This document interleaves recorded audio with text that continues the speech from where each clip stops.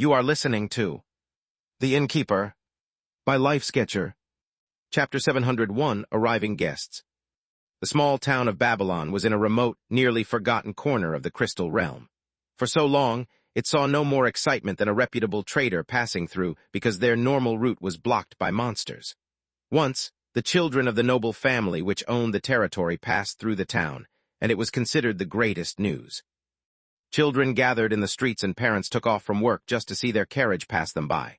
There was a vast class difference between them, sure, but there was also a difference of cultivation. In the world where strength was the most important thing, there was no greater celebrity than those that wielded great strength, and at that time it was surely the children of nobles. But since then, as if cursed by the bad luck of a protagonist who happened to be passing by, the town saw one major event after another. A maniacal serial killer terrorized the city. The Saul birds flew away and left them in darkness. Monsters spawned all around them, trapping them within, still with the serial killer. Then the formations protecting them failed, inviting death and destruction.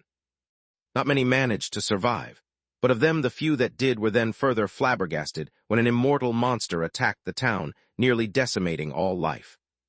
Yes, the citizens of Babylon had suffered through more than most adventurers who ventured out into the world, seeking fortune and fame. Then finally, there was a period of peace. The few who survived had never been more thankful for a mundane Monday than after those horrid few weeks.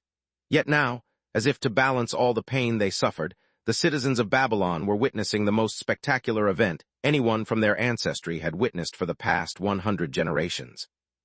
Marriage between two immortal lineages was taking place within their town. Normally, that would have nothing to do with them besides give them a few stories to share with their kids. But for whatever reason, the families had decided to make this wedding extremely grand. As if that alone was not enough, the mysterious and powerful, yet remarkably friendly owner of the Midnight Tavern decided their scale was not enough and added a few touches of their own. There were rumors that the groom, P. Vardy Noel, was good friends with the tavern owner, and he wanted to make his friend's day special. As a result, the citizens did not know whose generosity they were exactly benefiting from, but they did not care much. Mario Rixay, also known as the Goatfather, walked the streets of Babylon followed by his gang members, throwing out cultivation pills as if they were flower petals. His son, Elio Rixay, had opened a free dojo where martial combat lessons were being given to any and all who were interested, once again, free of charge. Thousands of cultivation chambers had been opened up and made available to the public, with nary a mention of price or payment. The only condition on the chambers was that no one could hog the room for too long, as it was meant to be shared by everyone. Standard cultivation techniques were being sent to every home in the town, alongside a book of notes of things to look out for while cultivating, some medicine to help getting started, and one pure spirit stone.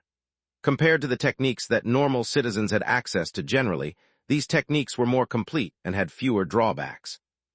Hundreds of traditional as well as orthodox doctors and medical practitioners showed up and began giving out free treatments. Each public building and facility in the town got a free and extensive upgrade. Famous and renowned chefs from around the region were hired, and they cooked feasts for the whole town in the public parks, for all to share. The week of the wedding was like one continuous party, and where there was a party, there had to be drinks. For the week, Midnight Tavern sent out drinks across the town for anyone and everyone. Each drink not only delivered an experience of euphoria down to the very soul, it never had any adverse consequences such as hangovers or sickness. In fact, many people had sudden breakthroughs while drinking. Of course, everyone had varying temperaments, and not everyone wanted to party. Some were more dedicated, and were pursuing some ambitions or goals and could not tolerate wasting time eating or drinking. Those people were offered jobs for before and after the wedding at extremely lucrative rates, alongside unbelievable benefits. Each and every person who worked for the wedding did so with unmatched enthusiasm and vigor.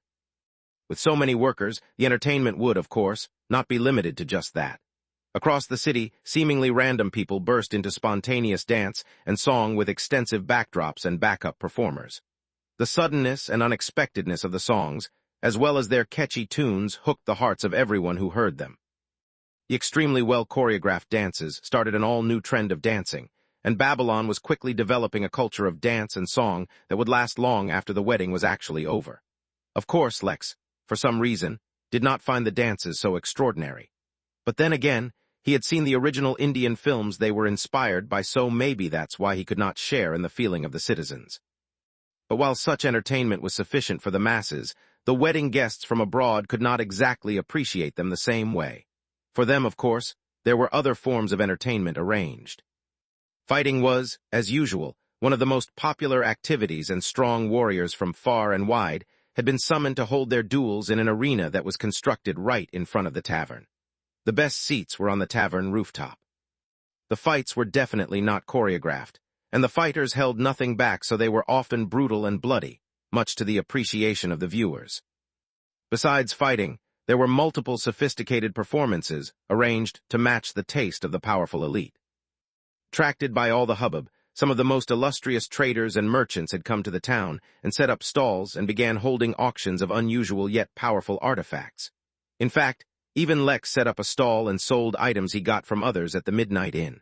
He was investing heavily in this wedding, so recouping some of his costs was perfectly normal. Amidst all this hustle and bustle, the actual two families involved in the wedding were actually the most nervous. This still could not believe Lex's claims, although they had seen the invitation for themselves.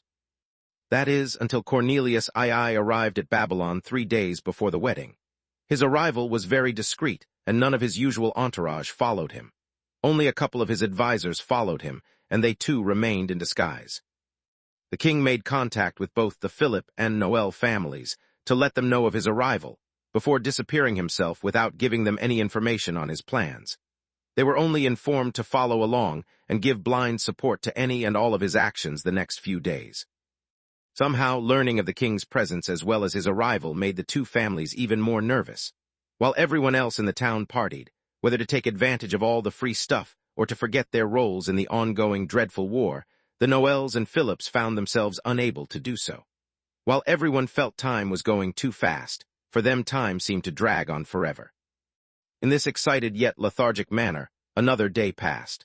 Like the king before him, this time the incumbent ruler of the Varns arrived, but disappeared soon after announcing his arrival to the two families.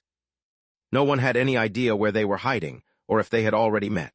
Even Lex, who was kept up to date by the families, could only guess at their plans. Fortunately, Lex was able to control his nerves, and so did not become nervous. Such a thing would easily be detected now that he did not have the protection of the host attire in the Crystal Realm. The same day, a seemingly ordinary butterfly arrived at Babylon. Although she looked very different from most Trollops, who had large bodies taking on the shapes of animals using some feature of their territory, the butterfly was the serving ruler of the Trollops. Amongst their race, such a title did not really hold too much value, except to say that she was the strongest of their race. The next day, one day before the wedding, the Pauloids and Sentinels also arrived, all of them being discreet and hiding their identities. Everything was almost ready. Tomorrow would be the day. He only hoped this would be enough to get a SSS plus quest ranking. After tapping on his desk for a few minutes, Lex decided that it was not enough. He could take no chance. He had to get the highest ranking he could, so he would find a way to improve the score even more. From the Midnight Inn, Lex teleported away and appeared in front of the Infinity Emporium. Chapter 702 Gifts.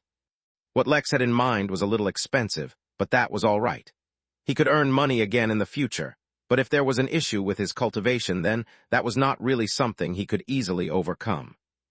Moreover, once he was done with the wedding, he was intending on focusing on retrieving that special treasure on the rogue planet that the mysterious person had told him about in the Sura galaxy. Treasure hunting was bound to be a profitable endeavor, right? With his many advantages, he did not expect so much trouble. He walked into the Emporium and was welcomed by the familiar presence of Powell. He seriously hoped that his guests found the inn as helpful as he found the Emporium, because it had helped him out of quite a few troubles. "Ah, Lex, it's good to see you," Powell said enthusiastically. Oddly enough, he was not completely in his traditional uniform for the Emporium. Instead, he was wearing a cardigan and had a pipe sticking out of his mouth, the smell of tobacco strong on him. "It's good to see you too," Lex responded fondly. "I see life has been good for you recently. You've picked up a new hobby." "Oh, this?" he asked, pulling out the pipe and raising it proudly. "I recently got my hands on grade 4 cookies and cream-flavored tobacco from Dunya. It's absolutely phenomenal. I highly recommend it. As for me, life is naturally very good. It has been that way for a while now, all thanks to you, of course." "Haha, I'm glad my spendthrift ways have benefited you. In that case, today should be a good day for you as well. I need a recommendation from you. I'm about to attend a wedding, but I don't have a gift yet." A lot of Earth immortals will be there, but I want my gift to completely outclass anything they give and make them envious to boot. But I'm not so good at gift giving. Any suggestions? Suggestions? I have more than just a few, Powell said, suddenly sitting up straight. How convenient it was that his passion was to help his customers. It made him a good employee. Before I give you suggestions, though, let me ask you a few questions. What is the race of the guest? And cultivation. If it's a race with genders, then what's the gender? Does the recipient have a profession? Is this their first wedding? Do they have the ability to procreate, and if so, do they already have any kids? What kind of life expectancy are we looking at? Are there any food allergies that I should know about? What are the recipient's top 3 hobbies? During the wedding, is the recipient expected to complete any feats of great courage or honor? Does the recipient have an aversion to edible underwear? The questions Powell had were plentiful and quite thorough. Lex was not able to answer many questions, for example any that were pertaining to undergarments, but he at least knew that he did not intend on giving any kind gift of that nature. It was at the end that he asked possibly the most important question of all, the budget. Placing a hand on his heart, Lex decided to go all out, as far as willing to trade even the teacup containing the law of femininity. Upon hearing this, even Powell was startled. This was no ordinary wedding present. The high cost Lex was willing to pay suddenly disqualified all the options Powell was considering. At this price range, there were actually very few items they had at all worthy of exchange. But just because they were expensive did not mean they would make great wedding gifts, as a gift had to be suitable. Wearing a serious expression, Powell said, "Please allow me a moment to compile a list for you of suitable presents. Do you have a time restriction on delivery?" "Yes, unfortunately, I do not have long before the wedding begins. It will begin in approximately 20 hours. "Another tough condition," Powell lamented before he diverted his attention to his tablet. Using his special access he had been given to be able to cater to Lex, he began looking through all their most precious items to see what was suitable. Just as he started, his eyes fell onto a specific item the description of which startled him. Unable to restrain himself, he immediately showed the item to Lex, whose eyes began to gleam. "Yes, this will do quite nicely." Space. There was no dawn or dusk in the crystal realm, and the hues of the sky all depended on the mood of the songbirds. Yet as the day of the wedding dawned, the sky was painted with a brilliant orange and gold in the far horizon, as if a magnificent sun were rising. Such an auspicious sight mesmerized even Lex, who was previously wishing his domain extended to the skies as well so that he may create a wonderful display. Yet, through some fortunate encounter, it happened on its own. Lex quickly learned of the reasons. This was a rare occasion where a new flock of songbirds was entering the territory of the ones who currently inhabited these lands. Moreover, the incoming flock was clearly more mature, which could be seen by the brilliant display. Lex, the Noel family, the Philip family, and all the others who had gathered for any reason at all, considered this a sign of tremendously good luck, for anything associated with light in the crystal realm was given great significance. After all, where there was light, there was life, and where there was darkness, there were monsters.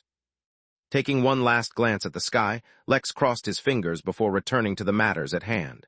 While he himself had to focus on the impending meeting, he also had to ensure the wedding procedures would go along smoothly. To ensure everything would be perfect, he had one last meeting with Ash, the wedding expert he had sent here from the Midnight Inn. As this was a union of 2 immortal families, especially 2 families subordinated to the royal family, there was a long sequence of traditional ceremonies that needed to be fulfilled. The 2 families, and the bride and groom especially, would be heavily involved at each step, though each family would have separate ceremonies. Then a procession would begin where both families departed from separate locations, but met together at the final destination at the same time, which in this case would be the tavern. Then, a few more ceremonies would follow, after which the 2 would officially be considered wed. On this day, there would be no dancing or fighting or plays or fabulous displays until the wedding was concluded, and the town would adorn a solemn feel. Only after the 2 were wed would the celebrations begin. During all this time, however, Lex would be busy with the meeting, which would start very soon. "Rick, has Edward arrived?" he asked, referring to the representative of the monsters. "Yes," Rick responded seriously. "To avoid any unnecessary troubles, he is staying deep within the sea for now. I will have to send the catfish to get him." "Well, send the fish, it's almost time." According to what he had informed the 2 families, the meeting will begin the same time as the ceremonies, which will be taking place in their respective residences. Every time one of the royal family members appeared, the same information was shared with them. Edward was the first to arrive, since he was the only one who had directly contacted the inn.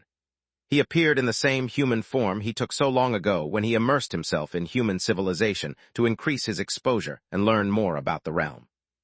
He was extremely fair, to the point that he almost appeared pale, though that did not detract from his handsome appearance. He had crystal-clear, bright blue eyes that mesmerized Naki, Nami, and Nanny when they saw him, and a gentle smile on his lips that made him seem mischievous.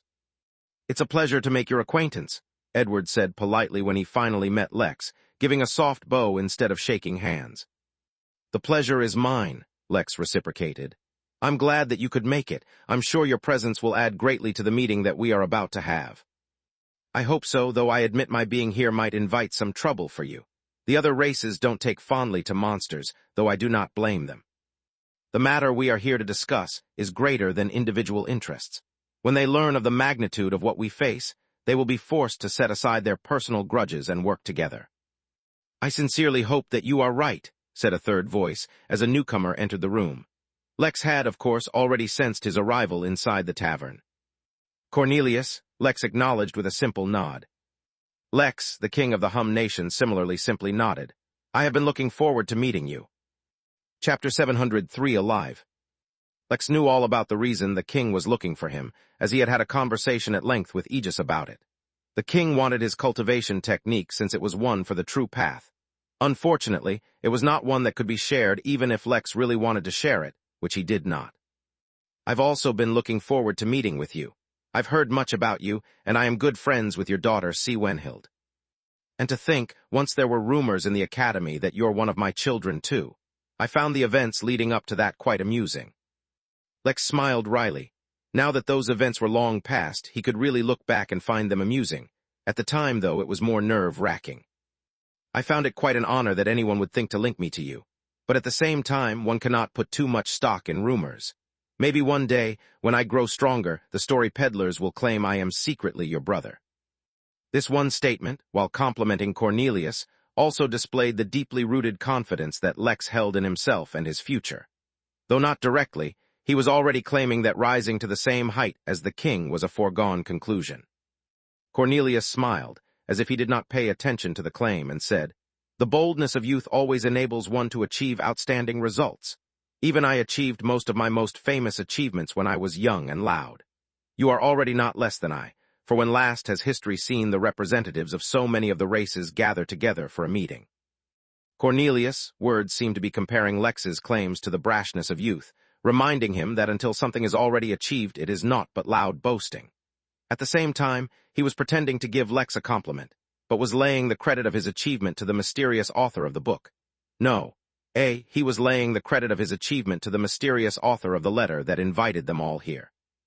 Lex smiled, for little did Cornelius know that he was indeed the one who authored the invitation letters, so his confidence was not assaulted as Cornelius had been hoping. "Come, let us move towards the meeting room while we wait for the others to arrive," Lex said, completely uninterested in entering a duel of words with Cornelius. Seeing that he had failed to entrap Lex with his words, Cornelius turned his attention to Edward, the monster. His own confidence, too, was unaffected, and he had many other ploys waiting to be revealed. It was not easily that he had brought humans, the race that was born the weakest, and made them strong. Besides the crystal race which stood out firmly as the strongest, there was no clear ranking of which race was stronger or weaker than the other. As a result, while the humans did not gain a clear advantage over others, at least none could hold influence over them either. Even the seemingly mighty Trollops made deals with humans instead of forcefully taking territory. Other than his own clear genius in handling difficult situations appropriately, it was also because of Cornelius' strength, which was widely recognized.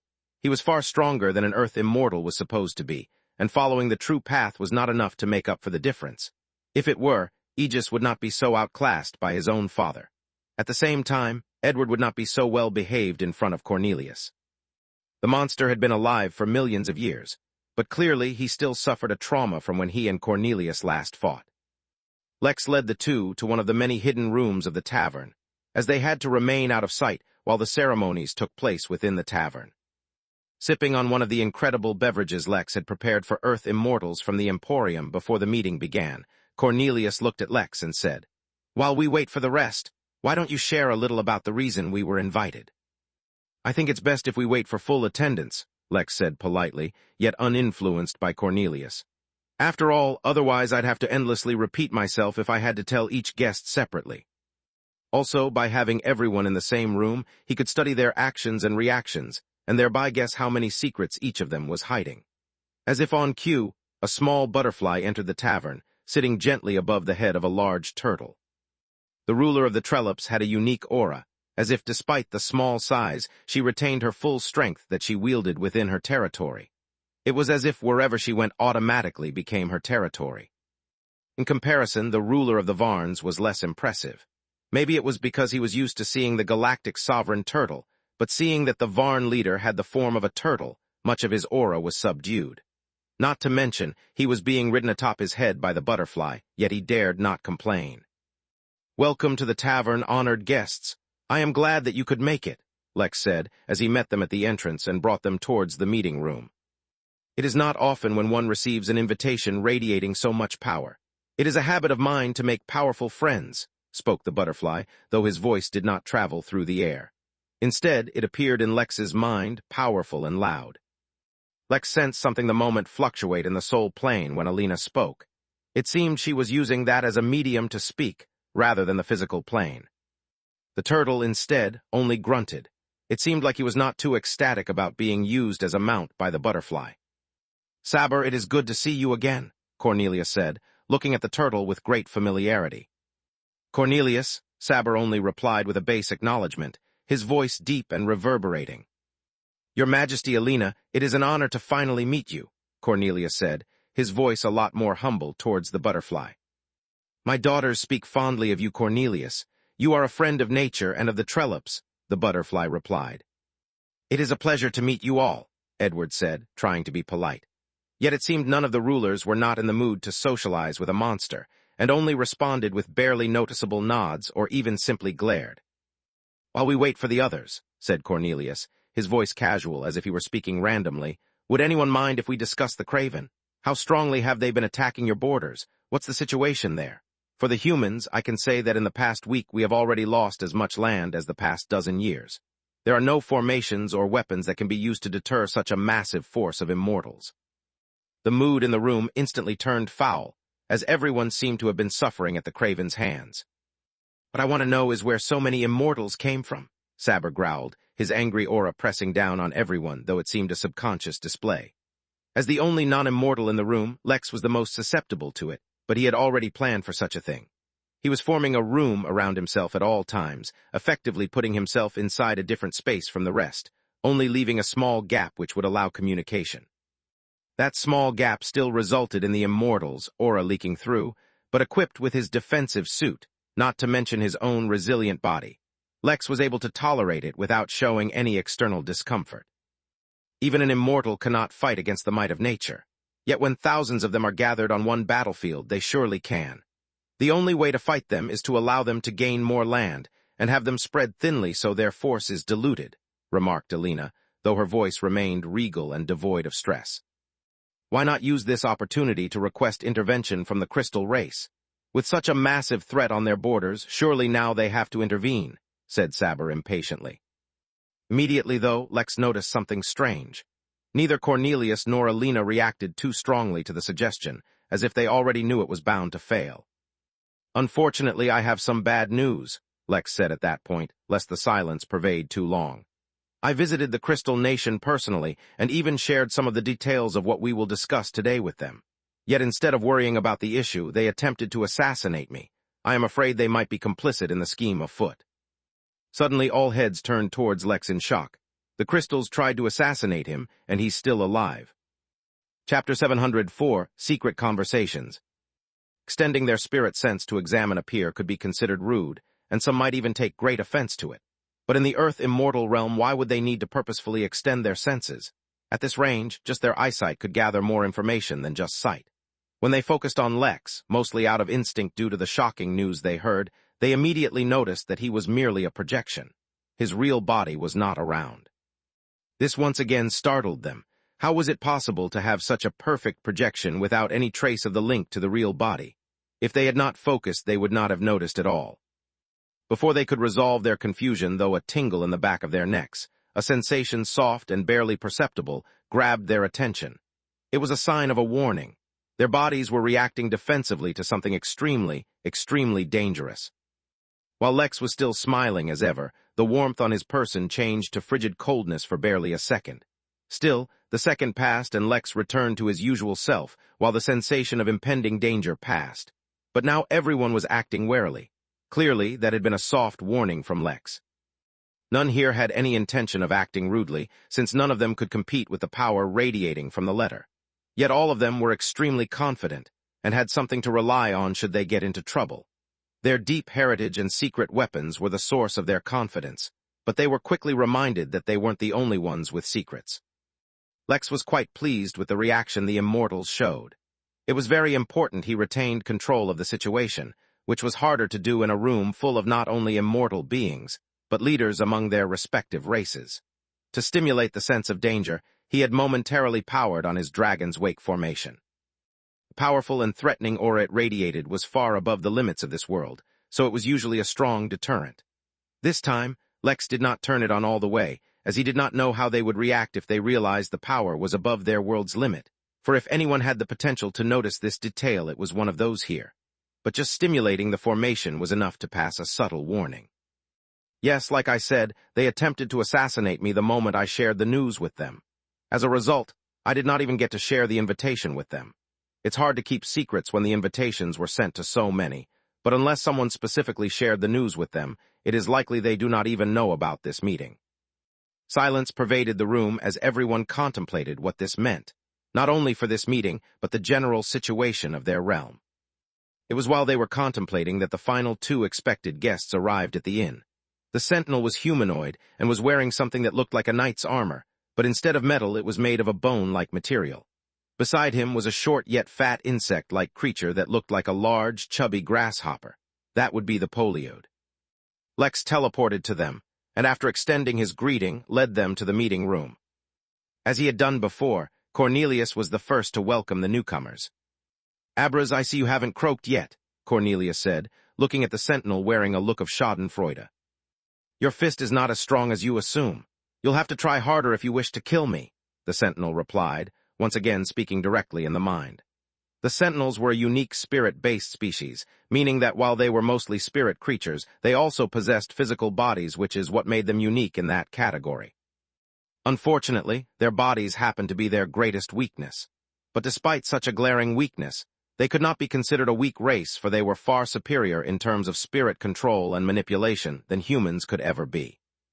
"Critter, I have long looked forward to meeting you," Cornelius said, looking at the Poliode, not bothering to reply to Abras.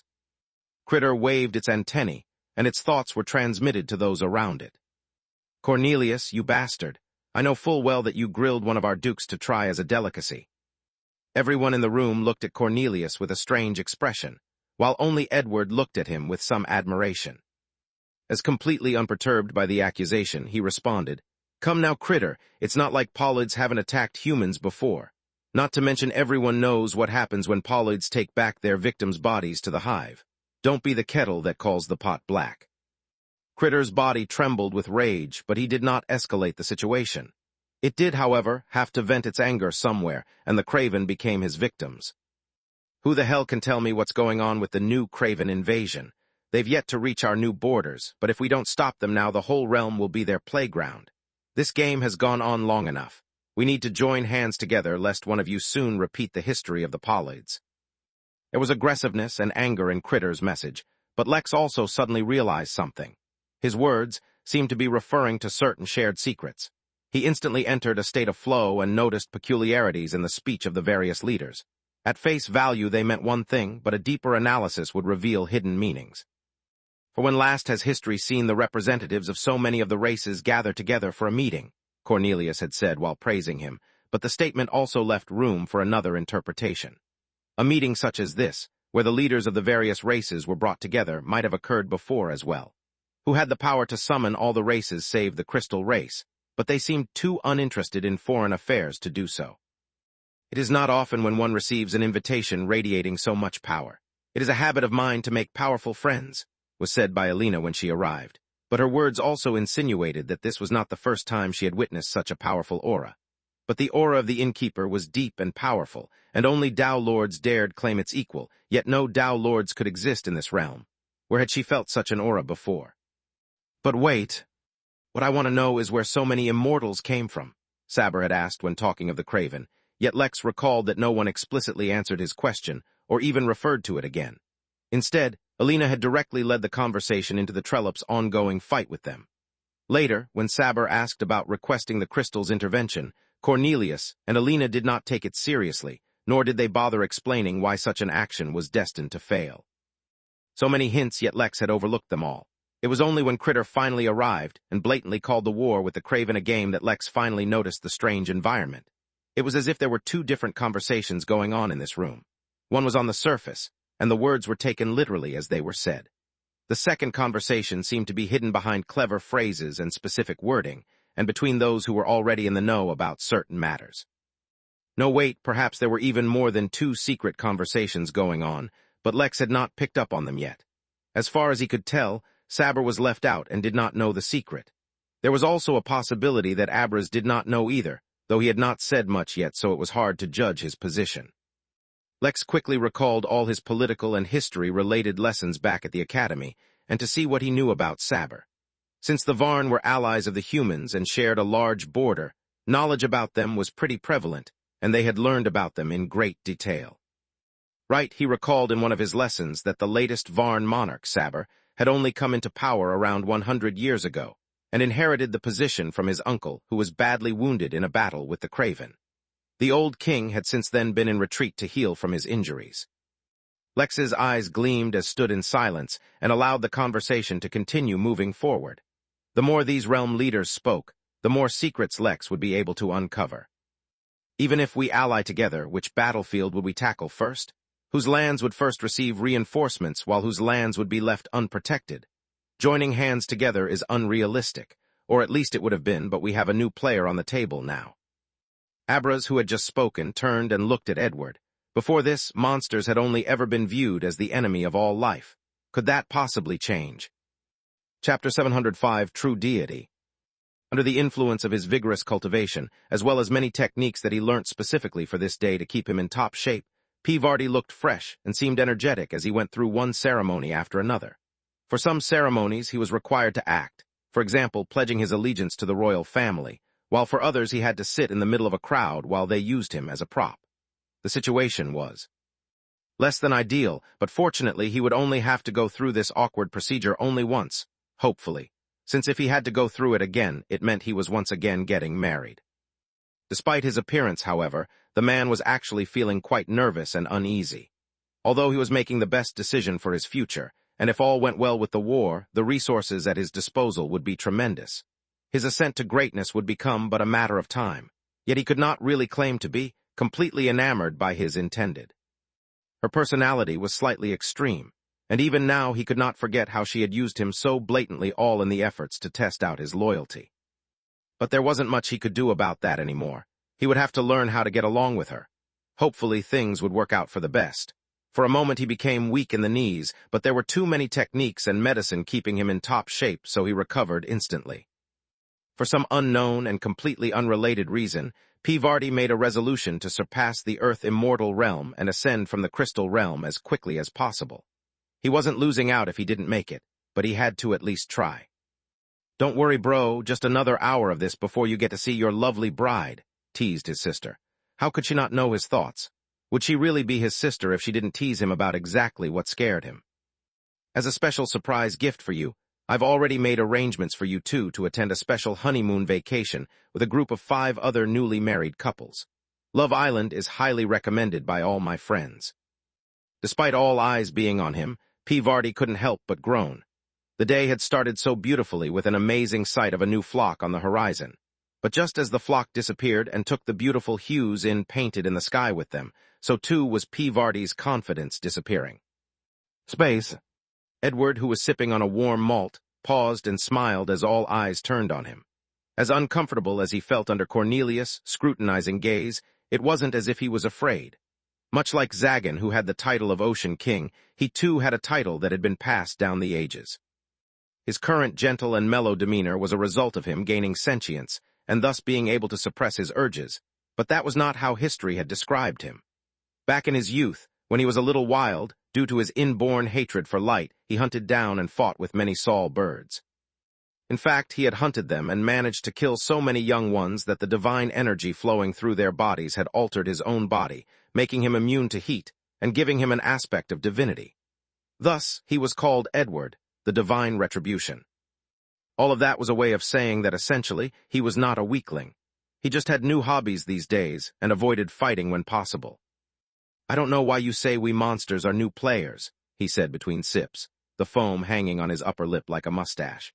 "Monsters have been fighting Craven from the very beginning. Their territories are laden with darkness since all the blasted birds left, and are like a safe haven for monsters. So many of the territories you have forsaken, we monsters have already reclaimed." This news came as a surprise to everyone except Lex, who had been receiving detailed briefs from Rick about his conversations with Edward.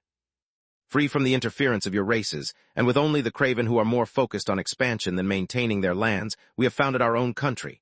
We thought it would be hard, but since the Craven always focus on invading your lands, they can barely spare the power to fight us. In fact, the horde of immortal Craven also bypassed our lands entirely, still only focusing on you. It was quite convenient. It won't be long before the realm is held by not only 7 major races, but 8. A shocking silence filled the room as everyone tried to wrap their heads around what the monster was saying. They had never, not once, taken the monsters seriously. They had existed for millions, or even hundreds of millions of years, but there had never been a precedent as such. Why were these unusual things happening now? Oh wait, if you count the Craven, that makes 9 races. Lex was all too content to fade into the background and continue to listen to the conversation between rulers, but something unusual grabbed his attention. 2 especially powerful immortals entered the inn. Though they looked like normal humans, for some reason Lex could not focus on their appearance at all. He teleported away to address the situation. The Craven will never be counted as a dominant race of this realm. They are not rulers, they are nothing but vile vermin. They are a plague, nothing but a virus that has infected this realm, spreading disease and absorbing its life force. A pest dedicated to being the biggest nuisance it can be. But in the end, that's all they'll ever be. It's only a matter of time before they're wiped out, said Critter, his voice absolutely dripping with hate and disgust. There was no race that hated the Craven quite as much as the Pauloids, and even among them Critter was especially hateful. Even now, he was restraining himself because of the company he was in. "It is not up to a loser to define the place of a winner," said a soft yet firm voice, startling not only Critter but everyone in the room. Until they heard the voice, no one even noticed the arrival of the 2 new guests who had joined them. A handsome man stood next to a beautiful woman, both radiating an aura of power and peace. They stood casually, yet it was as if they demanded absolute worship and obedience. Moreover, none of them could recall the appearance of these 2. "It is an honor to meet you, Lord Firin," Cornelius said, looking at the man, his voice both humble and solemn. "Likewise, Lady Isel, I am extremely honored. I have always wanted to meet you both." The rest of the leaders also all extended their greeting, all except Edward, who only looked at the 2 with a mix of aggression and fear. Lex, who had already met the 2, did not say much, but he completely understood the feeling these leaders were experiencing. After all, to ensure there were no problems, Lex had scanned these 2 guests as soon as he went to them. The results had surprised him. Name Firin. Age 1,430,000,001. Sex male. Cultivation details. Earthen deity, earth immortal equivalent. Species Saul bird. Midnight in prestige level 1. Remarks a true worship deity. No mortal may gaze upon the face of a deity, in case they are ugly and not worthy of worship. Name Isel. Age 1,430,000,001. Sex female. Cultivation details. Earthen deity, earth immortal equivalent. Species Frio bird. Midnight in prestige level 1. Remarks a true worship deity. No mortal may gaze upon the face of a deity, in case she is too beautiful and you fall in love with a grandma that predates your entire ancestry. He had no idea how they knew about this meeting, considering he never sent them an invite, but the primogenitors of the Saul and Frio bird had arrived to attend the meeting. Moreover, their arrival had confirmed a suspicion Lex had, which was that the Saul and Frio birds were deities. But based on that logic, weren't there too many deities in the crystal realm? He was under the impression that deities were rare and powerful, but it seemed not. To be fair, he had drawn conclusions without doing much research on the matter, something he would remedy soon. But now, looking at them, another suspicion formed in Lex's mind. Once long ago, he found a seemingly ordinary rock which produced the divine essence, something he had used on himself and even sold at the inn. Now he had confirmed that the realm was teeming deities in the form of Saul and Frio birds, though he suspected the original two were the only ones that counted as true deities. Considering the very limited time he had spent here, there was a very real possibility that there were many more deities here as well. Maybe the crystal realm was especially suited to giving birth to deities. Depending on how easy or hard that was in other realms, that may be a significant feature someone from a stronger realm might covet. Chapter 706 Glow. There is no reason to focus so much on unnecessary etiquette, Firin said in response to everyone greeting him and expressing how honored they were to meet him. For too long neither he nor Isel left their abode within the Crystal Nation, so only the most privileged of the Crystal race had the opportunity to meet them. Instead, our time would be better served focusing on the purpose of this meeting. No one took offense to the bluntness displayed by Isel. All the races in the entire realm depended on the Saul and Frio birds, so no one was about to pick a fight with the first ever Saul bird. Besides, there was one simple truth in life that no one could deny, which was that might was right. Firin was the oldest living, and one of the most powerful, if not the most powerful being in their realm. With both the power to forcefully suppress them, and the influence to damn their entire race to the darkness, not to mention the fact that he was literally a deity, he could walk into any room and take complete command, and no one would object. Well, almost no one since Lex was more intrigued than intimidated by him. Indeed, now that all the relevant parties are here, we should officially begin, said Cornelius. Lex twitched his lips. He was enjoying their previous discussions as he was learning so much without putting in any effort. Nevertheless, there was no point in delaying the matter. Very well, since you're all here, we should delve right into it and stop wasting time, said Lex as he took control of the conversation. From within his pocket, he took out the invitation that had been sent out, attracting everyone's attention to the latent aura contained within. I'm sure everyone is quite concerned about the darkness that ripples through the lands, he said, quoting the invite, while simultaneously opening the invitation so that Firin and Isel could read the content. While you're also no doubt wondering about why the invite claims that the Crystal race is complicit in the conspiracy. No doubt, based on the timing of the invitation, alongside the Crystal race's long history of non-interference in the Craven War, it is easy to assume that this meeting is regarding the Craven. Letter 1D45C, Letter 1D4CB, Letter 1D4C1XT, Letter 1D490, Letter 1D45C, Letter 1D440. Lex paused and looked at all the various leaders who were simply and silently looking at him, waiting for him to reveal the key information. Firin and Isel, on the other hand, were silently reading the letter without any outward display of shock or concern over the strength contained within.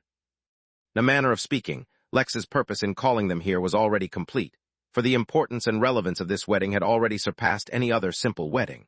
But if an important alliance or decision could be made today, the quest rating was no doubt going to shoot up, so Lex was still going to try his best and manipulate the situation to his advantage. And if in the meantime, he somehow learned about the anomaly, then it would be like getting two birds with one stone. The truth is, the most pressing matter for us to face is not the Craven, but something else. He suddenly summoned in Toro, thus diverting everyone's attention to the trellis. Some time ago, I felt an unusual aura. Slowly and in great detail, Lex began to explain how he ended up discovering the cosmic erosion elixir. Before he explained what it was, he described the behavior of the liquid in great detail, and then had Toro corroborate everything he said. He even allowed Toro to be questioned by the leaders. The only thing they could not do was produce the elixir for them to see for themselves, as it had by now evaporated. Intrigued by the strange liquid, I sought the advice of my senior, the one who wrote the invitations, and learnt what the liquid was. It's called cosmic erosion elixir. Lex continued on to explain in detail what the elixir was, and what its presence meant. While he was speaking, he paid extra attention to the actions and reactions of each of the leaders.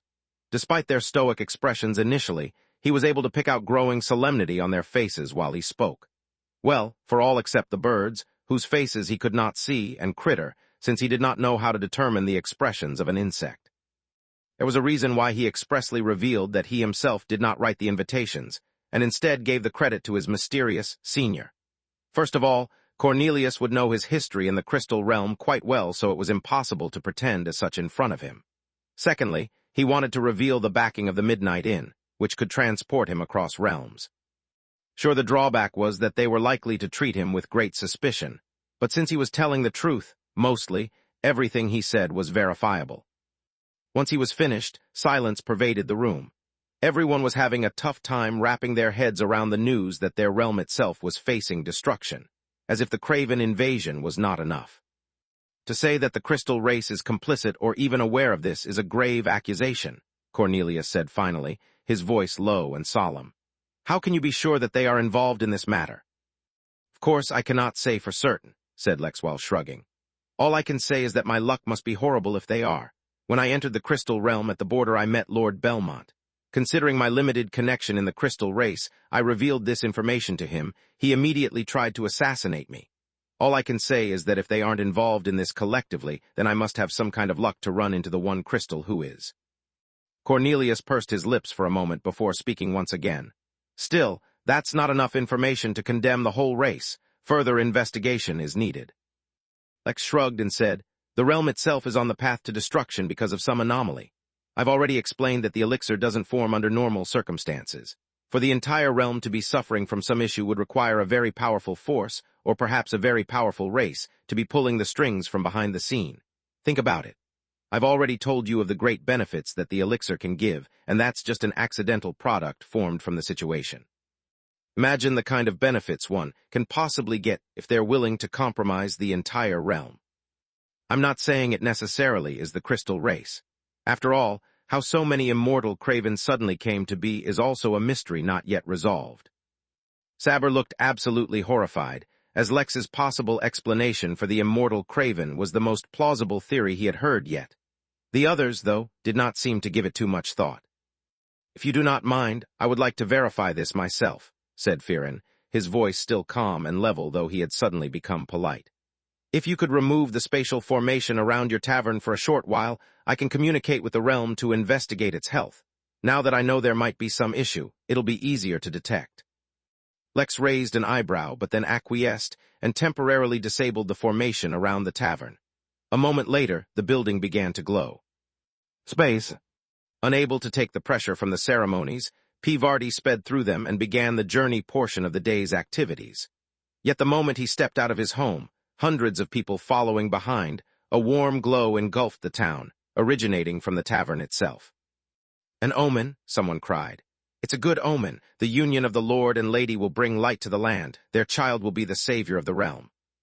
As if taken by the yell, the crowd of guests turned to look at P. Vardy with heated eyes. P. Vardy himself, however, was cursing his stupid sister. He could always easily identify her antics. Just you wait, he murmured under his breath, and began thinking of potential suitors for his sister. Space. In the distance, a crystal was flying towards Babylon leisurely. Since Lex had already revealed the location of his tavern, it was only a matter of time before Ezio arrived with his clone. After all, he still owed the young lad a secret. Suddenly, the horizon began to glow, and an overwhelming aura spread out from the distance. Ezio frowned and sped up. Space. A small craven, the size of an average lion, walked calmly through the streets of Babylon. No one had detected him so far, not to the citizens he was passing by, nor the hordes of immortals gathered for the wedding, or even the many leaders from different countries. The two deity birds might have possibly noticed him, but they could not be bothered to care about a random craven. As a result, it was taking its time and enjoying itself while it waited for its reinforcements. Since he had already arrived here, might as well make a mess of things. Then, incidentally, the building he was passing by began to glow. Chapter 707, Try to be Vague.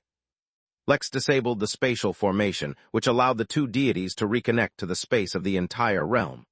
As they felt their connections reestablish, the two held hands and began channeling their powers. At this proximity, Lex had to bear the full brunt of their power, which was far from easy. The only reason he didn't have to use Harden and other abilities to resist the pressure was because he was a projection. If his clothes were normal, they would have been shredded under the weight of the two birds' oppressive aura. Yet since he was merely a projection, his clothes rippled softly as if they really were being buffed by the aura. This close, other than the overwhelming oppressiveness of their aura, Lex could also distinctly feel how the divine power they channeled differed from spiritual energy. It was remarkably uniform, unlike spiritual energy, which was actually a generic name for a broad range of energies that could be used for cultivation.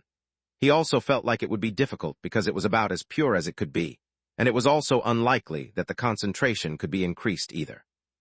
In fact, likely the only metric that changed in divine energy as one went from a certain level to a higher one was quantity.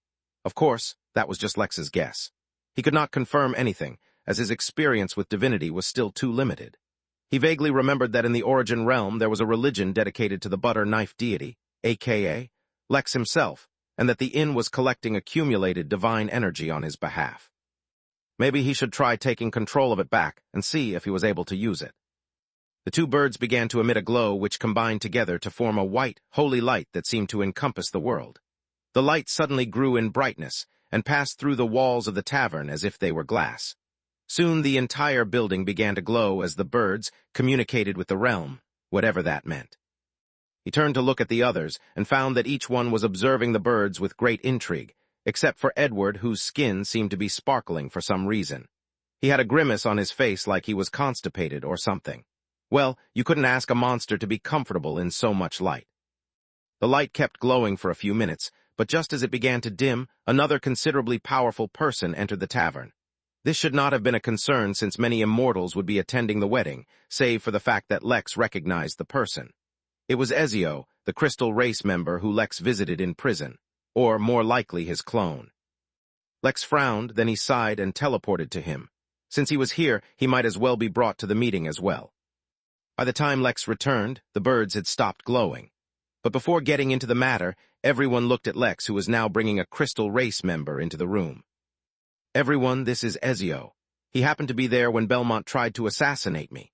He also heard my revelation at the time. Since everyone wants to investigate thoroughly, we can ask Ezio what the Crystal Race has done about this issue in the time since they've learned about it. From his tone, Ezio could tell that Lex's regard for him, as well as the Crystal Race, had dropped drastically, but all he could do was look smile wryly.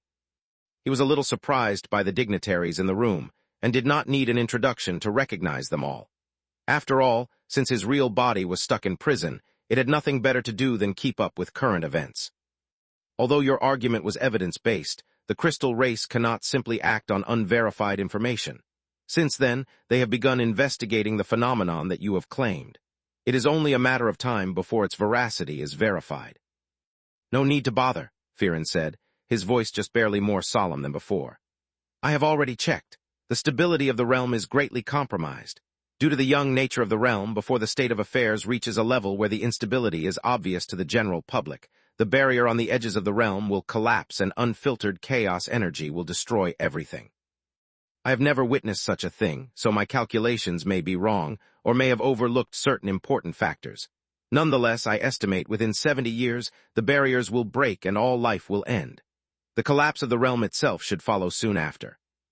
Overwhelming shock gripped almost everyone in the room, followed quickly by extreme horror. Yet they did not exhibit their feelings in silence, as Saber stumbled back until he hit the wall, mostly because Alina had lost control of herself, and her size increased massively. The glass slipped out of Edward's hands and fell onto the floor, but no one other than Lex paid any attention to that. 70 years before the realm is destroyed, that's nothing. Lex, since your senior was able to identify the elixir and explain the problem, he may have some knowledge on the matter. Is it possible to have him identify what is causing this problem? My senior is busy opening up a new realm of his own, Lex said while shaking his head. He won't be able to spare the time. Everyone, Ezio especially, were startled upon hearing Lex's claim. Opening up his own realm. Did he mean a minor realm and forget to say minor? If not, they could not even imagine what level this senior was on. Silence pervaded in the room once again. Based on what Lex could determine, many of them already seemed to have some idea of what caused the issue, but for whatever reason seemed hesitant to mention it. Even the almighty and noble dive birds were silent. It was Ezio, instead, who recovered the quickest from the news. Lex, I once told you that for every secret you share with me, I'll share one with you as well. Since the secret you shared was a big one, I'll likewise enlighten you with something significant. Many years ago, I decided that I wanted to erase from history all traces of a relationship the Crystal Realm had with a certain entity. Many in the room shivered, Cornelius included, as Ezio said those words. There are certain things even I cannot say, but to make a long story short, all my efforts were to erase reminders of a very shameful truth. The Crystal Realm is nothing but a big farm. How are farms taken care of? The soil is prepared with fertilizers and is tilled, and once the season is right, the crops are planted and the produce is allowed to grow. For a moment he paused, as if he was having a tough time speaking, yet no one interrupted or corrected him. Letter 1D45C, letter 1D4CB, letter 1D4C1XT. Letter 1D490, letter 1D45C, letter 1D440. I've heard that a massive war has broken out. It seems the produce of the realm was lacking, and so special measures were taken for an especially ripe harvest this time around. Since the Craven have arrived with countless immortals, and none of the nations seem fit to fight them off, it should soon be time for our heroes to show up and save the day. Surely we will be extremely grateful for their efforts and build monuments to their achievements. His last sentence was ripe with sarcasm, but his eyes only depicted pain and despondence. You know, if you tried really hard, you could manage to be even more vague than that, said Lex in a rare display of irritation. If he had crossed the entire realm to reach the Crystal Nation, and all Ezio was going to reveal to him was the badly written blurb of a random fiction novel, then his irritation was justified. Before Ezio could answer, Saber burst out in anger. What the hell are you talking about? Don't spout nonsense about farming and harvesting. This is the fate of the realm we're talking about, so focus. Or are you Crystal race too noble to concern yourselves with this matter too? All anyone in the Crystal Realm has done for the past few hundred years is fight with the Craven. It's only the mortals who have time for things like farming. Many in the room exchanged looks, but no one answered Saber. I think we should focus on the matter at hand instead of getting sidetracked, said Firin, suppressing the agitated Saber with his aura. Lex, you managed to bring everyone here and spread this important news. Your merits are unquestionable. Still, since you were aware of such a problem already, you must have already spent some time looking for a solution, right? The time for exchanging and discussing secrets will come later. Naturally, I have already looked into how this problem can be fixed, said Lex. After all, he had to ensure he remained relevant to the meeting, or once he revealed the information, the various leaders might decide to continue the meeting elsewhere. Chapter 708, Murderous Eyes. All eyes were once again on Lex. As an outsider, besides the backing of someone powerful, Lex needed something concrete to remain relevant as things progressed. One way or another, he planned on figuring out the reason for the anomaly from the group gathered here. Also, yes, it would be nice if they can save the realm, thereby ensuring the continued existence of trillions of living beings, or perhaps even more. But life would not end once he completed those tasks. He would continue with his other endeavors, and his connection with the Crystal Realm would also continue to persist. In that case, the best-case scenario would be if he used this current opportunity to build a strong relationship with these people. But building a relationship wasn't enough. He had to make it so that they would be the ones to consider him an important contact to have. Having the solution to a destabilizing realm was one of the ways he planned on achieving such an image. Before we can fix anything, we have to identify how the problem was caused. Unless we know what exactly is causing the realm's decline, there is no solution that will work. Or at least, I don't know any way to go about it. Instead of elaborating on the issue further, Lex became silent and stared at the group. Now it was up to them. If they knew what the issue was, they would have to tell him. If they had suspicions, they had to confirm it. If they had neither, then he would direct them. Either way, he would come out as the winner since he could complete this long-pending quest. As if to insinuate that the issue might have something to do with what they were speaking of before, Lex turned to look at Ezio. He only had an awkward expression on his face, as if he was struggling to say something. All right, I've seen enough of this, said Isel, her voice cold and frigid. One could not say her voice was emotionless, for one could clearly discern annoyance and irritation in her voice. A long life at the top of the food chain has made you falsely arrogant and prideful. There is no shame in bowing one's head when one is weaker. The matter at hand is quite simple. Since you know of many matters, have you heard of Ventura? I have heard of it, said Lex, refusing to elaborate on the extent of his knowledge. He remembered Luther once brought the matter of in-workers possibly going to Ventura to progress their study, but Lex had refused. It posed too many risks. It only makes sense that you have. Ventura is the foremost academy for cultivation in the entire universe. They accept students from any race so long as they are skilled or talented enough, and of course as long as you can afford their tuition. Or if you are specially recruited or go through some scholarship program, in which case you can avail all that they have to offer for free. We even have some of their top-performing students among us. She paused momentarily to look at Cornelius, followed by Alina. Neither of them shied away from the stare, and continued to listen in silence as if they were not the ones being talked about. Such an organization, due to its massive size, naturally requires many resources. It also needs to continuously gather extremely talented students. One of the ways to do both is to assume control over a realm still in its early development and artificially manufacture a conflict. There is no greater motivation to improve oneself than the threat of death. Lex noticed that both Saber and Edward reacted the strongest to the news, betraying their ignorance. Yet as Saber was about to speak, or no doubt scream and yell, Critter put one of its bony legs on his shoulder as if to dissuade him. Ultimately, the Varn remained silent and kept on listening. "You're saying that Ventura purposefully sent the Craven here to wage war in the hopes of spurring the growth of multiple talented cultivators who could be students," Lex said calmly, as if he was making sure what he heard was correct. Yet oddly, as he spoke, his voice was devoid of all emotions. "You probably use the academy to nurture talents and pick out potential students for Ventura, no doubt," Lex continued, looking at Cornelius. "But based on what I'm hearing, Ventura has no reason to want to harm the Crystal Realm. For all intents and purposes, the realm is a resource they can continue to use indefinitely as it grows. They can control its history for perpetuity and benefit for an untold number of years. Why would they give up such a cash cow?" "Things are not so straightforward," Cornelius explained this time. "Ventura is an extremely large organization, the likes of which is beyond our understanding. As such, there are many subsidiary branches as well, such as Ventura Gold or Prima, as well as others. The branch that has control over the Crystal Realm is Ventura Chaotic Gold. As such, the management of Ventura falls completely under the control of that branch head for Chaotic Gold, and he can do as he wishes. Who knows what he's thinking? You said yourself that the Cosmic Erosion Elixir was an extremely precious resource, but its production was mere happenstance. Who knows what other resources he can take out if he meticulously designs the destruction of the realm?" Lex pursed his lips and frowned as he considered what to do. He received no notification, which meant that the quest was not complete. Knowing that Ventura was somehow controlling the realm to farm out students did not seem to be enough to count as figuring out what the anomaly was. He needed specific answers. Moreover, since the anomaly was what resulted in him accidentally entering the realm from the origin realm, he suspected it had something to do with that. "This seems fine, but won't the students who join Ventura be resentful when they learn that Ventura was the one causing war in their realm? Just because Chaotic Gold Ventura controls this realm, it does not mean that is where students will have to go. Which academy a student is put into is the result of an extensive and rigorous test. If a student is talented enough and contributes sufficiently to the academy, they can apply to have the realm left alone. I myself have also transitioned from a student to an aide. If I make enough contributions, or if I get promoted enough to rival the branch manager for Chaotic Gold, I can also apply to have control of the realm transferred." "All right, so we have concluded that Ventura is likely the reason for the anomaly. How do we progress from here?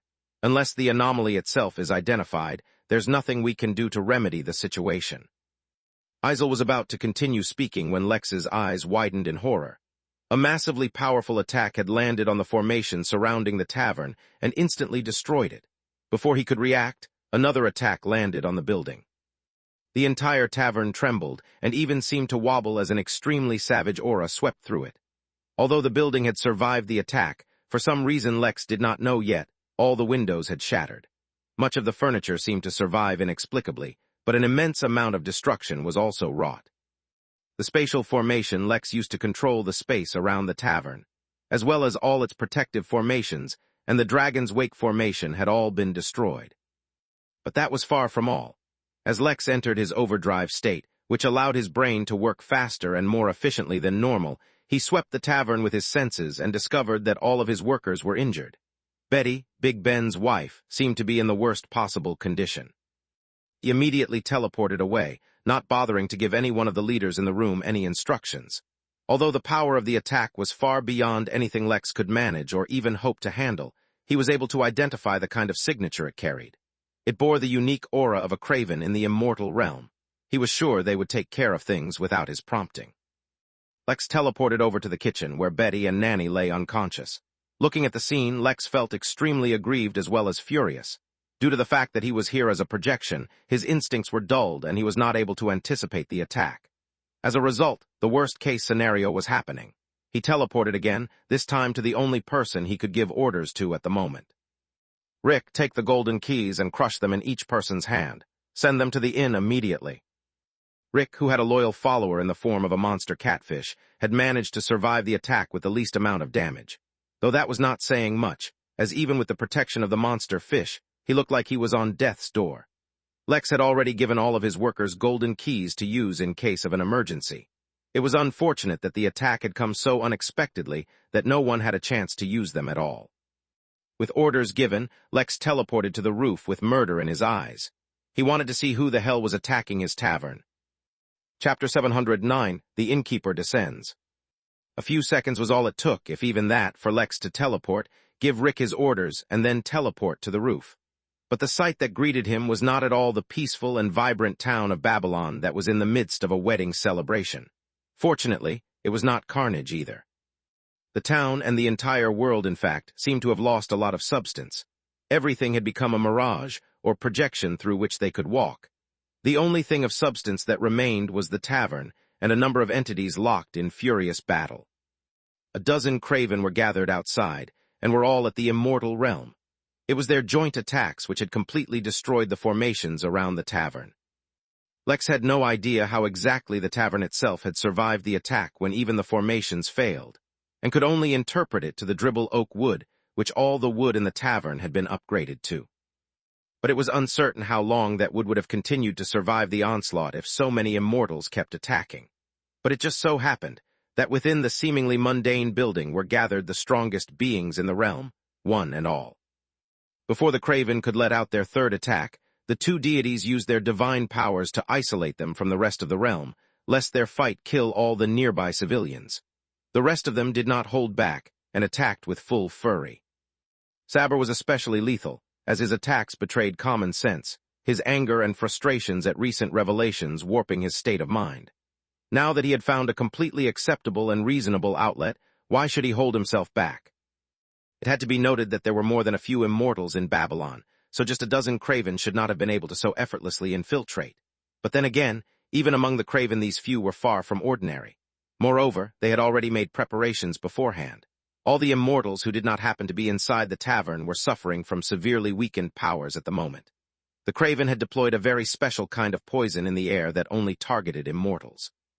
Incidentally, dribble oak wood also cleaned and filtered the air, so no one in the tavern was affected. By the time Lex arrived on the rooftop, all the fighters had spread out, and it was as if their savagery knew no bounds.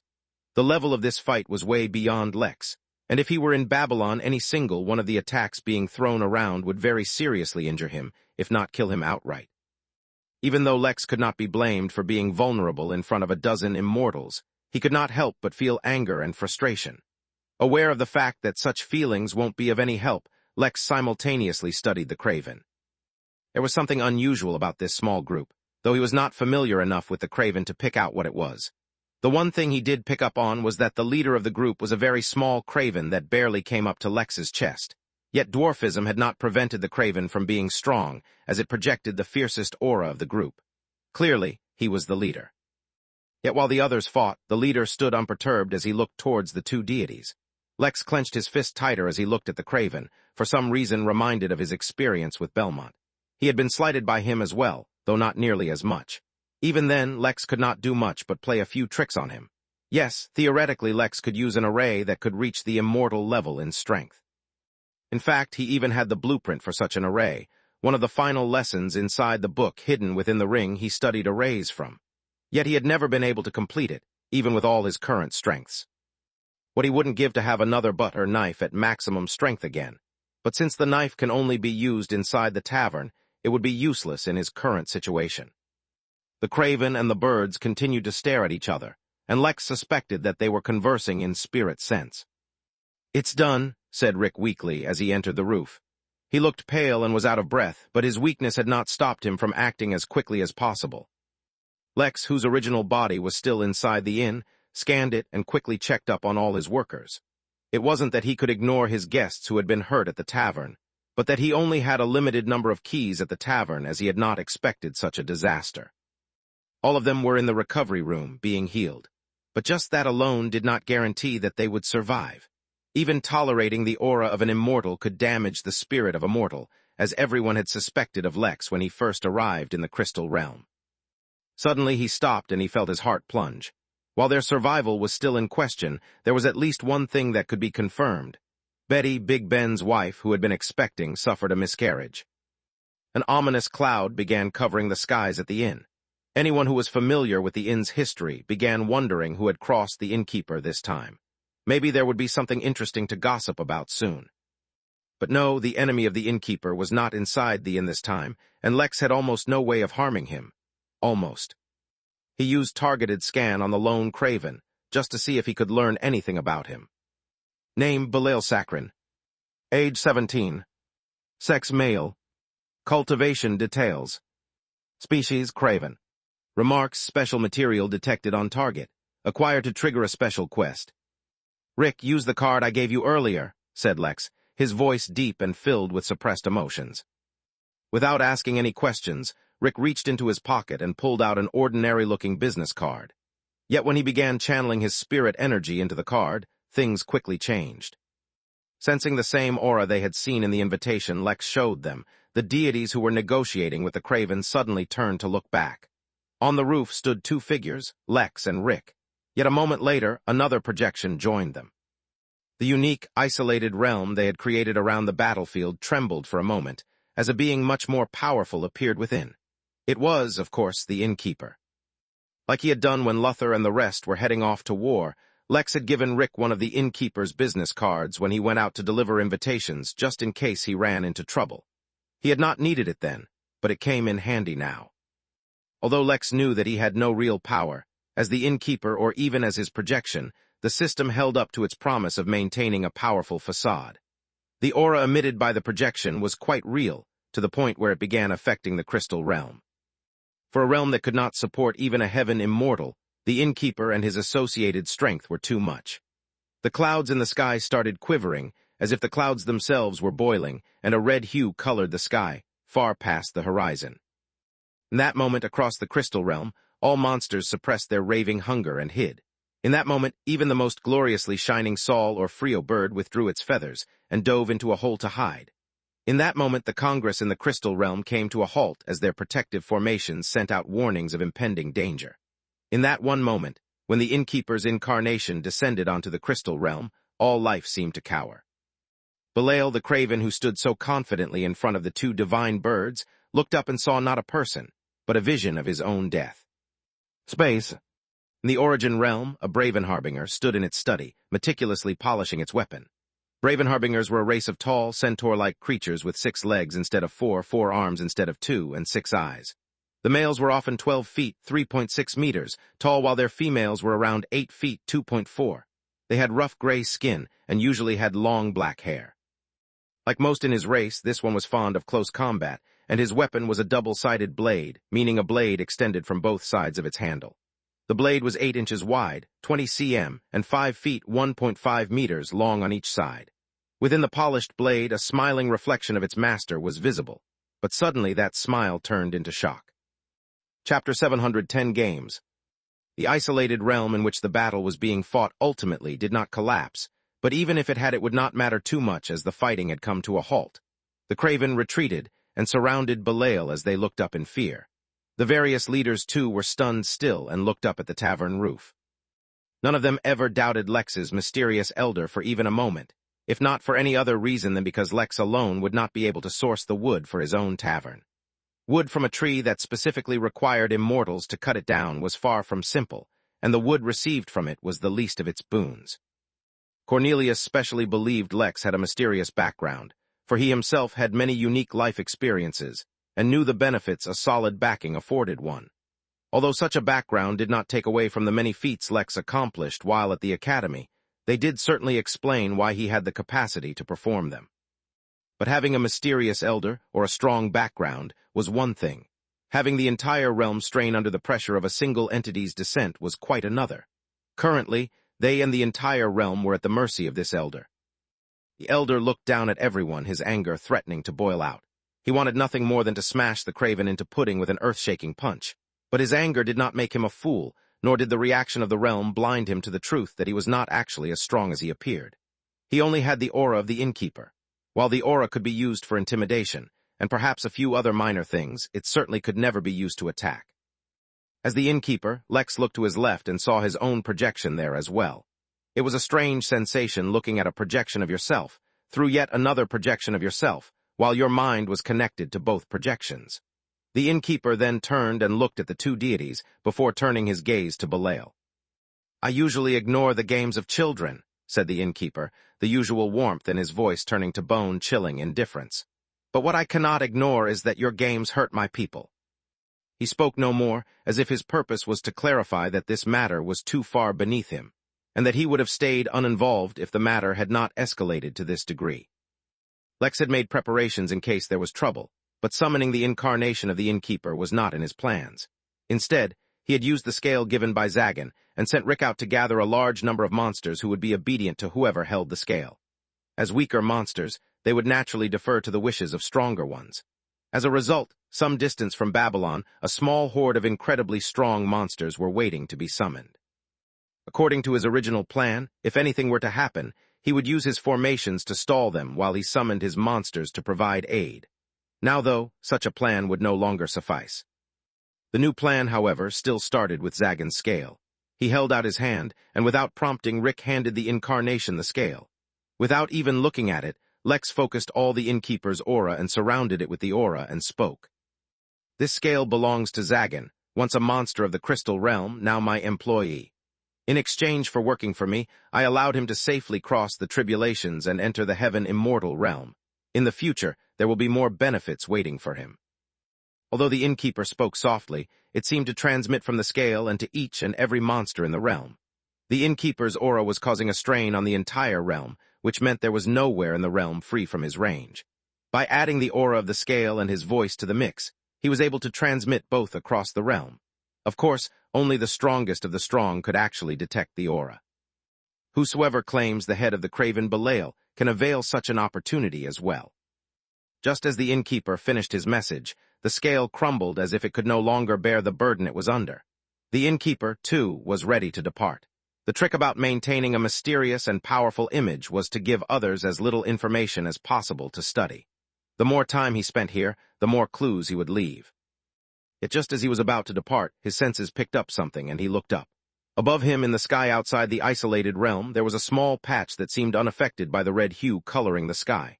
The fact that such a tiny patch remained unaffected by the Innkeeper's aura was highly suspicious, but other than looking at it, Lex did nothing.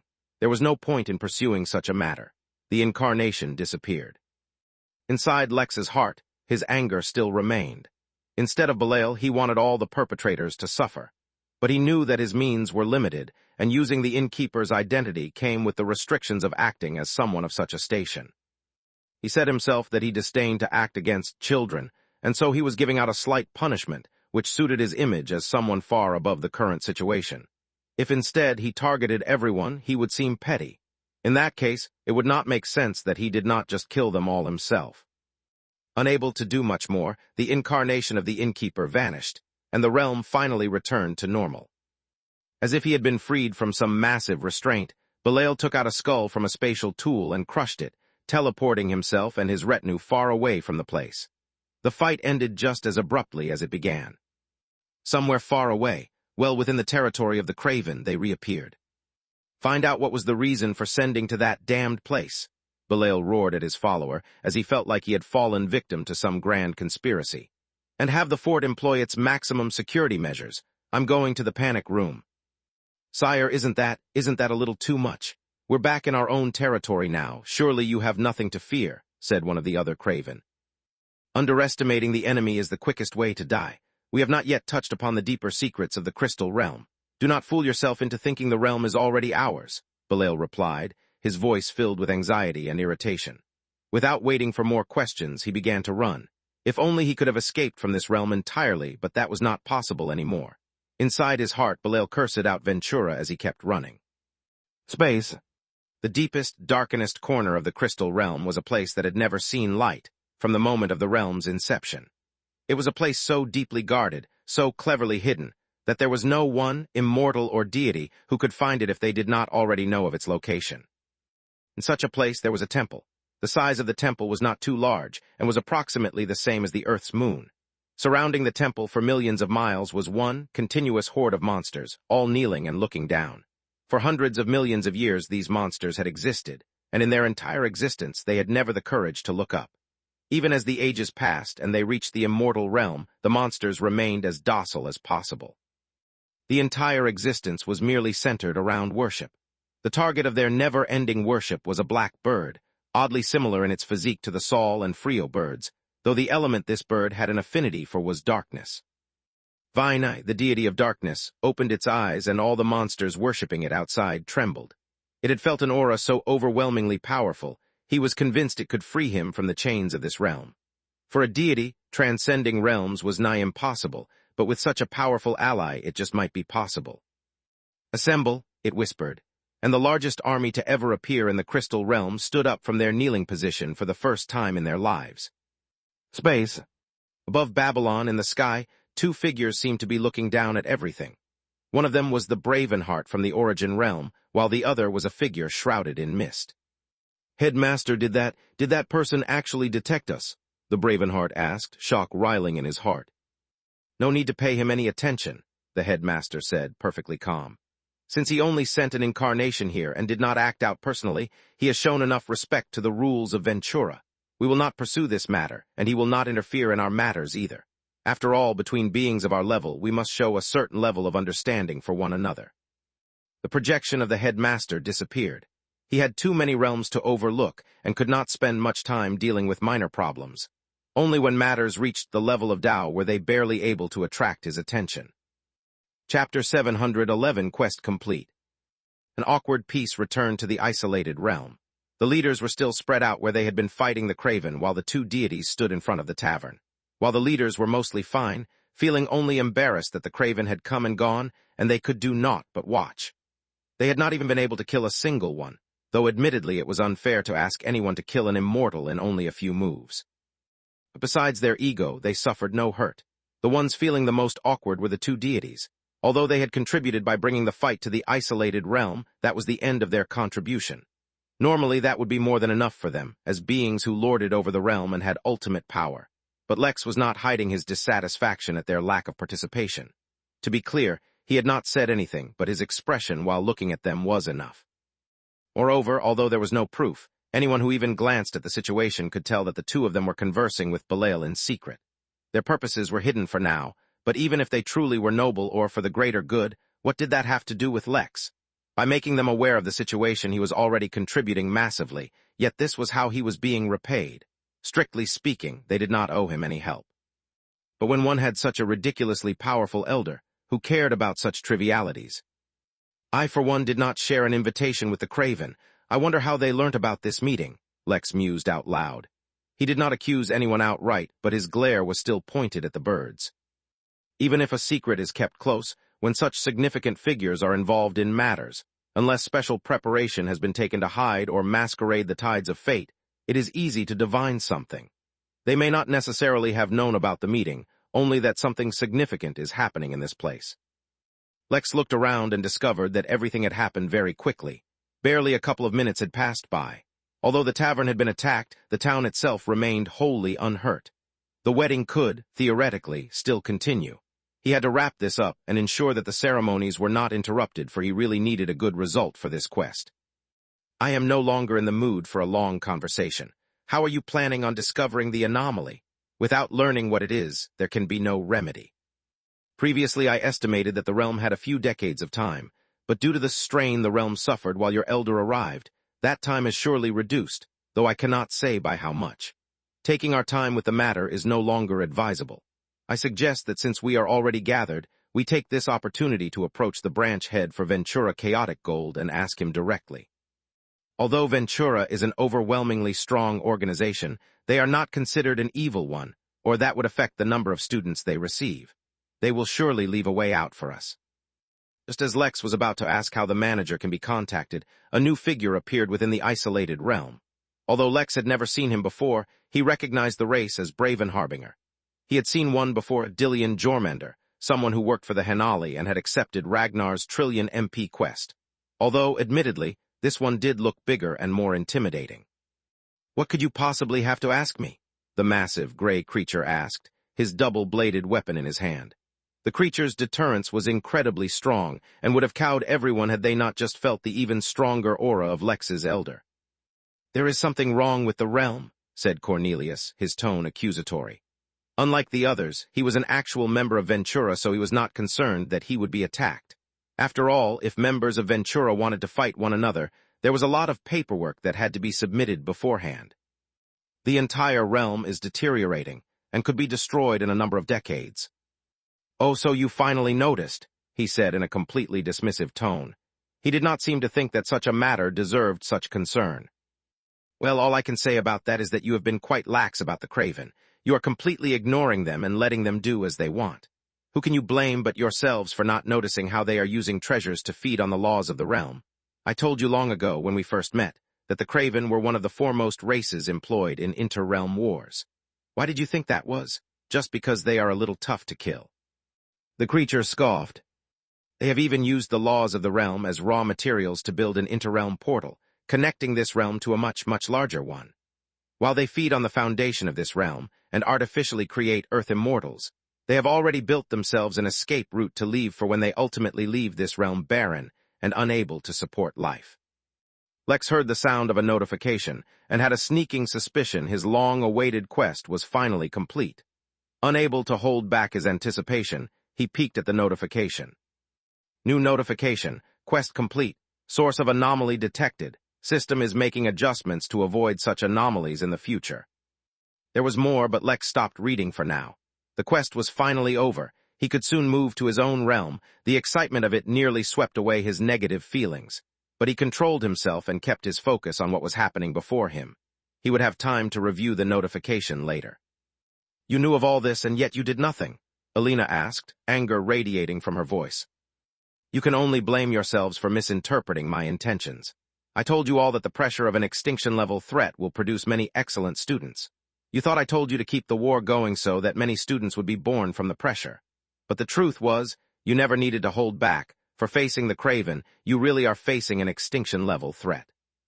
The creature paused, but then shook its head and continued speaking. But you do not need to fret too much. Ventura will not allow the realm to be actually destroyed. An exam is being prepared for some of our elite students who will be sent to the Crystal Realm to destroy the treasures the Craven are using to feed on the laws of the realm.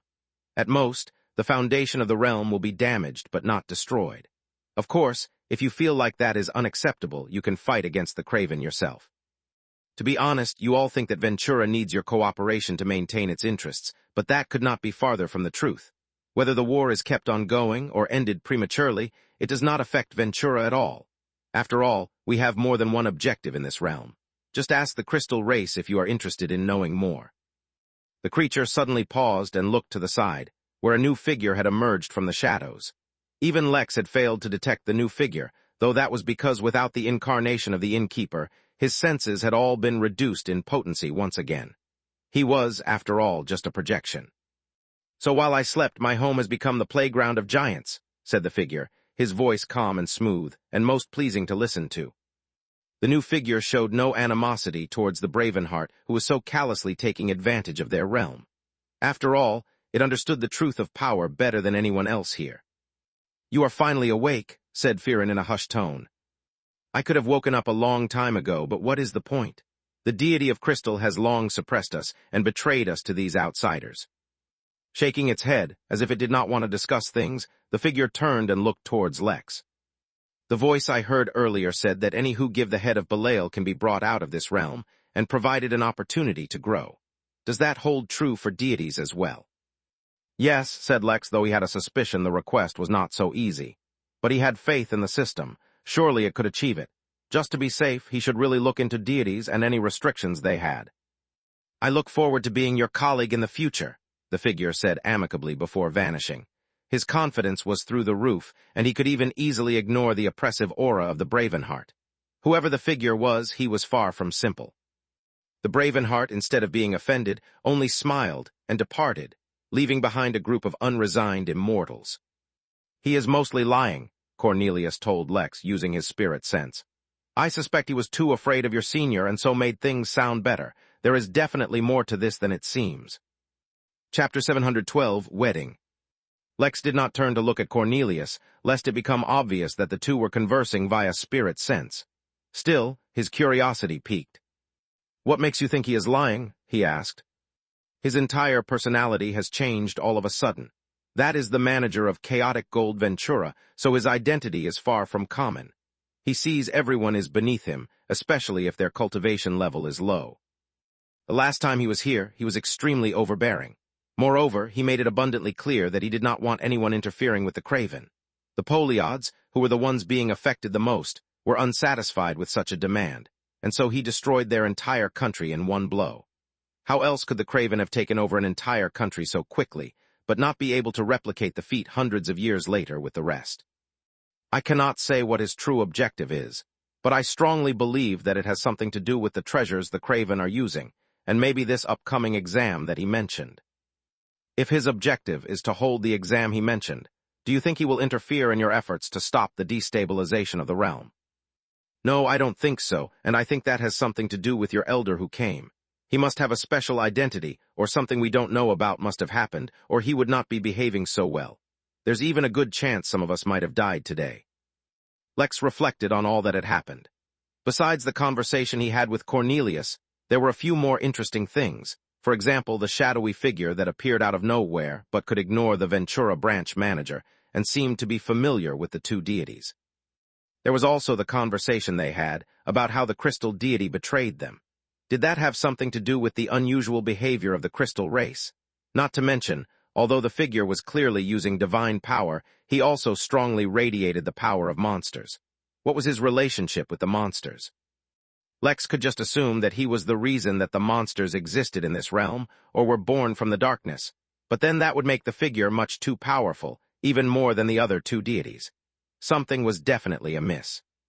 Although Lex had gotten the answer to his question, which was what the anomaly was, it seemed the mysteries of the crystal realm were far from over. But that did not matter, right now at least. He had a wedding to finish, hopefully. After all, he was not aware of the damage the Craven had caused besides attacking his tavern. "What's the state of the town?" Lex asked out loud. Besides the few who were near the tavern, no one else was hurt. No one even knows about the Craven attack, though they most definitely felt the aura. "The isolation realm is perfect for such situations," explained Firin. "In that case, I have a wedding to finish. Since you've all already arrived, stay till it's over," said Lex, though he could not make demands of them. He was not yet sure if their participation and the events that took place here would count as a part of the wedding yet.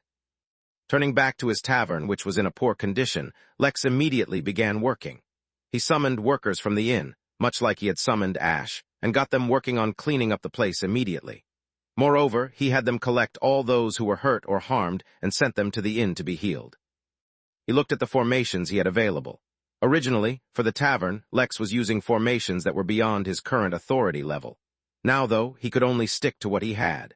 Still, he had grown a lot since he founded the tavern, and so even without the cheats he had decent protection available. Although there were no spatial formations, setting up a protective formation that could block a few attacks from an immortal was still possible, albeit expensive. In half an hour, the place looked brand new, with the only indicator that anything had happened at all was the strange lack of guests, and the new workers as compared to the ones everyone was familiar with. The leaders had, for one reason or another, decided to stay till the wedding ended. Although Lex did not join them, they seemed to be discussing alliances and what to do moving forward. Until they stopped the Craven from actively destabilizing the realm, there could be no remedy, so no one bothered Lex for now. Only once they finished their own objective would they come back to Lex and seek his help. It was at this time that the two processions finally arrived at the tavern. They had slowed down due to the attack, and had more or less come to a halt, while their own immortals investigated the situation. The Craven had cleverly laid down a few formations around town, meant to slow down reinforcements, which the divine birds removed once the battle was over. Seeing that there seemed to be no issue, the processions had continued, although now they were slightly more cautious. Yet when they arrived at the tavern, all their worries vanished, as Cornelius II, the king of the Hum Nation, was standing there, awaiting their arrival. The rest of the leaders decided it would be best if they remained hidden from sight. Lex watched from the sides, not able to enjoy the event nearly as much as everyone else, for he had a lot riding on this. Even when the two processions, and Peabody and Jasmine clasped hands to continue the remainder of their journey together, Lex felt naught but concern over the quest level. He was not, for even a moment, bitter about his status as a single man, besides becoming a mighty cultivator and having such a successful business under his name. On a completely unrelated note, he considered starting a dating service at the inn. The various ceremonies began. Members of the two families and past admirers for both Jasmine and Peabody blocked their way. The two had to either fight, negotiate, or maneuver past all obstacles without letting go of each other's hands, signifying that through all the difficulties and hurdles in life they will work together, whether the hurdles be from their past or future. It took longer than anticipated, for Peabody's sister had brought a large group of rather mature women to act as Peabody's past admirers, and to be honest, Jasmine was enjoying Peabody's attempts to remain cool through the ordeal all too much. But even without that, Peabody was quite a sociable person, so his list of admirers was actually much larger than Jasmine's, despite her status from such a noble family. Once they finally entered the tavern and took their seats at the place of honor, more ceremonies, this time of a solemn and serious nature, took place. A majority of the guests remained outside, where music and dancing was used to entertain them.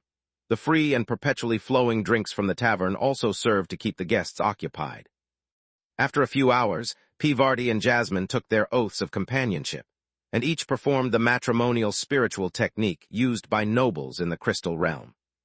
The technique could only be used once, and would forever alter the signature of both their spiritual energies. Not only would both of them be stronger, taking on a small fraction of the other's affinities, but the effects their spiritual energy had on one another would change. The specific effects depended mostly on the nature of each person's cultivation technique and affinities, but it was usually positive. In their case, Peabody's spiritual energy would give Jasmine an energizing effect, boosting her energy and recovery rate, while Jasmine's would allow Peabody to heal from injuries quicker. They cultivated while holding hands. The results of their cultivation would also be quicker. The two were now bound, not only by the contract of marriage, but by the very energy through their very own cultivation. Outside the tavern, fireworks went soaring through the sky, signifying that the union was complete. Compared to a normal wedding among nobles, which would last anywhere between 1 to 3 months, this was a very quick wedding. But considering the ongoing war, this was already the height of extravagance they could afford. Since the tavern was too small to accommodate all the guests, the couple moved to the roof, and one by one the guests would fly over to hand their gifts. Gift-giving was a very significant part of weddings among nobles, for often enough, if the children involved were not inheriting the family title, they would take on a supporting role in the family or begin a family of their own. In either case, such gifts would help them go a long way. Lex clenched his fists. The wedding was finally about to end, and he was about to give his gift soon. He wondered how everyone would react to it. Chapter 713, Gifts. The gift-giving ceremony was just one of many. Some might consider the process to be unnecessarily complicated and tedious, but such an assumption was lacking in perspective. Excluding special situations, such as the ongoing war during this wedding, most of the time the nobility tried to make everything as long and detailed as possible. Even if most members of nobility never reached the immortal realm, it was completely normal for them to reach the nascent realm. The average nascent realm cultivator could live up to 500 years, give or take a few. With such long lives to look forward to, most of their activities were slow-paced and would take a long time. This phenomenon became more obvious the greater the cultivation level a person had. Society would, similarly, adapt and hold events according to the lifespans and expectations of the longest or most important being. Even in the origin realm this was the case, with the upcoming tourney being organized by the Henali. It would be another decade before the tournament even began, and Lex did not even want to consider how long the actual tournament was likely to be. Regardless, it was completely normal for there to be many ceremonies during a wedding. But among all of those, the gift-giving ceremony was a favorite not only for the bride and groom, but all the spectators as well. The gift did not have to be publicly revealed, although many did so in a display of their own wealth or the close relationship to the newlyweds. In a high-profile wedding such as this one, the gifts would surely be great, so everyone watched with great expectations. First to give a gift would be close friends of the bride and groom. Moreover, their gifts could not be too spectacular, and should be equivalent to their status as a person from the younger generation. The reason for this was that the following guests to give gifts would be the ordinary guests or distant acquaintances. Naturally, one could not forcefully expect them to give extremely expensive gifts, so by starting off at a low or moderate level, they would not be embarrassed to give ordinary gifts.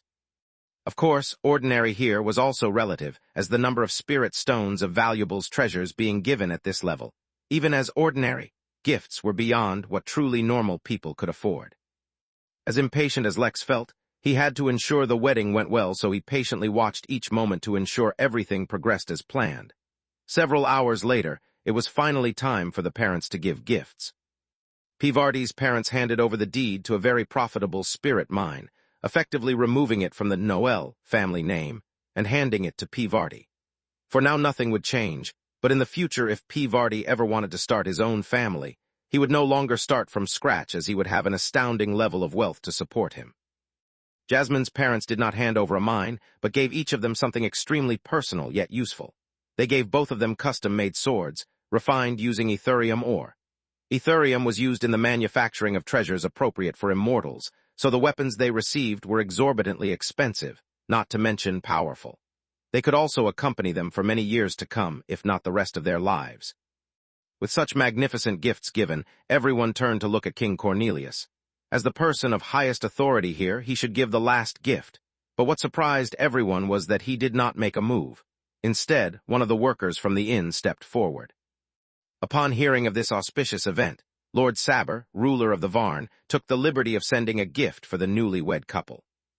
The worker opened a small chest that he lay on the ground in front of him. It was filled to the brim with some fruit that looked like grapes, yet the gasps and reaction it received was too great for mere grapes. These were a unique fruit that could be cultivated only by the Varn, and was one of the items they traded with the Hum nation most often. There was no market price for it, for no one who had ever received one thought to sell it. It was called purple poison berry because it was extremely poisonous to the Varn, yet to humans it was the most exquisite tonic. If taken in normal health, a single berry could cure the body of any and all accumulated hidden injuries and diseases through their cultivation journey. That included injuries to the meridians, and to a very small degree, even the golden core. This was a mighty gift indeed, and all the guests who did not know about what was happening behind the scenes began to speculate on what this meant. Did the two families have a secret relationship with the Varn? Just as everyone was lost in thought, another worker stepped forward. Lord Critter, founder of the new Poliod nation, sends his regards. He too took out a gift that blew away all spectators, the newlywed couple included. Before they could recover, more workers stepped forward. Lady Alina of the Trellops, Edward of the new monster nation, Abraz the Sentinel King, the divine bird of flame, Firin, the divine bird of ice, Eyes. From mere shock to astonishment, ultimately to extreme horror, the emotions of all the observers were going through a roller coaster. Who didn't know the current situation in the realm right now? What were all these leaders doing sending gifts instead of worrying about the war? There was definitely something going on behind the scenes that they didn't know about. Cornelius finally stepped forward to give his gift, berating no truth of what was really going on. He wore a soft smile, as if looking down fondly at some kids he knew personally. The younger generation is our future, and only if they succeed will our future be secure. Once when I was young, someone gave me a chance that changed my life. Now for you, I will do the same. Take these cards and use them when you are ready. If you pass the test, you can receive the guidance of a heavenly immortal. The cards Cornelius was giving were actually invitation cards to Ventura. But Ventura was a secret he could not openly disclose, so instead he titled it an opportunity to receive guidance from a heavenly immortal. This time, guests were too shocked to even gasp, and just froze. What did they just hear? What did they just hear? Just as everyone was reeling from what they heard, another figure came forward, this time from within the tavern. By now, everyone was too fatigued to continue to feel surprised. They just looked at the person and wondered who was worthy of presenting a gift after the king. It turns out it was the tavern owner. Shouldn't he have gone before? Why was no one bothered that he went last, which was usually reserved for the most honored guest? Pivardi, when you first entered my tavern, so long ago, with the intention of partying with the locals, I never would have imagined you were actually hiding the depression of an engagement broken. Yet now, here we are, at your wedding to the same girl. As your friend, I could not be happier for you. And Jasmine, you have the great fortune of ending up with my good friend Pivardi. From afar one might assume that he is too casual about life. but I know no one else who would face the pressure of a great noble family such as yours based solely on their principles and morals. You have with you a man who would rather give up on his life of comfort than compromise on his beliefs, and that takes great courage and dedication. To build your new life together, especially in these times, will also require great courage and dedication. As such, I hope my small gift can help you in your journey of life. As much as it hurt him, Lex used up his teacup containing the law of femininity in exchange for this item. He considered it an investment in his own future, as he really needed the quest to get a good evaluation. From within his spatial bangle, he produced a single apple. Though it looked exceedingly ordinary, every single immortal in the vicinity suddenly honed their gaze onto it, for they could feel their very soul aching for that fruit. This is called an apple of creation. It fell prematurely from the tree of creation, but that is enough to meet your needs. If you divide it amongst yourselves and eat it, it will aid you greatly in your comprehension of laws. It does not matter if you've reached the immortal realm or are in the nascent, the benefits of it will not be wasted. My recommendation is to have it as soon as possible. Chapter 714, Plank Protos. It was thus that the Warbringer finished his final task, his purposes known only to himself, from the realm of crystal. His last appearance in these lands, for a long time at least, was filled with the sounds of celebrations, and the walls around him were adorned in marigold and roses and flowers unknown. In the streets the crowds of people rejoiced for all the free boons that had befallen them, a timely reprieve during tough times. In the homes of nobles and dignitaries and other important personages, he was discussed in hushed tones and whispers. The mysteries surrounding him were just too great to be ignored. For all intents and purposes, his actions showed no indication of malice or an ulterior motive. Yet all the same, as he departed those lands, he stayed true to his name, and the ongoing war entered a new level the likes of which those lands had never witnessed. From every shadow, every dark corner or deep alley emerged monsters that could evoke fear even in the hearts of nightmares themselves. From long-forgotten pits emerged legions, and from all the abyss that remained unknown marched out armies. The evil born from the dead of night pit itself against the invading forces of carnage, and the ultimate result was carnage. There was no step back, nor any bastion to retreat to.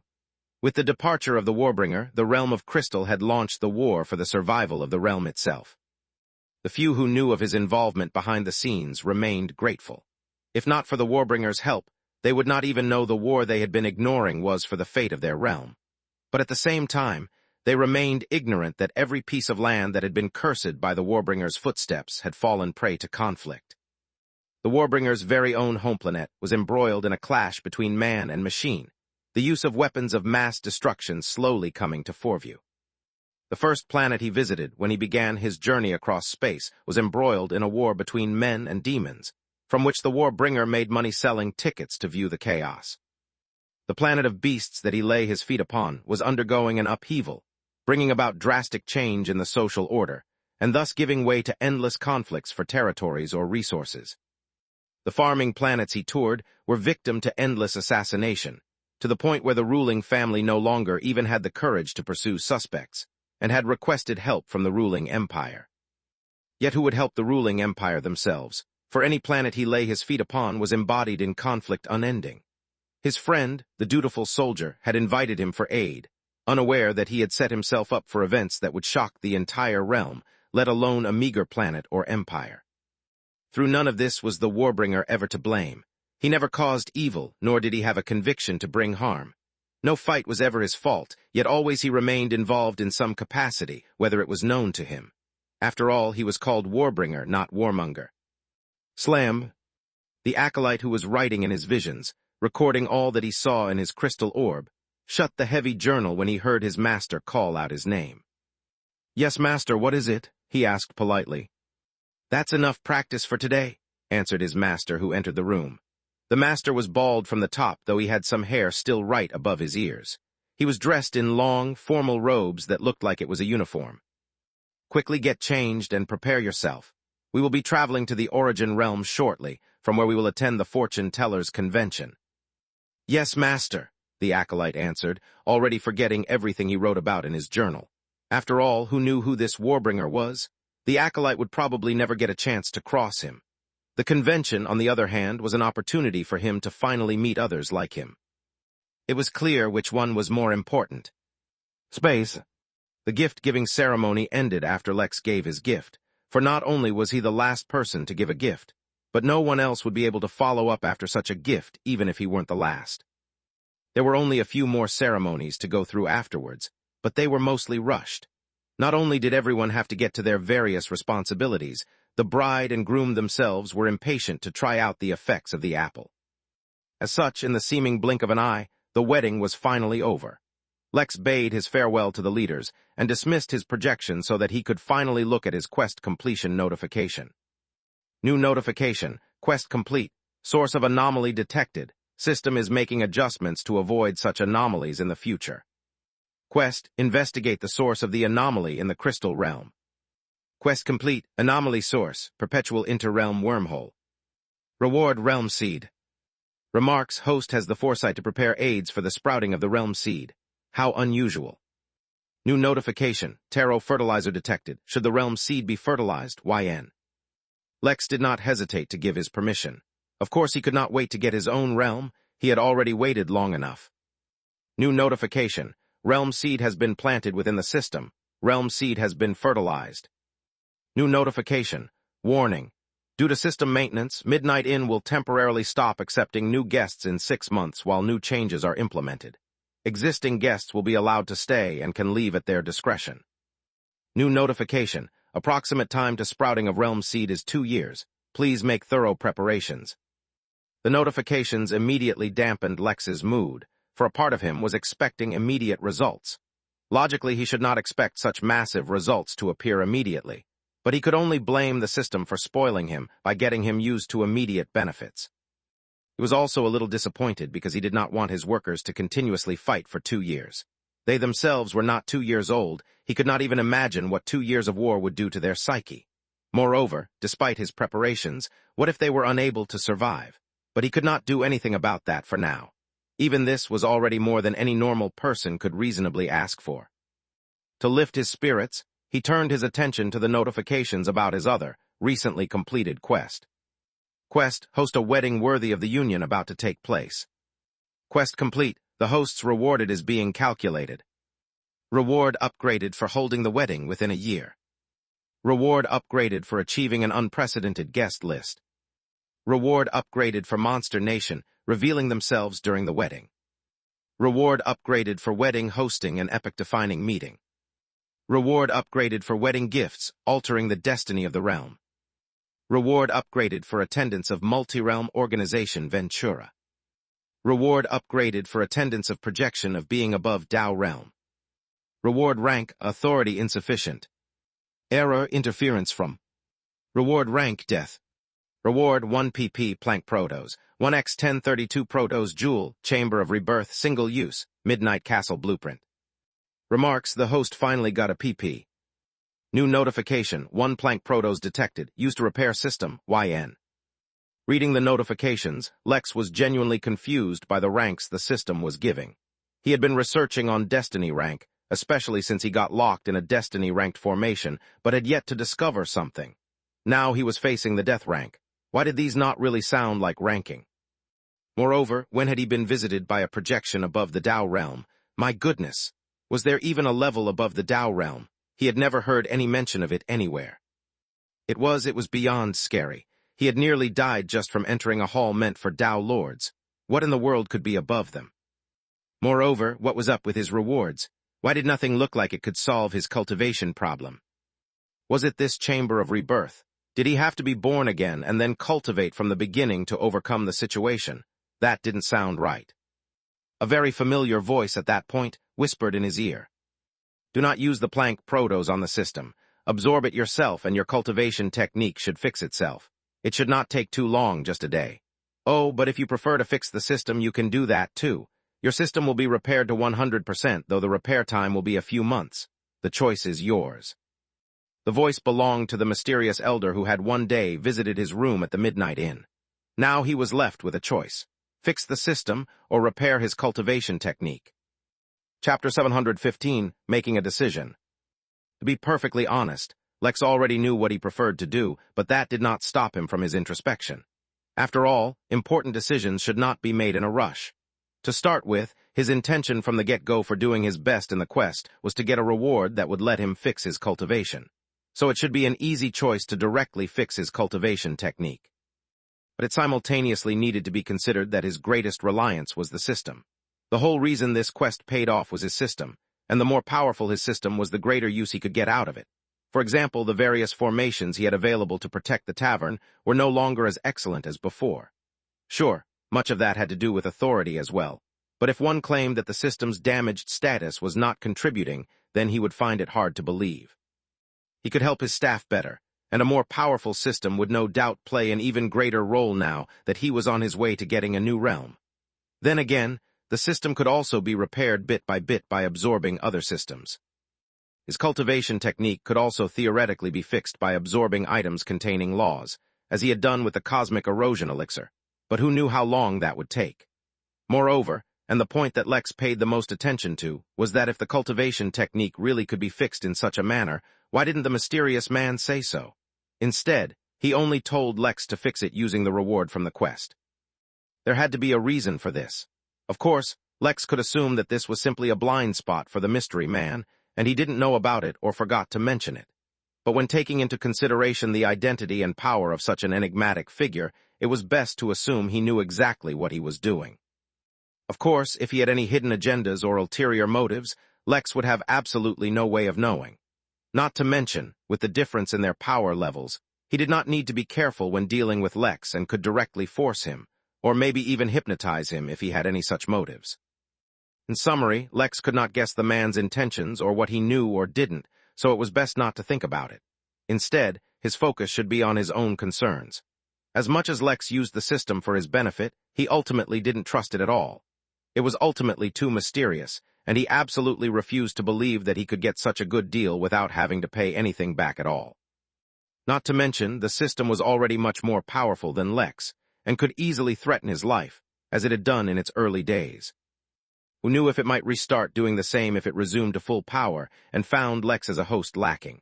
So regardless of how much Lex used the system, he could not trust it at all. Instead, it was his own powers that he could rely on the most. Not to mention, even if fixing the system was the better choice, the resignation filling Lex's heart could not wane. He could not help but feel pride when he acted as the Innkeeper.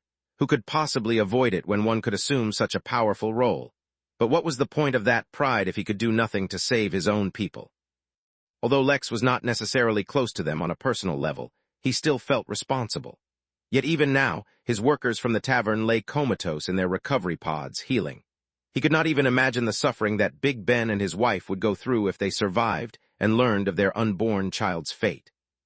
Lex, naturally, did not believe that he could control the whole universe and prevent all bad things from happening to those close to him. But he was not even capable of taking revenge himself, and that is where his frustration came from. He took a deep breath and quickly suppressed his agitated feelings. His decision was made. For better or worse, he was prioritizing his personal growth first. Sure, a fully healed system could possibly bring him the opportunity to fix his cultivation once again, but he did not want to wait or depend on luck. First, however, he continued to check up on his rewards. The Planck Protos, which was the smallest possible measurement of the energy known as Protos energy, which was normally measured in Protos joule. Of course, he didn't know if that's how the rest of the universe measured it, but just that his universal translator automatically translated everything as such to him. There was no official description for this energy, and the only reason he knew it could heal the system was because of the notification, and the only reason he knew it could fix his cultivation was because the mysterious senior told him. This energy was truly mystifying, and he would look into it when he had the chance. The next reward was called the Chamber of Rebirth, and could only be used once. Lex focused on it to read its description. Chamber of Rebirth, single use. The ultimate healing device. So long as a living being is alive with even a fragment of its soul intact, it will be completely reborn regardless of any injury it sustained. No curses, karma, bloodlines, cultivation, or anything else affiliated to the previous identity will be passed on, with memories being the sole exception. Whoever uses it will be completely reborn anew. Lex whistled. This was an incredible item for more than one reason. It could completely heal someone regardless of the injury they sustained, and could even remove bloodlines. Although he himself did not know the full details of what removing things such as karma entailed, he could at least guess for the bloodline. Besides losing the bloodline ability, it seemed as if the person would no longer even be related by blood to his original family. To be honest, this was not such a shocking thing to Lex anymore. As a normal human back on Earth, the idea of altering DNA so as to remove any connection to your family seemed not only just absurd but impossible. But the very act of cultivation altered a person's DNA. If it did not, upon healing after sustaining an injury, the healed body part would return to being mortal as was encoded in his original DNA. It was only because his very being changed, down to the very last fiber, that cultivation was so mysterious and yet amazing. It was also why achieving every new realm raised one to a life form of a higher order. Anyway, for now Lex did not have any need for any such thing, but he still intended on saving this for his own use. If ever he got so wounded that he was on the verge of death, this chamber could save him. Sacrificing his cultivation was a steep price to pay, but as long as he was alive, he could cultivate again. But if he wasn't, what was the point of retaining his cultivation? He focused on the next reward, which was quite interesting. It was called the Midnight Castle Blueprint. Midnight Castle Blueprint. A blueprint that allows for the construction of the Midnight Castle. This castle can be built within the territory of the inn or outside, but only one can be built. The resources to build this castle are extremely rare, and the requisite skill to build the castle itself are impossibly high. Lex frowned. Besides this simple introduction, there was no more detail on what the features of the castle would be, and if it had any specific role or purpose. The blueprint immediately dove into the materials needed, and the list was massive. Moreover, the few names that Lex recognized from the list were all materials that were used for immortals. He sighed. He had received yet another drain on his resources. Putting all such thoughts out of his mind, he scanned the inn once to ensure that nothing was amiss, before entering his personal meditation room. Although he was warned that the upgrade to his cultivation would be quick, he did not want to take a chance. After clearing his mind and meditating until he was in his best state, Lex chose to absorb the plank protos. The reward entered his body directly, and he never saw it or the container in which it was kept. The only reason he even knew that it had entered his body was because his cultivation technique began to circulate on its own. Soon, Lex got lost in the sensation of cultivation. Space. Moments after Lex's scan of the inn, a guest blared her pressure down on one of the inn's workers. Even if you are a worker of the Midnight Inn, you cannot escape the consequences of being disrespectful to a deity. Chapter 716, Accepting a Challenge. Log in to get LK and view more chapters. Alyssa Harmony had a long and deep history with the Midnight Inn. Once, long ago, she was not more than a simple YouTuber who used to upload songs on her video channel. She had a great voice and a natural talent for singing, which made the process easier and fruitful. She had a decent number of followers and hoped to become a real celebrity one day. Then, in the Midnight Games, she won somehow. That not only got her the attention of the many cultivators on Earth, but the cooperation of many governments. Even a few powerful individuals and organizations who thought to use her connection with the inn began to sponsor her, and soon her popularity blew through the roof. Suffice to say, her singing career took off, and she was even introduced to the cultivation world. Moreover, she got herself a cultivation technique expressly suited to enhance her charisma and appeal, further boosting her popularity. Then the war happened. She became displaced, and all her popularity was for naught. Feeling completely distraught, she escaped to the inn and eventually became a refugee in their new minor realm. Yet the minor realm was a newly developing escape for humans of Earth, and her singing talents had no use, as no one had the time to enjoy songs. But when the deities came to Earth, she once again found her calling. She returned to Earth, giving up her refugee status, and willfully became an acolyte for Adamas, the deity of diamonds. Her singing talents were once again put to good use, singing gospels and raising morale.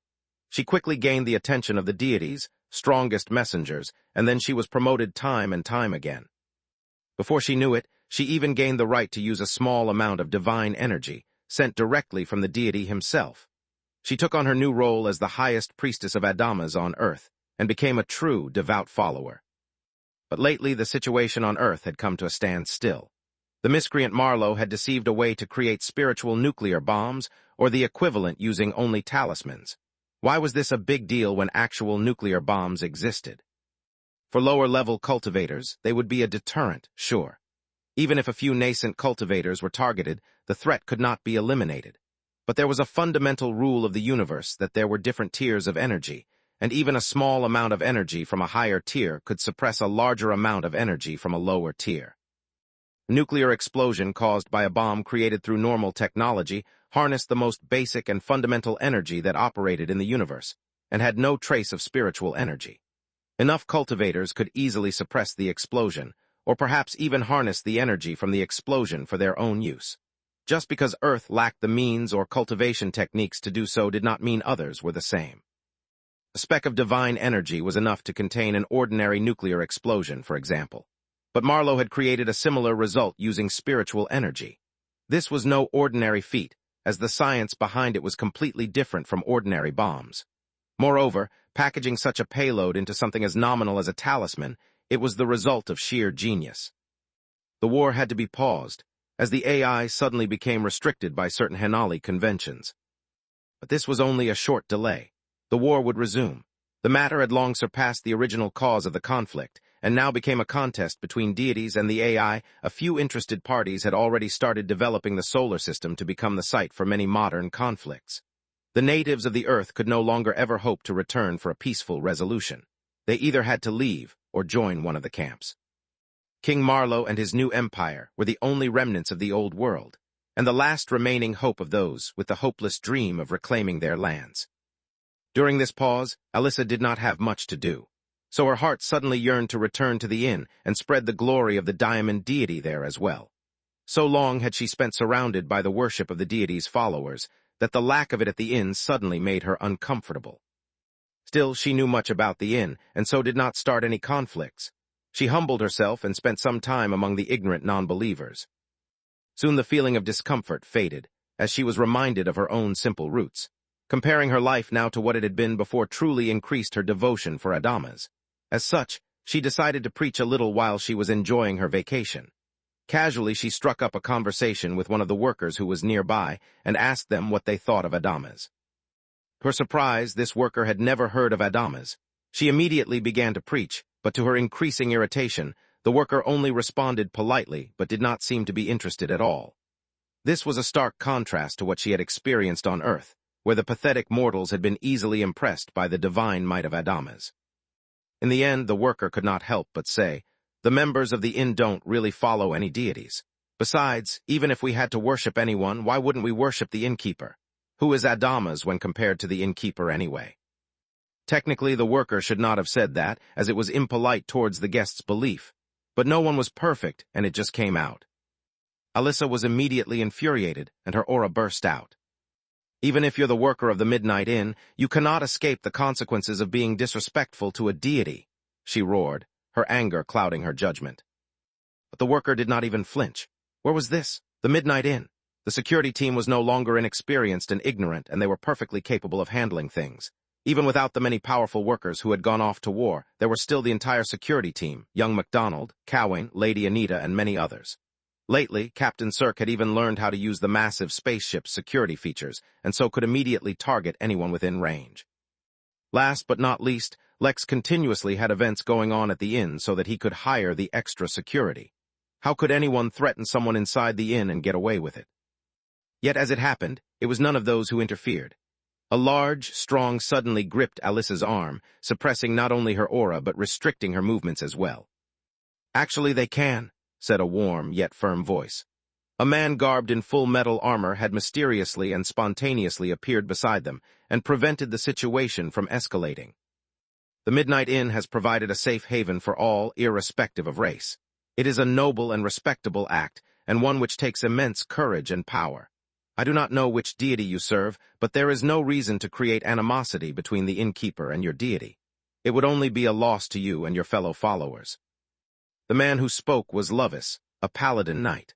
Although he had not yet had the opportunity to meet the Innkeeper, he had begun to admire the inn from the bottom of his heart. He could not tolerate anyone disrespecting such a wondrous holy land.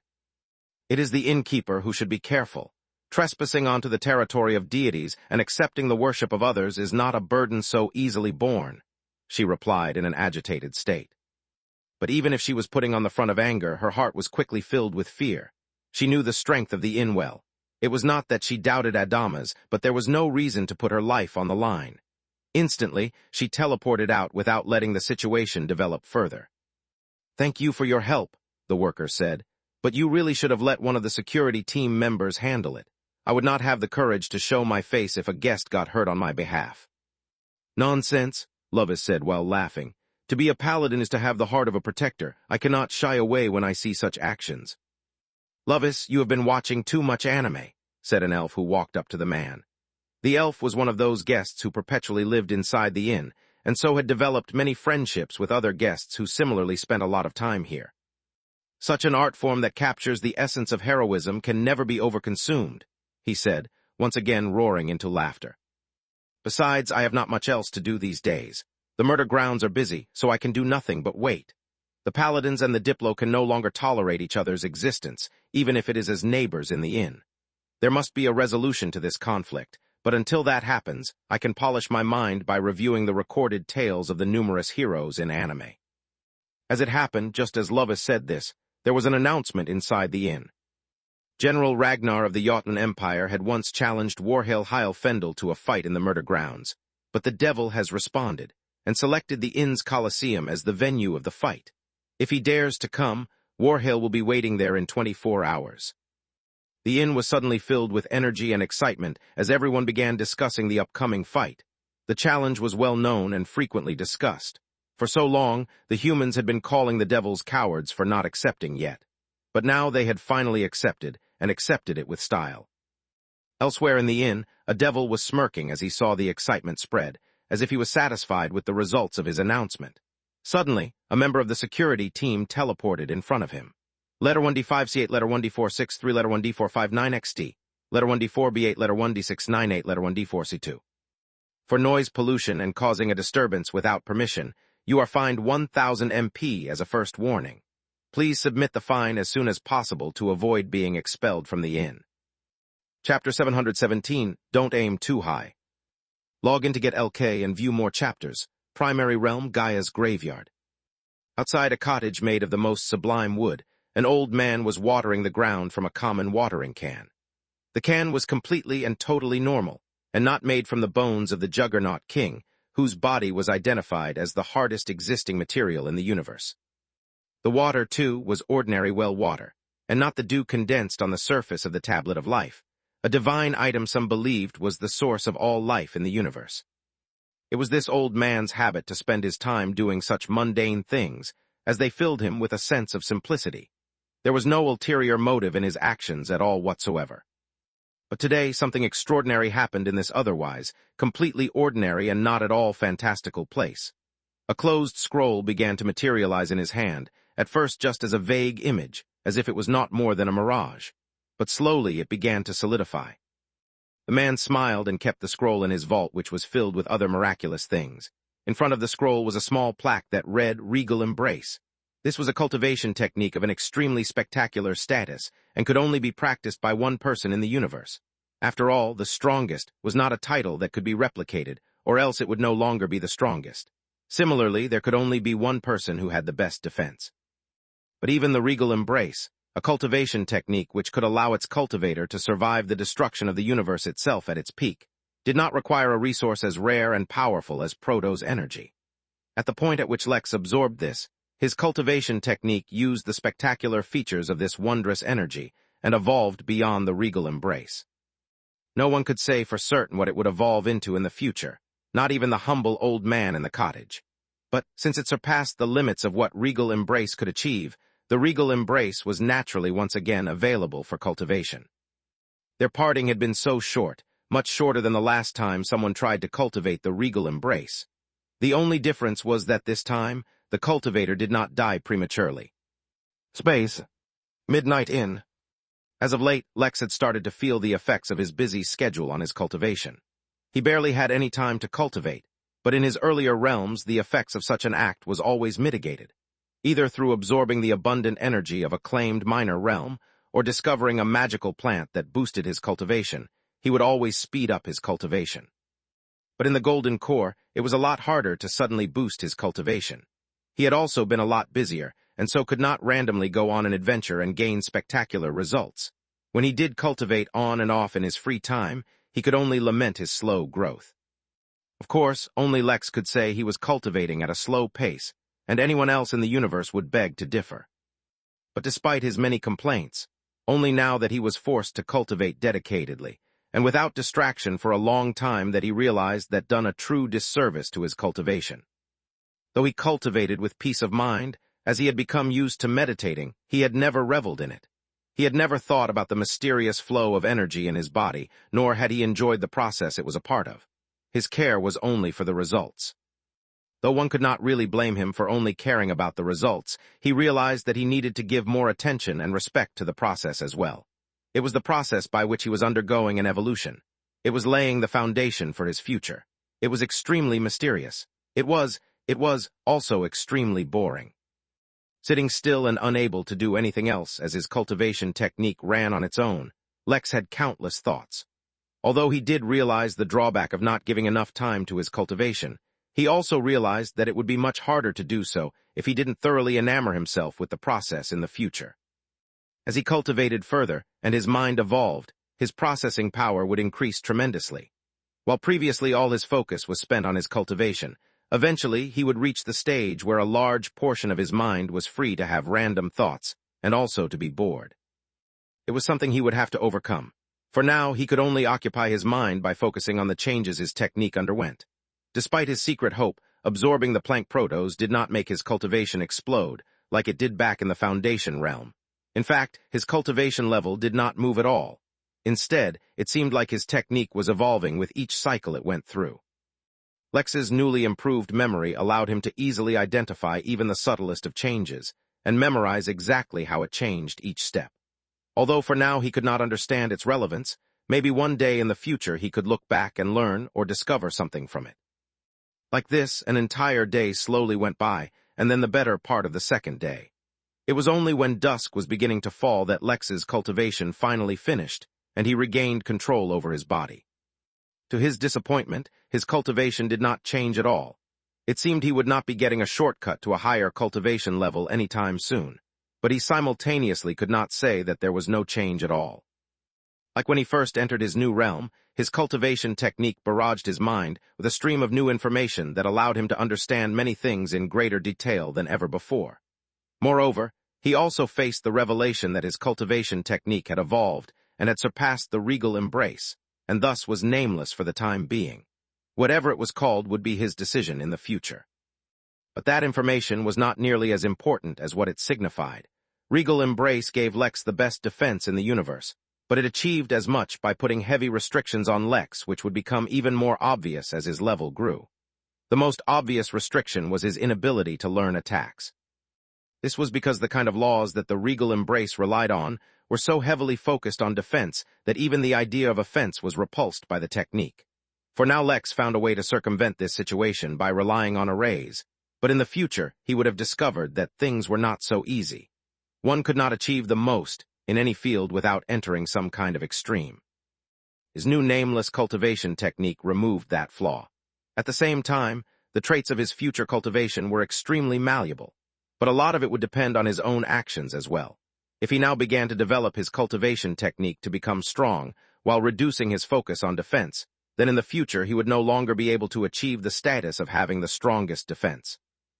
This was because even though the technique had surpassed the regal embrace, its ultimate result would be dependent on himself. It was like he gave up the option of a guaranteed good result in exchange for the potential of a better one. But alongside the potential of a good result was also the potential for a worse outcome. Lex snorted. He was not afraid of getting a worse result at all.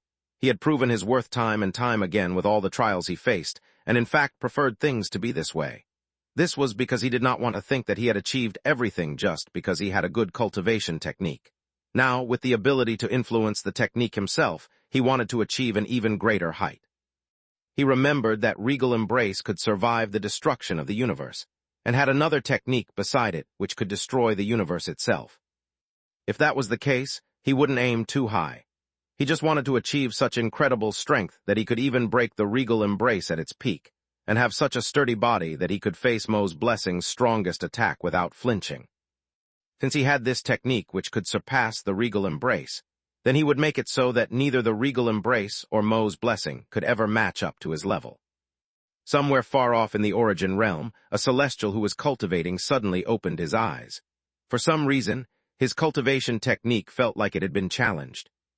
Chapter 718, Preparing. Making the most out of his cultivation technique involved more than just deciding to do better. The nameless technique he was now cultivating was similar to regal embrace in the regard that it could adapt tremendously and had no upper limit. Unlike the regal embrace, however, it would not run into a problem where growing further could lead to death. It was also extremely intuitive. For example, the moment Lex decided his goal of surpassing regal embrace and Mo's blessing, the cultivation technique adapted automatically and informed him of what he needed to do to proceed. As it turned out, cultivating the most powerful cultivation technique in the universe was extremely resource-intensive. On his defensive front, there was not much work needed, as regal embrace had built an adequate foundation for him to proceed from. The issue was his body's attack capabilities. He was severely lacking in them. Much of that would automatically be fixed while he cultivated, and his new nameless technique adapted his body.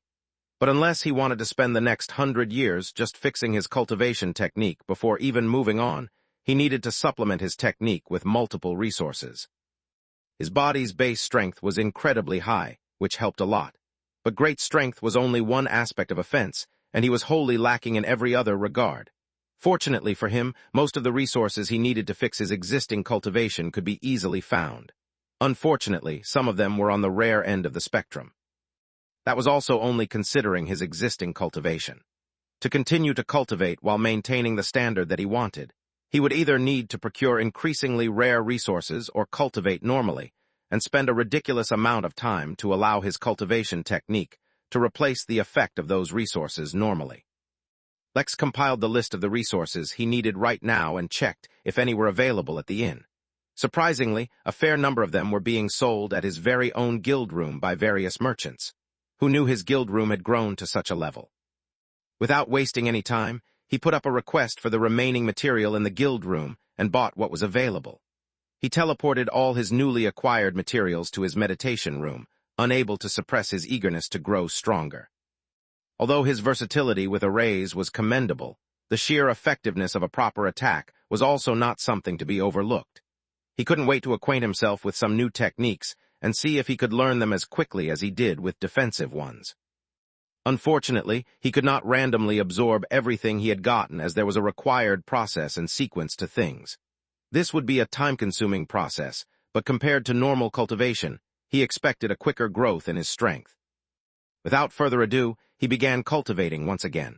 Some materials could directly be eaten for Lex to absorb their features, while others had to be drained of their energies. Others still were just catalysts to be used in conjunction with other materials. There was one material in particular that simply required Lex to dip his feet into while cultivating.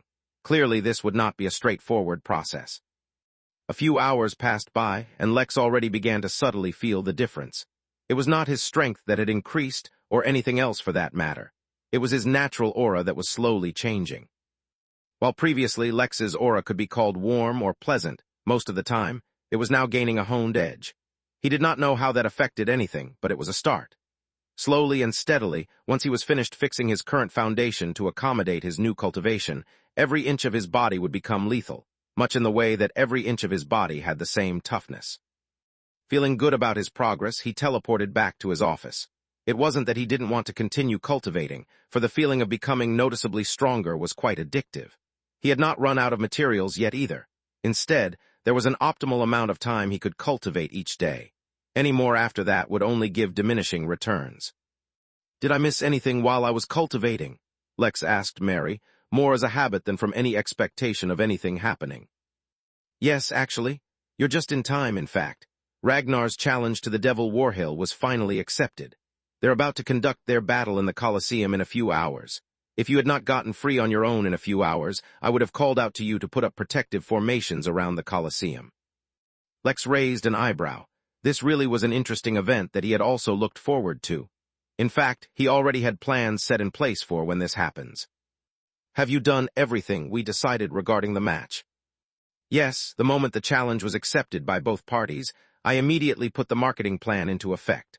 Although it's a little short notice, everyone and their mothers will know about the fight as long as they visit the inn." Lex nodded as he overlooked the Colosseum and began placing various formations.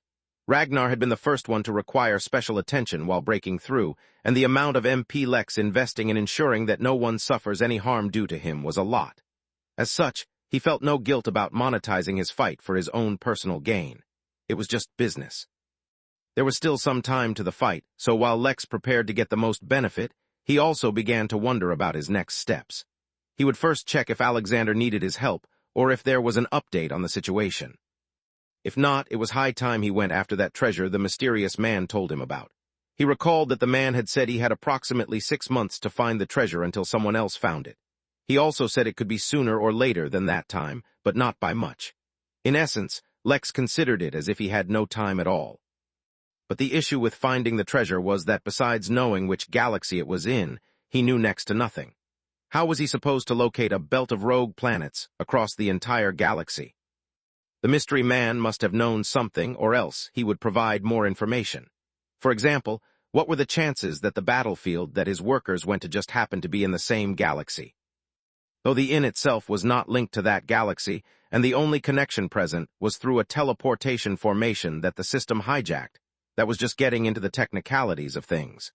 The real issue was the teleportation point was the battlefield, so Lex could not use it to go to the rest of the galaxy. He had to find some other way. Since he didn't really have any other leads for the moment, Lex logged onto the Henali portal and searched for Belt of Rogue Planets and Sura. He was not expecting much, but even any random information could be useful. Apparently, a collection of rogue planets was not at all rare, especially on a galactic scale. This was even when only considering the ones which had been detected and reported to the portal. The only redeeming factor Lex found was that a collection of rogue planets was not necessarily a belt of rogue planets. On the list, there was only one listed group of rogue planets which could resemble a belt, meaning a relatively straight line. There were only 89 planets in the belt, but of those only one supported sentient life. Considering the fact that there was no star nearby to provide the planet with warmth and energy, even that was a lot. The only reason this was even listed was because apparently that one single planet had an extremely valuable export. That planet also happened to be the home of a mature dragon. Lex began to plan something in his mind as he continued to read about the conditions on the planet. The Henali portal was actually quite useful. If Lex could always access it before he chose which planet to form a connection to in the future, he would have a much easier time avoiding trouble. With a tentative plan made, Lex teleported over to X-14 from where he visited the Emporium. He placed a special order which would take some time to fulfill, but fortunately should be ready in a couple of days at most. With this, he was ready to set off. Now all that was left was to wait. In the meantime, he would make some money off of Ragnar. If only he had stronger formations available, he would have the confidence to have VIP seats and charge even more for them. As it was, he had to make do with what he had. Chapter 719 Billions. Since there were only a few hours to the fight, they passed by quickly. Given that there had only been a 24-hour notice, Lex did not expect too much of a crowd to gather. After all, there was not much time for the news to spread. Even then, by not too much of a crowd, Lex meant a few million guests. After all, Ragnar was quite a celebrated figure. In his own empire or circles, no doubt Warhill was the same.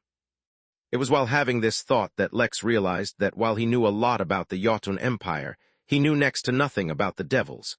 It was something he needed to remedy.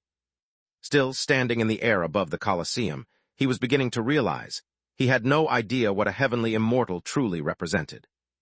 With 1 hour still remaining to the fight, over 3 billion guests had already gathered at the inn.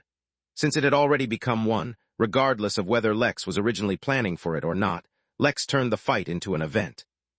At first, when he noticed the surge in guest arrivals, after establishing the event, Lex went through the usual motions. He allowed the match to be viewed from anywhere at the inn, created millions of temporary rooms, and hired more security. When the guests reached the 1 billion mark, Lex was dumbfounded and immediately felt the need to manage the crowds. As much as everyone wanted to be as close to the fight as possible, let alone the Colosseum, the entire village was too small to accommodate so many people. In fact, even if they spread across the entire inn, it would be too crowded. He had no choice but to implement certain rules. The Colosseum seats, despite their normally large numbers, were too few and so were reserved for guests with a minimum of Prestige Level 4. Up until Prestige Level 3, guests only needed to spend more MP to increase their prestige level. But 4 onwards there was a minimum cultivation requirement as well. As such, the lowest cultivation level allowed in the Colosseum automatically became the nascent level. Besides that, he changed the viewership rule for the match. The match could no longer be viewed from anywhere in the inn. Instead, it could only be viewed from inside the Colosseum or from within a rented room, whether it was a standard one or one of the temporary ones. For a while, that reduced traffic drastically as everyone either rented rooms individually or together. Lex was dealing with a mind-boggling number of guests, and as such his MP was fluctuating in a similar fashion. Before the event began, he had around 190 billion MP. Once 1 billion guests arrived, they rented an approximate 600 million regular room, which at 50 MP per day gave Lex another 30 billion MP. He had to approximate because not everyone rented rooms, and not everyone rented simple rooms. Then the number of guests grew to 2 billion, and then 3. Even though a majority of the guests stayed in their rooms, just the few who roamed the inn equaled to several hundred million. The immortal bastion, which had once been empty and desolate, was now bursting at the seams as the many guests entertained themselves by venturing into the countless minor realms. Moreover, with such a vast number of guests, new minor realms which had been hidden across the inn were being discovered faster than ever before. It only made sense, since all the guests coming were absolute elites. There were already over 800 million Earth immortals at the inn, though most of them sat in their rooms patiently. Most of them were devils, with the remainder being soldiers from the Jotun army. There were few heavenly immortals too, or at least, those whose level Lex could not identify and he guessed were at that level. Emperor Jotun was there himself, alongside his queen and a number of his children. None of his brothers had come, though. As things got more and more chaotic, Lex took a deep breath and spent a massive 50 billion MP on more security. There were too many immortals at the inn, and even the slightest spark could create overwhelming chaos. Especially since there was about to be a fight between 2 extremely decorated members of the human and devil race. For once, Lex made a decision that went against his capitalistic side. He did not open up any betting, because he did not feel like he could afford to mess with the money of hundreds of millions of immortals. Goddamn, why was the inn so hot today? Lex wondered as he wiped a bead of sweat off his forehead, ignoring all the snow around him. Only when the new security guards showed up, as well as the dragon, griffin, and other prominent guards he had seen before. They did not hesitate in displaying their overwhelming aura, though they only did so for a moment. They were there to deter, not intimidate. As the final hour ended, up to 5 billion guests had come to the inn. Most of the present guests were all either soldiers or elites of the Jotun Empire, or devils. Despite this, Lex had to constantly focus on managing the situations and create temporary biomes with unusual environments, as too many of his guests were too uncomfortable without them. So caught up was he that he almost missed the fact that Emperor Jotun excused himself for a brief moment, and in secret visited Warhale, almost. Lex was not one who enjoyed gossip, but at that moment all his attention was diverted to the meeting. Unfortunately, they spoke through their spirit sense if they spoke at all, and separated immediately. A few minutes later, Ragnar entered the Colosseum. A hush spread across the inn as all eyes were fixed on him. For this occasion, it seemed the man had made no special preparation. He wore his usual extremely bulky armor, with the only new addition being he was wearing his helmet as well. For a weapon, he held only a flanged mace, seemingly made out of common iron. Although his entrance had been extremely simple, and he stood there calmly as if it were just another day, the crowd was filled with excitement. Lex, especially, became extremely sensitive to the wave of emotions sweeping the inn, for they somehow seemed to take on a life on their own, and began to exert their influence on everyone. This was the first time Lex felt emotions exerting an actual physical pressure akin to the aura of a high-level cultivator. Perhaps it needed a large enough collection of people, or perhaps the people involved needed to have a high enough cultivation. Whatever the case, since the inn wasn't stopping it, that meant that the force was not malicious or harmful, but it was most definitely infectious. Even those who had no affiliation with the human race, or the Jotun Empire, began to feel the feeling of expectation associated with Ragnar. He was a living legend in the Empire, and over the course of his service in the army, which itself had spanned more than 1,000 years, he had more than built up his reputation. He was called the Son of the Empire, for the services he had rendered to the Empire went far beyond what could be expected of a soldier. While he was handling all the various logistic problems, Lex paid close attention to not only the Colosseum, but to Emperor Jotun in particular. While everyone looked out at Ragnar with expectation, only he seemed to have pity in his eyes. Something was amiss. But there was no time to speculate, and even if he could, Lex could not interfere in this matter. All he could do was look. Just as calmly as Ragnar had, Warhill entered the Colosseum from the opposite side. He was wearing a fitted black suit with gold embroidery.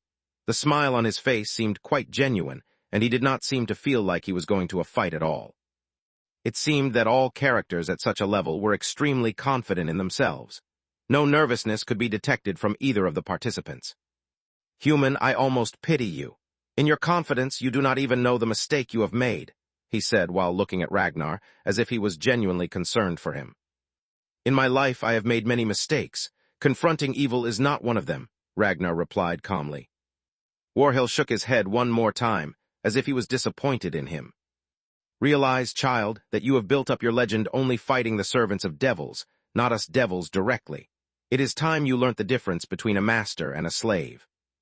Without any forewarning or superfluous movements, Warhill lifted his finger and thrust it forward. The world itself seemed to end. Chapter 720 Quick Battle. One of the many excellent features of Regal Embrace was how quickly Lex could learn defensive techniques. But not only could he learn them quickly, he could analyze someone else using them as well. With this new technique, Lex hoped to retain that feature, as well as gain a similar feature for offensive techniques as well, not to mention every other kind of technique that existed. One should expect this much from a superior technique, right? Unfortunately, it was not meant to be, and not only because his new foundation was not yet built. Instead of making him have the ability to instantly pick up techniques, Lex's own learning ability and analytical skills were instead greatly boosted. Yet as of right now, these skills had no effect on the fight Lex was watching. Not only could he not learn anything, he was absolutely lost in terms of what was happening. Warhill extended his finger and everything seemed to end. Light faded, sounds faded, thoughts faded. There was only the finger, which moved swiftly and slammed into Ragnar's chest. The world returned to normal, and so did Lex's thoughts. Of course, he was never truly affected, as the host attire would prevent it, but he was allowing himself to experience as much as possible. Ragnar was either caught unprepared, or couldn't be bothered to defend. Either way, his body was thrown back, but in slow motion, as if time itself was moving slowly around him. The thing that Lex felt was most incredible was how there was no aura of the attack at all, or any devastating repercussions. There were no sonic booms or fallout damage, and everything was contained between the two participants. Then the fight picked up its pace, and Lex lost sight of the two. He could always watch the entire fight slowly later, as he was recording it using the inn, but for now he just allowed him to experience how vast the difference between himself and those two was. On the battlefield, the fight was a lot more one-sided than anyone had assumed. Ragnar was on the receiving end of Warhill's savagery, and it seemed like he could do nothing to fight back. Normally, a fight between higher-level cultivators took much longer than normal, and could go from months to even years. But that did not seem to be the case here, as Ragnar's armor had already been torn off of him in the most brutal way. Ragnar's body, despite its devastated state, was not bleeding, for every single drop that escaped his body would turn to ash and fly away. Although, to Ragnar's credit, despite being so beaten, he was still doing his best to fight back, and despite being so overwhelmed so completely, his eyes were only filled with determination, not desperation. In front of him, Warhill looked at him with derision in his eyes. The devil wanted nothing more than to end him, but he recalled the meeting he had with Jotun. To Lex, their meeting had been so brief he could not even study their expressions, but the two had had an entire conversation during that period. Well, what do we have here? To what do I owe this pleasure, Jotun? Don't tell me you're here to plead with me to let your general live, he had said when he saw the man. No, I'm here to make a deal. Devils love deals, don't they? Jotun replied placidly. He seemed to be doing a tedious chore. Oh ho, a deal with an emperor, I'm quite excited. What do you have to offer, and what could you possibly want? I know full well the power of devils, and I know an ordinary human can never overcome the difference between races. Ragnar is a very promising young lad, and I have plans for him, so I don't want to lose him yet. You let him live, and in exchange, I'll promise not to hunt you down and kill you afterwards. Ha, you're threatening a devil. You think that'll work? You just said you knew the difference between humans and devils. I said ordinarily, humans cannot overcome the difference. What about me seems ordinary to you? I might have been afraid if this were anywhere else, but inside the origin realm, even you devils have to behave in front of me. Now you take your time and think about my offer. It's not a threat, it's a deal, and a great one in my opinion. The small exchange had been extremely infuriating, but at the end of the day, Jotun had the right to be arrogant. With the backing of the Henali in the Origin realm, he really could throw his weight around. Moreover, it wasn't as if Jotun had never killed a devil before, not to mention Jotun's realm. Anger filled Warhale's heart the moment he decided to let Ragnar live, so he decided to leave a curse on his body. That split second where Warhale seemed to be lost in thought, Ragnar saw an opening and attacked with deadly decisiveness. He swung his face with full force, holding it with both hands. The weapon did not even come close to making contact, yet Warhale's expression changed. Around them, the universe seemed to change. The Colosseum disappeared and a desolate, barren land replaced it.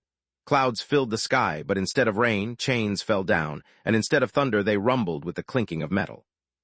The chains latched onto Warhale, locking him in place, while hands emerged from the ground and seemed to tear at the devil's soul. But before any real damage could be done, Warhale's eyes changed. From the ordinary brown-colored eyes, they changed to a fiery orange while the skin around his eyes faded just a bit, revealing reddish skin. The change was minimal, but that was all that was required for Warhale to break free forcefully from his bindings. There was no more hesitation in his actions. Warhale took a step forward, his first step during the fight, and instantly reached Ragnar. With overwhelming speed and strength, he stabbed his nails into Ragnar's neck. The stab wound was not deep, but it did not need to be. Warhale cast his curse, invading Ragnar's body. For the first time, the general felt weakness invade him, and he lost control of his body, falling limp. The fight had not lasted long, barely a few minutes, yet a conclusion was reached. Warhale stood unharmed, with his clothes ruffled a little at most. In front of him, Ragnar lay on the ground, awake but unable to move. A deafening hush fell over the inn as the spectators were left shocked. Ragnar was no weakling, that much the man had proved, yet only in a few minutes he had been reduced to this state. Warhale truly was a devil. In the future, do not feel arrogant just because you acquired a little power. In the universe, you are nothing but a little bug, Warhale said with a mad grin as if he was enjoying Ragnar's condition. Although he had left the man alive, as per the deal with the Emperor, but he had also cursed him. If they did not find a way to cure him, soon Ragnar would turn into a zombie. Then, as a demon, he would be at Warhale's beck and call. As the creator of the zombie demons, Warhale had an extremely deep understanding of them, and could turn anyone into a zombie by cursing them. In fact, that was how he created the very first zombie. As far as demons went, zombies were not the best, but Warhale had received a lot of praise from his elders for such a creation. Now he was looking forward to acquiring a heavenly immortal-level zombie under him. After all, no one other than him knew how to cure the curse. With a mad grin, the devil turned and left the Colosseum. It was only when he turned that the crowd awakened from their stupor and burst into cheers. Just because those from the Jotun Empire were devastated by the defeat did not mean that everyone felt the same. The devils obviously celebrated the victory, but there was no small number of beasts and even other humans who were cheering for the departing devil. Countless cheering guests exited their rooms and swarmed onto the busy streets, nearly causing a stampede. They were yelling and screaming, and in the mood to celebrate. Meanwhile, Lex was working at full power to teleport anyone who was about to be run over by the stampede or hurt by the celebrations anywhere. Countless guests also disappeared, for it seemed like Warhale was hosting a party in his actual abode, to celebrate both his victory and recent breakthrough. Comparatively, the soldiers from the Empire were all filled with anger and bitter resignation.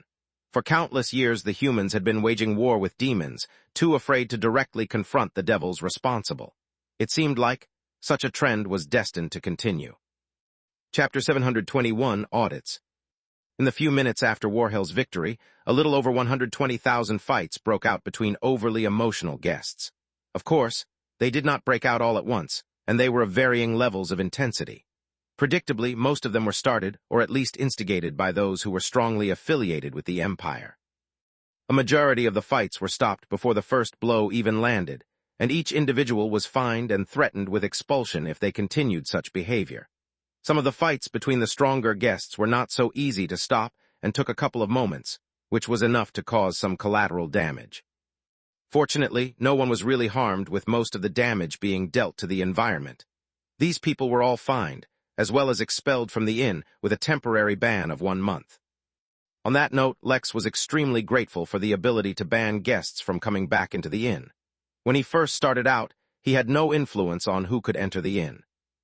There was one particular fight, however, that did threaten to cause massive damage. It was one of the generals of the Empire who was unable to listen to the demeaning dribble of a gloating devil. As a heaven immortal himself, it would have been tough to control him. Fortunately, Jotun himself put a stop to that fight before it really started. The countless guards that had been hired once again flashed their aura for a moment to serve as a deterrent, but during such an emotional time, its effect was going to be minimal. Many guests departed, following in the footsteps of Warhel himself, but many remained to celebrate or mourn at the inn. Others still decided to explore the inn a bit, as they were arriving for the first time.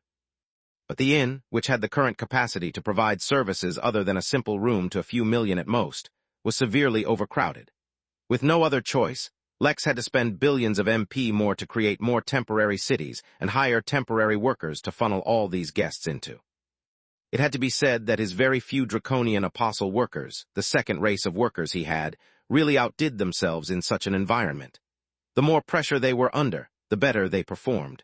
Moreover, regardless of how hazardous he made the environment in the temporary zones, they were able to cope. Lex had become too used to running the inn on autopilot, but during the next 2 days, he barely got a moment of rest. The inn was grossly underprepared to handle such a huge crowd, and not just because of the size of his management team. The low cultivation levels of his workers was a fundamental problem that needed to be overcome, but could not be solved in the short term. Almost all of his workers were at least in the Chi training realm by now, with those who had gone through at least 1-star rank change at the Foundation realm. But that was it. Almost none had yet surpassed that realm. Unbelievably, Lex was actually looking forward to the time when the inn would stop accepting guests, because he really needed some time for his staff to grow. With most of his guests at the Golden Core realm, and many more at realms even higher, he could only continue to rely on external security for now. During this time, Lex had spent a rounded figure of 90 billion MP in making temporary cities, hiring more security, and taking care of other miscellaneous issues. The inn had also once again run out of all the spiritual food they had grown, and so were once again serving only mortal food which the system provided, which was not appreciated by some. But despite the heavy expenditure, he had earned 200 billion during the same time. That meant, after deducting his expenses, Lex made 110 billion MP. That was not even counting the rent MP he made on the first day. It was finally on the third day that the number of guests finally dropped below 500 million, and Lex was able to relax. Instead of going to his office or even meditation room, Lex found himself in his hot tub room to unwind. He really needed it. The first half hour, he barely even realized that he was in the hot tub. His mind was still too active, going over the various tasks he had handled the past 2 days. Unbelievably, besides the fight between the two heavenly immortals, the most popular thing at the inn had been the spaceship daycare service. He really ought to give the bunnies running that a raise or something. But eventually, his mind slowly relaxed, and he was able to free himself from the thoughts of work.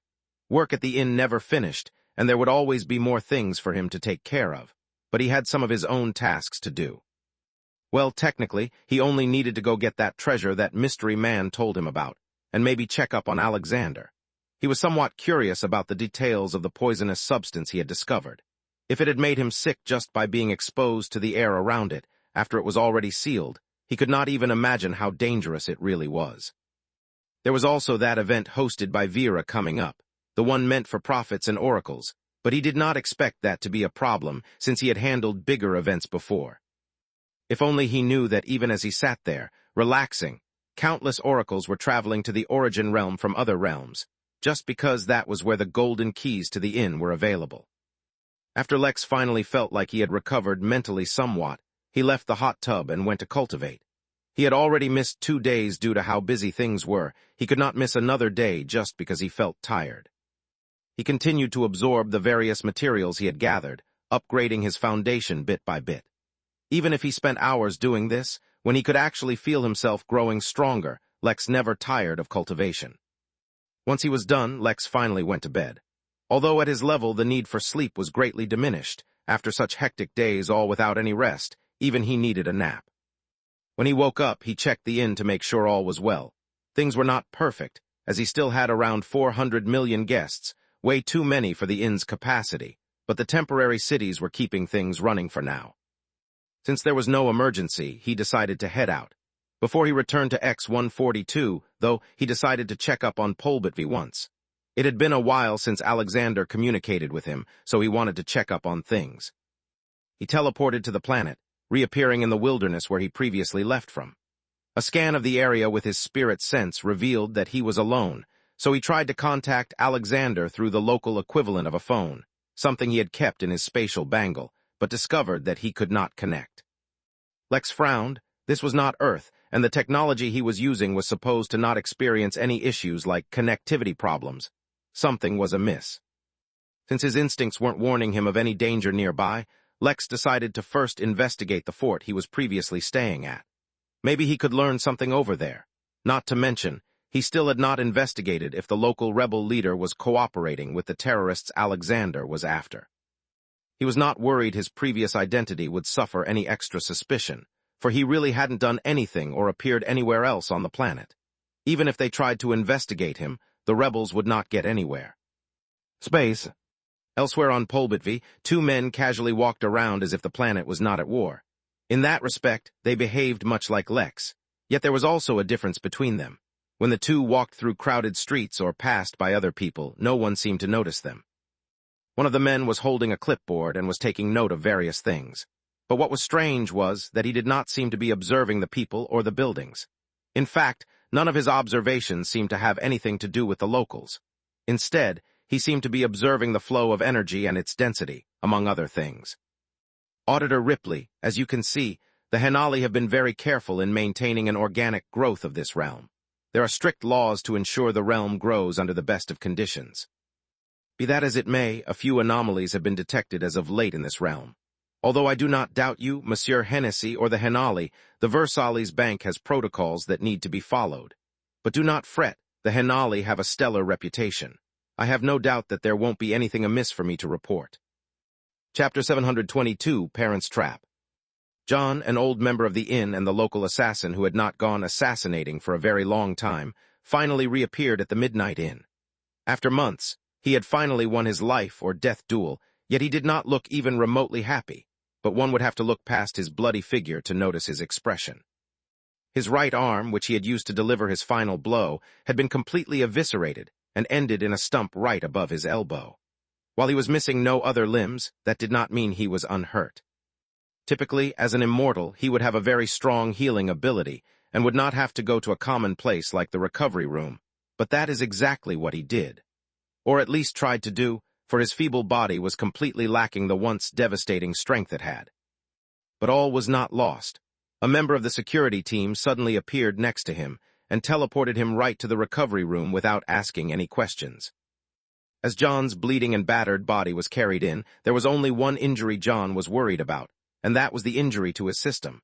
He was not sure how it happened or what his opponent had done, but his system had completely stopped working, and with it the cultivation it had granted John had vanished too. In John's eyes, there was only a hopeless desperation. As unusual as it was, as one immortal was being taken to the recovery room, another one was walking out. Ragnar bore no sign of the devastating loss he had suffered, and had healed completely as one would actually expect of an immortal. But just as he was not frustrated or disappointed by his loss, he was not excited about his recovery. With an even pace, he walked to the Chamber of Secrets, where Emperor Jotun was waiting for him. "How is everything?" the Emperor asked, his voice devoid of an urgency or concern as well. "As you speculated, Warhill cursed my body. If it is not removed, I will likely turn into a zombie," Ragnar said as calmly as if he was speaking of the weather. "I'm sorry you had to bear this loss," the Emperor said with some genuine emotion in his voice, finally. "But this is much too important. With a curse directly from the source and one powerful enough to affect an immortal, we can finally find a way to reverse it." "Just don't fail again," a third voice interrupted the two. They looked over to find a female zombie avidly reading a book. Gladius, the owner of the book club taking place at the inn, had finally given her the correct book to read. Reading a novel really was more interesting than plumbing manuals. She should have reached such a conclusion on her own, but such basic common sense sometimes eluded her now that she had become a zombie. "Agnar, I'd like you to meet my daughter, Clarissa Jotun. Like you, she too suffered from a curse that eventually turned her into a zombie, yet her curse was not from the source, Warhill. So while studying it and attempting to reverse it allowed Clarissa to retain her soul and consciousness, it did not stop the transformation. But we learned a lot during her transformation. I'm completely confident that now, with your help, and with the information we gathered from her, we will be able to finally find a cure. For the betterment of humanity, I do not mind bearing the humiliation of defeat and the threat of a curse. I look forward to ridding the universe of zombies once and for all." For a moment, Clarissa paused and looked up at Ragnar. She could not help but admire how good he looked, then she looked down again. Suppressing her urge to eat living cultivators was hard sometimes. While externally he did not show it, internally Jotun was quite pleased. While his intention to find a cure for the zombie curse was real, his main motive was to get Ragnar and Clarissa to spend more time together. This is what he called a parent's trap. Space. Alexander had a grim look on his face as he stared directly at a number of his superiors, as well as the head of his team, Valkyrie. He was under a lot of pressure, but at the same time, he was completely relaxed, for he knew what lines he would not cross. In this interrogation, where he was the one being interrogated, he had been searched and deprived of all his golden keys as well as other treasures. It was so that he would not try and escape to the inn or cause any problems. Yet they overlooked the fact that he was above level 2 prestige membership at the Midnight Inn. That meant once every 10 years, he could directly teleport to the inn without the need for a key. To be clear, this was a separate privilege from the one he used to teleport to Vegas Minima, which was the perk he got for being at level 3. Like I said, I cannot, nor will I, reveal the identity of my agent, yet I can guarantee that he was not the one who planted the hazardous material. Letter 1D5C8, letter 1D4B1, letter 1D48DXT, letter 1D5C7, letter 1D4D4T. According to the cover identity you created, your agent is only in the Golden Core realm. How can he possibly survive and even come back well enough to give a report when none of our agents have survived even coming close? It took immortal-level involvement to deduce that there is some extremely hazardous material hidden at the designated site, and even then it was not a clear answer. How can a Golden Core cultivator survive where even an immortal did not succeed? Alexander sighed. He did not blame them for being suspicious, but by grilling him they were just wasting time. It would have been better spent trying to identify whatever that material really was. At the same time, a part of him really could not help but applaud Lex for surviving when literally everyone else who came close died. It was an incredible feat. Chapter 723, All is Well, Until It Is. It did not take long for Lex to find his way to the fort, which was acting as a refugee camp. He was half expecting to find it destroyed, and the surrounding region embodied in war. After all, when did he ever encounter things that were simple? Moreover, with Alexander's long silence and his communication device not working, a full planet-wide war was only the natural assumption one would make, right? As it were, no such event was taking place. The fort was operating as usual, and when he tried to enter, he was given no extra attention. After all, his casual attitude and overall clean appearance had attracted enough attention last time to make an impression. He was not even secretly followed as he entered the fort. Spreading his spirit sense carefully, he listened in on the conversations taking place around him to see what the current situation was. The situation was not exactly ideal, as there was still a war going on, but there was nothing out of the ordinary. Fernando, the rebel leader Alexander wanted investigated, had once again led a very successful strike against one of the local garrisons, strengthening their own position while weakening the official governments. While he was here, Lex considered trying the investigation again. Sure, his stealthy suit that he had manufactured after his defensive suit on its own probably wouldn't hide him from high-leveled cultivators, but he was willing to give it a try. Learning a proper stealth technique was still on his agenda. He decided to try and investigate the very same night. He was also curious to see if the rebels knew about the hidden dangers under their walls. Maybe it was a failsafe they planned in case the fort was ever taken over. He returned to the same tavern he was staying at earlier and decided to get some food while he waited. Lex appeared completely casual, as if he was still getting used to his new realm and had no intention of getting involved with the war. He saw a few familiar faces from when he had previously stayed there and began catching up with them, keeping up his covers, identity, and relations as important, as he never knew when they could come in handy. A few hours later, as evening was coming to a close, Lex was sitting at a table with a group of locals playing a card game. It was both entertaining and relaxing and could be considered work at the same time. How ideal was that? All was normal until Lex felt something strange. It was not just his instincts that picked up an anomaly, but the very energy within him. New nameless cultivation technique had explained his existing affinity to him, so he now knew that besides an affinity for space, he could interact with laws in general as well. That did not mean he had an affinity for all laws, just that he gained the ability to somewhat interact with them. This in itself was a tremendous ability, as it was something he should not have attained until he became an actual immortal. At the same time, what he could do with it was also very limited and situational. But as it happened, Lex encountered just such a situation where his affinity was triggered. Laws were not rare, and existed across every inch of the universe, as far as Lex understood it. He was not too clear about when or how he would be able to interact with laws, but it was definitely not with the laws embedded in the fibers of the universe he encountered every day.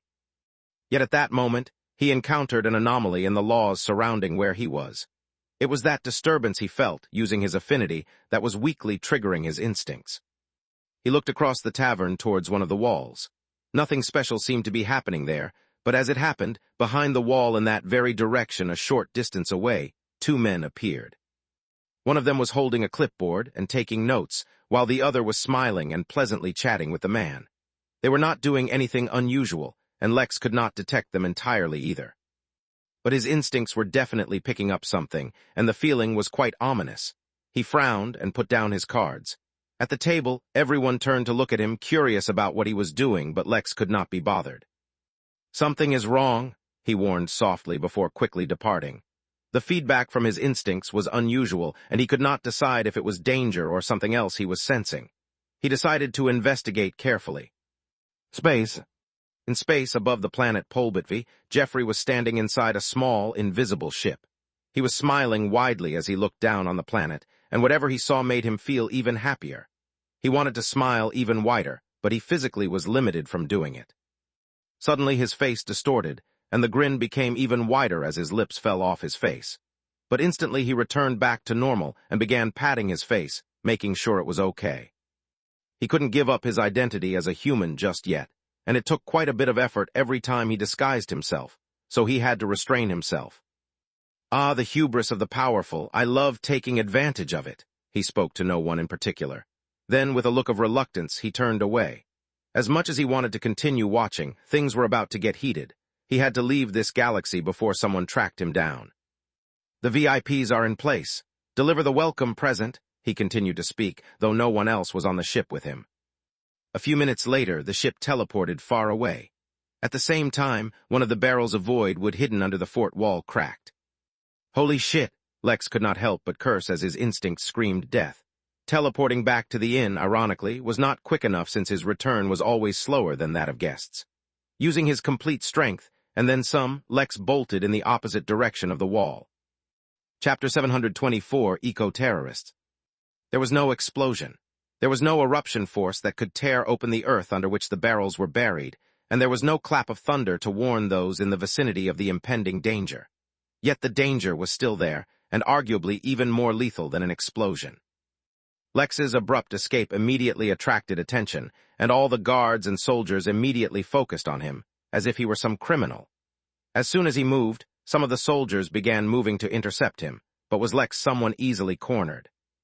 Earlier, he would have relied only on his instincts to guide him, but in this moment, where his body was strained to the maximum amount for survival, he began to notice all the new changes in him. Regal Embrace was about defense and Mo's Blessing about offense. Lex decided that he wanted to surpass both, but his cultivation technique interpreted the intent behind his words, and not the words literally. After all, there was a lot more to cultivation than just those two facets, and his technique began enhancing all of them. It was just that, since the changes had only just begun and there was no opportunity yet, he had not noticed them before. With his senses strained to their utmost, he noticed the movement patterns of the soldiers just as his instincts began warning him. He saw where and how the soldiers would block him, even as his instincts began guiding him in a certain direction. Instantly, and for the first time, he realized the flaw his instincts had. Their guidance, while correct, was generic. Comparatively, when he detected all the changes himself, realized the patterns of their movement, and analyzed the countermeasures himself, he reached the conclusion that the guidance of his instincts, while correct, were not the most efficient path he could take. But at the moment, Lex did not have the time to dwell on these things. The sensation of danger he was feeling was getting even stronger, and in fact he could already detect a familiar itch filling his lungs. He kept running, but before the soldiers could intercept him, he completed the technique in law effect, and teleported as far away as possible. Even while teleporting, he did not lose his momentum, and immediately crashed into the side of a hill once he reappeared. Using only 1 second, Lex reoriented himself and understood his surroundings while he forced himself to cough until he spewed out some blood tinged with something green. But once the second was over, he continued to teleport. The feeling of danger was still strong. Back at the fort, the soldiers were alarmed by Lex's immediate disappearance. Within the fort, teleportation was supposed to be blocked, unless through the official teleportation formation. Something had definitely happened. But what they had not realized was that since the issue was not caused by Lex, but had occurred at the fort wall, when the barrel made from void wood cracked, a green sludge had leaked out. Immediately the earth itself around the barrel began turning to ash, and ultimately the wall as well. The formation lines, which were protected by the sturdy wall, naturally were also eroded, disrupting the formation. This disruption had only taken a moment, and as it happened, Lex had teleported away the very moment it happened. Yet as quick as the erosion that was taking place was, its speed was only growing as more and more barrels cracked. The green sludge continued to spread, but the effects had already begun to influence far-off places. The refugees and citizens in the fort began to collapse where they stood, one after another. The soldiers realized something was amiss and immediately deployed their defensive techniques. Poisons and bioweapons were nothing even to the cultivation world. But it was all for naught, for their demise was only delayed by a fraction of a second. The auditor and his escort were perhaps the only ones who detected the threat at the same time as Lex, and their reaction had been exactly the same. Horrified, they teleported far away before they turned to look in the direction of the fort. "What in heaven's name was that?" asked Hennessy, though he did not let his shock slow his actions. Even before he asked, he had already activated a distress signal, and not one meant to seek help from the Jotun Empire, no. As a follower of the Henali, his distress signal targeted them directly. Jotun himself might also detect the signal if he were in the region, but no one else. "It's Jaha liquid from the Jahal Bog realm," the auditor said with a look of disgust and fear. "It's extremely corrosive to any and every realm besides its own. If it's not contained quickly, let alone this planet, this whole star region will be affected. If things develop towards the extreme, then the energy development of the entire galaxy will be compromised." Both Ripley and Hennessy wore looks of disgust, both for very different reasons. Ripley turned and began noting something down on the document attached to his clipboard. "I'm afraid you have an eco-terrorist problem. Something like this cannot be smuggled in Lighty or by the uninformed. This is no accident. I need to report this to my manager." Before Hennessy could respond, another figure appeared in front of both of them. The figure was shrouded, so his appearance was hidden and had no aura at all. Yet neither of them doubted the ability of whoever responded to the distress signal. "What's the problem?" he asked, his voice echoing in their minds. "We need to isolate the hazardous material on that planet and prevent its spread. We also need a follow-up team to investigate the source of this. Whatever has happened here, and how we handle the situation will be reported by Auditor Ripley to the Versailles Bank."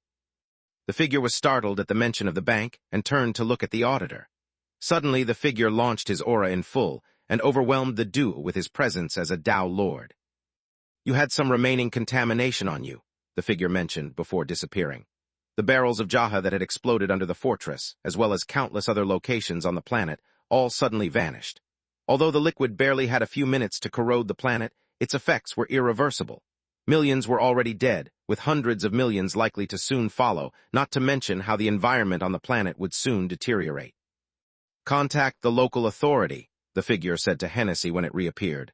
"The natives of the planet will need to be evacuated. This planet will not recover." Both Ripley and Hennessy were surprised to hear the news. It had been a few minutes at most. Wasn't that reaction too strong?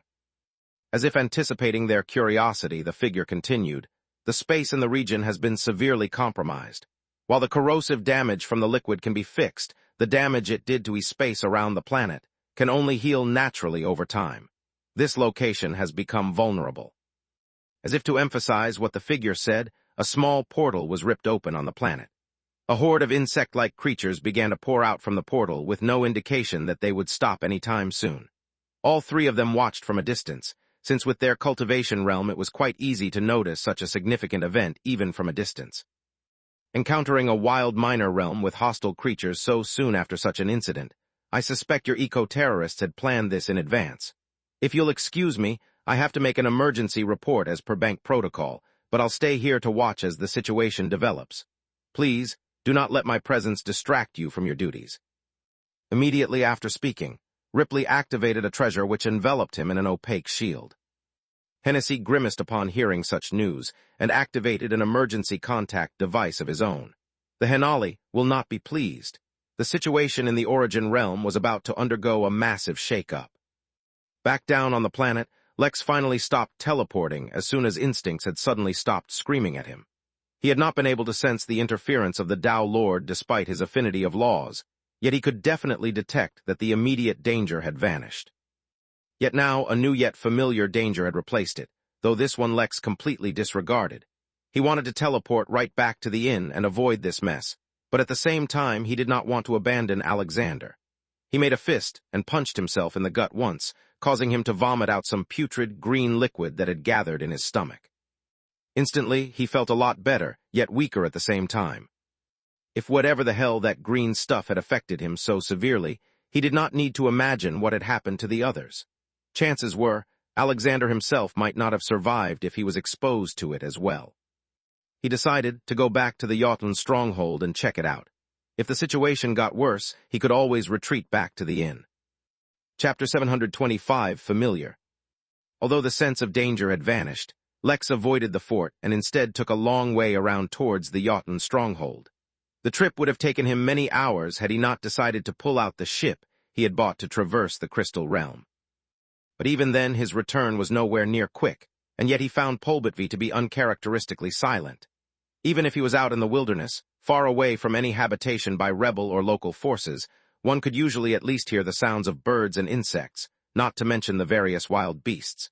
Yet now, the sound to keep Lex company was that of the wind, and literally only just the wind. Even the usual rustling of the leaves was absent, for all the leaves of any trees Lex crossed had vanished and turned to ash. The wood and bark of the trees, for some reason, remained unharmed, but it was all too easy to determine that there was no longer any life within them. The once colorful and pleasant scenery had suddenly become barren and desolate. Where once the craters caused by the war had been filled with bushes and wild grass, they were now once again empty of all but ash. It was as if the battle that had caused these craters had just ended moments ago. The eerie thing was, Lex did not even encounter any corpses. If all the wildlife had suddenly died, infected by whatever that green poison really was, there should at least be corpses lying around. Perhaps in some way that would have been less creepy than the sudden absence of all living creatures. Such a commute continued for a short while, but Lex, who was paying close attention for any kind of disturbance at all, suddenly detected tremors coming from his left. Due to how sensitive the situation was, Lex did not hesitate to activate his fancy contact lenses before turning his ship in the same direction. It was not easy to see far due to the hilly terrain, but Lex soon heard the very familiar sounds of combat. From the distance, he could hear the thundering of countless feet, as if from a marching army, accompanied by the frequent sound of thrashing and banging. Soon, he could hear the sound of a few explosions. He changed into his suit with ridiculously high defense and readied himself for anything as he approached the sounds of combat. His spirit senses saw the scene long before he peaked the summit of the nearest hill, revealing to him a small horde of strange gray insects. The insects were around 3 feet, 0.9 meters long, and had 2 large claws extending forward, which they used for locomotion, as they seemed to lack any other limbs dedicated for movement. The claws were also incredibly sharp and hard, which allowed them to use it for combat as well. The few thousand insects that Lex saw had surrounded a small battered group of humans who were fighting for dear life. Just as Lex readied himself to help, he finally reached the peak which allowed him to see the battle happening below, and his face immediately distorted. Since he was not completely used to his spirit sense, he had failed to make one important distinction. The group of humans were, in fact, a group of kids, surrounded and protected by other civilians. Despite their somewhat decent cultivation realm, none beside them looked like they knew how to fight save one woman who was cutting through the insects like a storm. Lex had no hesitation as he immediately used Imperial Shield and surrounded the struggling group with a number of, shields. The insects were not too strong, with most at the Foundation realm and only a few in the Golden Core, so he was not worried at all about if they could break his barriers, and instead focused on eradicating them. Taking advantage of his height, Lex leaped forward while he used an array to summon fire around him, and fell into the horde like a meteor. The ground trembled as he fell, and the fire swept over the insects, burning them to a crisp. Yet compared to the massive horde, Lex had only removed but a single drop in the ocean. Undeterred, he cut through the horde, using his brute strength to absolutely crush anything that came in his way. The first punch he threw was slightly stiff, and had the form one could expect of someone who practiced in front of a mirror. Yet Lex seemed to gain a deeper understanding of his body, as well as the structure of the insect he punched, and immediately adapted. The second punch he threw, this time with his left hand as it was following up the one from his right, had the form and fluidity of amateur boxer. Moreover, although his strength did not require such precision, his punch landed at the insect's most vulnerable point, immediately crushing its spine. Lex suddenly seemed to learn something new once again, this time about how his weight distribution affected his form. Weighing at 712 pounds, 325 kgs, it was no wonder his weight affected him. He took a step forward, as he naturally had to progress, yet somehow his posture became perfect for his third punch. This time around, it looked like the blow had been delivered by a professional fighter and killed the insect without crushing its body. No extra strength had been used at all. As he took another step forward, he did not punch, but swept his foot around and hit countless insects that had closed up on him. When he finally threw his fourth punch, he no longer looked like a professional, but like a champion who had dominated the ring his entire career. With each step he was taking, Lex was undergoing an evolution in his understanding of combat, and his aura was undergoing a subtle change. Yet all of this was happening subconsciously, as his actual entire focus was on reaching the kids as quickly as possible. Even though they were safe, there was no need for them to remain in such an anxiety-inducing environment. As soon as he reached the barrier, he threw in a bundle of golden keys and merely screamed, "Crush them!" Whether it was because of the impression he made with his arrival, descending from the heavens in a literal ball of fire, or his dominating aura, or the ruthless efficiency with which he was killing insects, no one asked any questions nor did they ponder over his motives. Without a single thought, they crushed the keys as if listening to Lex was a habit they had long since cultivated. Soon the entire crowd disappeared, yet Lex did not fail to notice the corpses which were left behind on the ground, even within Lex's erected barriers. Many of the civilians who had been fighting the insects had bled out and died, even after Lex had separated them from the fight. Yet now was not the time to feel sentimental. He recalled there was still one real fighter, doing her best against thousands of insects, fighting for a hope of salvation that seemed too much of a fairy tale to actually believe in. He swept his spirit sense and found her shortly after. He moved towards her with urgency, not because the insects were a threat to him. No, even if he stood absolutely still, it would be a wonder if they could harm him. No, he did not want another person to fall while he was still there to help, especially a woman so valiant. With ever-increasing ferocity, Lex fought against the invading Cretans and finally reached her. Yet the moment he saw her, a sense of familiarity hit him, and he recognized who it was. Previously, when he had arrived at the fort, he had crossed paths with an unusual woman who seemed familiar to him, but he could not recognize. This solo warrior was the very same woman, but although he remembered where he saw her last, that is not why he felt like he recognized her. Instead, it was the way she fought that gave him a flashback, and momentarily halted his movements. He recalled a stage and people watching, mesmerized. He recalled gorgeous phoenix eyes, filled with energy and zeal. He recalled thin pink lips which curved into an excited and innocent smile. He recalled a sleek jaw and smooth cheeks that looked like they were carved out of the purest marble, rather than belonging to a real human. He recalled flowing brown hair, even though a ballerina should never have openly flowing hair. Her graceful yet unique movements gave her away. She was the soldier who had once performed a ballet during the Midnight Games cultural show. Yet the reason why she seemed familiar but Lex could not recognize her was simply because she must have used Clark Kent glasses to hide her identity inside the inn. Yet as the owner of the inn, he had still been exposed to her real aura, which is why she felt so familiar, yet he could not recognize her. More importantly, while her alternate appearance had looked so breathtakingly beautiful, her actual appearance was, as expected, not the same at all. Now that he had uncovered why he felt like the woman was so familiar, but could not recognize her, he felt a little annoyed that the reason behind the mystery was so simple yet so stupid. "I've already teleported the group away. There's no need to continue fighting," Lex told the woman through his spirit sense. "You should hurry up and retreat as well. There's no point in continuing to fight." He also handed her a golden key, in case she didn't have one. Although there was no white horse nearby, Lex did feel like a knight in shining armor. If Fenrir were nearby, he supposed a wolf could have replaced the role of the horse. "I can't," was all she responded. Chapter 726, Teamwork Makes the Dream Work. Lex was not expecting such a response, especially in the midst of such a large crowd of monstrous insects. It was one thing for him to remain nonchalant surrounded by a few thousand blood-hungry vermin, but it was quite another case for other people. Even if he were not wearing his defensive suit, his body in itself was nothing shy of a tank. Yet the ballerina before him, despite being well-equipped, was not nearly in the same league. Though admittedly her movements were phenomenal, and she had yet to suffer a single injury, it was not really enough of an excuse to ignore a safe retreat.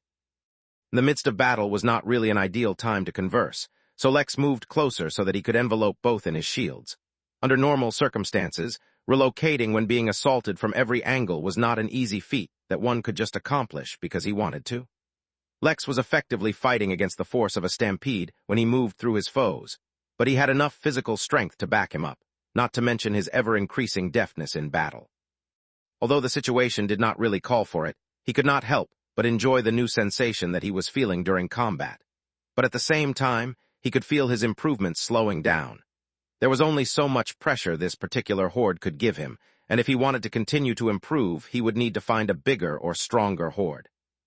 But unlike Lex, who had all these advantages stacked up for him, the ballerina seemed to use nothing but absolute skill to allow her movement through the insect army. The flow of her movements never stopped, and each lift of the leg or wave of the hand hid a lethal intention behind it.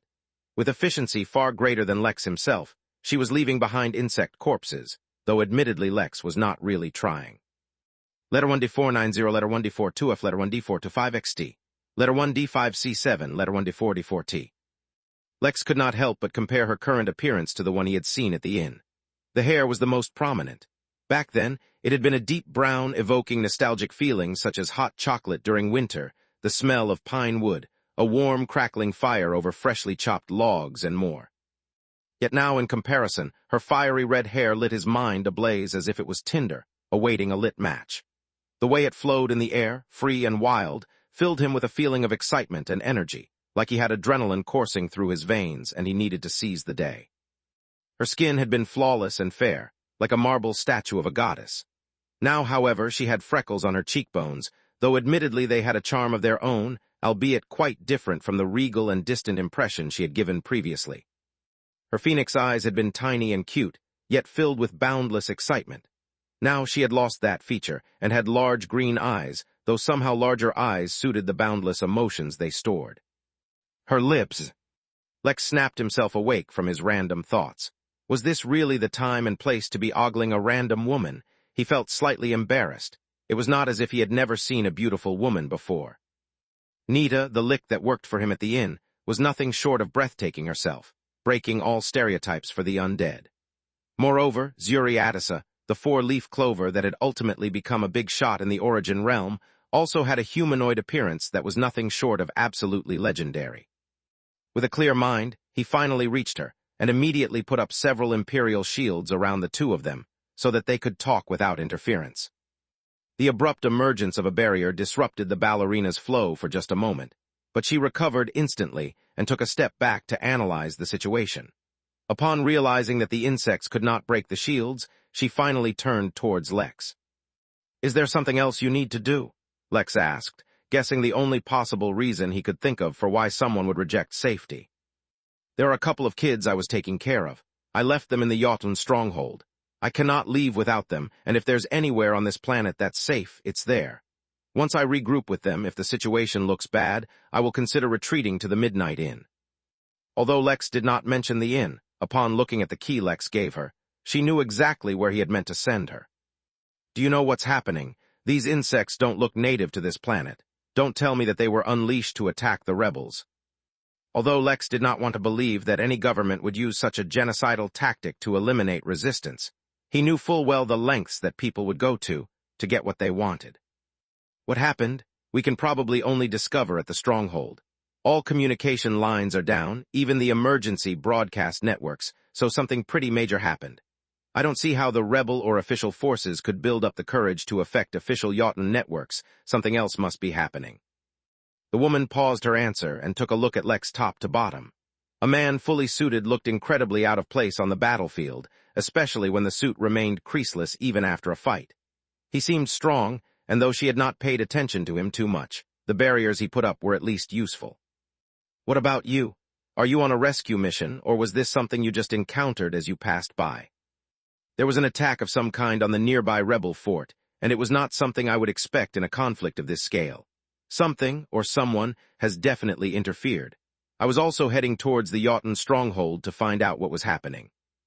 The two did not explicitly state it, but seeing as how their objectives aligned, they seemed to reach an agreement to work together. Chapter 727, Consecutive Coincidences. "My name is Lex," he introduced himself, since they were going to be working together. "Gisel," she responded succinctly. Lex only nodded, and then turned to look at the endless little critters trying to get to them.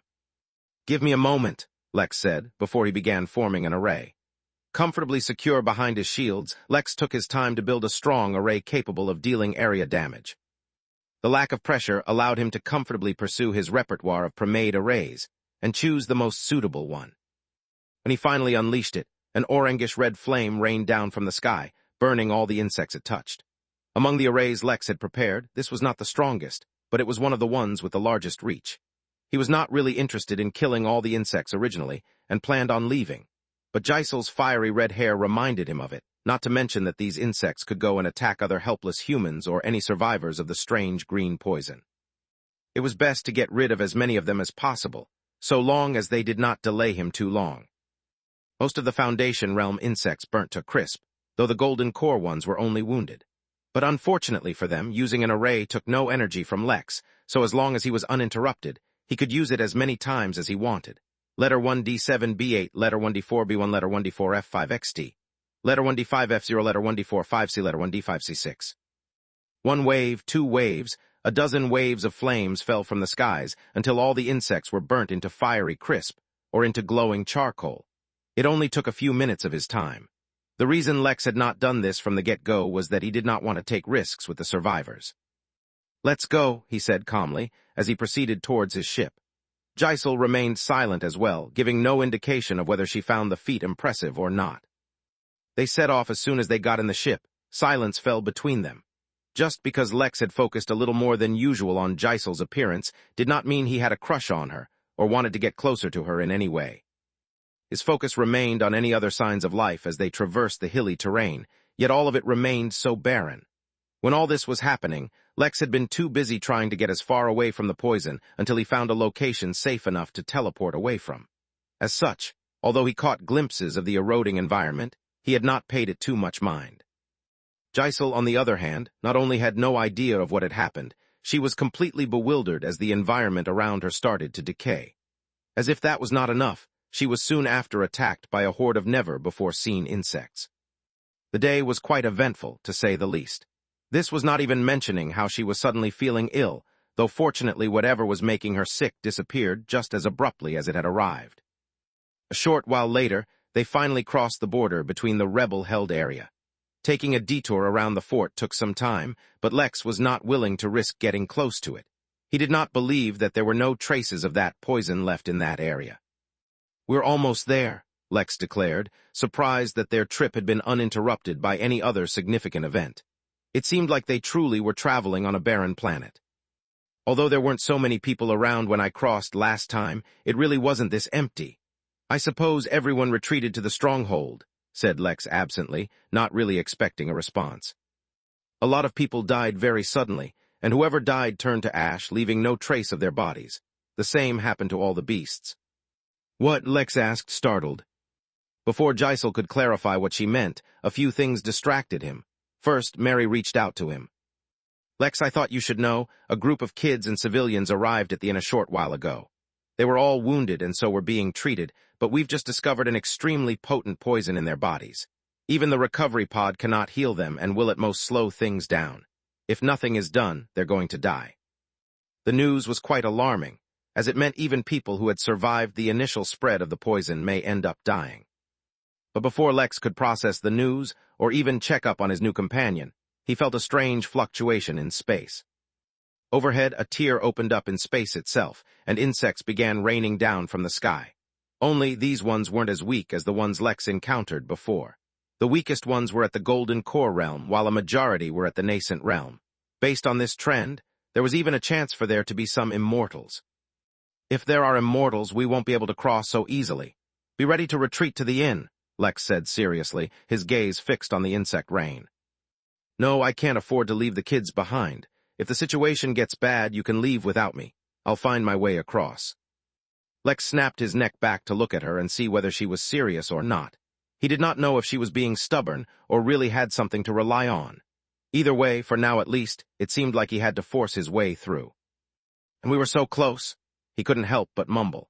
One could even say that he had raised this flag himself by acknowledging how easy his journey had been, but Lex thoroughly refused to believe in flags. He would continue this behavior and prove that the continuous bouts of bad luck he encountered were all just consecutive coincidences. Chapter 728, No Fear. As inconvenient as it was having to go through a rain of killer insects, Lex was not only going because of Jysel. He needed a cure for the poison if he was going to treat his guests, and the Jotun Empire was the most likely to have one, or at least know of one. This was completely not an excuse for him to show off in front of a pretty girl. You keep mentioning wanting to retreat. If you wish to head back, you can go. I can manage on my own, said Jysel. She had been using the ride to recuperate and had recovered much of her spiritual energy. This was a completely foreign concept to Lex, as he always had such massive spiritual energy reserves that he barely ever came close to depletion. If he ever did, it was mostly because of how ridiculously extreme his situation was. It's not me I'm worried about. I am well aware of what I can handle, but typically going straight through thousands of enemies is reason enough to give others pause. He looked at her to see if she reacted, but her gaze was completely fixed on her objective. Lex's mention of the number of enemies did not faze her at all. I can take care of myself. I am no stranger to a tough fight.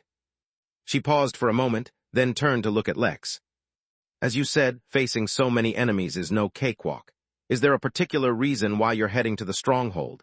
If it's just curiosity about what happened, you can always find out after the fight is over. A strange poison was spread across Polbitvi. It even affected those that I rescued. I'm hoping the Jotun have the cure for it. After all, someone definitely acted out to stop the spread, or the damage caused would have been much worse. As soon as he finished speaking, Lex's expression changed as he realized something. Wait a minute, are you also poisoned? He asked, although he believed he already had an answer.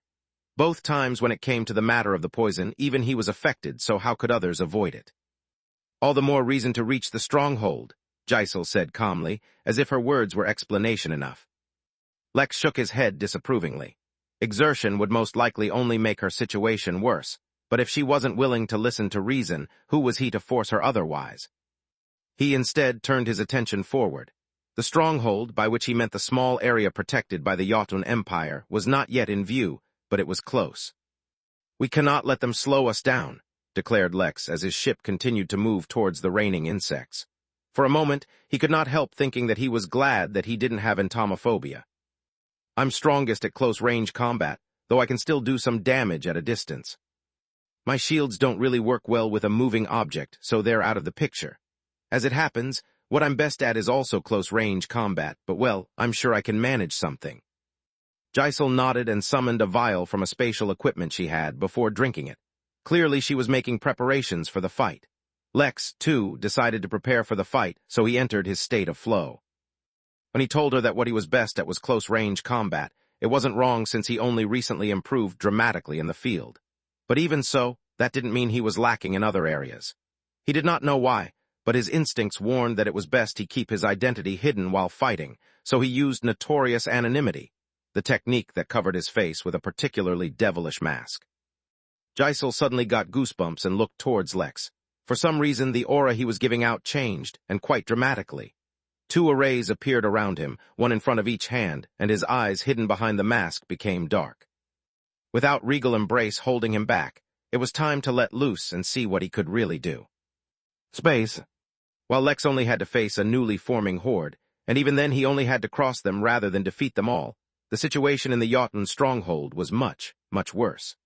5 separate tiers in space surrounded the stronghold, unleashing 5 massive armies of the very same insects. A massive formation protected the stronghold from the immediate threat of the horde, but it was unknown how long the formation would hold out, for 5 immortal insects were constantly bashing it. The stronghold did not have many soldiers, but the few that were stationed there were all geared up and standing ready for their orders. Even facing such a tremendous force, there was not a hint of fear that tainted their resolve. If anything, a sense of excitement and anticipation filled every street and corner.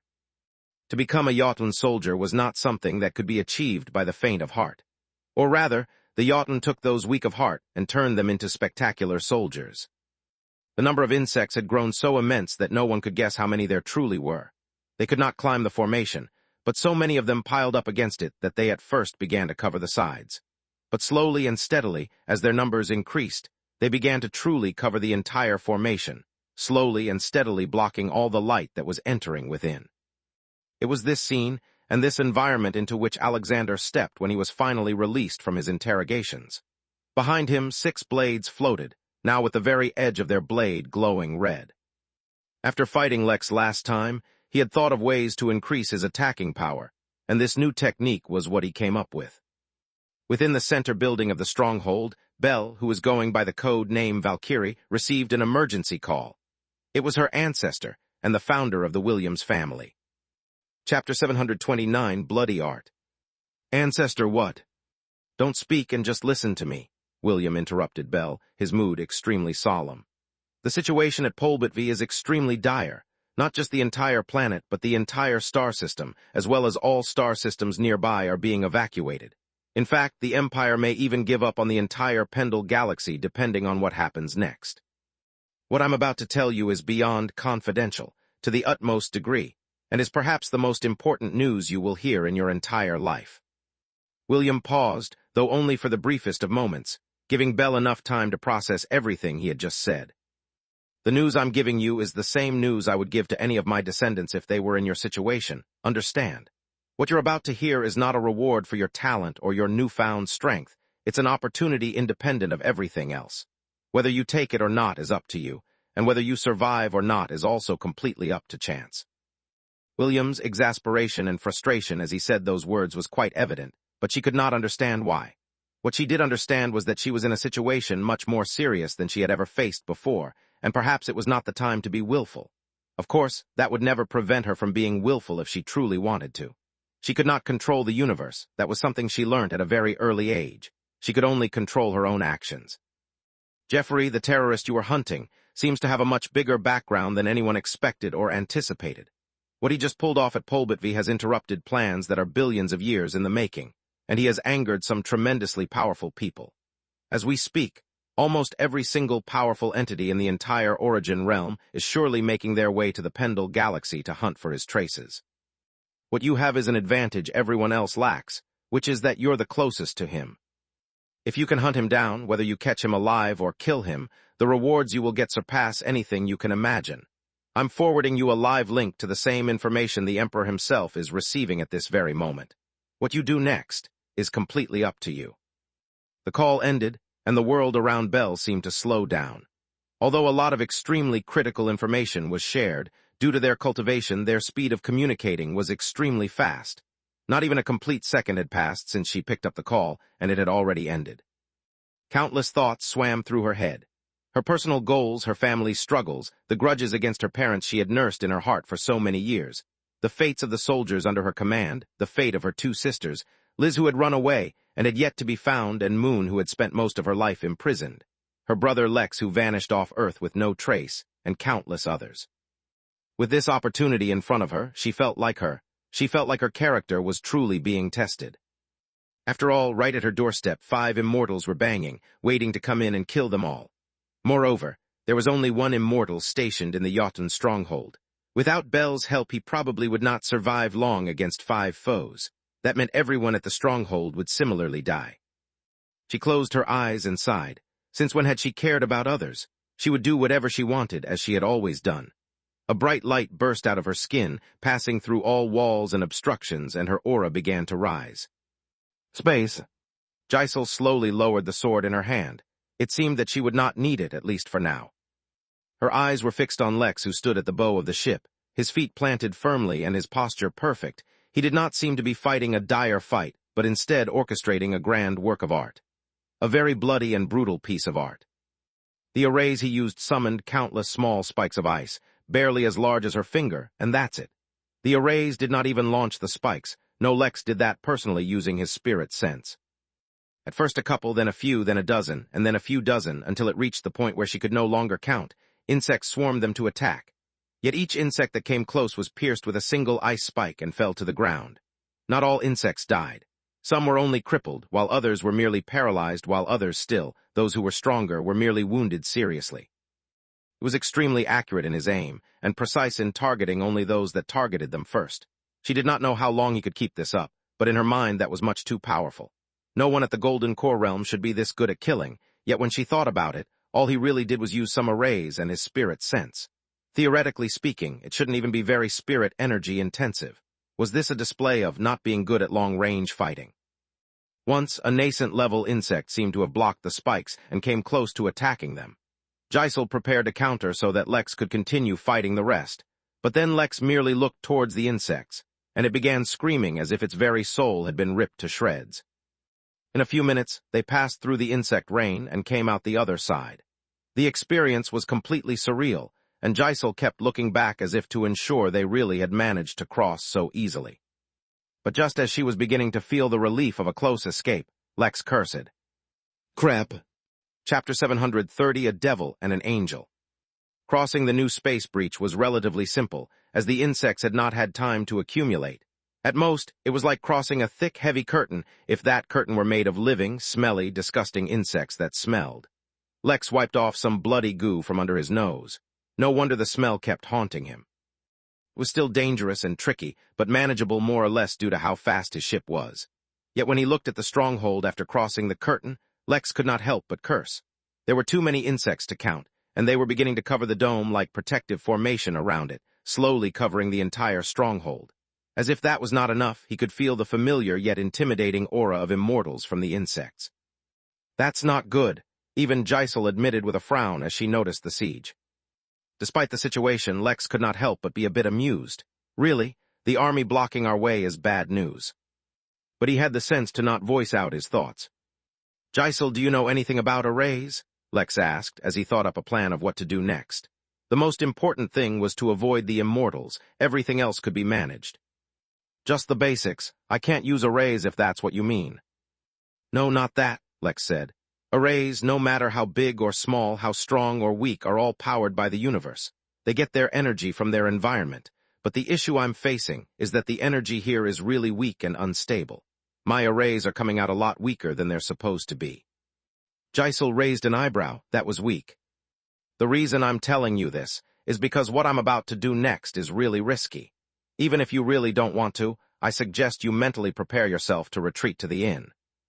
What are you planning? Lex only smiled weakly, but did not answer. Some things were best not said aloud, lest he be accused of being crazy. In that moment, the aura of another immortal appeared, and this time behind them. It seemed like an immortal insect really had emerged from that hole in space. Guess there was no more time to look back. Space. The stronghold was becoming ever darker as the soldiers waited for their orders. For now, all the combat was being done via the formation, so they need not do anything. But the moment the formation failed, or was deactivated, it would be their turn to fight. Alexander could not help but crane his neck upward, as he looked at the remaining bit of the formation still uncovered, and at the last few rays of light still coming in. He had already sent a message to the inn to inform Lex not to come back to Polbitvy, at least for now. The result of the upcoming battle would determine whether Alexander would even continue hunting for the terrorists or not. Yet just as the dome was about to completely darken, a pure, bright light emerged from the center of the stronghold, illuminating every corner. Alexander could not help but turn back to see where the light was coming from. At first, he could not see much as the source of the light was too bright, causing him to close his eyes. But a few moments later, though the light did not dim, a figure suddenly became visible right in the center. All anyone could see was a vague outline of a woman, and 6 incredible, massive wings coming out from behind her. She was rising up in the air slowly, and her aura grew more powerful as she rose higher. One could tell that she was building up her strength to release it all at once. But before she had a chance to reach her peak strength, the sound of thunder pierced the dome, the very ground trembling from its reverberating might. The soldiers once again snapped their neck, this time towards the source of the sound. At the base of the dome, they could see that the insects had been burnt to a crisp, and a clearing, ever so small, appeared. But the clearing was too small, and the horde was quickly coming to close it. But before they could, a bolt of lightning fell from the sky, once again devastating any insects near that clearing, and releasing another thunderous roar. For some reason, all the soldiers had the same thought: tribulation lightning. But why was it striking the ground here? Was the planet itself undergoing a tribulation? But before their minds could wander much farther, and their imagination ran wild, a figure became visible from the clearing. On a strange ship in the shape of a canoe, a man and a woman were quickly approaching. Even from such a distance, the devilish mask covering the man's face was visible, though the soldiers did not have time to appraise it for long. A mind-rattling shriek pierced the air, and an insect struck out at them from a distance. The insect looked identical to any other, but the aura of an immortal was all too prominent to make anyone mistake it for an ordinary one. They could only watch helplessly as the daring raid from the two stragglers was about to fail, but then something unexpected happened. The devil lifted its hand and, with perfect timing, seemed to divert the attack just as it was about to hit them, and launched it towards the clearing. There was another thunderous roar, and this time all the insects in the path of the canoe were shredded, forming a gruesome red carpet of blood for the passage of the ship. In that very instant, the figure in the center of light reached her peak strength, and unleashed a devastating attack that seemed to target each and every insect around the dome. For better or worse, the battle had begun. On one side was a man akin to a devil, on another side a woman who radiated the aura of an angel, and in the middle a horde of wailing insects. Chapter 730, One Stop Showing Off. Back when the AI had invaded the inn, Lex had taken an attack from an immortal head-on, and survived. It was an experience he was not eager to repeat, for every bone in his body had been crushed almost into fine powder. Moreover, the only reason he survived was because the robot had lacked something fundamental that other immortals had, which made it weaker. So, although Lex of course needed recognition for the event, one could also say a lot of luck was at play. If the robot had not been fundamentally weaker, if the force of the attack had not been channeled into the ground through his feet, and if Impervious Hand had somehow not taken control of the robot's soul, there was a good chance Lex would have died, or at least been seriously injured beyond what he had been already. That was why Lex did not dare utter out his plan to once again face an immortal, lest his resolution waver. But unlike last time, Lex did not intend to take the attack head-on. No, this time, Lex only wanted to divert the attack into the otherwise massive army of insects to clear a path for his escape into the formation. That should be easy, right?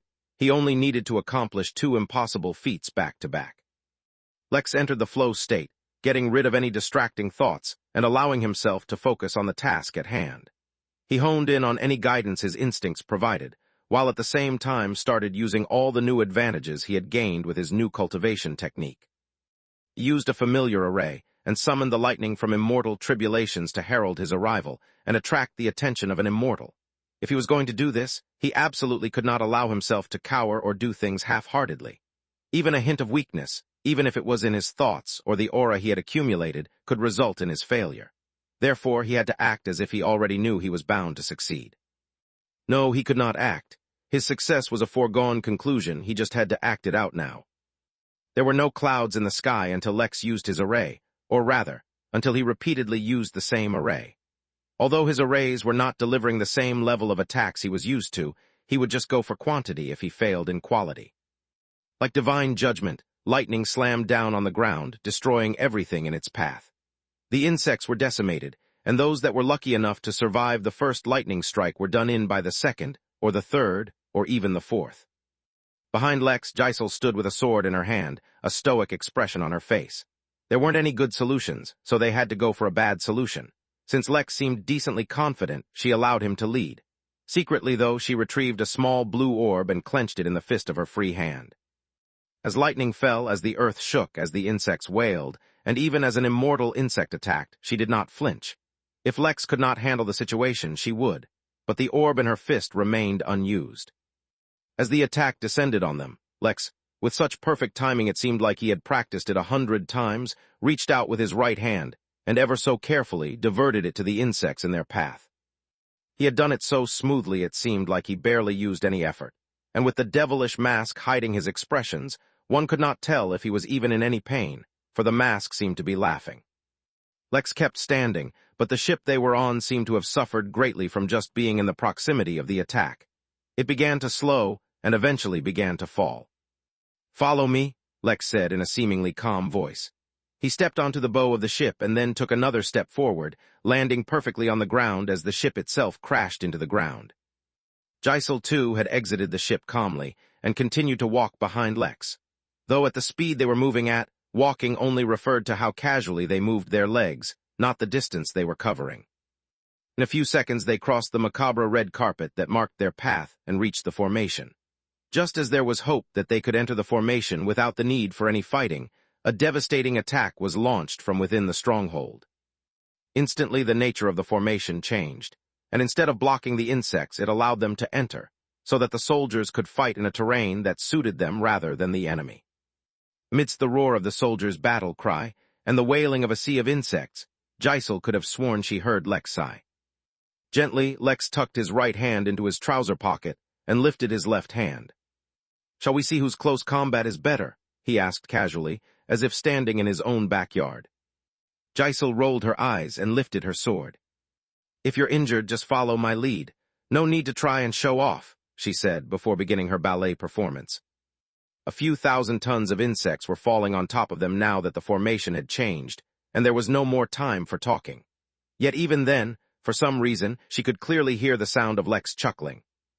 Injured, Lex was most definitely injured as his right hand, arm, shoulder blade, and rib cage were crushed. The muscles in that half of his body were also shredded. If someone poked Lex on his right side at that moment, they would discover that his body was more like jelly than its usual self.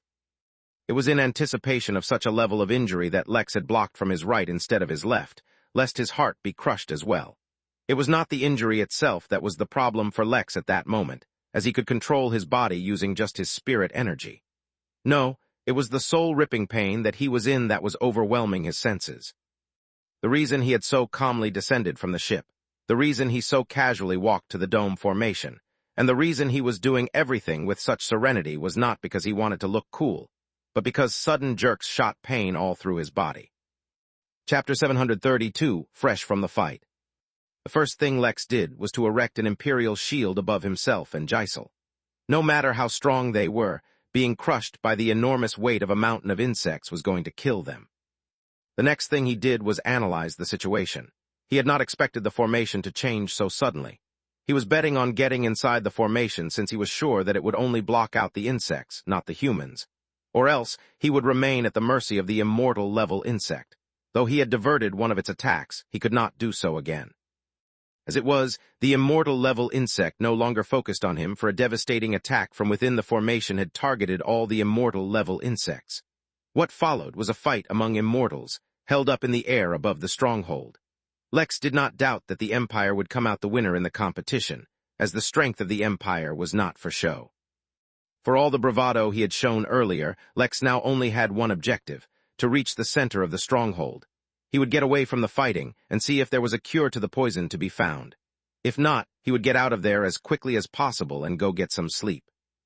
The serious injury he had suffered was no doubt going to end with him sleeping for at least another month or two, which would seriously hamper his plans. But his plans couldn't keep up reality. He could now only hope that whatever treasure the mystery man wanted him to find had not yet been discovered. Unfortunately for Lex, even in his current situation, his plans couldn't keep up with reality. Just as he started heading deeper into the stronghold to get away from the battle, Bell informed the Jotun immortal, stationed there to hold nothing back and attack with all his strength and resources. Just above her head was an opportunity so precious. Beings from all over the realm were rushing towards here. Every second she wasted was a second's worth of advantage she gave up. Orders passed down in a flash, and the Jotun forces finally charged. Though it was a uniform charge with all forces working in tandem, their speed was not slow at all. Instantly the two forces clashed, and all hell was let loose. Lex and Giselle were completely surrounded by insects, and as if the pressure they were facing was not enough, the charge by the Jotun forces pushed the insects back, effectively squeezing the two who were caught in the middle.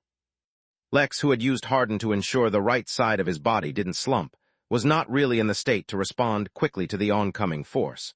Since his arrays, albeit not useless, were not delivering the potency he had come to expect, he had to get creative.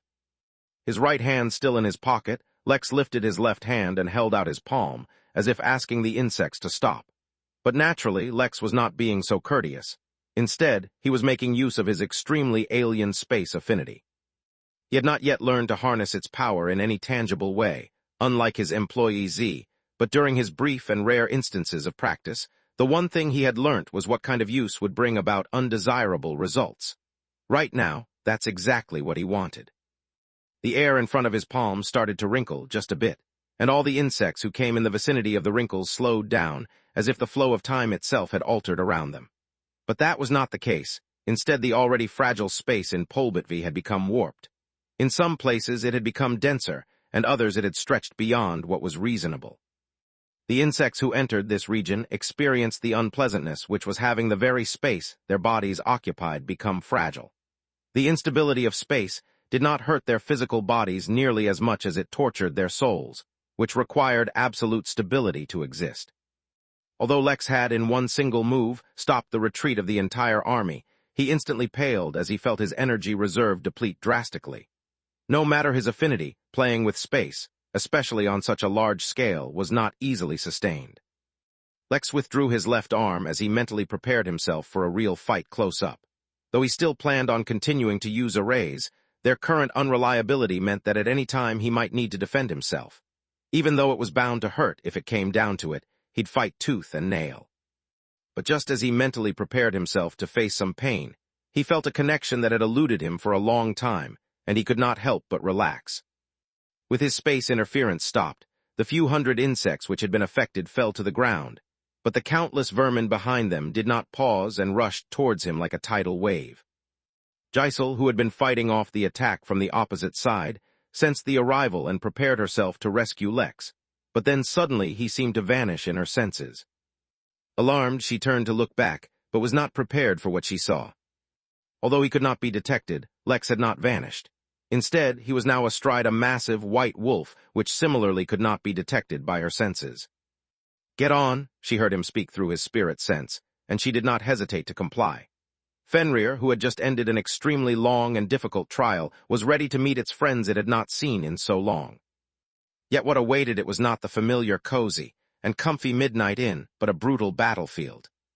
Strong, fast, and fresh from a fight for the fate of the forest, Fenrir had arrived just in time to save Lex from an uncomfortable amount of pain. "I'm a little hurt," confided Lex to his trusted companion. "I'll let you deal with this rabble." Chapter 733, Odd Encounter.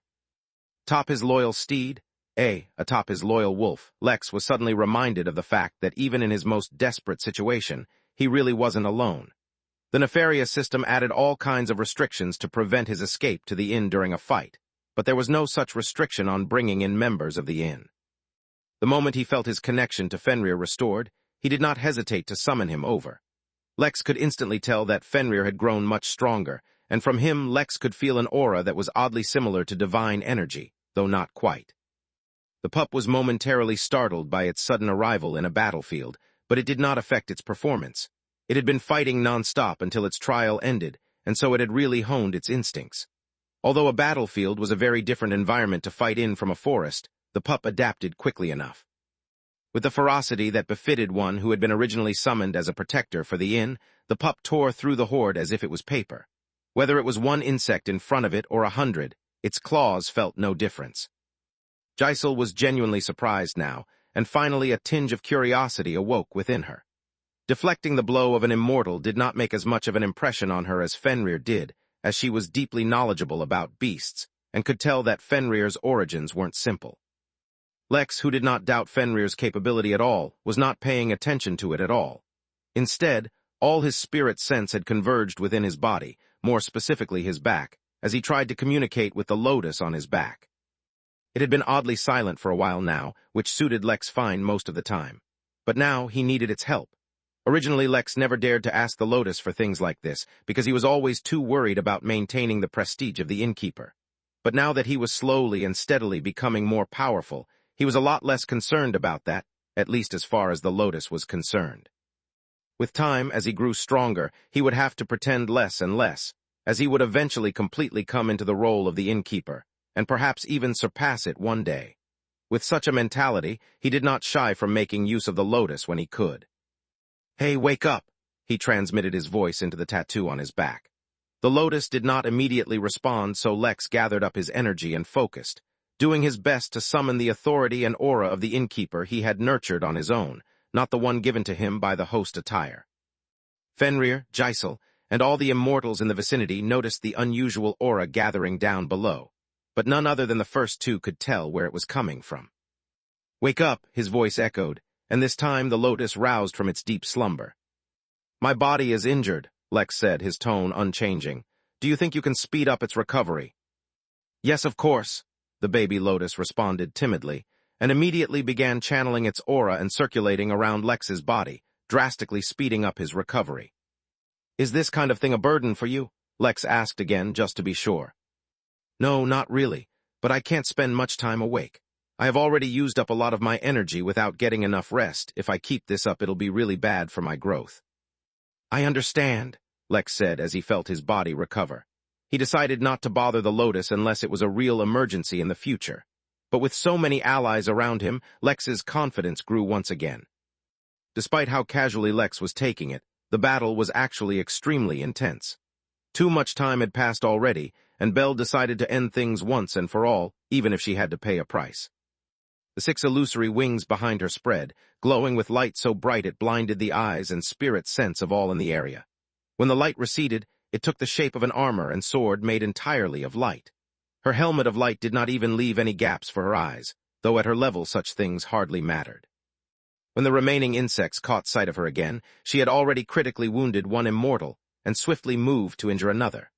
Alarmed, the insects began working together, not harming her but keeping themselves from harm as well. Feeling frustrated, she held back no more and activated her tenets, which began affecting the environment around them and made the situation even more dangerous.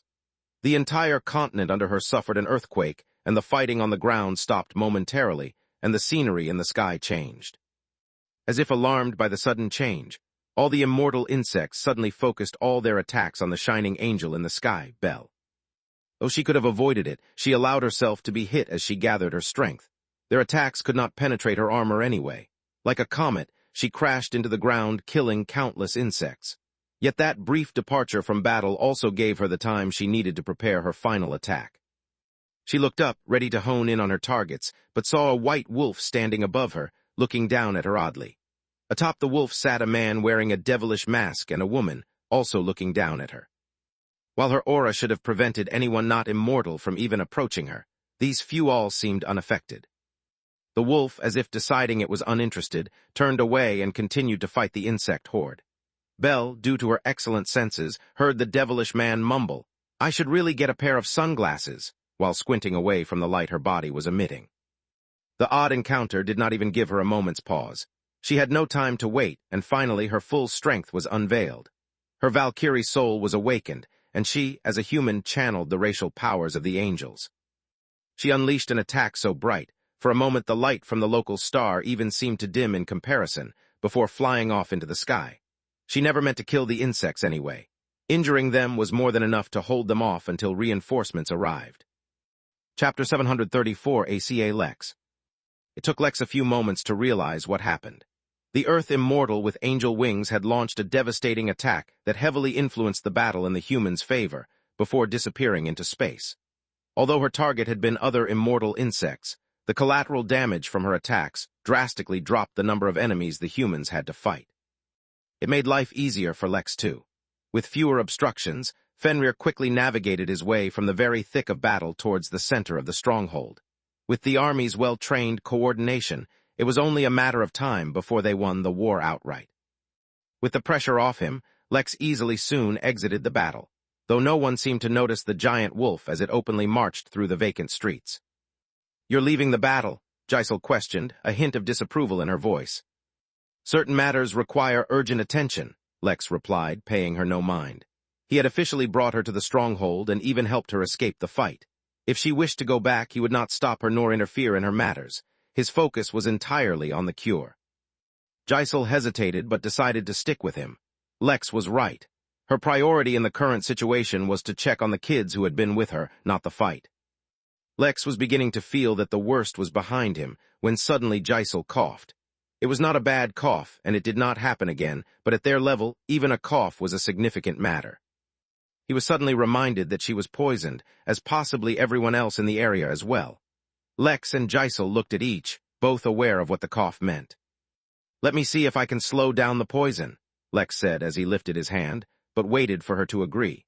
Considering that Lex's performance was quite remarkable so far, and that he himself had yet to show any signs of suffering from the poison, she nodded.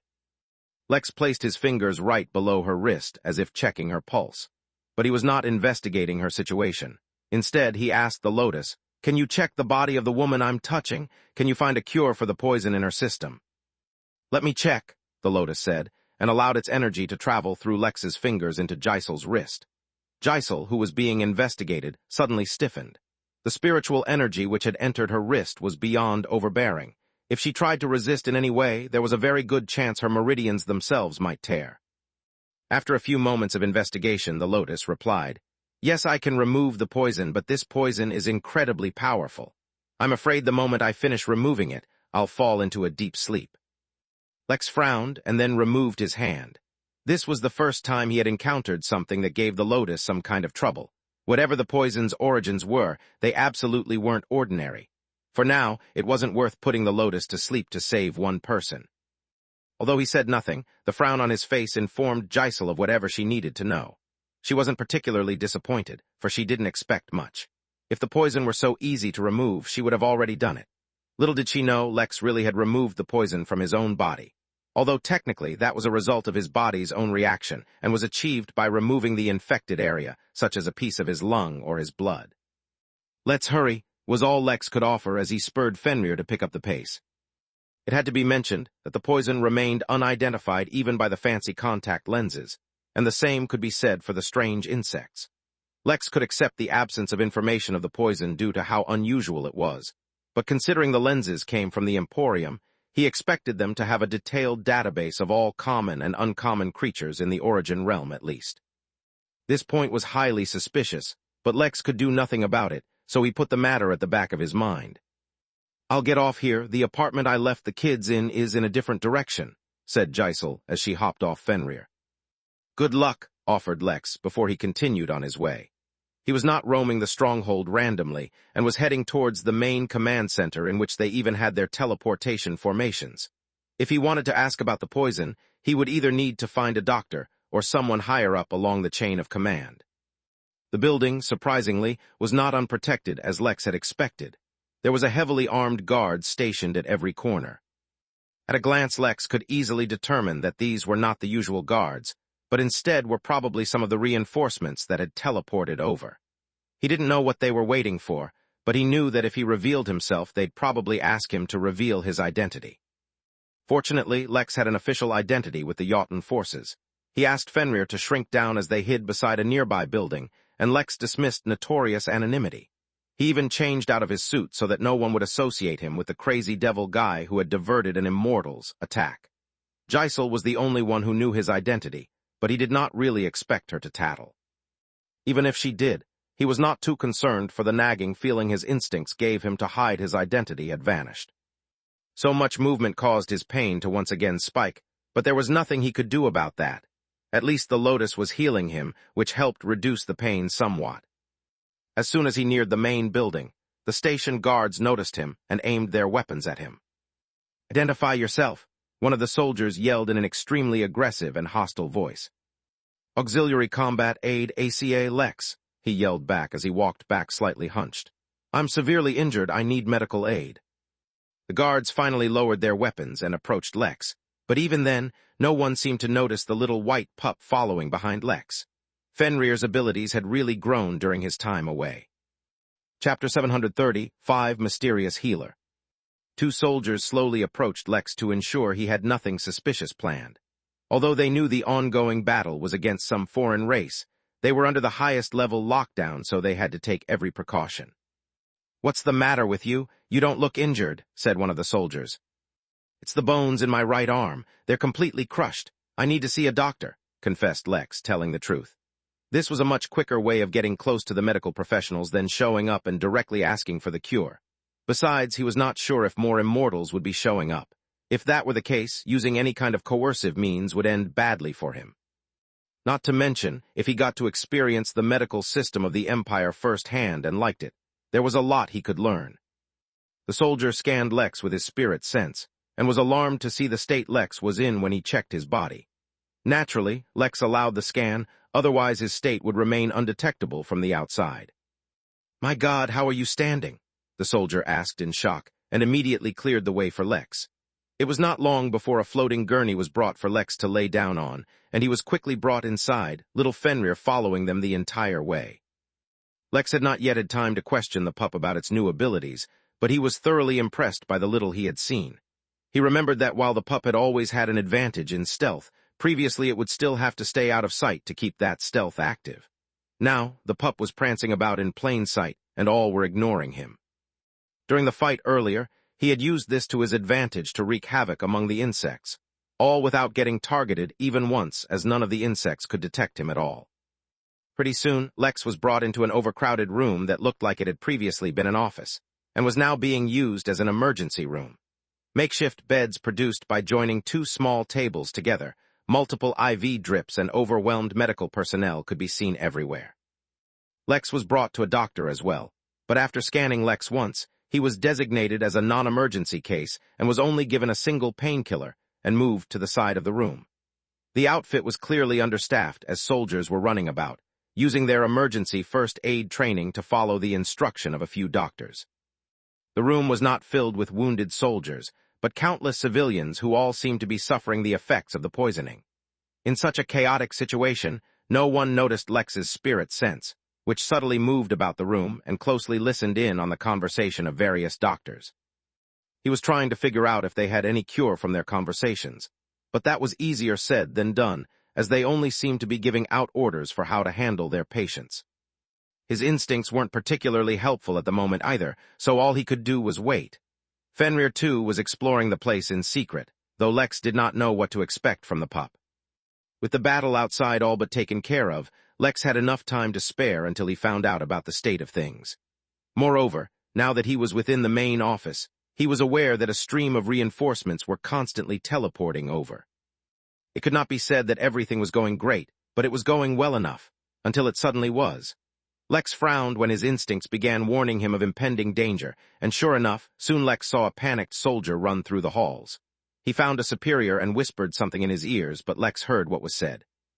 The soldiers who had been affected by the poison were able to hold it off using some of the best medicine the Empire could supply, but the strain of combat increased their metabolism, which aggravated the poison's effects.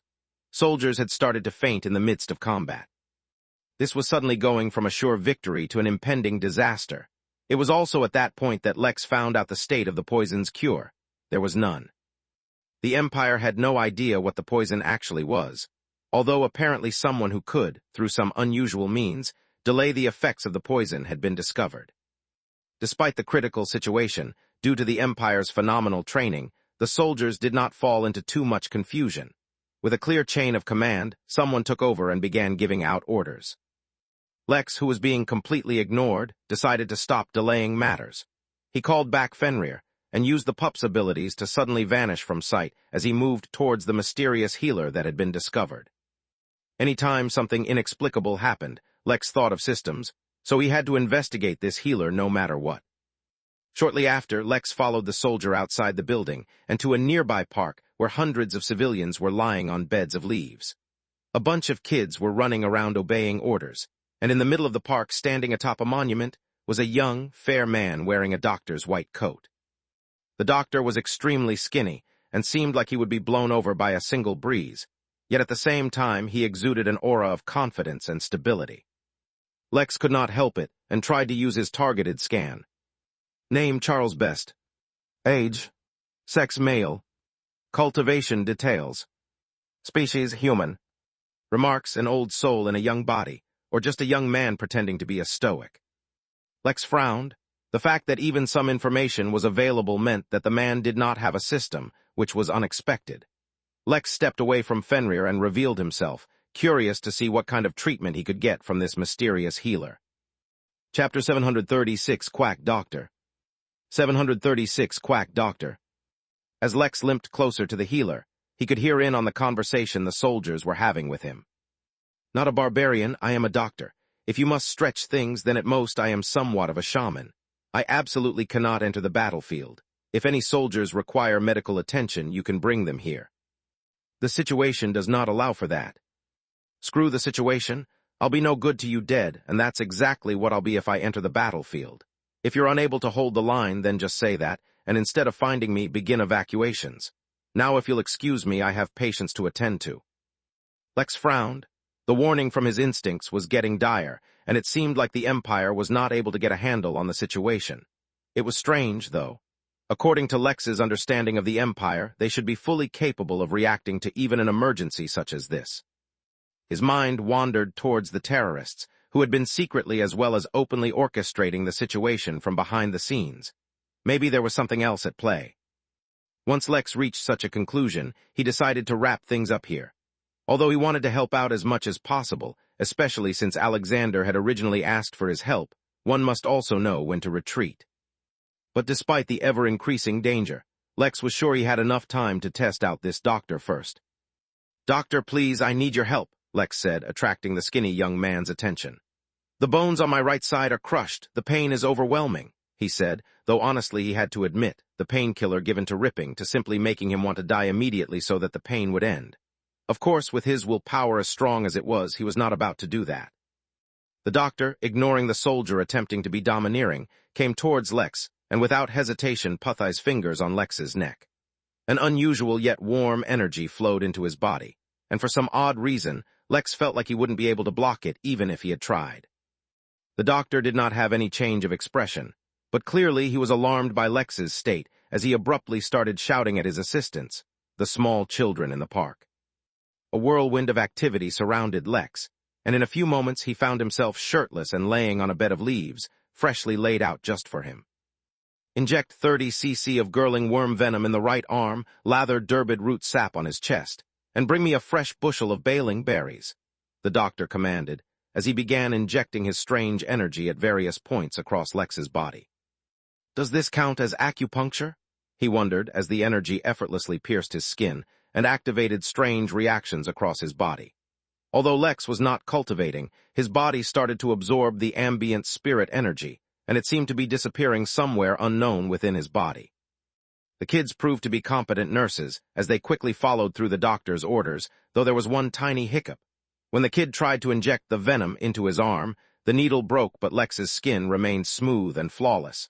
Lex and the kid shared eye contact but said nothing, as the embarrassed kid quickly changed needles. He tried again, only to fail once again, though admittedly this time the needle only bent and did not break. Doctor, sir, we have a problem," the kid said, scratching his head. The doctor noticed the issue with the needle and took over. He did not replace the needle, but only coated it with his energy. This time, even Lex was unaware of what the result would be. A moment later, the energy effortlessly entered his arm, yet the needle was still unable to pierce his skin. This time, Lex and the doctor shared eye contact, and Lex saw genuine surprise. "How the hell did you even get hurt?" the doctor asked, but then decided that he didn't care. "Here, take this and inject it into your right arm. Do it yourself. I'm just a doctor, not some bodybuilder. Don't make me do such things." Lex smiled awkwardly, and used his nail to forcefully create a small cut on his right arm before quickly shoving the needle in and injecting the venom. The doctor continued to use strange and rare local herbs to treat Lex's body, and the rate at which his body was absorbing spirit energy kept increasing. As strange and unbelievable as it was, Lex felt that the doctor's efforts were contributing nearly as much as the lotus in healing his body. After a short while, the doctor told Lex to continue lying down for a short while as he moved to treat his other patients, as his recovery would take a while. Lex complied, not because he expected to completely heal, but because he wanted to see what the doctor did to treat the poison. Although, regardless of whether he was able to get any results or not, Lex had already decided to hire this Dr. Charles Best to work at the inn. For a very long time, he had been looking for a doctor, as he did not want to limit his treatments to just the pods. Although he did not know the extent of Dr. Best's abilities, just that fact that he could speed up Lex's recovery was enough of a reason for him to be hired. Dr. Best moved towards a new soldier who had been brought in, and though he was bleeding heavily, it was the poison that was truly killing him. The good doctor had the soldier's shirt removed before. Lex did not know how to respond. The doctor stuck leeches on his chest and put a small broken piece of chocolate in the soldier's mouth. The good impression of the doctor which Lex had built up took a nosedive, and Lex began to wonder if he was looking at the fabled quack doctor, who would write any prescription a patient wanted, and did things seemingly randomly. Letter 1D442, letter 1D4CB, letter 1D459XT, letter 1D5C7, letter 1D4D4T. Chapter 737, Retreat. 737, Retreat. Despite Lex's hesitation towards the doctor's treatment, he continued to observe him, for he was still working. The treatment method continued to remain highly unorthodox, for he had a seeming aversion to any processed medication, and instead preferred to use ingredients in their most natural form. Unexpectedly, the treatment did not take long, nor was it too overly complex. In a few minutes, the leeches fell off the man's chest and took on a green tinge, while the soldier's condition improved almost immediately. Given his current situation, Lex of course could not make an accurate judgment as to the extent of the treatment, but he was satisfied enough with what he had seen. Lex summoned Fenrir and quickly disappeared from where he lay, as much as he hated to interfere with his healing process, but he had work to do. He changed into his suit, which automatically cleaned the lather which Lex had on his chest. "Find Alexander," he told Fenrir, and described him to the pup. Lex obviously had nothing on him which had Alexander's scent, so he would have to rely on scouring the battlefield instead. The duo quickly returned to the battlefield, and Lex immediately understood why the situation was getting worse rather than better. Although the original insect army had been diminished drastically by the angel-like immortal, more and more tiers were opening up and flooring the ground with even more insects. It was only a matter of time before more immortals also showed up. Although he expected that the Jotun army should have had the resources to combat this situation, perhaps he was not aware of the whole picture. It did not take long for them to find Alexander, partly because it was quite easy to spot his 6 flying blades, and partly because of how openly they were scouring the battlefield with their spirit sense. Moreover, they found him just in the nick of time, as he too seemed to be suffering greatly from the poison's effects. He was bleeding from his eyes and nose, and was kneeling on a single knee while his swords killed any insect that neared him. He was breathing heavily, and considering if he would be accused of desertion if he escaped to the inn right at that moment. "Need a hand?" asked an oddly familiar voice, though in his current state he could not exactly recall who it belonged to. He felt a force yanking him up, and before he knew it, he was atop Fenrir, and all the insects began ignoring him. He saw the face, and instantly a part of his drowsy mind clicked. "I left a message for you to avoid Polbitvi," he said hoarsely. "I'm glad you ignored it." "I never got your message. I was here to begin with. I need your help. The situation here is bad, and it's getting worse by the second. There's little hope for evacuation under such a heavy assault, and I don't see reinforcements coming fast enough to change the situation. Everyone needs to escape to the inn. That's the only hope you have for avoiding a complete wipeout." Alexander's thoughts were slow, though it was unknown if it was due to the poison or if he had suffered a concussion during the battle. But even so, eventually he caught on to what Lex was saying. "That decision can only be made by the current commander," he said. "If it was my own squad head, I could have convinced her, but as you probably saw, Valkyrie left after delivering a devastating attack. She probably has some other mission." "Do you know who the current commander is?" "Yes, it's the immortal fighting off the other immortal insects with the formation." They both paused the conversation and looked up in the sky, where the fight between the remaining immortals was still ongoing, albeit not as intensely as before. "How about anyone we can actually talk to?"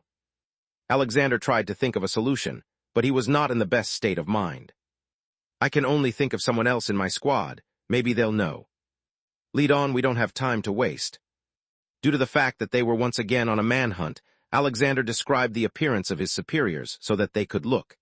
It did not take long before they found the first member of Alexander's squad, but he was already dead.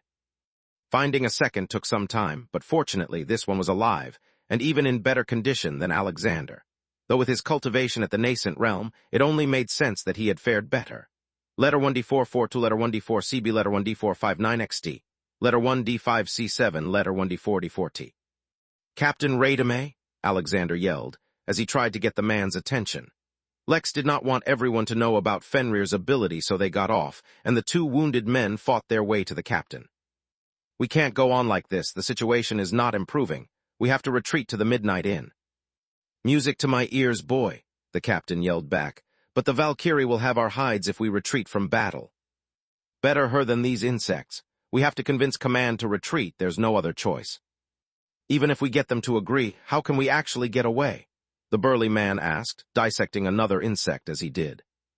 Before Alexander could answer, Lex summoned forth a bag full of hundreds of keys. You can use this, Lex said, handing the bag to Alexander. Will you be all right with him, or do you want to come with me? I have another task to take care of. I'll be fine with the captain. Don't worry, desertion or not, I have no intentions of dying here today. I'll go to the inn if the situation gets worse. Lex nodded and separated from the two. He could only hope that whoever was in charge would agree, as the premonition of danger was growing genuinely worrisome now. Without wasting a second, he quickly got on Fenrir and hurried towards the good doctor, or rather, Dr. Best. Chapter 738, Grandpa. 738, Grandpa, letter 1D44 letter 1D4 CB, letter 1D4 59XT. Letter 1D5C7, letter 1D4D4T. Charles Best was having a spectacularly bad day, which fit perfectly with the horrendous week that he just went through. For reasons he could not completely comprehend, he had reincarnated. His original identity was that of Shaman King from the Dark Elf race, but that was merely the most mundane identity he carried in his previous life. He was a third-generation elf, meaning he was only 2 generations down from the birth of the very first Dark Elf in this realm ever. As such, when he was born, the origin realm had only been stable for a little over 10,000 years, with its actual age being near 100 million years, as compared to now when it was already nearing 14 billion years. As a result, he was privy to certain secrets that remained unknown to most, and had experienced perhaps the most spectacular time for this realm. Any and every realm, upon its inception, was filled with the most potent form of spiritual energy, meaning chaos energy, and was too dangerous for normal species to be born. But that did not mean that no species were born at all. No, in fact, the younger the age of a realm, the more likely it was to give birth to what were categorized as mythical beings. They usually gave birth to extraordinarily powerful races, though their offspring scarcely ever reached the level of their primogenitors. Such was the case with elves, and it was similarly the case with dragons, phoenixes, and many prominent races. As the grandchild of a primo, so to speak, Charles had been exposed to knowledge and secrets that the races of today could not even begin to comprehend. So, it was quite ironic that Charles himself could not comprehend the reason for his reincarnation, though he strongly suspected it was related to the cause of his death. But the greater secrets of the universe be damned, for he was in no position to even consider them at the moment. Reincarnated as a human, a race he had never even heard of before, Charles was put in an extremely weak and frail body. Moreover, the spiritual energy of the realm was no longer able to support the kinds of cultivation techniques he already knew, meaning he would have to rely on the more modern, subpar techniques.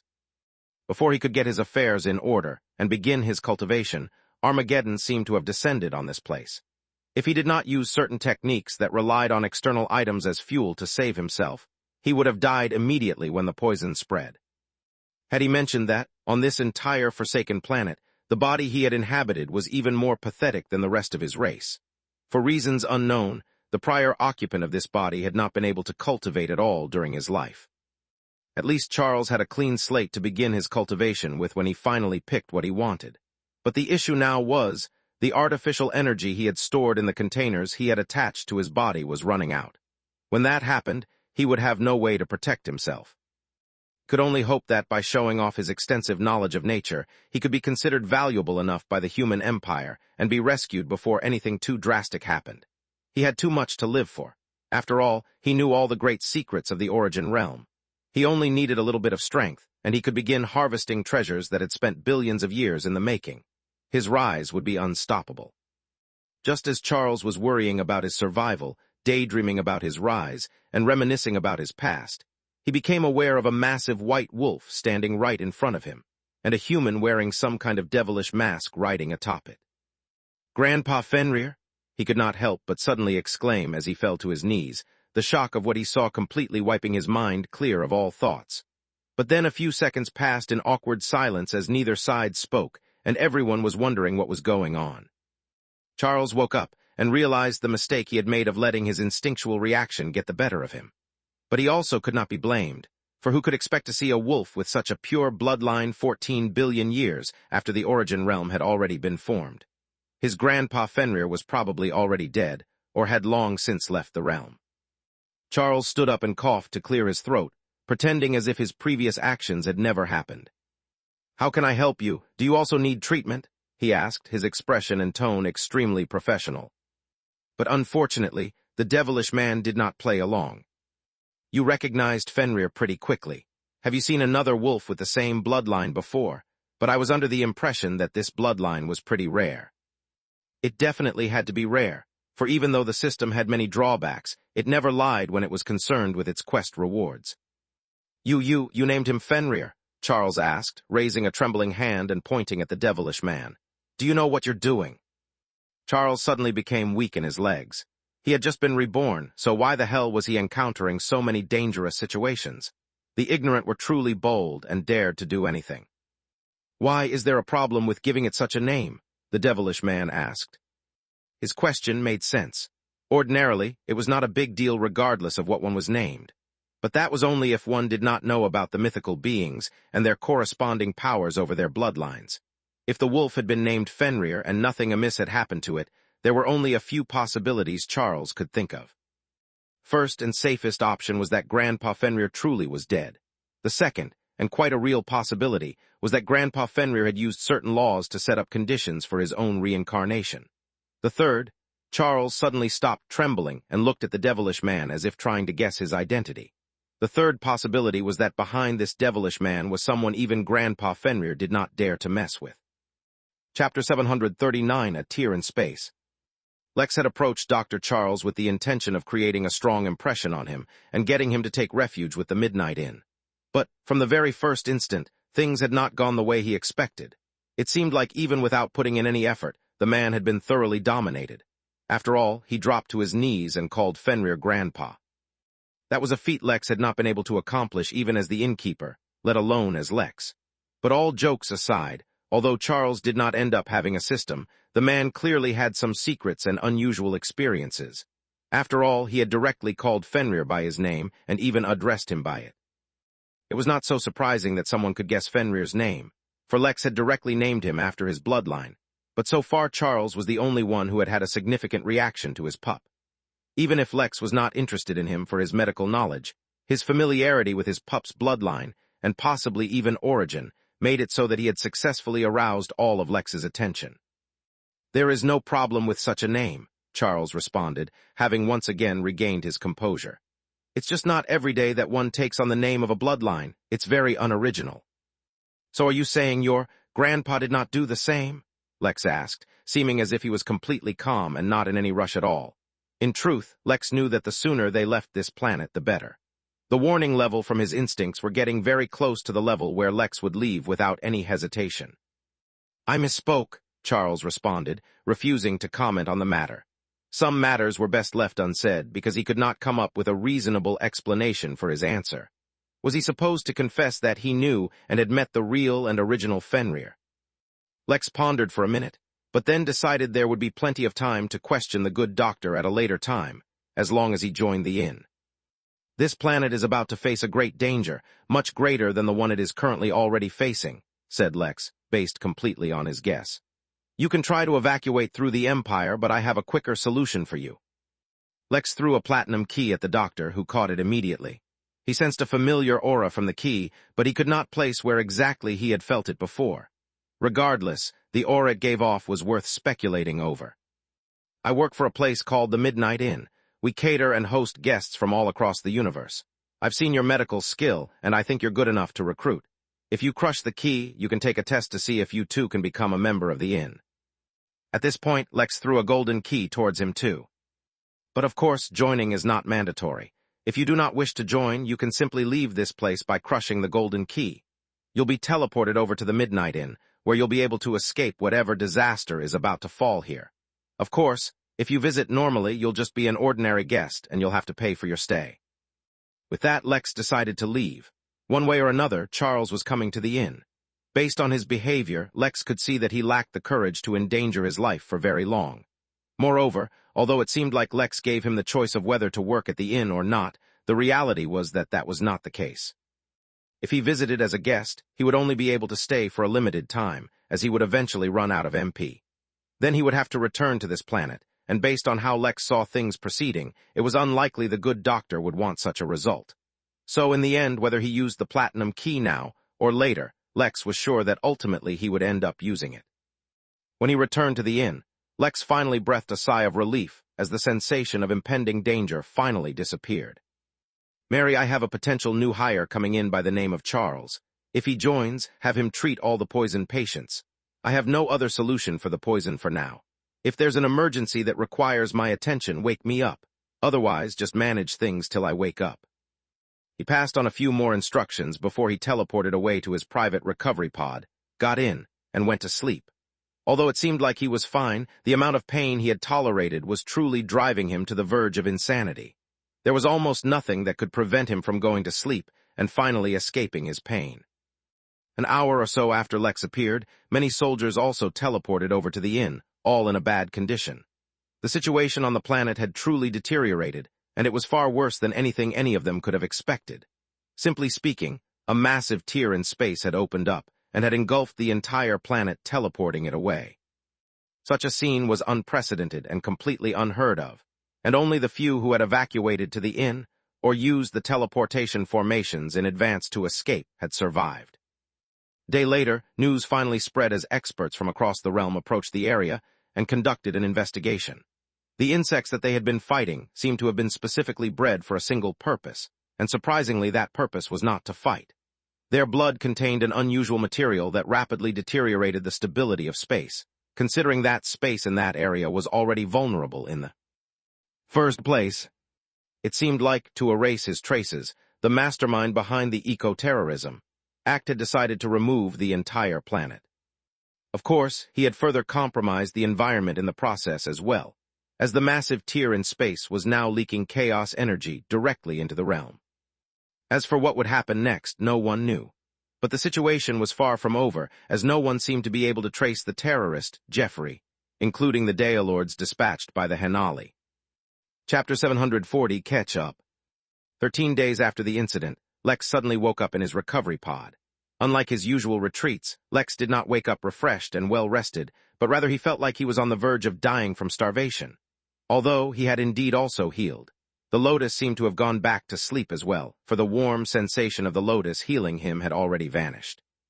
Unable to bear the hunger, Lex teleported over some food and immediately began eating while a part of his brain tried to understand what was happening to him. The changes to his body due to the new cultivation technique were many, and he was still only just understanding them. Originally, his hunger could usually be sated just using spiritual energy, but now it seemed like he also needed to replenish his reserves with food, and not just any ordinary food. The stash he was eating from now was a reserve he had created for himself, and contained extremely energy-abundant foods, all procured from the Emporium. Even then, this was only barely helping him slowly sate his hunger. "Mary, what happened while I was asleep? Did Charles join the inn?" "Lex, a lot has happened while you slept. Yes, Charles did eventually join the inn, but only after Polbitvy was completely teleported away, and all his accumulated wealth disappeared, leaving him broke." Mary began to inform Lex of all that had happened recently. The state of things had escalated so much that it had transcended just the Pendle galaxy, and oddly enough, the number of guests had ironically dropped. No one was in the mood for a vacation in such a tense time. Everyone was returning to take care of important things that could not be put off. As it turned out, what had happened at Polbitvy was only just the start. Similar terrorist acts were carried out across the entire realm. Countless planets were then similarly teleported away using the same method. At first, everyone assumed that causing massive tears in space was a way for the terrorist to hide his trail. But once the method was replicated multiple times, many began to suspect that there was still more to the matter than there appeared. And indeed, a week later, the suspicions were proven true. Before the tears could completely heal, even under the efforts of Dao Lords, they became points at which the Fugan infiltrated into the realm. If the Dao Lords wanted, they could have forcefully destroyed all the infiltrating Fugan, but that would have further compromised the integrity of space in that region. The entire realm had entered a state of emergency, and the Henali were finally beginning to take action personally. Only they knew the heavy investments they had put into ensuring the maximum organic growth of this realm, and if external interference ruined that, then their losses would be immense. These two were only the things Mary knew of because she had heard multiple devils discussing the matters openly. Speaking of whom, the devils had become the race to most frequent the inn these days. If one did not know better, it would seem like the inn was a devil's retreat. As if all that was not enough. Charles has been bothering me every day. He really wants to meet the innkeeper. According to him, the medical treatments that the inn offers are too subpar, and he wants to change the whole system. Moreover, his ideas extend far beyond just the field of medicine. Moreover, he's been pestering Fenrir non-stop as well. He has not even spared the galactic sovereign turtle, and keeps insisting that the turtle needs to obey him if it wants to maximize its growth. As if that was not enough, he thoroughly scolded Lady Anita and gave her proper instructions on how to raise a baby Cthulhu, saying that the baby was extremely malnourished. In the past few days, he has also prescribed an extensive meal plan personalized to over 700 of the inn's employees, stating that their body's development is stunted. Once he actually fought with one of the guests, saying that they were doing their bloodline a disservice by becoming obese, and became a personal trainer for that particular devil. Although there were no complaints registered against him for that incident, I have thoroughly reprimanded him for it. Moreover, the inn's mechanic, Zeon, heard that Charles was boasting extensive knowledge about bloodlines and medicine, so he approached him and asked if Charles could help him evolve into a true dragon. Charles agreed, and since then has been running various tests on Zeon. Since it's with Zeon's own consent, I cannot really stop him, but I can't help but think he's trying to swindle the poor fellow. Those are just some of the prominent things Charles has done that I thought deserved mentioning. He has been extremely active, so he's done a lot more. He's been spending a lot of time observing the sleeping mountain man, though fortunately he hasn't done anything to him yet. But the way he keeps looking at him, it just makes me nervous for some reason. The tiny floating Mary, who was dressed up in a toga, shivered for a moment, but then regained her composure. Other than Charles, there are many matters that need your attention. For one, there is a massive number of devils who wish to meet you and have been asking for appointments. Rocket Fellow Rothsfather is also one of them, and he's ready to begin the 5 trillion MP event he mentioned previously, but just wants to speak with you first about a few things. John is also back from the murder grounds, but he's suffered incredibly. His entire cultivation seems to have disappeared, and he seems very destitute. He wants to talk to you. Last but not least, Alexander has left a letter for Lex, as well as a spatial ring. I'm not sure what that's about, but you can ask him whenever you want. Since he teleported over from Polbitvi and the entire planet disappeared, he kind of got stuck at the inn, like many other soldiers. Temporarily, they have been shifted to the minor realm that the Empire is in charge of protecting, but finding a way to send those people back somehow is also something you should think about. Chapter 740, One Timeline. For quite a while, Lex ate while he listened to Mary brief him on all that had happened during his slumber. The deteriorating situation in the Origin realm was obviously not a good thing. Moreover, the fact that the Fugan were becoming more active as a result of the terrorists' activities was not a good sign. He had been under the impression that the Henali were on the winning side of the war with the Fugan, but if these new terrorist acts were any indication, then the war was about to heat up considerably. That was bad news for his 1,000 employees participating in the war. Fortunately, so far, they had not suffered a single casualty. Once he was done eating, he organized his schedule to take care of his most immediate matters first. Ordinarily, that would mean meeting with Charles, but Lex was looking forward to meeting the devil who wanted to host a 5 trillion MP event at his inn. The timing for such an event was not necessarily the best, considering the realm-wide situation. Moreover, in 6 months or 5.5 months now, the inn would stop accepting new guests. If the event was going to take a long time, which he suspected it would have to be delayed a few years. Lex did not mind, as he had more than enough MP to meet his needs for the moment. He dressed up in his host attire and teleported over to his office, and had Mary invite Rocket Fellow in. The devil arrived quite quickly, as if he had been awaiting a summoning to meet the innkeeper. "Innkeeper, it has been a while," the stylishly dressed devil said as he tipped his hat. "I hope your time passed pleasantly," the innkeeper replied calmly, a warm, gentle smile on his face. "I'm afraid not," the devil replied, a hint of regret in his voice. "Some of my most recent ventures have all ended in failure, but those are all small projects and don't compare for what we have in store ahead. You see, while other matters also occupied me, I have also spent this time preparing to make our own version of Lady Cosmos the best possible. I think you will be quite interested in some of my propositions." "I'm sure you have prepared an excellent plan," the innkeeper said. "But before we delve too deeply into these matters, I have to inform you of something, in case it might interfere with your timeline. The Midnight Inn is getting ready to undergo some renovations, so to speak. As a result, in a little over 5 months, the inn will stop accepting new guests for the foreseeable future. So, if the event is to occur over a long period of time, you may want to wait till afterwards. The devil was surprised, and that could clearly be seen as he paused for a moment to reevaluate his thoughts. His excitement tempered just a bit, and he leaned back into his chair as he went through some considerations. Actually, you know what? This is probably a good thing. This will allow us more time to refine the idea before we make our investment. Let's go over some of my plans and you can tell me what's appropriate.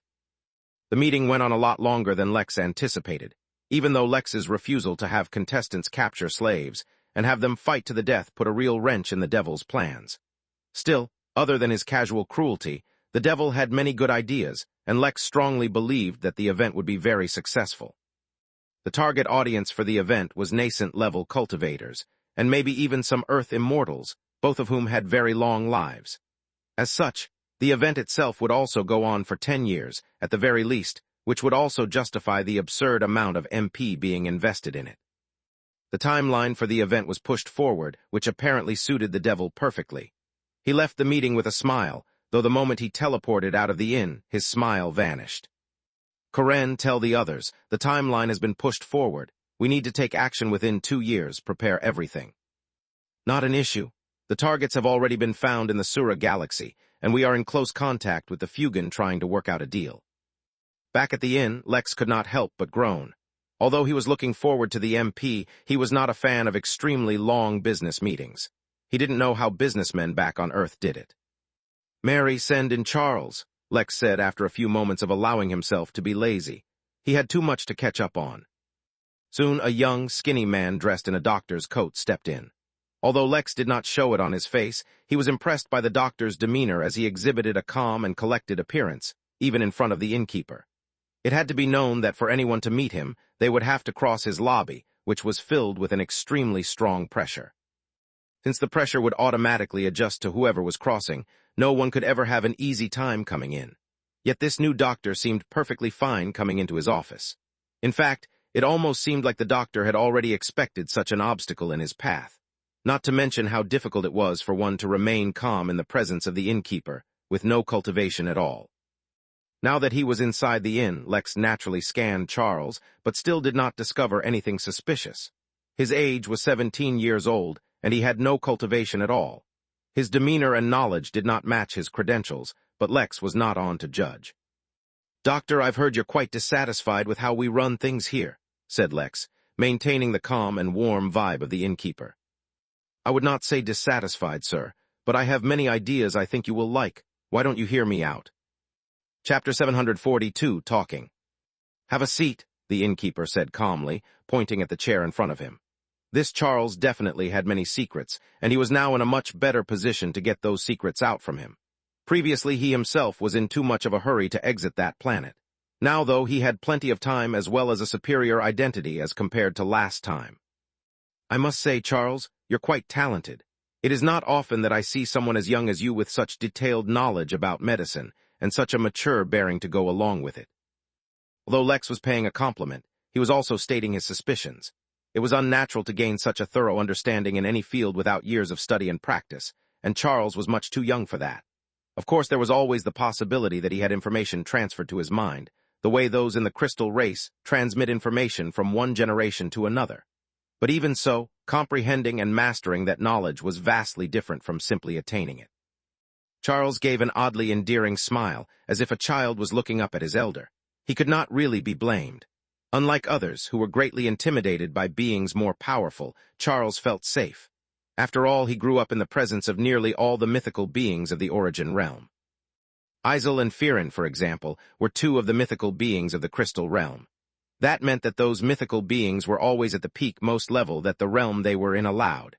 Of course, they could also choose to unleash their full strength, which would then have them transcend their realm, a path that most of them eventually took. After hearing about the innkeeper's great reputation, and finally meeting him and feeling his warm and comforting aura, Charles felt as if he had returned to his childhood. "Forgive me for being unable to say much, Senior. My history is closely tied to the fate of my ancestor. I cannot risk it. but I can swear that I bear the inn no ill will, and all that I do is only to benefit it as much as possible. The Midnight Inn does not discriminate against others, as long as they follow the rules of the inn. So long as you do not harm your peers or the guests out of maliciousness, you can call the inn your new home. Although Lex said as much, he was a little peeved at Charles' forthcoming behavior. With him being so open about having secrets, it was nigh impossible to pressure him into revealing things. All he could do now was to have him slowly reveal his secrets of his own volition. But because of that, Innkeeper, I can also guarantee that my knowledge is not false. Although what I know might be slightly outdated, some of the things I know are still relevant now. For example, I've taken a look at the recovery room and recovery pods. In theory, they're excellent, but in actuality, they're far from efficient, and are not necessarily the best tool for the job. In simple words, it's like using brute force to heal the body by throwing endless energy at it. If instead we take a more nature-oriented approach, then there are many better ways to heal. Besides, those rooms and pods are not suitable for all races either. I've also studied some of the workers at the inn. Most of them are suffering from odd forms of malnutrition. At first, I was confused, but upon further analysis, I discovered that it seemed like many of them had latent skills and talents awaiting to be woken as soon as the right conditions were met. Such a widespread phenomenon among so many different people was strange at first for me, until I realized that they also all bore the signs of cloning and artificial genetic engineering. I must say I have never seen such high-quality clones, with perfectly functional organic bodies and independent and complete souls. Not only is the technique used in their manufacture beyond excellent, but the original samples must be from the absolute best of the best. However, pre-existing physical dispositions are causing a conflict with their new, emerging personalities, which is resulting in their malnutrition. Many of them need a lifestyle adjustment to properly awaken their talents. If they are left ignored until they are eventually crippled, then their own individual cultivation will suffer as well. I've also noticed that the inn seems to have adopted many younglings such as the Sovereign Turtle, who is still naught but a babe, the Cthulhu, the Fenrir, and many others. It's miraculous how so many varying races are getting together without any issues, but they all also need different environmental factors to ensure they maintain healthy growth in the future. For now, the inn seems to lack it. Also, I've noticed a few sentient plants have been born at the inn. If you can have the galactic turtle nurture a world tree at the inn, even in its early stages, it will be extremely beneficial to the growth of the plant life here. Also, Innkeeper, one of your guests, the Mountain Man, is suffering from severe soul exhaustion. It's almost as if its soul is not strong enough for its body. Whatever the case, he needs to undergo treatment immediately, lest his soul becomes crippled. Oh yes, you also have a drake. Interesting species, I have seen it before. They usually have the potential to undergo evolution into a weak dragon under the right circumstances, so I was. Once Charles started to talk, he just kept on going. Most of what he said even made sense, so Lex had no option but to listen to him and wonder if he really was more suited as a doctor rather than as a senior member in the planning division. 3 hours later, Lex had to eventually stop him. "Let's take a break here for today," the innkeeper said, standing up. "Since you're a doctor, I want you to follow me as I visit one of our old employees. He's recently been seriously wounded and lost all his cultivation as a result." Chapter 743, Unusual Damage. Many of Charles' ideas were not bad, but they weren't practical either. He could propose stuff like treatment through natural means because he had the knowledge, but with hundreds of thousands of guests visiting the recovery room every day, it was impossible for him to take care of all the guests. He could begin teaching others his own knowledge, but that too would take years before it yielded any real results. As such, there was no real way to implement all his changes right now. Some of them, however, were not so bad and could be implemented immediately. For example, the lifestyle adjustment for the inn workers. He always knew that they were born naturally since the inn created them as and when he wanted, and he could even pick stuff like their bloodlines. Such topics demanded some philosophical questions such as the ethics of cloning, and if what Lex was doing was right or wrong. The way he saw it, he was doing his best to give them full and extensive lives and treating them as best as he could. He also created a healthy and nurturing environment for them to grow in. For example, while originally all his workers had their own individual rooms they could teleport to, and still do, most of them preferred to go to the minor realm dedicated only for inn workers and live in their homes there. They were building their own community, as well as culture and traditions. Given all of that, it was really hard for Lex to see what he was doing as immoral. But if they were suffering due to improper care as a result of their cloning, then that was something he would take care of immediately. It made sense, kind of, that many of them had a predisposition to awaken certain talents and skills. After all, some of his most powerful workers had awoken skills completely unrelated to their cultivation techniques. If, by designing a better environment suited to nurture their skills, he could help them, then he would definitely do it. "How would you treat the mountain man?" Lex asked once he teleported himself and Charles over to the recovery room. "The problem is the strength of his soul, so that is what I would treat. It would be best if I could get my hands on various soul-nurturing herbs, or anything which could influence souls, really. Designing a treatment plan for him is not so simple, so I'll need some time to see what resources are available and what I can do. Go find Harry, the local barber. He specializes in souls. He may be able to help you with that," the innkeeper said before entering John's private room. The man lay in his recovery pod, looking pale and extremely weak. Instead of getting better, his situation had deteriorated a lot, though he was finally stable now. Weakly, he opened his eyes and looked up at the innkeeper and the stranger, and a light of hope flashed through his eyes. If anyone could help him, it was the innkeeper. But he didn't say anything yet, as he was unfamiliar with the second man. "Observe him and see if you can work out a treatment plan for him," Lex said casually, while he used his own spirit sense to scan him. Using the system to get a reading on him revealed errors, as always, so he could only rely on himself to figure out the situation. Physically speaking, John was fine. Even his core, or what used to be his core, was technically fine. It had now only become empty, as if it could not store any energy inside it at all. The situation was unusual. Next, Lex used his soul sense to check up on him, and that is when the issue was revealed. John's soul was damaged in a very strange and somehow precise way. His otherwise healthy soul had thin yet jagged cracks spread all across it, as if it was on the verge of breaking. Yet the strange thing was, besides the areas that actually had the cracks on them, the rest of his soul looked extremely healthy, as if nothing was wrong. "I've seen something like this before," Charles said, as he studied John's body by touching and tapping it in various places. Lex found it really interesting how, despite having no cultivation himself, Charles could harness spiritual energy and use it for his various purposes. This type of control went against conventional cultivation rules. This is a result of a fracture of a soul treasure. Normally, even the destruction of such a treasure would not affect the cultivator. But in this case, rather than just storing the treasure in your soul, you must have completely absorbed and merged it with your soul, am I right? Although Charles asked the question, he did not pause to hear the answer. "I'm not sure how something like this happened, but someone has targeted your soul treasure very specifically. They have severely damaged the treasure without affecting your actual soul at all. That is the only reason you are still alive, for your soul is keeping the treasure together from crumbling entirely. But such a state cannot last long. Either a way to remove the treasure needs to be figured out, or the treasure needs to be healed. The only thing that I cannot figure out is why something like this has caused your cultivation to disappear, especially since you are in the immortal realm and have established your tenets.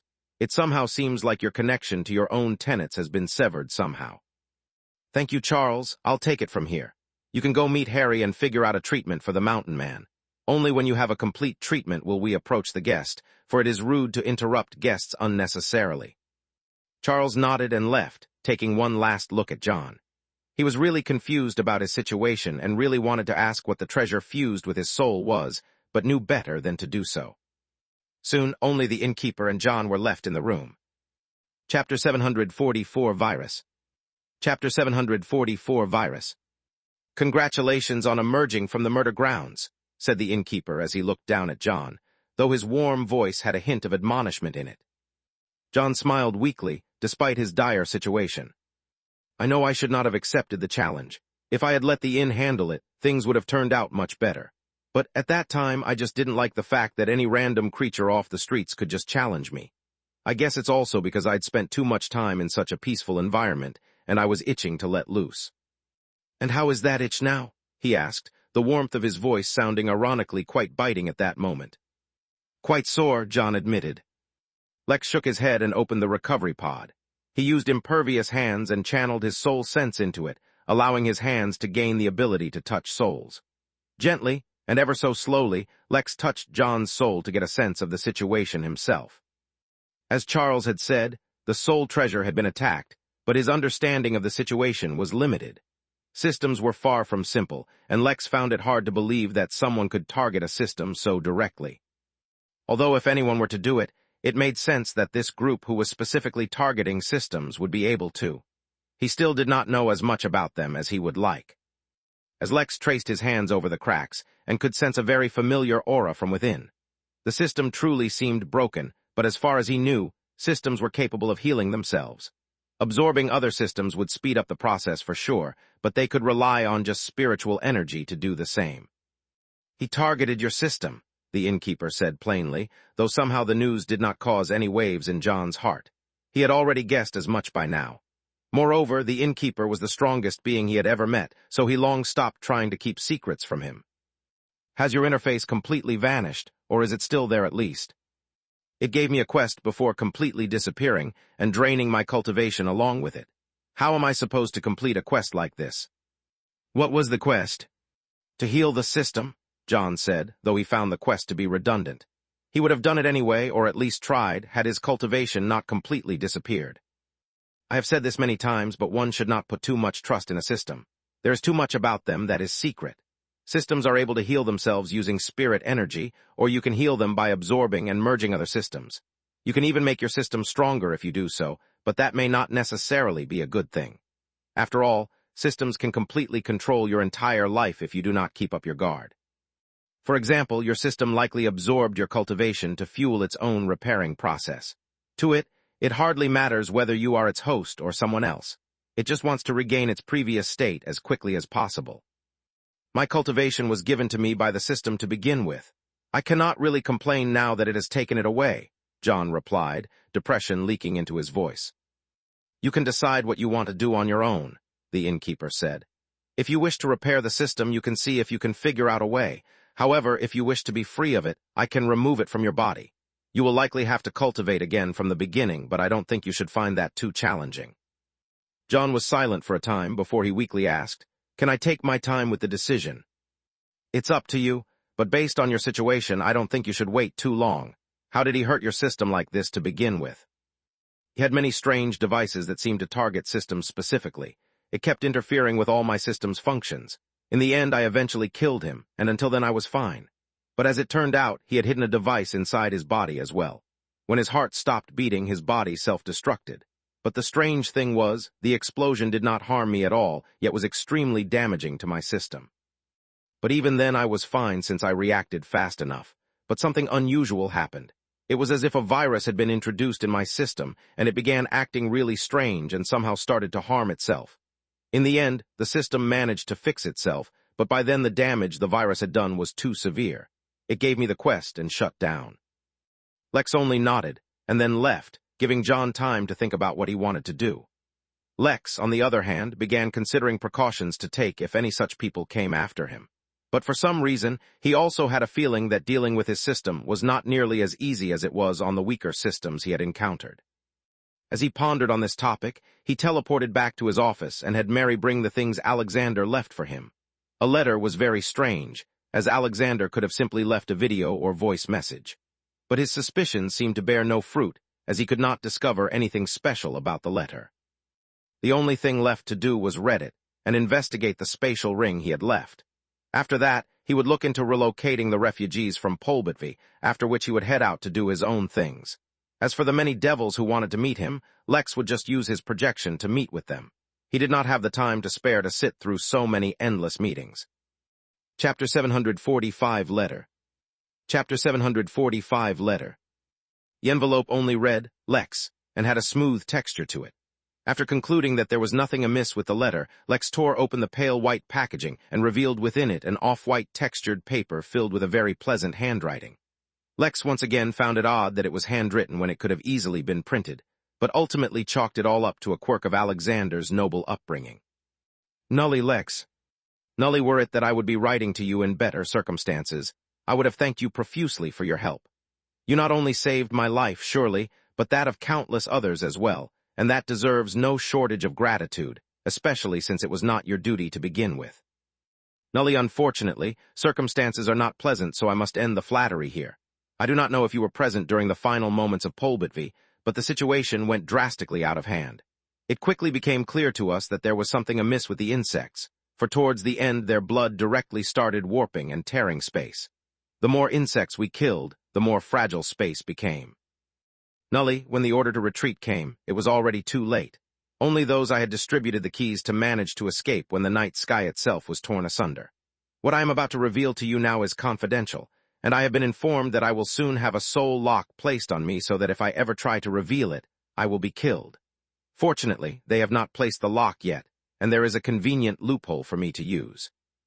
Nully, the soul technique works on my memory, so I am writing this letter to you in the Chamber of Secrets, and once I finish, I will erase the memory of ever revealing it from my memory. That way, you will gain the relevant knowledge, and I will be safe from the consequences of the lock. Nully, the final tear that opened large enough to swallow Polbitvi did not open on its own, but a massive creature the likes of which I have never even imagined was on the other side of the rip, pulling space apart. Nully, it then pushed forth more arms from the tear and seemed to grab the planet itself before pulling it within. I, of course, did not stay long enough to see the event happen for myself, but one can imagine. Nully, I do not know what is actually happening, but I know enough to conclude that whatever is happening is far outside the capacity of even the Empire to handle. In this universe, one cannot rely on others for security, or at least not rely on others completely. That is the conclusion I have come to. Nully, my new goal will no longer be to hunt down the terrorists, especially since the Empire no longer seems interested, and they claim that others are on the hunt now. Instead, my new focus will be on growing my strength. Nully, I have a confession to make. My family is not originally from Earth, and instead we arrived there hundreds of years ago, escaping from an already long-forgotten conflict. We brought along various secret heritages, one of which I managed to awake at a very young age, which is the real reason my family so carefully nurtured my growth. That is also why I was able to control 6 flying swords even before I unlocked my spirit sense. Nully, I am revealing this to you to let you know that while I am pursuing my own path to strength, I have every confidence that you, too, will do the same. However, should you ever find your path blocked and need a heritage or technique to guide you along higher cultivation realms, my family's library is always open to you. Nully, by the time you read this letter, I will already be inside the mysterious tower that the Empire is guarding. That tower has many secrets as well, and can serve as a shortcut for my growth. If you have time, you should try to practice there more as well. Who knows, we might just partner up again someday. Nully regards. Nully Alexander Morrison. Lex read the letter several times to ensure there was no secret message or code written within that he was missing, but there seemed to be none. Despite that, the information shared in the letter was very significant, and seen through a certain lens, Alexander even risked his life to share it with Lex. Although it did not directly influence Lex to know that there was a creepy space monster able to tear space and then pull planets that it grabbed with its hands, it was still good to know. After all, what if one day he had such a guest? What if his guest ate planets for food? What was he supposed to do? Lex did not have any spare planets on hand to feed hungry guests. On a serious note, though, it reinforced Lex's motivation to get the hell out of the Origin realm and get far away from this ridiculous war. As for whether someone was able to find his new realm and then start a war with him over it, were topics Lex was doing his best not to worry about. After all, there was little he could do in such a situation but fight back. Taking in a deep breath, Lex calmed himself down and then looked at the spatial ring. Alexander had not mentioned it at all. He channeled his spirit energy into the ring and discovered only a couple of things. One was a token that had a massive M on it, likely representing the Morrison family. The other was a commendation letter for ACA Lex for discovering the poison early and warning the Empire about it. The letter stated that Lex had proven he had the ability to perform certain tasks where the Empire failed, and that his stellar performance would be marked and speak in his favor with the Empire in all his future endeavors. Chapter 746, Refugees. Chapter 746, Refugees. Lex observed the 2 items. The commendation letter and the approval of the Empire could possibly be useful in the future. After all, the Empire spanned many galaxies, so who knew when and where he might encounter their influence. But at the moment, it served no real purpose. Similarly, the token served no purpose for him right now, but the gesture it represented was very valuable. Besides possibly giving him access to the Morrison family's library of spiritual techniques, it also served as a token of Alexander's gratitude. That, to him, was worth more than the actual techniques he would likely encounter. After all, his own technique was nothing short of the best in the entire universe. He smiled and teleported them away to his study in his own apartment. If he ever needed to use either of the items, he would have them, but otherwise they would enter his private collection. Now it was time to turn his attention to other matters, specifically the refugees. A quick scan revealed that roughly 4,000 people who counted as such refugees could be found at the inn, including Giselle and two very familiar kids. There were supposed to be more, but they had already moved into the minor realm that the Empire was in charge of protecting. The ones who were still here were the ones still recovering from the effects of the poison that had infected their bodies. Charles had been very effective in treating the incredibly dangerous poison for some reason, and his treatment didn't even include chocolate this time, or leeches. In his own words, while he was not too familiar with the human body, he was well versed in the habits and behavior shown by nature, plants, small animals, and insects. He could use just that understanding to manipulate nature in certain ways, and even the most toxic poison was still a part of nature. He sounded a lot like an elf or a druid to Lex, but as long his methods worked, who was he to question him? As much as Charles wanted to continue to enforce his methods on the remainder of their treatment, he couldn't manage that, alongside all the other numerous tasks he had to perform in the little time he had. Lex slightly suspected the man had ADHD, for he was delving into too many unrelated matters. Still, his incredibly high competence in each field made it so that Lex did not mind too much. Lex explored various options that the system gave him, and even consulted Mary on what he could do. He even considered the possibility of hosting a very specific event, but it was all for naught. The only way for the refugees to escape to another planet was if their prestige level rose, and then they chose to teleport to another planet linked to the inn. Speaking of which, it also needed to be mentioned that the connection to Polbitvi still existed. That meant that the planet had survived being ripped out of its star system, and whatever else it had been exposed to during its time in its first-ever field trip. He sighed and scanned the inn to search for whichever Jotun officer was in charge of the refugees, and was surprised to find that it was the very senior Alexander had taken him too. The man seemed to have lost a lot of weight in the past 2 weeks, and looked pale and sick, yet he was still attending to some paperwork. Lex recalled that the man was called Radame. Instead of summoning him, Lex teleported over himself and knocked on the man's door. Come in, he said in a somewhat hoarse voice. It was clear that he had suffered some kind of injury to his throat since he last saw Lex, and his voice had been affected. Excuse me for interrupting you, dear guest. I am the innkeeper, owner of this humble establishment. He introduced himself as he entered his room. There were piles of paper everywhere, and temporarily set up computer screens all over, making the small bedroom appear quite messy. Radame was startled, and immediately stood up, revealing various bandages all over his body. Innkeeper, it is an honor to meet you. Your inn has saved a lot of lives, I tell you. Yes, I heard of your plight. It is fortunate that you were able to get your hands on the keys to the inn. If only Command had listened. Radame's voice faded out as his thoughts seemed to drift off. Clearly, the man had not yet completely recovered from the trauma he suffered. Lex could not even blame him. Watching a massive monster grab a hold of your planet and then suck it into a tear must have shaken up a lot of people's minds. Unfortunately, there is a small issue, the innkeeper said softly, waking the man up from his thoughts. Everyone who escaped is stuck here unless they attain a prestige level and teleport to another planet. Though I wish to help, I cannot break the rules of the inn, or else how can I expect others to follow? Having a way out is already good enough, not to mention the Empire is preparing camps within another minor realm to relocate everyone. With time, everyone will get a chance to leave eventually. I'm glad you have a positive outlook on this matter. The survivors are lucky to have someone like you keeping an eye out for them. Radame only shook his head, as if he disagreed, but did not say anything. Clearly the man needed some rest as well, though it did not seem like he would be getting any in the near future. Lex left the room and was finally free to do his own tasks when an idea suddenly came to him. He changed out of his host attire and put on his Clark Kent glasses before approaching Charles as Leo. He thought of a good way to test the extent of Charles' unique insight. Chapter 747, Energy Crystal. Charles was taking down notes in a notebook he was holding while looking up at the sleeping mountain man. From time to time, he would mumble to himself, as if he was speculating about the effectiveness of certain treatments. It was only when Leo approached him and coughed, as if clearing his throat, that Charles realized that someone had arrived. I hope I'm not disturbing you, but I thought I'd introduce myself. My name is Leo. I'm the owner of the Gamer's Den store. It's a pleasure to meet you. I've heard excellent things about your expertise in medicine.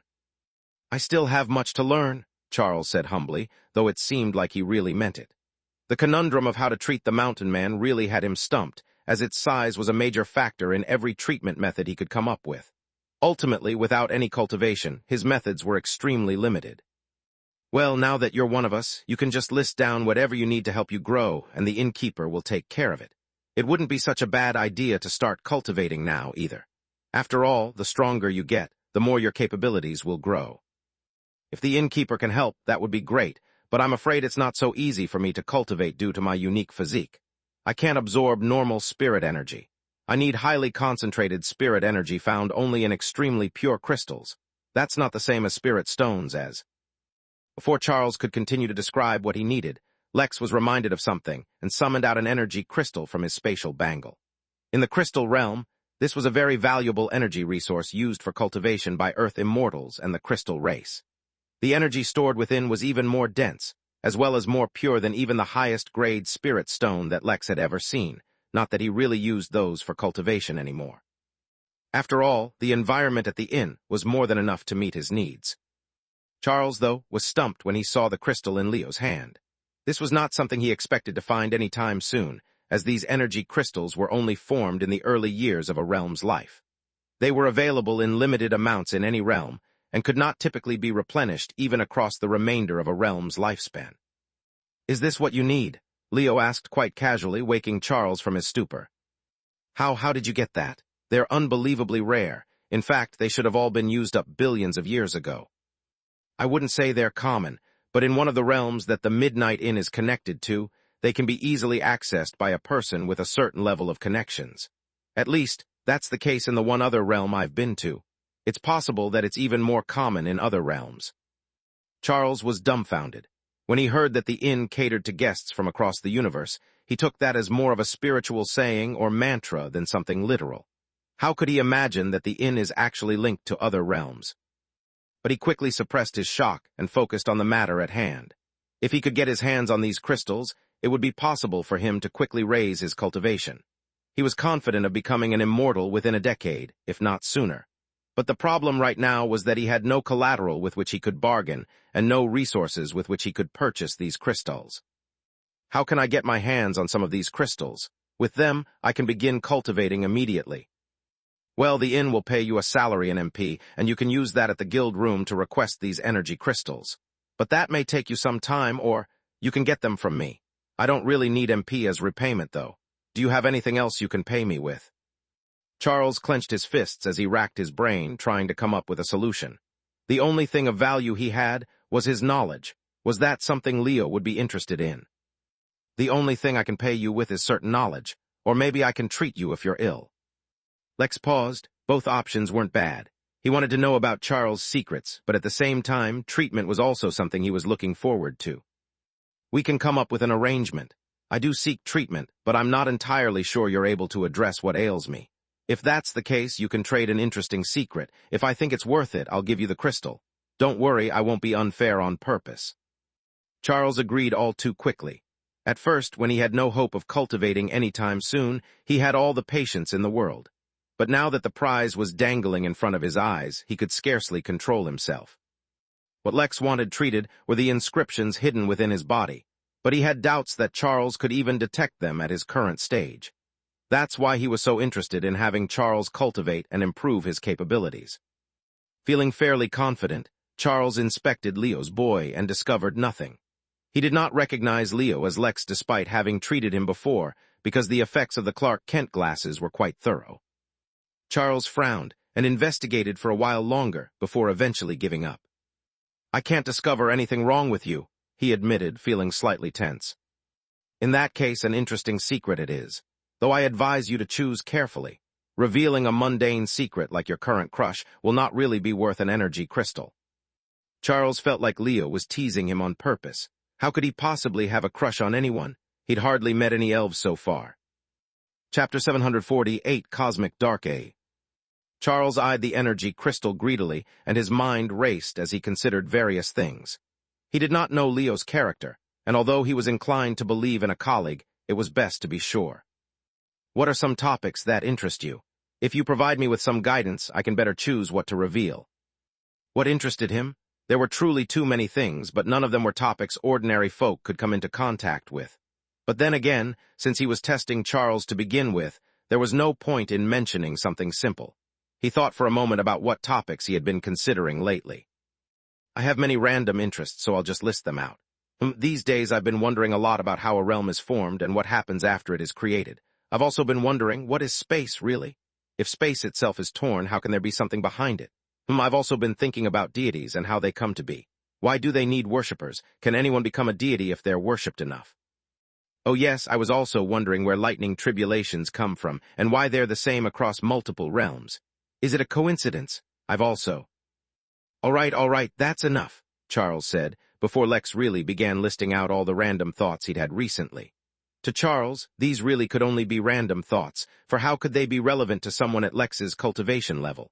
These were extremely high-level concepts that not even immortals had the right to ponder. Fortunately, Charles was in the unique position to answer not just some of them, but all of them. Of course, he would not so easily reveal these answers, for that would present problems of their own. After all, how could a mortal know the secrets of the heavens? I cannot say how a realm is formed, but as luck would have it, I coincidentally learned some information about the early years of a realm's existence, Charles said, as he cleared his throat.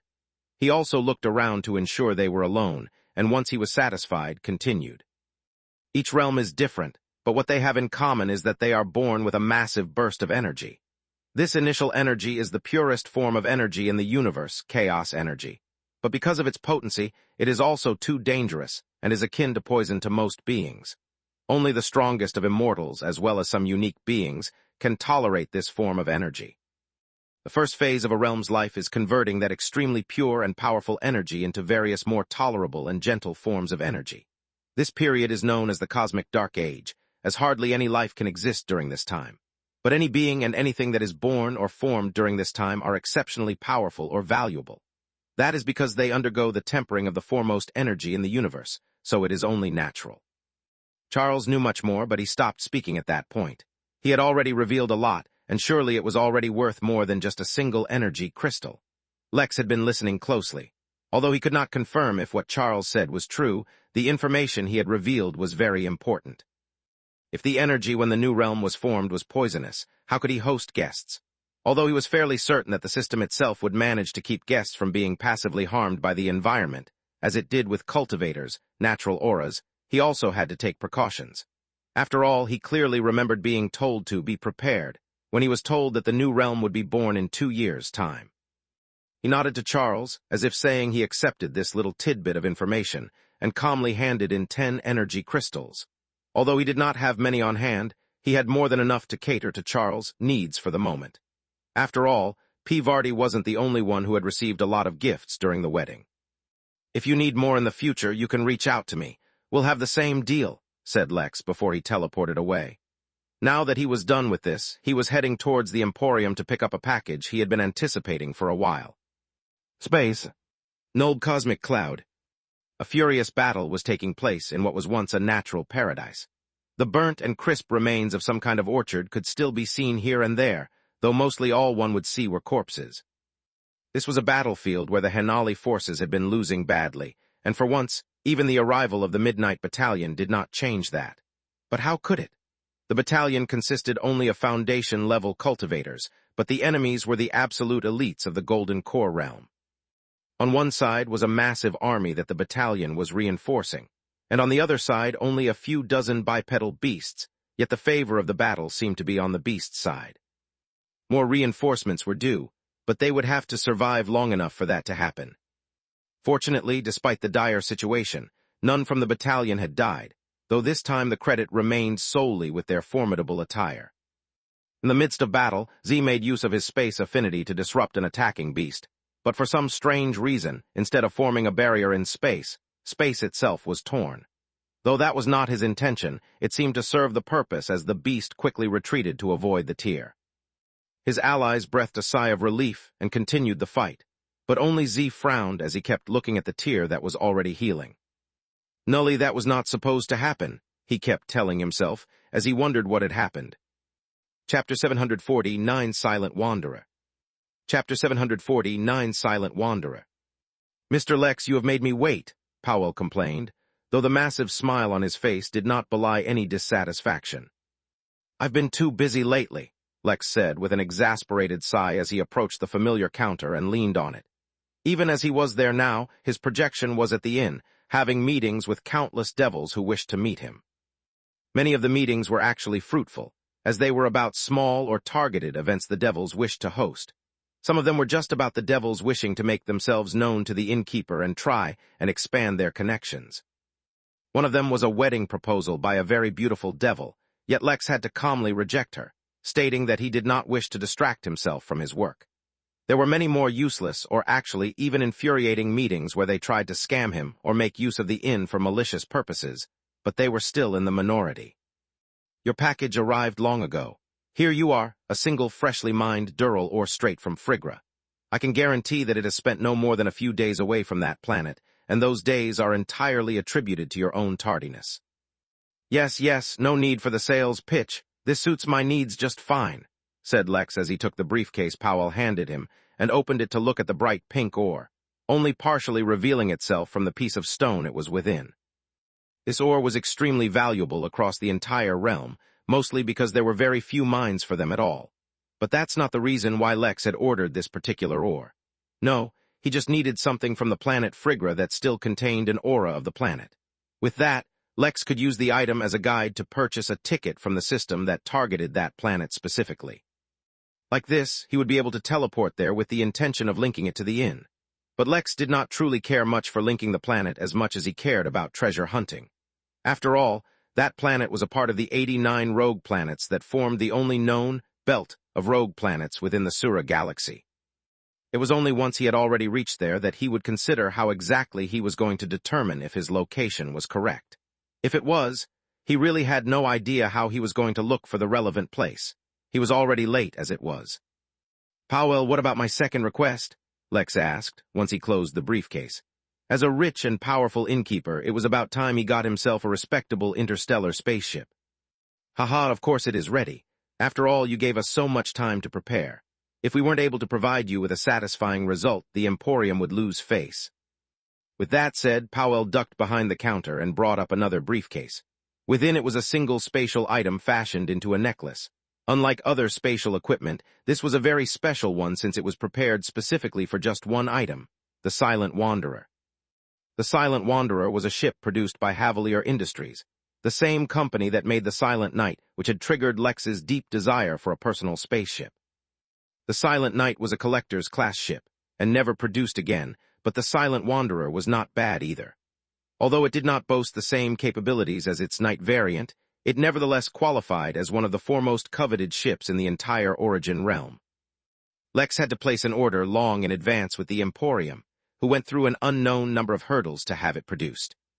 "Follow me," Powell said as he led Lex to a hangar, where he activated the spatial necklace and brought out the ship. The Silent Wanderer was metallic silver in color, yet when flying through space it appeared invisible as it would perfectly blend in with darkness and light alike. It had an incredibly sleek body, and could only support a crew of 30 humans at most.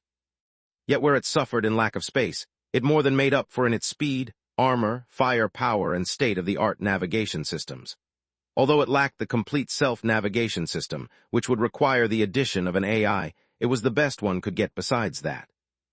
Inside the ship were 4 small yet cozy bedrooms, each with its own tiny bath, a kitchen, a large storage room, a main hall, and a cockpit. It was fueled by an extremely powerful battery that generated energy by consuming a highly radioactive ore. The battery was so dangerous that there were over 100 fail-safes built into it, not to mention an emergency ejection system for the battery in case those fail.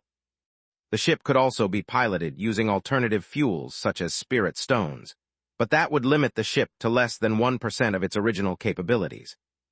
"If only you accepted MP for payment," Lex softly mumbled as he rubbed his hands against the Silent Wanderer's body. This ship was an absolute beauty, but it also came with a hefty price tag. To pay for it, Lex had to liquidate nearly 39 billion MP via the guild by purchasing the highest quality of spirit stones that the Empire would sell to him. Naturally, due to the rush he was in, he suffered a great loss in the conversion rate from MP to actual physical goods, but it was what it was. One could not fret too much about the details when one was purchasing a spaceship that could travel the distance between Earth and Mars in a few hours. "This is excellent, Powell. Pack it up and don't forget to throw in the manual. I can't wait to drive this thing." Chapter 750 Frigra. Powell looked a little reluctant to part with such a magnificent spaceship. The Silent Wanderer was a Corvette-class ship, meaning it was light and fast, but had enough of an armor and attack capability to survive if it got in a scuffle. If they ran into pirates or faced aggression from a random group, unless they had armored ships, the Wanderer would come out on top due to how high class it was. Of course, a lot also depended on the pilot.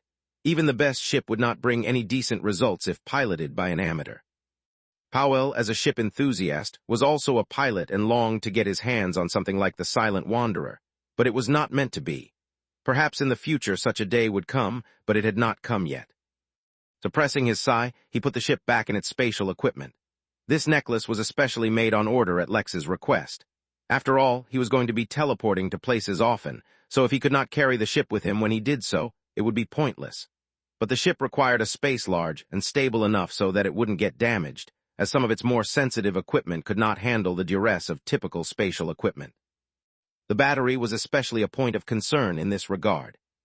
Therefore, the specially designed spatial equipment was an absolute must.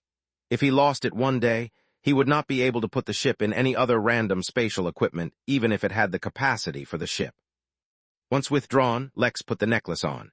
He was not one for jewelry, so it was fortunate that the necklace only consisted of a thin silver chain with a flat rod centerpiece at one end with an engraving of the Silent Wanderer on it.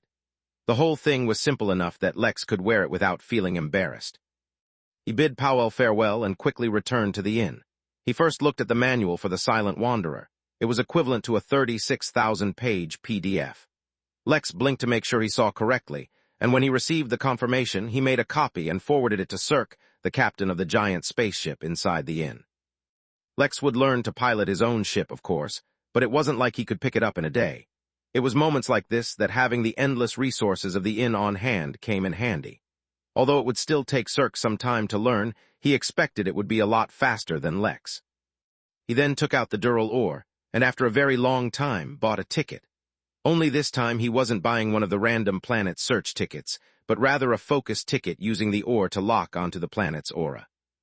Fortunately, despite Lex's delay in collecting the ore, due to the fact that it was sealed in a perfect container, it retained the aura of the planet. When the silver-colored ticket appeared in Lex's hand, he mentally reviewed everything he knew about the planet. The planet was the only one in the belt that had life on it, though the local dominant species were not humans. In fact, there were no humans on the entire planet. Actual on-ground information on the planet was limited because it was the territory of a dragon, but the one thing that was certain was that it exported Dural ore in limited quantities. The planet had no tourism and only very limited trade ties. Once Lex approached there, he would stand out significantly, so he would have to be discreet and stealthy. He also needed a way to confirm that he was in the correct location, but that would come later. He tore the ticket, and a very familiar interface appeared in front of him. Planets available. Planet Frigra. Planet rating 3-star. Planet distance 384 sectors. Planet environment frigid cold, perpetual darkness, multiple underground steam vents. How delightful, Lex thought to himself before confirming the only planet in the selection and disappearing. A moment later, he found himself standing in what looked like a vacant street. For once, it seemed like he had teleported not in the wilderness, but near or in an inhabited area. There was complete darkness all around him, with the distant stars in the sky as the only source of light. He had to rely on his spirit sense mostly to get an idea of where he was, though admittedly his eyes were well adapted to the darkness as well, not to mention the fancy contact lenses. He was studying his surroundings and trying to understand where exactly he had teleported to when he picked up on something. To be specific, it was not his eyes, contact lenses, or even spirit sense that detected the change, but his soul sense. There was originally no one around him, but then he detected a soul pass by. It seemed like the soul detected him at the same time as he felt the presence of the soul and changed its direction to approach him. Lex did not reveal that he had already detected the incoming being, and observed to see how the situation progressed. It was approaching him from behind, and even as it came within a few dozen feet of him, Lex could not actually see or hear the approaching entity. Was this what others experienced when Fenrir used its stealth? Lex wondered as the being came even closer, practically only a couple of feet away from him. Were it not for his soul sense, he would have had no way of knowing there was someone standing right behind him. But then, the being attacked viciously, and when it finally made contact, the being was revealed to Lex's senses. It seemed Lex needed to be touching it to perceive it. Chapter 751, Nonchalant. The creature was humanoid, though it did not resemble a human at all. In the darkness, it was not possible to distinguish its color, but its back seemed to be covered in a thick and jagged carapace, while its front consisted of a very thick hide, making the creature extremely durable. It did not seem to have eyes, though it most certainly had a mouth filled with extremely sharp teeth. Lex could see a few other features on its face, some of which could possibly serve the same purpose as a nose and ears, though what the rest were for was a mystery. The creature seemed intelligent, as it was wearing some kind of clothes that augmented its stealth abilities, and Lex could faintly detect surprise from the creature using his sixth sense. In its right hand was a blade that seemed like it was made from a very sharp tooth, yet its usual lethality seemed to have failed the creature today. He had tried to slice Lex's neck off in one swift motion, but his attempts were not even enough to give him a shave. The creature, instead of getting the satisfying feedback of a successful kill, was greeted with the shock of hitting an incredibly solid object. The pushback from the force in his hand nearly caused a few tendons in his fingers to rip, though they had ultimately managed to hold on. Lex only raised an eyebrow as he looked at the creature, while abject horror gripped the creature's 3 hearts. It tried to retreat as quickly as possible, but Lex was too fast for it. He reached out and grabbed the creature's hand, restricting its retreat. He squeezed slightly, making sure not to break the hand. Despite his care, the grip was tight enough that the creature lost its grip on the knife and dropped it, although it simultaneously won Lex's admiration for it had been able to suppress its scream. The creature was well trained. "I don't think we have any animosity," said Lex calmly. "Why did you suddenly attack me?" While waiting for an answer, Lex simultaneously read the information he was getting from his fancy contact lenses. The creature was known as a friggle, and was a local variant of a species closely related to dragons. They formed societies and communities around dragons and worshipped them. Each and every dragon usually had its own country of such followers, who also happened to be descendants of the very dragon they served. As a virile species, dragons often mated with any suitable creature in their habitat, often giving birth to half-breeds and different variants of friggle, who then ultimately spent their entire existence worshipping their dragon ancestor due to the heavy influence of their bloodline. But it was not as if the dragons ever actually managed their subordinates, so such creatures often formed their own societies with independent cultures and ideas, not to mention intrigue and politics. This particular friggle, upon realizing it could not escape Lex's grip, very resolutely chopped off its own hand and retreated. But the creature had managed to take only a single step back before Lex grabbed its other hand. "Will you chop this one off too? But you'd need a hand to do that. Will you bite it off?" he asked with seemingly genuine curiosity.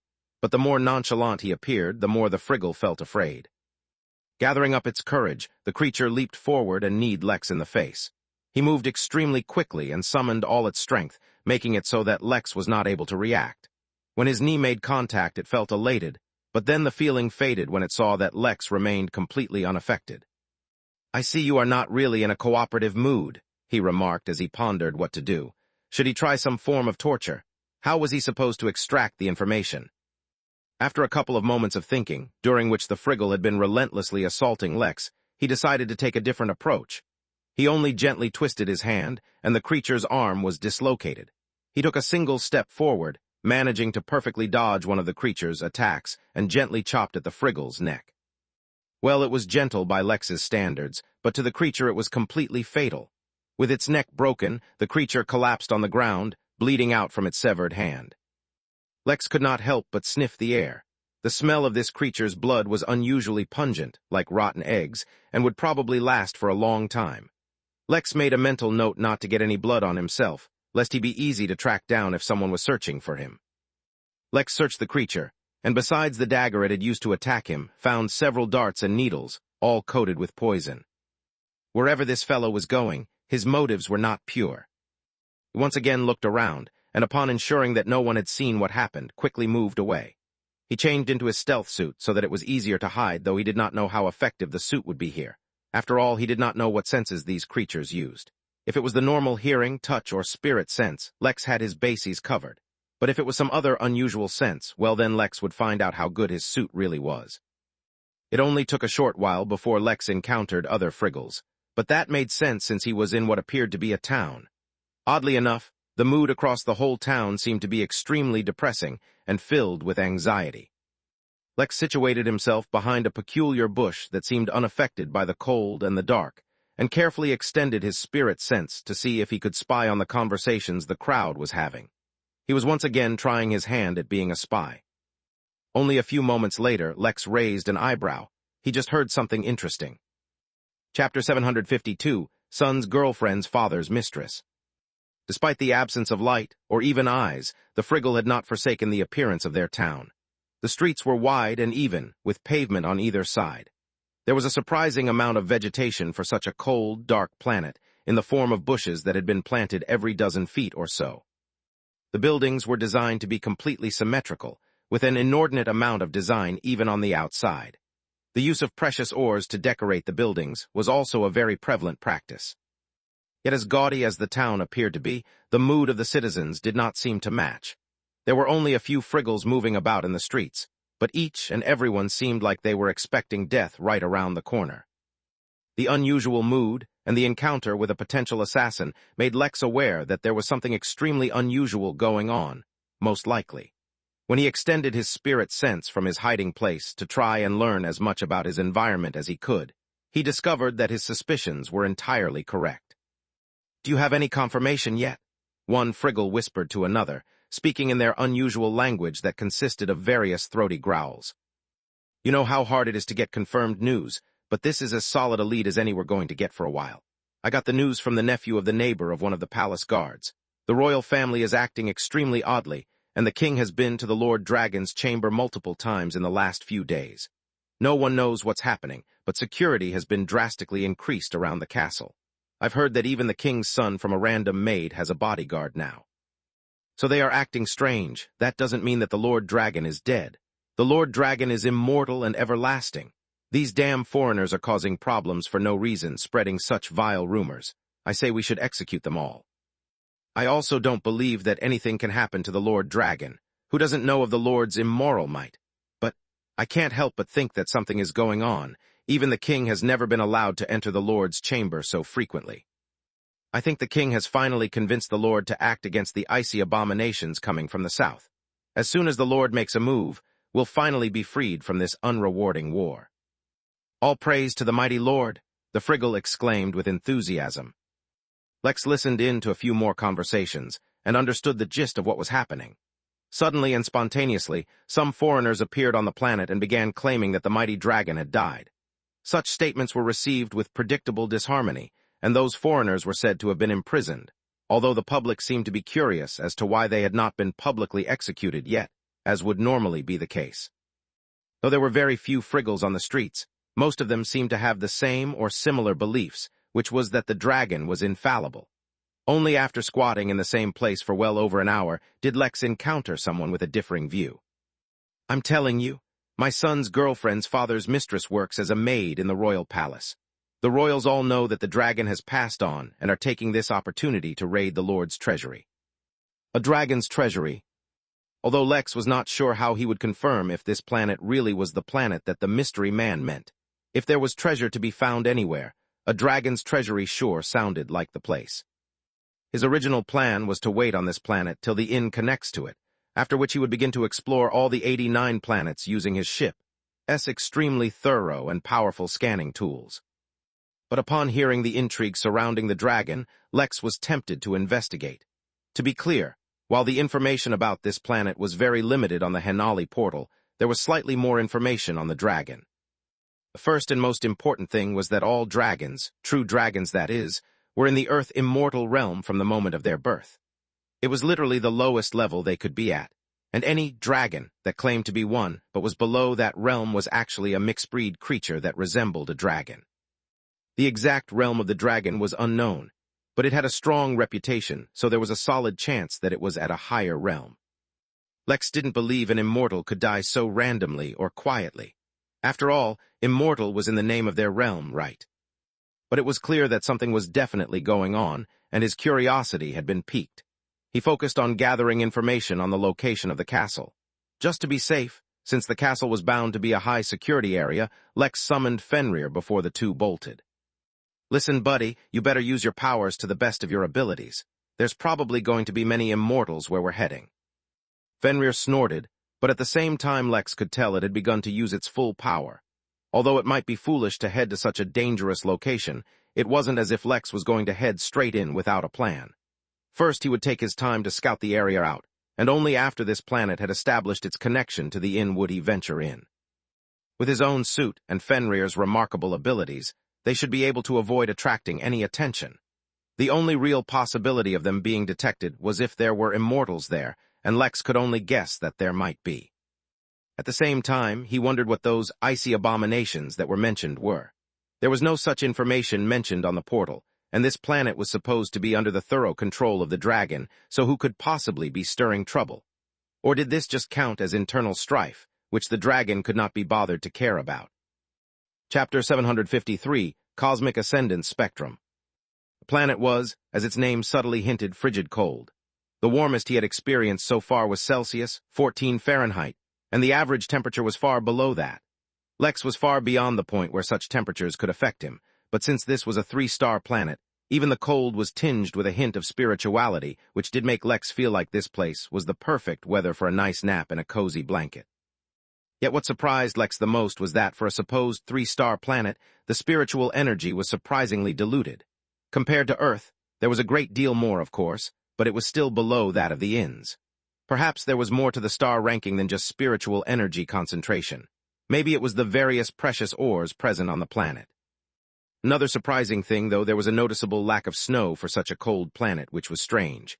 It would have made sense if there was no water on the planet, and the local life forms had evolved to not rely on it, but as he crossed the countryside, did they even have countries on this planet? Would this then be called planetside? Whatever. Not letting the random, intrusive thought distract him, he once again began focusing on the fact that as he crossed the empty and uninhabited terrain leading towards the castle where the Lord Dragon resided, he picked up many steam vents, and even a couple of hidden hot springs deep within some caves he crossed. There was a surprising amount of flora, with roots that went deep far beyond the limit of his spirit sense. They must have adapted somehow to keep the water from freezing within them. Some of them gave off a gentle, blue light, which was the only source of light he had seen on this planet so far. From time to time, Lex would see other towns or even cities, but he managed to avoid them, though he could increasingly detect the growing acrimony even from a distance. He avoided the main roads, preferring to remain hidden. He had already encountered one assassination attempt, and the locals weren't exactly fond of foreigners at the moment, so he wouldn't be making any friends if he was spotted. Since he was in no rush, he did not mind the fact that it took him nearly 2 days to get near the castle, and even that was also only because he landed relatively close to it. It was not because the castle came into sight that Lex knew he was close, but because of a subtle pressure he felt, weighing him down. He had read about this as well, and knew exactly what it was even if he hadn't. This was Dragon's Might, although reading up on it had educated him on exactly what this aura was.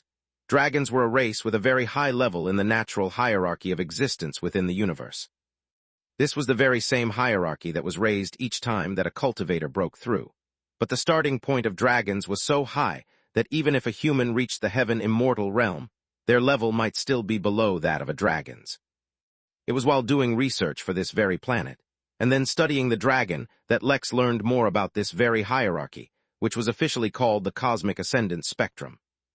The Cosmic Ascendance Spectrum was a manually compiled list which denoted the usual hierarchy that a race was born with, and the significance of it was similarly explained as well.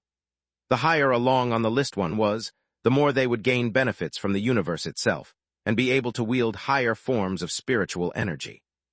Dragons, for example, were born at the Earth immortal realm, exuded a terrific and oppressive aura known as Dragon's Might, and had an inborn affinity which allowed them to discover valuable treasures. This placed them very high up on that list. Comparatively speaking, humans had no innate advantage except their learning capabilities and adaptability, and had weak and fragile bodies. This was because they were very low on the same list. So even if a human became an Earth immortal and faced a new-born dragon, they would be at a disadvantage or face great difficulty, because even in the same realm, they were not on the same level. That, of course, did not mean that humans could not overcome that difficulty and beat the dragon, just that there was an undeniable advantage that dragons would always have. This was also one of the reasons Jotun did his best not to get into a direct fight with the devils.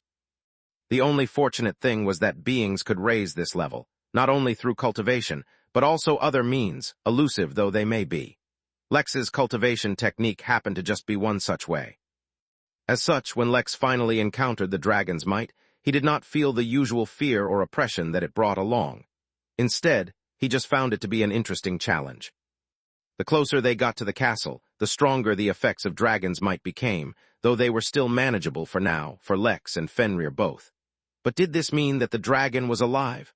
Or could dead dragons exude the aura as well? The reason Lex was wondering such a thing was, the closer he got to the castle, more hidden assassins he discovered with his soul sense. They never saw him, and he never saw them, but he could tell that they were all headed in the same direction. If the dragon were truly alive, would these assassins really have the guts to go and pick a fight right under its nose? Or were they just trained so well that they did not care about their own life and death? Moreover, who was sending them, and what was their purpose? Since the journey was so long, Lex could not help but muse along these lines. Chapter 754, Mountain Range. As the hours passed by, and Lex came nearer to the castle, the aura grew stronger. While it was well within the range that Lex and Fenrir could tolerate, Lex found it interesting that the assassins also remained unaffected. As a subsidiary race of the dragons, weren't the Friggles supposed to be even more vulnerable than others to this aura? Based solely on what he saw, that did not seem to be the case. As the hours wound by, another question took hold in Lex's mind. What was aura exactly? He himself had an aura and more than one. The first and most obvious aura was that of the Innkeeper, but that originated from his host attire. It gave others great mental pressure, and within the crystal realm even affected the environment. Based on that, he could study the effects that aura could bring about, but he was wondering how aura was nurtured and its effects differentiated. The second aura that Lex had was his own. It was heavily influenced by his time spent as the Innkeeper, and could evoke feelings of confidence, competence, and warmth. It was also influenced by regal embrace, which nurtured the sensation of indestructibility and gave one the confidence to face anything and everything. His state of flow, for some reason, also affected his aura from what he could tell. Lex had used his aura to influence certain actions and reactions from others, even though he did not understand it fully. Lately, he had even felt his aura grow when he was cultivating his foundations once again, as well as during the first few moments when he was fighting insects, and his fighting instincts awakening. Based on this analysis, aura could be innate, such as that of dragons, but could also be influenced by environmental factors, as well as the actions of the person who owned the aura. He wondered, did his act of biding his time and time again in the face of insurmountable opponents affect his aura, or had it not? Maybe it was because he made those decisions out of pure logic instead of fear, but there seemed to be no trace of the will to retreat in his aura, yet. The more he marinated in the dragon's might and fought against the aura's effects, the more he began to wonder if he could influence the growth of his own aura, and what benefits it could bring. As an experiment, he closed his eyes and focused, summoning his aura forth in its most raw form. But he quickly discovered that such a generic state of mind caused the aura he summoned to be very loose. He summoned it, but it dispersed quickly under the impressive dragon's might.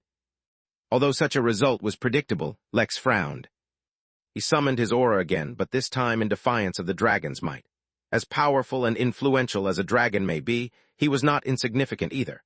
Yes, he had the help of the system, but even the most awesome tool in the hands of an incompetent man would yield no results.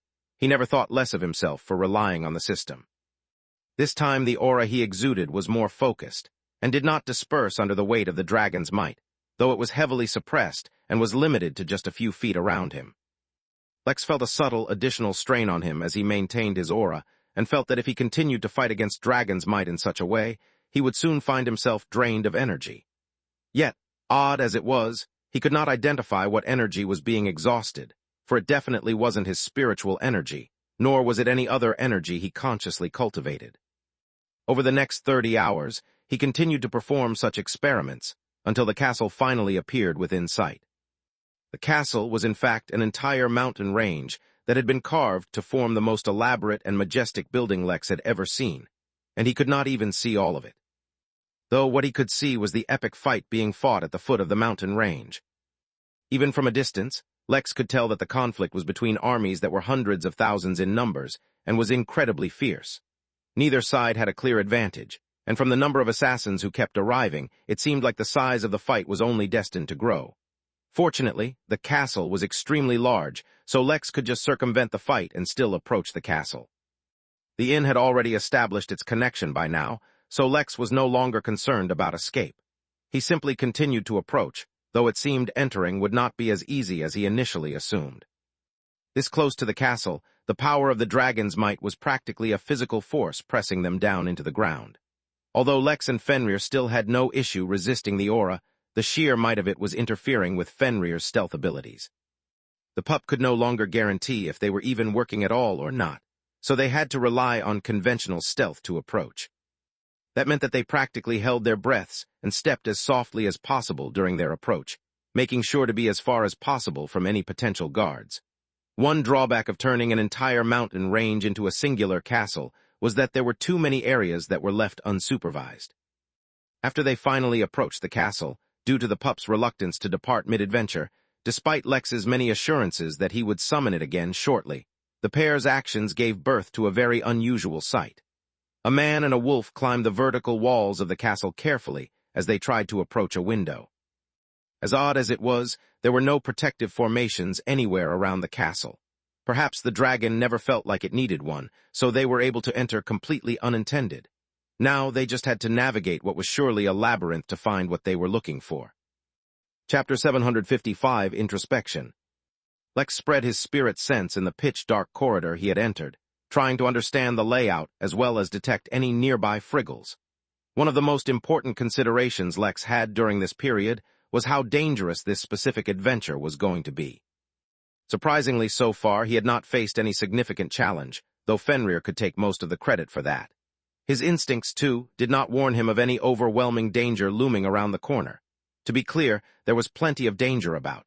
If Lex was not careful, he could be besieged by countless friggles, not to mention whoever they were fighting. But the 3-star planet he was on was showing a surprising lack of immortals, who were the greatest threat to Lex. Either they were not nearly as common as he had assumed, and his frequent encounters with them could be attributed to a skewed probability of facing them due to how many unusual circumstances he faced. He made a mental note to look up such information when he got back. Considering the fact that he encountered Earth immortals so frequently in the Crystal Realm and saw so many immortals coming to his inn, Lex thought that there would be immortals anywhere with enough spiritual energy, but that might not be the case. Perhaps the tribulation also played a role in their absence. But the most significant thing was that despite the dragon's might being much stronger now, Lex's instincts still did not warn him of any lethal danger.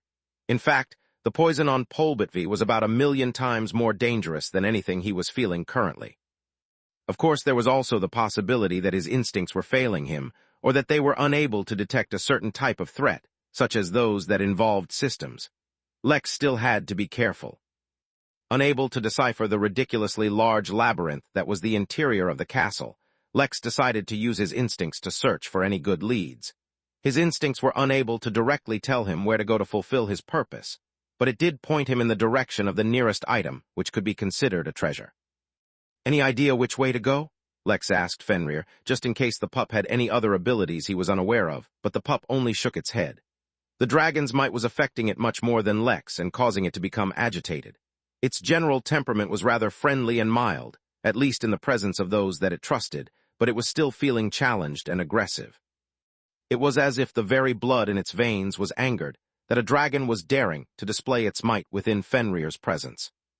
Unfortunately, regardless of how noble the instincts in its body, it was nowhere near as strong as the dragon. At least the dragon was born in the immortal realm. Fenrir, despite its noble bloodline, had been born immortal. That thought gave Lex pause. Fenrir should have had a very high position in the cosmic ascendance spectrum, so then why was its cultivation at birth so low? Why was it still unable to speak, even if only through spirit sense? The mysteries surrounding the pup were not few, but right now was not the time to ponder them. Without any other lead, Lex decided to move in the direction of the nearest treasure. The corridor was, just as the Friggle town had been, elaborately decorated across every inch of its length.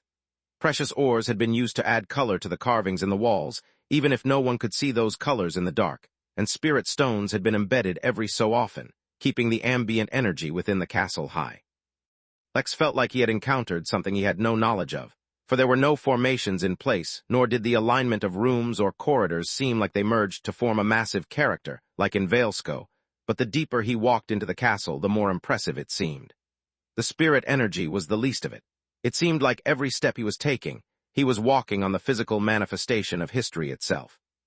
Countless beings of incredible importance had once passed through these halls, and world-shaking decisions had been made in nearly every room. Although Lex did not have enough information to judge, he guessed that perhaps the influence of the dragon whose home he was walking in was larger than he had first thought. Maybe the dragon held a great position in this galaxy, but information of that level would not be easily available on the Henali portal. For a massive portal that was supposed to cover the majority of the explored realm, it was surprisingly strictly monitored and controlled.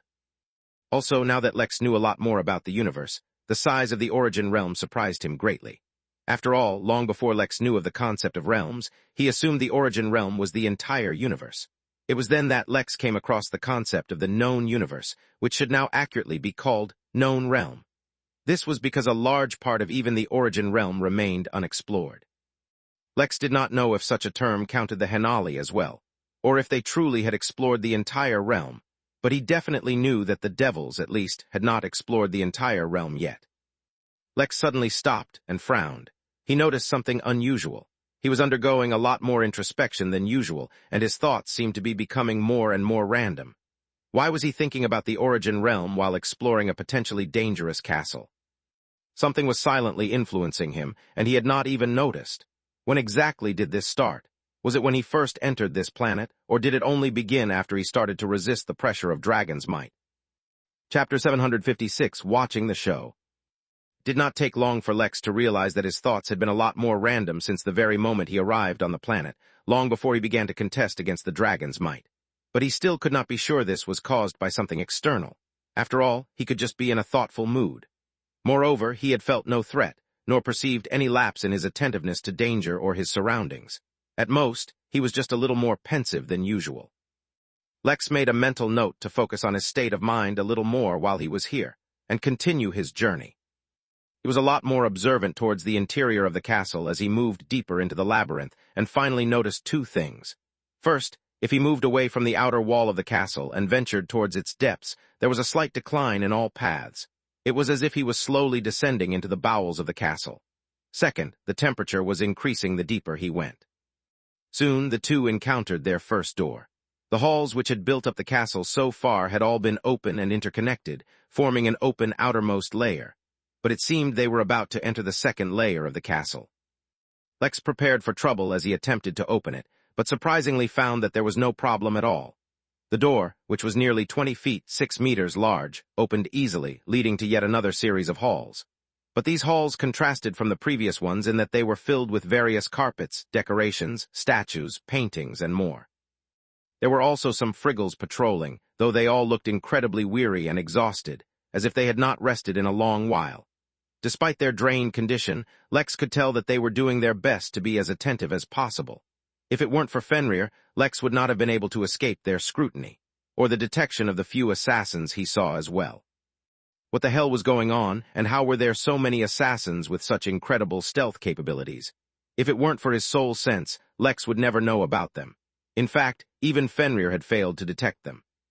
As it happened, one of the assassins seemed to be going in the same direction as Lex, so perhaps he would get an answer soon. As the odd group navigated the ostentatious halls, Lex could not help but wonder what the life of an assassin was like. Did they have friends? Did they like to read books or watch plays? Did they snack from time to time? He imagined that, regardless of the stereotype of being cold-blooded, they would need to enjoy life sometime, right? He wondered if assassins got married and had little assassin babies. The thought was so odd that Lex once again caught himself and realized that his thoughts had wandered again. He frowned and redoubled his efforts to stay attentive. Soon they reached the room Lex's instincts were guiding him to, and it seemed like it was occupied. A couple of Friggles were inside talking, though Lex found it difficult to assess their age and genders just by observing them. It was tough to do these things with a race he had only just met. He moved closer to try and hear what they were saying, as did the assassin. "Is only a matter of time," said one of them. "Is it really? It's already been weeks, and my memory has not recovered, nor has anyone else's." No one knows what truly happened, and the royal family is acting too strangely. How do you expect them to react? Who could have predicted that an army of those icy abominations would suddenly rise from the ground and attack the castle? They have to fight with all their efforts, or if the Lord Dragon is disturbed, the royal family will be too ashamed to continue on living. I don't know why the Lord Dragon doesn't just kill them with a single swipe. It's been over 6 months since these creatures suddenly appeared in the south, and they've been a growing nuisance since. Lex was immediately intrigued. Over 6 months was the translation of what the Friggle had actually said, and it had automatically been translated into terms that Lex was familiar with. The more important thing was that the timing seemed to be similar to when the mysterious man had told Lex to come here. More than those icy creeps, I wish the royal family would just kill those foreigners. How dare they blaspheme the great lord by claiming he has died? Can they not feel the magnificence of his aura gracing this world with its presence? One of the Friggles, the one fanatically praising the dragon, grabbed something from its belt that immediately attracted Lex's attention. It was a strange, orange-colored vine that was emitting a soft glow. The vine had been snipped off of wherever it originally grew and was dying, but nonetheless it gave off an intimidating aura. This was exactly the thing that his instincts had guided him to. Lex was not the only one who noticed the vine, as the assassin started to make his way towards the Friggle as soon as he brought out the vine. Instead of interfering in the matter, Lex decided to just sit and watch. He was interested in learning what exactly was going on here, and perhaps observing their interaction would give him some clues. As soon as the assassin came close, something unbelievable happened. The light emitted from the vine actually managed to reveal the assassin's figure, alerting the 2 Friggles of the intruder. Immediately they began fighting one another without holding anything back. In the corner of the room, Lex and Fenrir comfortably sat on a couple of sofas and watched the fight as Lex summoned out a bag of Doritos. "Want some?" he offered the pup as he pointed the open bag towards him, very politely taking out a pair of chopsticks, so as to not dirty its paw. It took a few. That was the moment Lex realized his pup also had a spatial treasure. Chapter 757, Interesting Assassin. "When did you get a spatial treasure?" asked Lex, not hiding his surprise. "Actually, where did you get one from?" The pup had originally not felt like this was a big deal, but seeing how Lex reacted, it suddenly felt prideful. He growled and barked as it communicated with Lex, yet the man seemed to understand everything. The oddest part was that no one noticed the 2 talking, and not just because the other 3 in the room erupted into a battle for life and death. "Oh, that's an unusual bloodline ability," Lex commented. Apparently, after Fenrir finished his task inside the tower, the reward he had received was information on how to unlock his bloodline abilities as quickly as possible.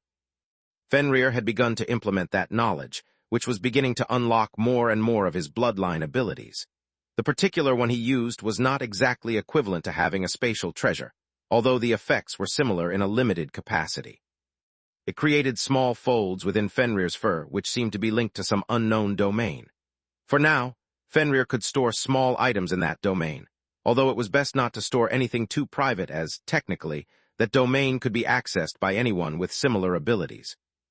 This bloodline ability was a part of a more powerful ability to be unlocked later on, though Fenrir did not know or care about that. It just liked putting anything and everything within that space. So far, besides chopsticks, he had put a lot of mud, some rocks, and other random small objects. Lex listened in with interest as he watched the Friggles fight. Although the fight had just begun, it was almost over as well. Although the assassin had lost the element of surprise, his combat ability was nothing to belittle. The 2 random workers were not its match, although the assassin also suffered some injuries. A few minutes later, everything was concluded. Lex watched with interest as the assassin ate the glowing vine excitedly. If eating the vine had any effects, they were not apparent. Besides the glow disappearing, resulting in the assassin once again turning invisible, Lex noticed nothing significant. However, that quickly changed when the assassin disabled his invisibility on his own a few moments later. He sat down in a corner as if to rest, and took out a small device and began speaking into it. "I've infiltrated into the first layer of the castle, but have received injuries. I will need to recover before I can continue to proceed further. Please be advised, I encountered an unknown object that can disable invisibility when exposed to its radiation. Let the others know, in case such means are applied throughout the castle. I have still discovered no signs of any of the members of the royal family." Lex felt that the assassin was being deceitful in his report, for if the object had really been unknown, he would not have proceeded to eat it, right? At least Lex discovered that the objective of the assassins seemed to be the royal family, quite predictably. Acknowledged, if recovering from your injuries will take too long, retreat instead. Your band of neglect can only allow you to tolerate the dragon's might for so long. The closer you are to the entity, the faster it will be drained. Affirmative, the assassin replied, and put the device away. But then he continued to act suspiciously. Instead of focusing on healing, he approached one of the friggals he killed and stabbed them with a particularly demonic blade. The blade began to absorb the entire body, and after a few moments it completely vanished. The assassin instead began to morph just a bit, and moments later assumed an appearance identical to the friggal that had been absorbed. Or at least, Lex felt like he did. With these unusual creatures, it was very difficult for him to distinguish facial features. But the assassin was not done acting suspiciously. He then stabbed himself once as well, though with a different knife, and allowed himself to bleed out a little before cauterizing the wound. Lex and Fenrir exchanged looks, before returning their attention to the assassin who was not limping away. Before he left, however, he took out his small communication device and crushed it. Naturally, Lex followed the assassin. Considering that he had no idea how to navigate these halls and didn't know where to go, following this suspicious person may lead to some unexpected rewards. Unlike Lex, the assassin seemed to know exactly where he was going, and soon ran into guards. Assassins have infiltrated. They are searching for Her Majesty Station. You have to let her know at once, the assassin pleaded, as if the very meaning of his struggle was to send the warning. Quite conveniently, he also collapsed just as he found the guards. They immediately checked on his wounds and discovered something quite serious. Although he seems to have cauterized the wound, he did not manage to stop his internal bleeding. Immediately bring him to get treated. I will go and warn Her Majesty. The group of guards split up, and Lex now had the option to either follow the guard to whoever this station was, or continue to follow the assassin. After a moment's deliberation, he felt like the assassin was just diverting attention, and that his motives lay elsewhere. Ultimately, Lex decided to keep following the group with the assassin. Considering the urgency of the situation, the group moved quickly, and Lex found himself entering deeper and deeper into the castle. The temperature had almost risen to above freezing, which was quite a big deal for a planet with no star nearby. Just as they reached the makeshift hospital, which was filled with countless other patients, the castle trembled and many decorations fell on the floor. Everyone in the room froze as fear suddenly gripped them. Something had attacked the castle. Was the Lord Dragon going to be disturbed? The castle trembled again, and this time it was much worse. Chapter 758 discovered. Neither Lex nor Fenrir were disturbed by the quaking, but all the friggals in the room seemed to lose their souls. Cabinets shook, the walls creaked, and dust fell from the ceiling, but fortunately there was no destruction. The tremors from the explosion eventually vanished, but nobody in the room dared to move. It seemed like even the dying patients stopped dying for this duration, but in actuality they were just too frightened to release their pain-filled moans. But nothing seemed to happen. The dragon's might did not waver, and there were no massive repercussions, at least as far as Lex could tell. Slowly, the doctors began to move once again, as if testing if there would be a reaction. When nothing happened, they quickly started to tend to their patients again. In that short, momentary pause, however, everyone was too occupied to notice that the assassin had left the stretcher he had been placed on and moved through the crowd, somehow changing his attire as he did. Everyone other than the two specifically paying attention to him. From the hospital, the assassin continued, moving at a much faster pace. Lex did not know why he no longer used his invisibility, but considering that Lex had not encountered any other assassin this deep in the castle, perhaps it was not possible. The longer he followed, the faster the assassin became, as if he was feeling anxious about something and running out of time. After nearly an hour passed, they once again crossed into a new layer of the castle, and suddenly the nouveau rich grandeur that filled every corner of the castle suddenly changed. From the finest marble floors and walls lined with statues, the castle changed to look like it was a natural cave. There was no even flooring, no decoration, and no signs that this was a part of a castle. The cave was also quite warm by the planet's standards.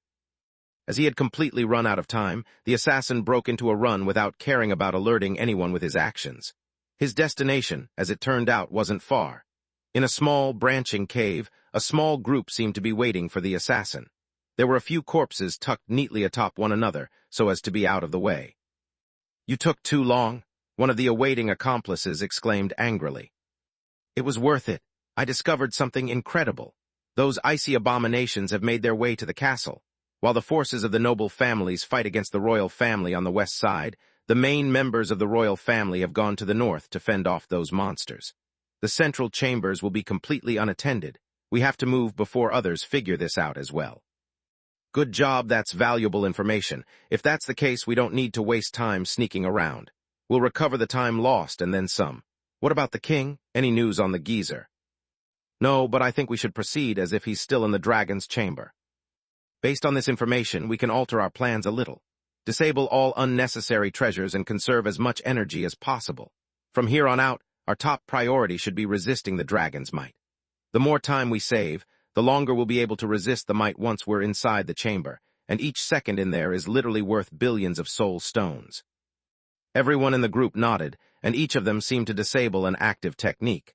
To Lex's great surprise, the previous group of Friggles began to change. What replaced them were 12 stocky dwarves.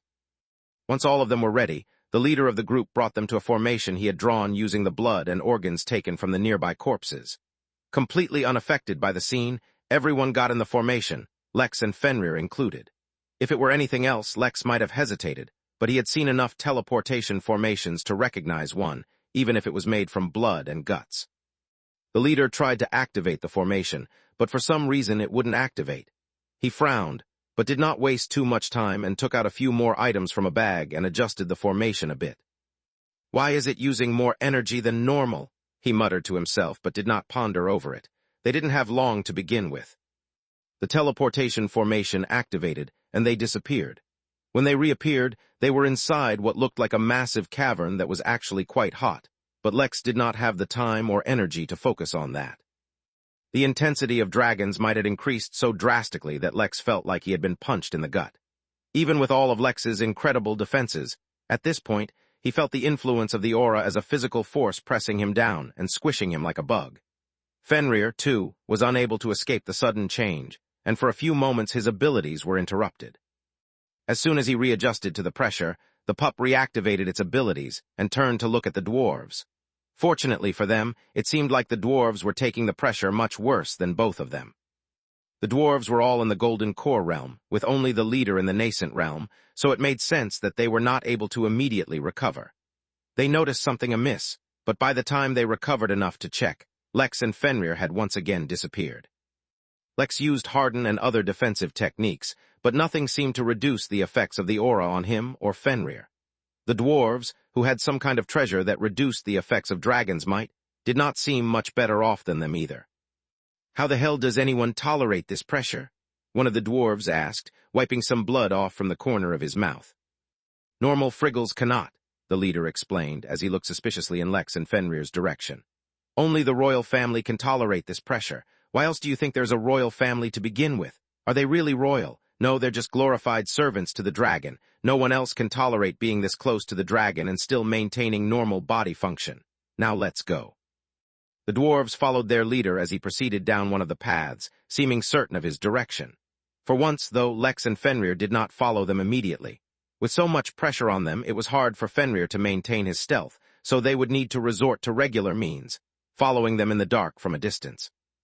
But while Lex was still capable of doing that, upon closer observation, it did not seem like Fenrir was in the condition to do so. It was not the pressure itself that was getting to Fenrir, but now that the strength of the might had increased, so had Fenrir's aggressiveness. His thoughts were getting clouded by the desire to lash out at anyone, and everyone nearby, as his blood rebelled against the overbearing might. Ultimately, Lex had no choice but to send Fenrir back to the inn. But since the pup still felt reluctant to leave, Lex promised to summon him as soon as there was a fight. After all, there was no problem with him being aggressive if there were actual enemies to target. Even without Fenrir, Lex was wearing his stealth suit made from Orion's scales, so he was sure as long as he kept his distance, he would not be discovered. Unfortunately, Lex was not too familiar with the dwarven race, so he overlooked the fact that they had a unique racial trait that gave them an incredibly strong affinity with stones, ores, gems, and minerals. Although he was undetectable from this distance, the short while he and Fenrir lost their invisibility left detectable traces on the floor. The leader had picked them up, and though he did not let it show, he began preparing for the worst. Once the group was far enough down their path that they were almost out of sight, Lex began following them. Even though his vision was restricted due to the darkness, Lex could still see a little. Silently, he followed the group, quite pleased with his decision to follow the assassin, when he felt a strange tremor. With a warning from his instincts, Lex quickly leaped back, just in time to avoid a cave-in the tunnel he was walking through. He frowned. The cave-in happening right above him was too coincidental, so it was safe to say that he had been detected. He was not too surprised, though he wished that the group had fought him instead of running away. Then he could have interrogated them at least. With his guides separated from him, Lex had no choice but to once again rely on his instincts as he began randomly walking down another tunnel. Simultaneously, he began to think about the dragon. The dwarves didn't seem worried about it at all, so were they the foreigners claiming the dragon was dead? If so, how could one explain the dragon's might? Chapter 759, Lost in Thought. Unlike his first impression of the castle, which was grand and majestic if a little overdone, the cavern he was in now seemed like a long-forgotten corner of the world filled with naught but darkness. There was no sign of anyone having ever crossed the various tunnels, nor that they had been used for any purpose. If Lex had not followed the dwarves here, and clearly felt the increasing dragon's might, he may have assumed that he had teleported to a tunnel in the middle of the planet that had never been discovered. Even the increasing temperature felt like to him that he was moving closer to the layer of molten lava deep under the surface of the planet. As he made his way through, following not but his instincts to guide him, Lex felt something he hadn't in a long time. He used his thumb to wipe his brow and discovered sweat. It had been a long time since he sweat naturally. Considering his cultivation, there must be something extremely unusual about the temperature. Lex continued to explore, his thoughts often getting lost in random and seemingly unrelated topics despite his best effort to focus. The situation was so strange that it took a couple of minutes before Lex realized that, while walking, he had encountered what should be an extremely large vein of rare ores. They were emitting spiritual energy as if they had an unlimited amount stored within and were sizzling to touch. Intrigued, he put on his fancy contact lenses and was startled by the result. This was not an ore but frozen dragon blood. What felt sizzling to Lex was actually well below the freezing point of the dragon's blood.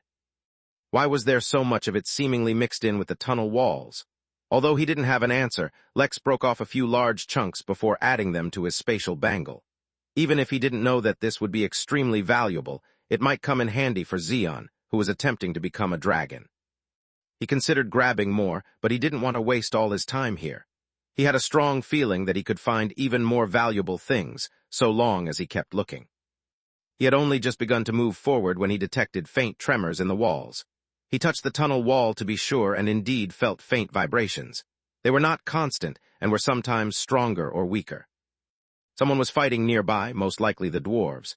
Having finally found a trace, he quickly began to traverse the tunnels once again. Every time he was presented with various choices as two or more paths appeared, he always selected the ones heading towards the signs of fighting. More than once, he came across dead ends, so he would just turn back and keep on trying. Once long ago, he read that if he ever got lost in a maze, he should either pick a direction, right or left, and always turn the same way. He would eventually find a way out of the maze. Although Lex did not yet start feeling like he was trapped in a maze, if he kept roaming around randomly like this, he might just have to try it. Lex sniffed as he picked up a strange scent, and a few moments later he saw something unusual. A corpse lay on the floor, though its death had not been recent. Lex could smell the rot and decay that had gripped the corpse. When he approached, he discovered that its situation was even worse than he imagined. There was little other than bone left on the corpse, meaning it had to have been here for months at the very least. Unwilling to touch the rotting corpse, Lex used his spirit sense to investigate it but could not determine the cause of death, which was not too shocking considering its state. He looked down the tunnel, and in the distance detected another such corpse. One need not be an expert to know that something was amiss with the situation, but Lex could not guess what happened at all. It seemed more and more likely that the dragon was dead, or critically injured at the very least. But how had such a powerful being died so simply? How had the royal family survived when the dragon had died? Not to mention these old corpses that he was encountering. Most importantly, did any of this have to do with the treasure that he was supposed to be looking for? While Lex tried to reconstruct what exactly happened, he never stopped moving. At some point the tremors stopped, but Lex did not even notice. His mind was completely focused on trying to reconstruct what had happened here based on the few clues that he had. At some point, he had gone from walking through a natural tunnel to what seemed like it had been carved out of solid rock by hand. Torches hung on the sides, but Lex no longer noticed as he was too deeply lost in his thoughts. At some point, he reunited with the dwarves who looked bloodied and battered. Unlike him, they were not completely lost in thought, and still retained their awareness thanks to the help of various treasures, but they were still too distracted to pick up on the few signs Lex revealed of himself despite wearing his stealth suit. They walked past more skeletons, and this time even a few fresh corpses. One of them even belonged to a royal family member. It was easy to distinguish them from common friggles, as they had a long, thick tail, and some of them even had wings. Finally, they reached the end of the tunnel network, and by then, the dwarves had completely lost themselves in their thoughts despite their various protective treasures. After all, since they were not being negatively affected in any way, it was very hard for a normal protective treasure to identify their situation as encountering some kind of threat. A massive door hundreds of feet in height lay waiting for them, and it was conveniently slightly ajar, leaving just enough space for them to fit through. Lex was walking towards the opening when a sudden noise woke him from his thoughts. A painful groaning and squealing filled the tunnel, coming from one of the dwarves.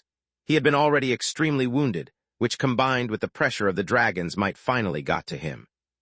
His leg fractured and deformed, causing him to stumble. The pain woke him from his stupor, but other than Lex no one else noticed his cries. More than concerned about the dwarf, Lex suddenly became alert over how he had reached here. He had no recollection of the path he took, or even of reuniting with the dwarves. Whatever was happening was clearly affecting even his spirit. He employed every defensive technique he knew to protect his mind and spirit, but he felt no change whatsoever. "Barley, Barley, don't leave me," yelled the dwarf to his companions while trying to get up, only for one more of his bones to break.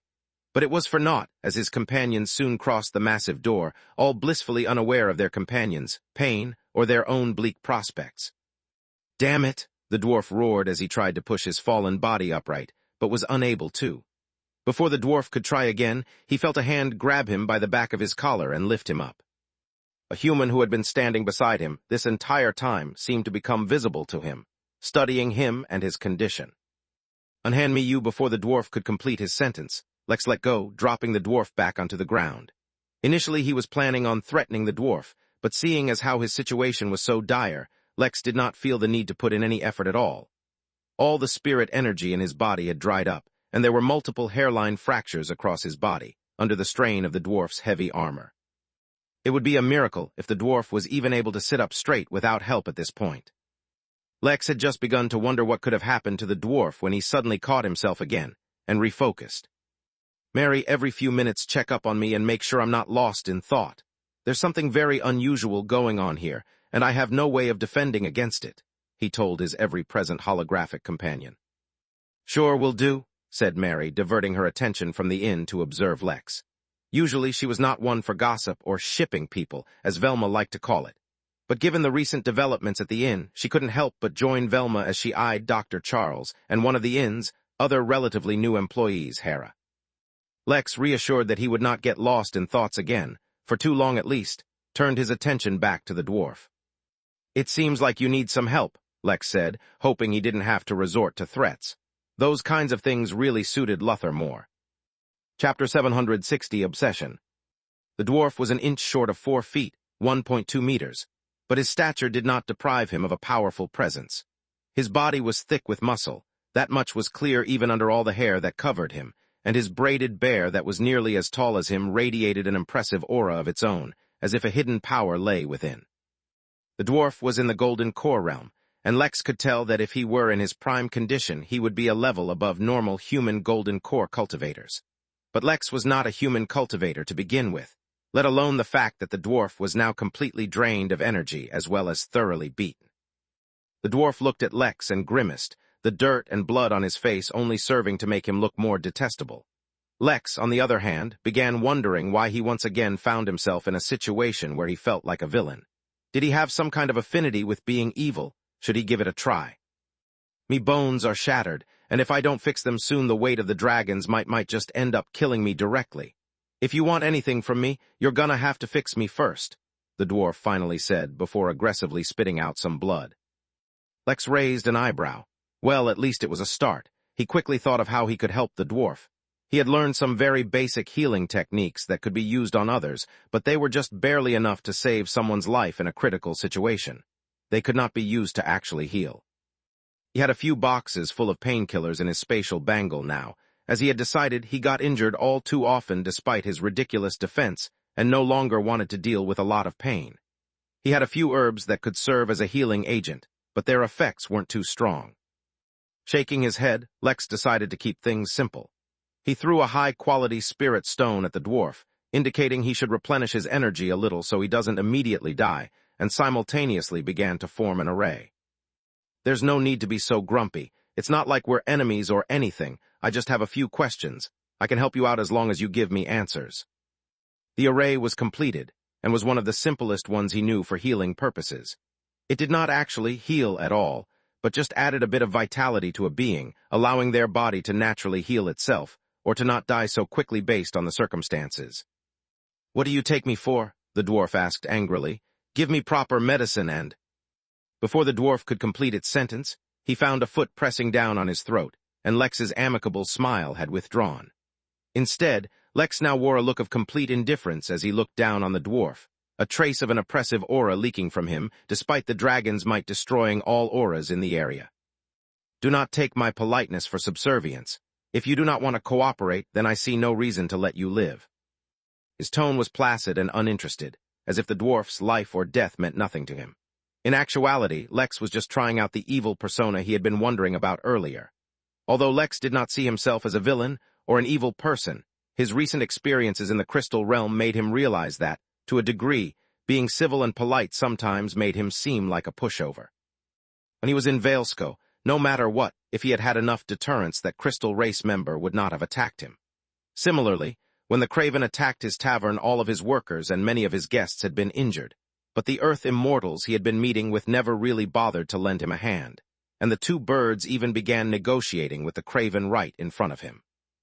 Although things had ended well for him eventually, that bitterness and frustration had lingered, if only just a bit. So while Lex had no real interest in being harsh with others, he also wanted to try and do things differently and see what the results were. After all, he was just 24 years old, and it was all right if he was still figuring himself out. The dwarf was not an easily intimidated person, usually, but looking at Lex's eyes, he really felt like the other would kill him without any hesitation if he tested his limits. Although getting answers might be helpful to him, it was not important enough that he would tolerate the dwarf's misbehavior. The dwarf felt a chill in the back of his spine, and he suddenly stopped resisting. No matter what his identity was normally, right now he was just an injured dwarf held down by the other person's shoe.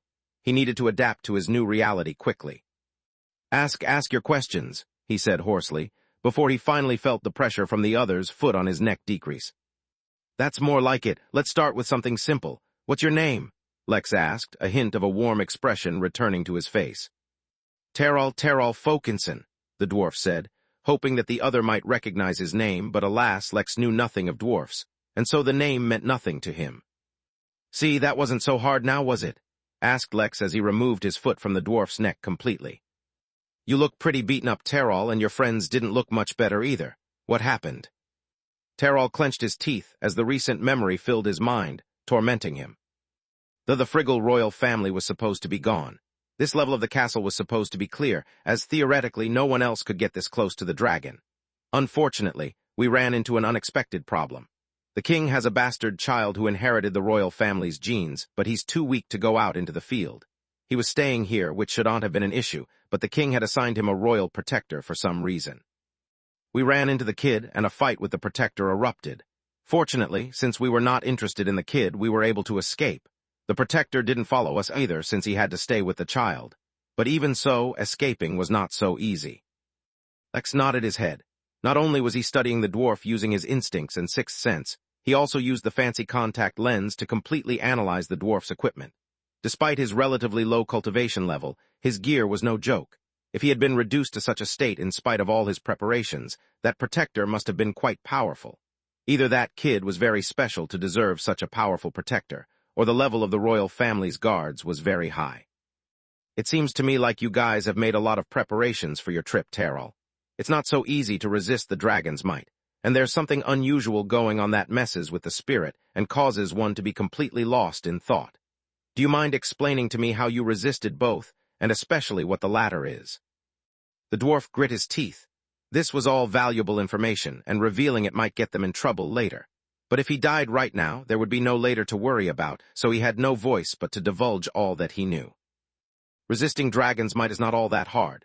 The dwarves and the elves have been enemies for many millennia, but they recently buried their bitter hatred to join hands together to face the domineering and deadly dragons. With dwarven engineering and elven enchantments, we have designed many treasures specifically designed to take on dragons. The chestplate that I'm wearing has an enchantment that will erase or reduce the effects of dragon's might, as long as I have enough spirit energy to feed it. As for the spirit pull, it's a common phenomenon that occurs with any treasure that a dragon obsesses over. The influence of a dragon's attention is far from simple, let alone the effects of its obsession. All dragons are natural-born treasure hunters, and any place they call home is bound to be full of treasure. But although this planet has valuable ores, it is nowhere near valuable enough to attract a dragon. The spirit energy is poor, and it is far from a star and so is cold. Considering the overall poor quality of the entire planet, there must be some exceptionally valuable treasure here that attracted the dragon, and now has been tinged with the dragon's obsession, affecting one and all. Chapter 761, Dragon's Hoard. The dwarf had somewhat regained some spirit energy in his body after absorbing it from the spirit stone, although that only made him more sensitive to the horrible condition his body was in. Silently, he cursed the stupid dragon, then audibly he cursed again, "Filthy, stupid, stinking dragon." Since the dwarf no longer dared to cross Lex, he could only change the target of all his hatred and anguish to the dragon itself. The dragon's obsession is much stronger than anything we expected. Even with all our protection and preparation, we still lost ourselves to the spirit pull. Speaking of the dragon, aren't you at all worried about aggravating the dragon, or are you so sure that the dragon is actually dead? Were you the ones who spread that news? No, we weren't the ones who spread the news, but they are working with us, the dwarf said, and he suppressed the urge to moan. The little vitality Lex had provided him was far from enough to heal anything at all, but there was not much he could really do about it. I don't know how or why, only Barley, the leader of our group, knows the details, but the dragon is for sure dead. Otherwise, we would never agree to go and steal from a living dragon's hoard. Even if we cannot get our hands on the treasure that has been tainted with the dragon's obsession, any random item will be worth the risk. A dragon's hoard, to be honest, I cannot even estimate how much it would be worth. All I can say is that it should be worth a lot. Why did you spread the news of the dragon's death? Wouldn't you end up getting more competition if the knowledge is spread? In contrast, if you keep the knowledge hidden, you have a greater chance to take all the loot for yourself. No, we can't face the strength of the royal family on our own. Spreading the news is dangerous, as it could attract other races as well, but it also presented us with an opportunity to infiltrate the palace. The various noble families attacked the royal family with the desire to get their hands on dragon blood. With that, they can change their own fate and replace the royal family. Maybe they could even cause a mutation and transform into a real dragon, since they are dragon descendants at the end of the day. Such a conversion is still possible. Only when the royal family is busy fighting the other nobles, and the defenses of the castle are focused on the outside, would we get the chance to sneak inside. We didn't count on a simultaneous invasion by the icy abomination at the same time, which only helped our chances even more. But we still don't have much time, as we have reports that elven ships are already on their way here. We absolutely cannot risk staying too long, and are supposed to escape the planet today. What are these abominations? I've heard them mentioned multiple times already. Again, I don't know too many details. What I can say is that their existence is very unusual, and that they did not exist on this planet even just a year ago. All I know is that they seem to be made of ice, and that they naturally hate everything to do with heat. Friggles, as descendants of a dragon, have extremely hot blood and so are frequently targeted by them. But my original impression was that these monsters have no intelligence, yet the act of laying siege to a castle does not fall in line with that belief. There may be something more going on. Lex pondered for a moment about what to do. All the signs pointed to the fact that the treasure he was looking for was right here, and was most likely the one infected with the dragon's obsession. But he was not immune to its spirit pull ability, and had constantly fallen prey to distractions. While such a thing was not inherently dangerous, it did pose some risks. Somehow the dragon had mysteriously died, but that did not reduce the danger in Lex's eyes. If anything, the danger had only increased, for he could not imagine what could so silently and secretly kill a dragon. Moreover, there were some mysterious enemies targeting the Friggles, and possibly the dragon as well, not to mention the elves on their way to this planet. After some consideration, he concluded that while there was danger, it was not enough to deter him. Having made up his mind, he threw a golden key towards Terol. "If things get desperate and you really need medical attention, crush that key. You'll be fine," he said, already walking away. He wondered what awaited him behind the massive door. Was that the entrance to the dragon's treasures? That would be too easy, right? As it turned out, behind the doors what awaited Lex really was the dragon's treasure hoard, or the very beginning of it. Mountains of gold were pilled randomly on the floor, though there seemed to be a walkway between the endless coins, nuggets, raw ore, and massive bricks, leading somewhere deeper. Curious, Lex picked up some of the gold and discovered this was far different from the gold he was used to seeing on Earth. A quick scan from his fancy monocle revealed over 216 different types of gold. In the universe, gold was valuable as well, though not because it could be used to make jewelry. No, the value of gold came from the fact that it was a phenomenal conductor for spirit energy, and each different type of gold before him had a few different traits or uses.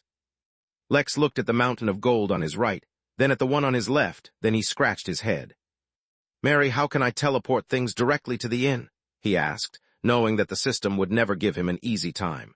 If he had to put everything in his bangle and then teleport to the inn to drop it off every time, he would be here for a while. Occasionally missing content, please report errors in time. Chapter 762, Spirit Pull. Well, you can send workers from the inn to the connected planets now. You can send some over and hope they teleport somewhere nearby, after which you can have them come here and collect it, Mary replied sheepishly, knowing that that wasn't the answer Lex was looking for.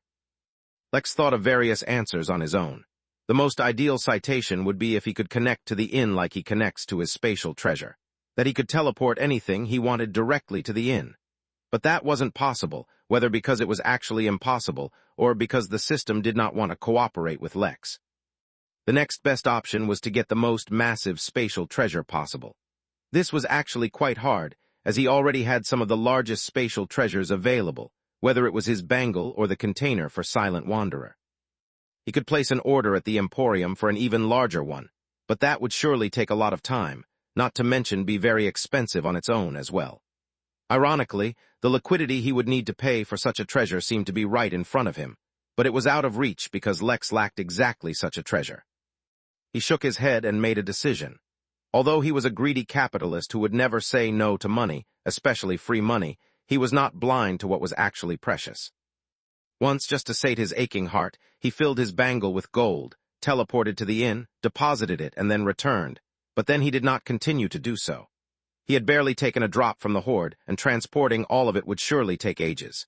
Chances were that the treasures he would encounter deeper in were much more valuable than these mountains of gold right at the start. With one last wistful glance to satisfy himself, Lex walked forward on the winding path through the mountains of gold all around him. After the first couple of mountains, Lex encountered glowing gems buried within the gold, illuminating the hoard. Eventually, Lex started to jog as it was taking too long to navigate around the mountains. He was also concerned about the fact that, although the dwarves had entered only a few minutes before him, he could not find any trace of them at all. Every now and then, Lex would once again get lost in thoughts, but with Mary checking up on him constantly, he kept waking up. Finally, the trail reached a descending staircase, and so Lex entered the second layer of the treasure hoard. Contrary to what Lex was expecting, the next layer actually consisted of a large garden. There were hundreds of thousands of fairies flying around, tending to countless flowers and plants. Instantly, Lex was able to tell that these were both very valuable and also very toxic. Holding his breath, Lex rushed through this room as well, completely undisturbed by the fairies. In fact, they seemed to not even sense his existence as they carried on with their tasks in unusual silence, though admittedly, a reason they might not have detected him was his suit as well. The garden was well lit, showing a new pattern of illuminated chambers contrary to the rest of the planet, which was completely dark.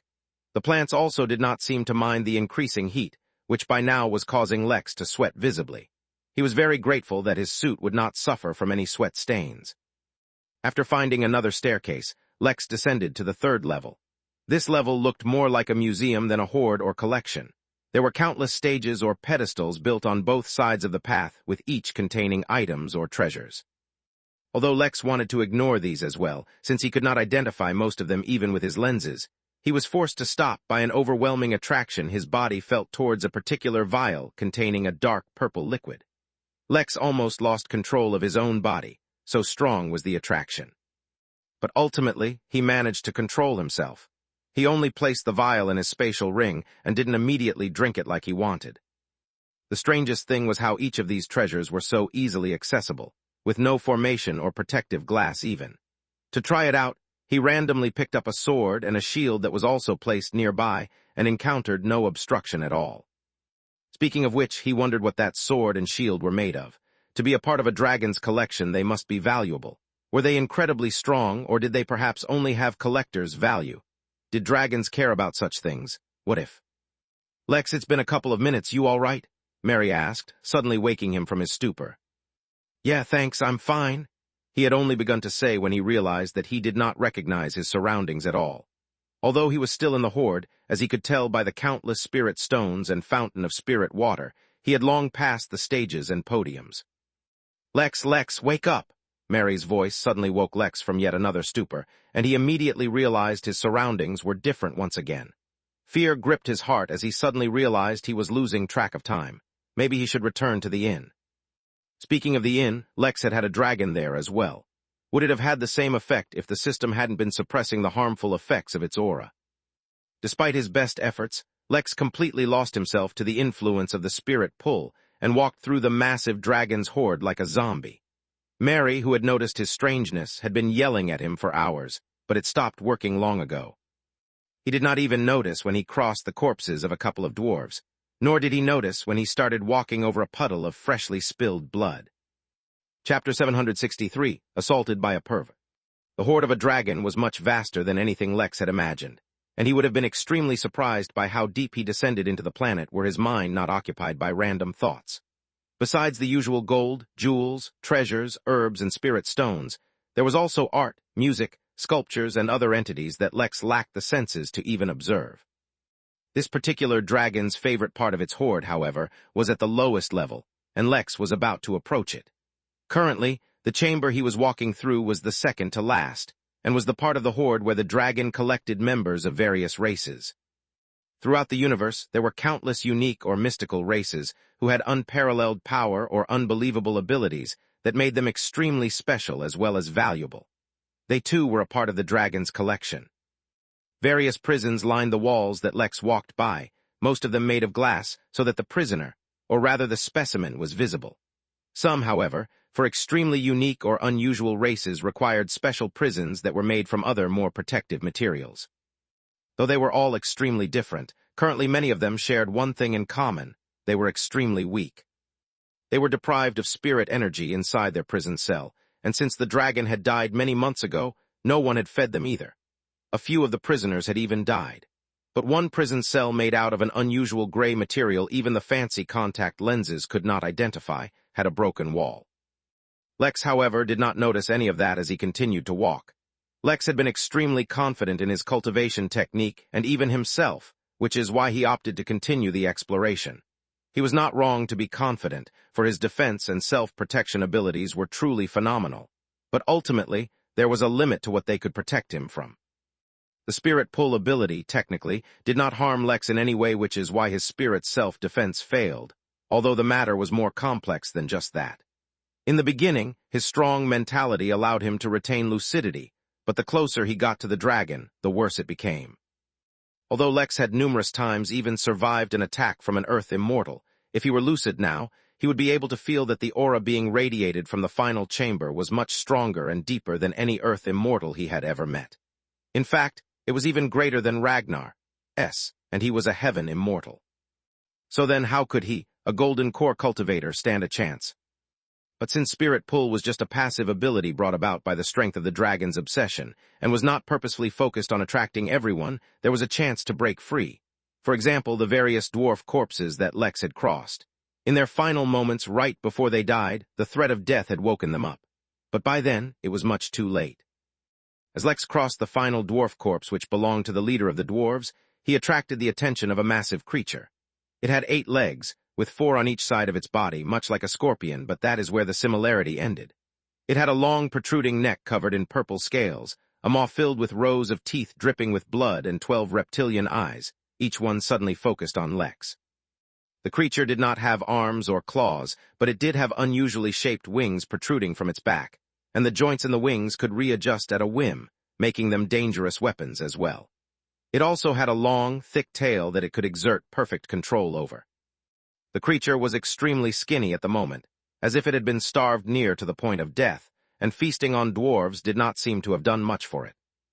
But his body radiated an aura so attractive that the creature dropped the body it was currently feasting on and slowly approached him. Unlike the rest, the creature was immune to the effects of spirit pull. In fact, were it near full strength, it would not have wasted even a glance on such pathetic prey. But the dragon had starved this particular creature for years, and so it was at its weakest. It would not die so easily, but at the same time it could not exert all its strength either. Otherwise it would not have hid from the king every time he crossed, and would have preyed on him instead. But it did not matter. Slowly and steadily the creature would regain its strength. After studying Lex thoroughly, and concluding that he was only in the golden core realm, the creature pounced. Like the dwarves, it expected the threat of death to wake him from the effects of spirit pull in the last moment, but oddly enough, that did not happen. The creature did not ponder over what that was and furiously bit at his neck, its teeth digging in. Something odd happened. There was no gush of delicious blood in its mouth, or the taste of flesh. The confusion had barely registered when it felt an otherworldly grip around its neck, nearly causing a fracture in its current frail bones. Its face was forcefully pulled back, and what awaited it was a gaze filled with raging fury. "Were you licking my neck, you creep?" Lex asked between gritted teeth as he struggled to understand what happened. He felt like was just assaulted by a pervert, and the sticky sensation of the creature's saliva on his neck grossed him out so much he finally woke from the effects of the spirit pull. Before the creature could respond, or more likely retaliate, Lex could no longer hold onto his revolution. Still holding onto the creature from its neck, he picked it up and slammed it onto the ground. Chapter 764, Beatdown. So strong was the disgust that Lex felt that there was no indication of spirit pull affecting him at all. Lex was completely focused on completely killing the perverted creature that had.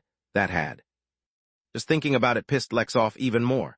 He summoned the sword he had recently taken from the dragon's hoard and swung it without hesitation at the creature's necks. Unexpectedly, the sword completely shattered and an unusual aura latched onto Lex before disappearing. Lex was momentarily disappointed, but he did not want to waste too much time on useless things. Much in the way he had quickly improved in hand-to-hand combat, new and inventive ideas came to Lex for how he could possibly kill the perverted creature. Yet before he attacked, Lex quickly changed out of his stealth suit and into his defensive suit. If he had been wearing this from the start, the creature would never have had the opportunity to lick his neck. The creature also recovered from the shock it had received and had retreated from Lex.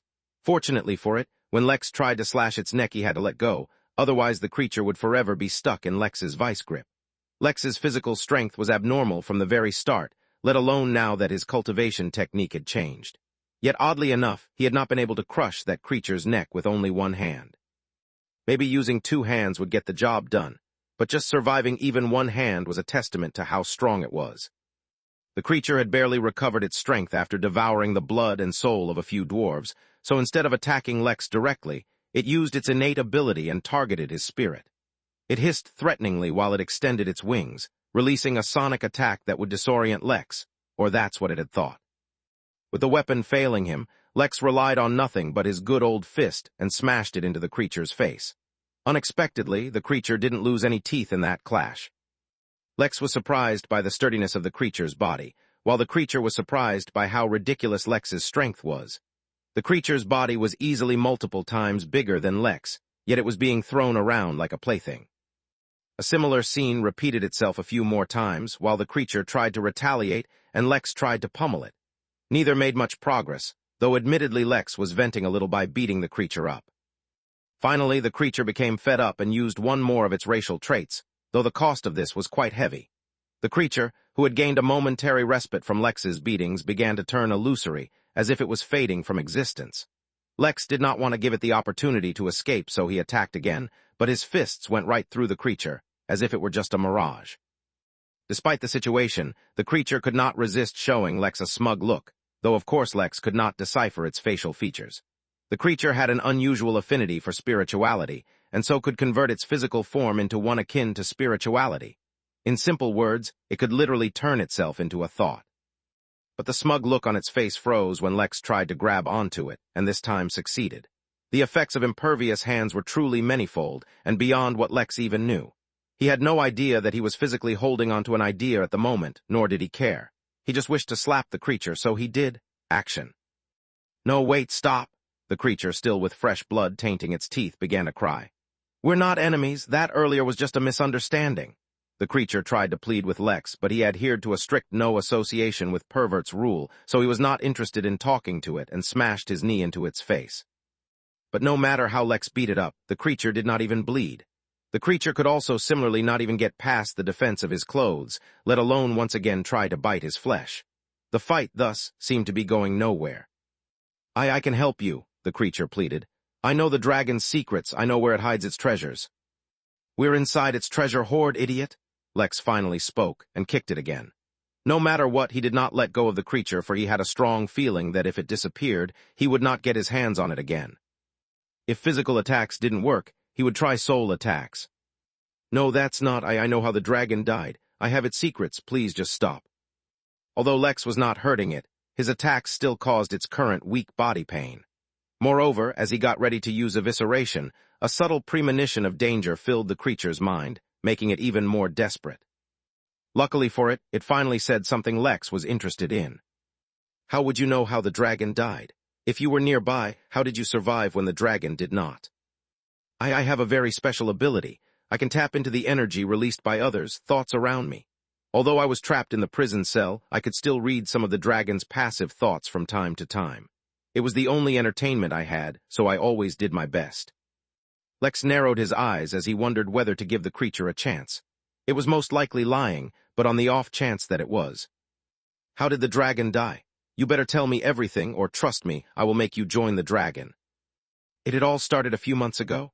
A strange golden light filled the entire planet, even inside my cell. Later, I learned from the dragon that the same light seemed to have appeared around the entire realm, and that it was filled with mysterious laws it had never felt before. Unfortunately for it, that light was a lot more mysterious than even the dragon realized. Chapter 765, Screaming. Although Lex had been preoccupied by his own cultivation at the time, he had long since learned of the phenomena that had taken place during his breakthrough to the Golden Core realm. He was informed of the golden hue within the inn by Mary, and later on he had heard various guests talk about the hue in their respective planets as well. It was also the subject of many conspiracy theories on the Henali portal, which is why Lex found it hard to forget the golden hue caused by his breakthrough.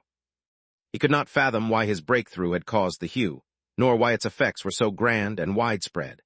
The hue had even caused countless new religions to sprout across the entire realm, as races with limited scope of knowledge or understanding took it to be a sign from a deity. That had somehow sped up the collection of divine energy for his wish by the system, but it was still below 10% filled to grant him his wish, so Lex never thought of it. Now, once again, he was brought face to face with yet another repercussion of the phenomena of his breakthrough. Studying the strange light allowed the dragon to have a few breakthroughs, so it went into closed-door cultivation. For immortals, the chance for a breakthrough may come only once a million years, so once it comes, they can forsake everything to pursue it. But what it didn't know was that the golden hue allowed him to see hope for a breakthrough, but it also woke up a primordial being who had been asleep. The creature trembled as it recalled the being it had seen. As it was able to read some of the thoughts of any being close to it, the creature had glimpsed into the mind of that thing. I'm not too clear on the specifics, but I was able to read some of the being's thoughts while it was waking up. It had been trapped inside a crystal that the dragon had in its treasure. Outwardly, the crystal looked no different from any other spirit crystal, but contained within was an entity perhaps as old as this realm itself. Action. It took a few months for the entity to wake up, but once it did, the creature trembled once again. I don't know what happened exactly, but the creature did something to the dragon, and I felt its thoughts completely die, yet for some reason the body is still alive. Then the creature disappeared, and I haven't felt its thoughts since. It probably left a long time ago. With the dragon dead, I could finally try to escape. I have no other intentions. I just want to recover enough energy to escape this planet. The creature was clearly lying about its purpose, but as far as Lex could tell using his sixth sense, it seemed to be telling the truth about the dragon and the thing that killed it. Of course, there was no way of knowing for sure. While Lex was still lucid, he looked around and saw the various corpses on the ground. The creature had not eaten their bodies. It had merely bit into their flesh before eating something else. Lex had a strong feeling that the creature had fed on their spirituality. Just as Lex was evaluating what the creature had told it, he felt something strange, and the creature disappeared, even from within his grip. Lex was genuinely surprised, for this was the first time something had managed to escape the grip of his impervious hands, but it did not seem to have gone away. This was because a feeling of extreme danger surrounded Lex, even causing the hair on his body to stand on end. He immediately extended his spirit and soul sense, but to no avail. "Ah!" Lex could not help but scream as he fell to the ground on his knees as a mind-rending pain filled his head. He felt like something had attacked his very consciousness, as if it was a physical entity to be touched. Normally, that would just be a metaphor, but in Lex's case, due to his strange physique, that was an actual fact. Gritting his teeth, Lex entered the berserk state and pushed this unusual ability to the limit of what he could endure. In essence, the berserk state was a state that drove his emotions to extremes beyond normal while simultaneously strengthening Lex's physical strength. It did this by feeding on the extreme emotions. Normally, this was an excellent ability to wreak havoc when a lot of brute force was required and little brain power, for the extreme emotions made it difficult to think too deeply. At the moment, however, Lex was using it to strengthen his body, and thereby his spirituality, while at the same time making his mind chaotic with extreme emotions. A shrill scream filled the hall they were in, and the creature fell to the ground, appearing in front of Lex, as if it had emerged from his body. "I knew you were a pervert," Lex roared, and lost all notion of holding back and gathering any information. This creature was too strange, not to mention dangerous. Swinging his fist like a divine hammer, Lex smashed the creature with all his strength, giving it little time to respond. At the same time, Lex launched evisceration, tearing into the creature's soul. The creature screamed and disappeared again. The reason Lex had not held on to this time was because he had clearly learned that the creature had entered his mind somehow because he was in contact with it. If they weren't touching, maybe it would be harder for it to enter his mind, but that did not seem to be the case. Lex suffered another rip in his thoughts, although the pain seemed to only elevate his extreme emotions. Since this creature was sensitive to his thoughts, he wondered if it would be affected by them too. Immediately he thought of the deep aura he had felt when he tried to sit in on a meeting of Tao Lords. As the memory flashed through his mind, Lex suddenly became dizzy and weak. The creature, however, screamed much louder than before. Chapter 766, Mind Meld. The creature's scream reverberated across just as it fell out of Lex's body once again. But this time, that was not all. The creature started writing on the ground like a poisoned insect. It used its own wings to beat its own body while its 8 legs curled up and dug into its own flesh. Lex was not able to take advantage of the situation immediately, as he himself was recovering from his sudden weakness and fatigue. Fortunately, he had only recalled that meeting for a moment instead of dwelling on it, or he might have once again succumbed to just the memory of it. When he came to, he saw that the creature he had been unable to harm at all lay on the ground covered in its own blood, though it wasn't dead yet. Lex had been forcibly brought out of his berserk state by the mere memory of that meeting, which is why he retained the sense to not rush over and attack immediately. But that did not mean he gave up. Physical attacks weren't working, and though evisceration hurt the creature, it wasn't doing significant damage. It was at this moment he was really regretting not having a strong attack that used his spirit sense, for he had a feeling that such attacks would be most effective. But instead of lamenting what he lacked, Lex focused on what he had. Lex entered his flow state and focused on his spatial affinity. Although he was not a master of it yet, he had teleported enough to learn tidbits about his affinity since he got it. Moreover, his increased analytical skills made it so that Lex could learn new skills much faster than before. The easiest thing to do would be to manipulate space to somehow cut the creature into pieces, and that's exactly what Lex tried to do. Unfortunately, creating a blade out of morphed space was not exactly easy, let alone anything else. Lex did, however, manage to warp space a little exactly where the creature was, causing it to suffer immense pain, waking it from its stupor finally. All of its eyes focused on Lex with a newfound viscousness, as the creature tried to disappear once again.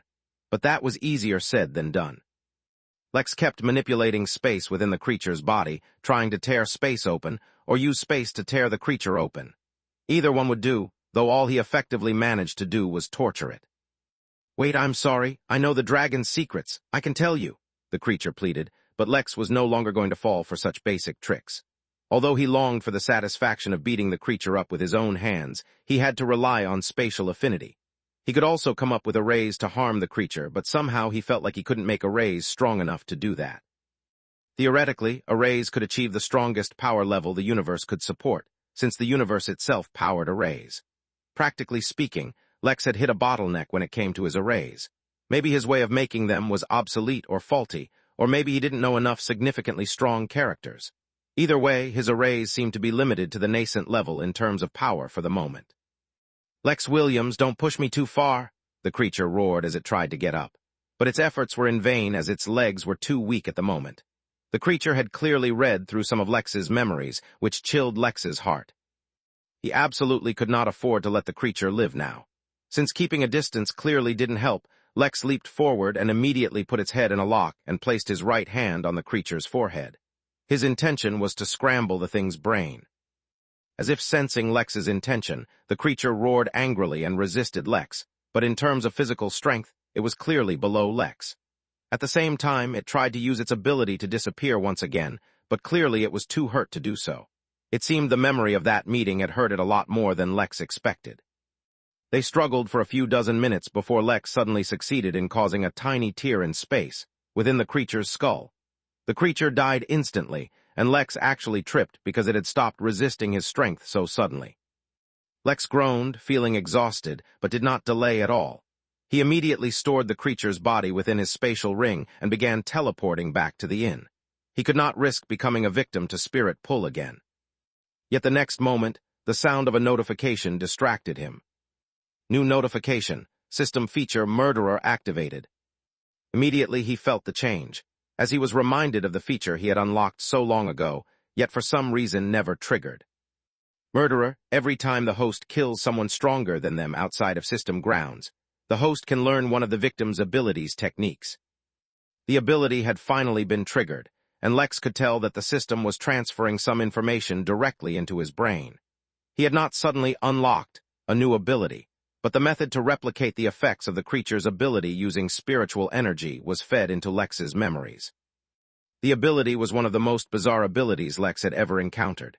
It allowed Lex to turn his body into a thought and enter someone's spirituality. What did that entail, and what he could do once he achieved those details he was not given, but clearly this was far from a simple technique. The next moment, Lex teleported to the inn, finally leaving the horde. The effects of the spirit pull on him disappeared, but Lex had not given up on the horde yet. Since the dwarves had a way to protect themselves from it, the Emporium surely did as well. He put aside thoughts of his newly gained ability, which he aptly named Mind Meld, and teleported over to X14. He had some shopping to do. Chapter 767, Secrets. "William, if this lead is real, we won't need to worry about accumulating credit to help you heal at all. We can directly ask the Henali to help you recover to your peak state and still have some credit left over. To be honest, even I am surprised by this outcome. Back then I acted out on a whim, but who knew it would pay off," said William with a clear look of disbelief on his face. Their three brothers, Batu, Henry, and Nissar, also accompanied them. For them all to gather like this, outside of the Midnight Inn, where they could all teleport to, was a rare occasion and showed how significant this event was. If all went well, they could also gain a few benefits this time. But more importantly, they had important matters to handle afterwards. The Jotun Empire had decided to move out of the Pendle Galaxy for various reasons, and as the heads of the Empire, they had to ensure that the most important and sensitive secrets of the Empire were either removed or erased before their departure. "It's about time one of our descendants did something worthwhile," said Batu. He was the head of the Toggledor noble family who managed the Empire's military. Although he and the others had many descendants, and many of them were very powerful and had made many contributions, it was clear that Batu was not satisfied with the results. Their gains and victories were small-scale, relatively speaking, and hardly ever influenced the entire empire.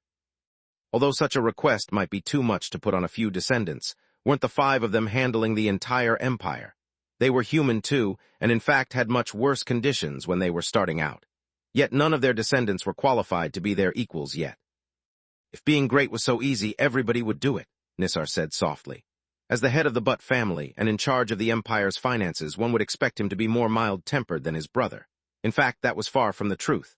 Although he looked of mild and tepid nature, Nissar had more blood on his hands than any of the other brothers. He could not be blamed either. After all, wealth begets greed, and he had the wealth of several galaxies under his control.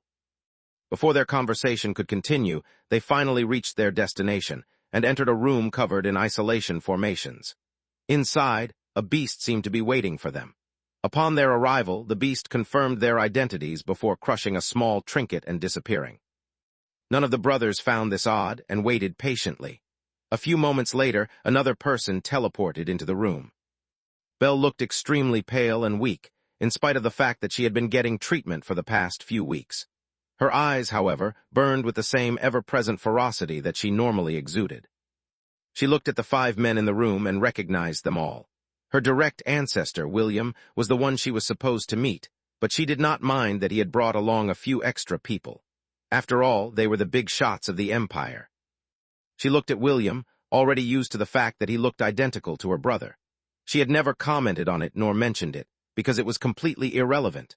Looking like your ancestors was quite a common occurrence, actually, especially among cultivators who could live long enough to actually meet their prior generations.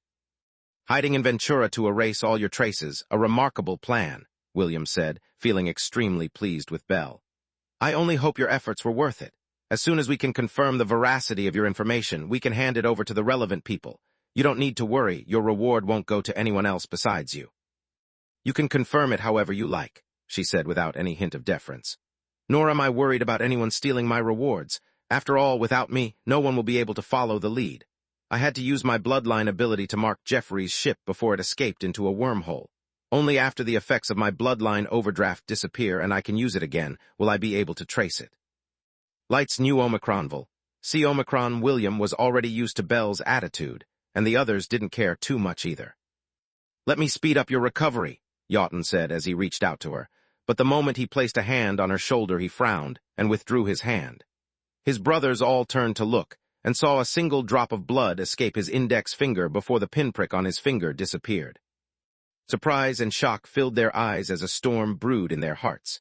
Yaughton was the strongest human in the realm, and in the highest realm that the Origin realm would normally allow, the Celestial realm. It was not an exaggeration to state that 1,000,000 galaxies would not be able to produce a single expert on the same level as Yaughton, so powerful was he. Yet now, he had actually bled. There are unusual inscriptions in your body, Yaughton said, his voice filled with confusion. Yeah, my old man placed them there, Belle responded evenly. Your father, how is that possible? The sword intent used to carve those inscriptions even harmed me. This time the most shocked was not Yaughton but William. His descendant was so powerful, so why had he never heard of him? My old man has too many secrets. My mother, she has even more. Last I saw my father, he was merely in the nascent realm, but even I dared not mess with him. His sword intent, no, his sword Tao is too powerful. He's a bona fide freak. She took a deep breath, and before anyone could ask anything, spoke again. Don't bother asking any questions. The answer will most likely be that I don't know, and besides, I'm not here to talk about my family. Contact whoever you need to contact, and let's get this show on the road. I've already wasted too much time recovering from my overdraft. No need, spoke a deafening voice in all their minds, and a figure appeared in the room alongside them. Hiding in Ventura to erase your traces was smart, but the moment you returned, so did your karma. Any DAO lord still looking for traces of the terrorists would easily find you. Before Yaughton, or anyone else, could do anything, the figure disappeared alongside Belle. Yaughton paled and immediately contacted the Henali. He could only hope that the figure that appeared was working for them, or else they might not only have lost the lead to Jeffrey, the mystery surrounding the mysterious swordsman would also remain unsolved. While he did that, William once again retrieved the files in his family related to Belle and her immediate family. Perhaps it was time to pay closer attention to this group. Chapter 768, Tax Refund. On a remote planet, devoid of all life, a swordsman was sitting cross-legged with a normal-looking double-sided sword on his lap. The area where the man sat was completely black, as if the surface of the planet had been charred by a strong flame, yet the char did not rub off on his clothes. The sound of thunder rumbled in the sky above him, causing the cultivator to open up his eyes and look up. His lightning tribulation was finally coming, though that did not seem to elicit any emotion from the man. All the oracles, fortune tellers, and prophets in the market seem to have disappeared, said a woman reading from a file. Though she was quite a distance away from him, her voice carried as if she was right beside him. "I told you we should stop relying on them," the man calmly replied as he stood up. "Well, excuse me for trying. One of my daughters and my son have disappeared, and I have no other way to look for them. What do you want me to do?" "Put your shoes on, it's almost time," the man said, looking up. The woman grumbled, but she listened to the man and quickly put on her shoes that she had taken off while she rested. The man seemed cavalier and uninterested in the fate of his children, but it was only because he could sense that they were still all alive. While the two were chatting, the man's lightning tribulation began, yet the lightning did not have time to fall. As soon as it formed, a sword slash filled with incredibly sharp sword intent cut the skies open, revealing an unknown space. The man and the woman quickly jumped through the opening, leaving the planet for some unknown destination. Space. Silence filled the room as Lex and Powell stood face to face. They were staring each other in the eyes, neither willing to back off. A silent tension began to build as the seconds passed by as neither said anything, though they both knew the value of each second surpassed that of an entire spirit stone mine. Tick, one spirit stone mine. Tock, another spirit stone mine. Tick-tock, two more mines, and each second that passed by like this, they were losing out on mines like this. Finally, Powell could no longer contain himself and opened his mouth, but the door behind him swung open, and another Powell walked out. For some reason, Lex knew that he was once again face to face with the original Powell. "Are you serious? You have unlimited access to a dragon's hoard." "Yes, but I cannot say for how long. You can decide whether you want to suffer a loss by wasting time negotiating, or you want to minimize your losses and just give me what I want." "Are you willing to sign a soul contract? The only stipulation will be that inside the hoard you will look for a very specific treasure for me and do your best to get it without having to suffer mortal danger. If there's too much danger, you can stop, or if you don't find it, then it's my loss. But if you do find it, you have to hand it over.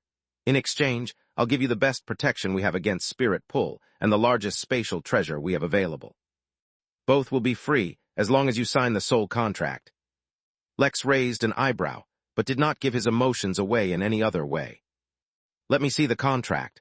You should also tell me what the treasure is and where it might be. Every second I waste, someone else could be closing in." "It's called Peronian Jade. I'll give you a compass that looks for it and a special container for it as well. The jade has no harmful qualities, so you don't need to worry about anything, but you have to give every bit of it you find. It'll be a part of the contract." He pondered for a moment, but had no recollection of the item. Although it was no doubt going to be extremely valuable, Lex would be getting sufficient gains in exchange. He examined the soul contract, but found no tampering or any other conditions besides the one Powell stated. He didn't like having to sign a soul contract, but considering he would be getting two extremely valuable treasures in exchange, Lex suppressed his discomfort. "Fine, I'll sign it," he said, "but first I want to see what you'll be giving me."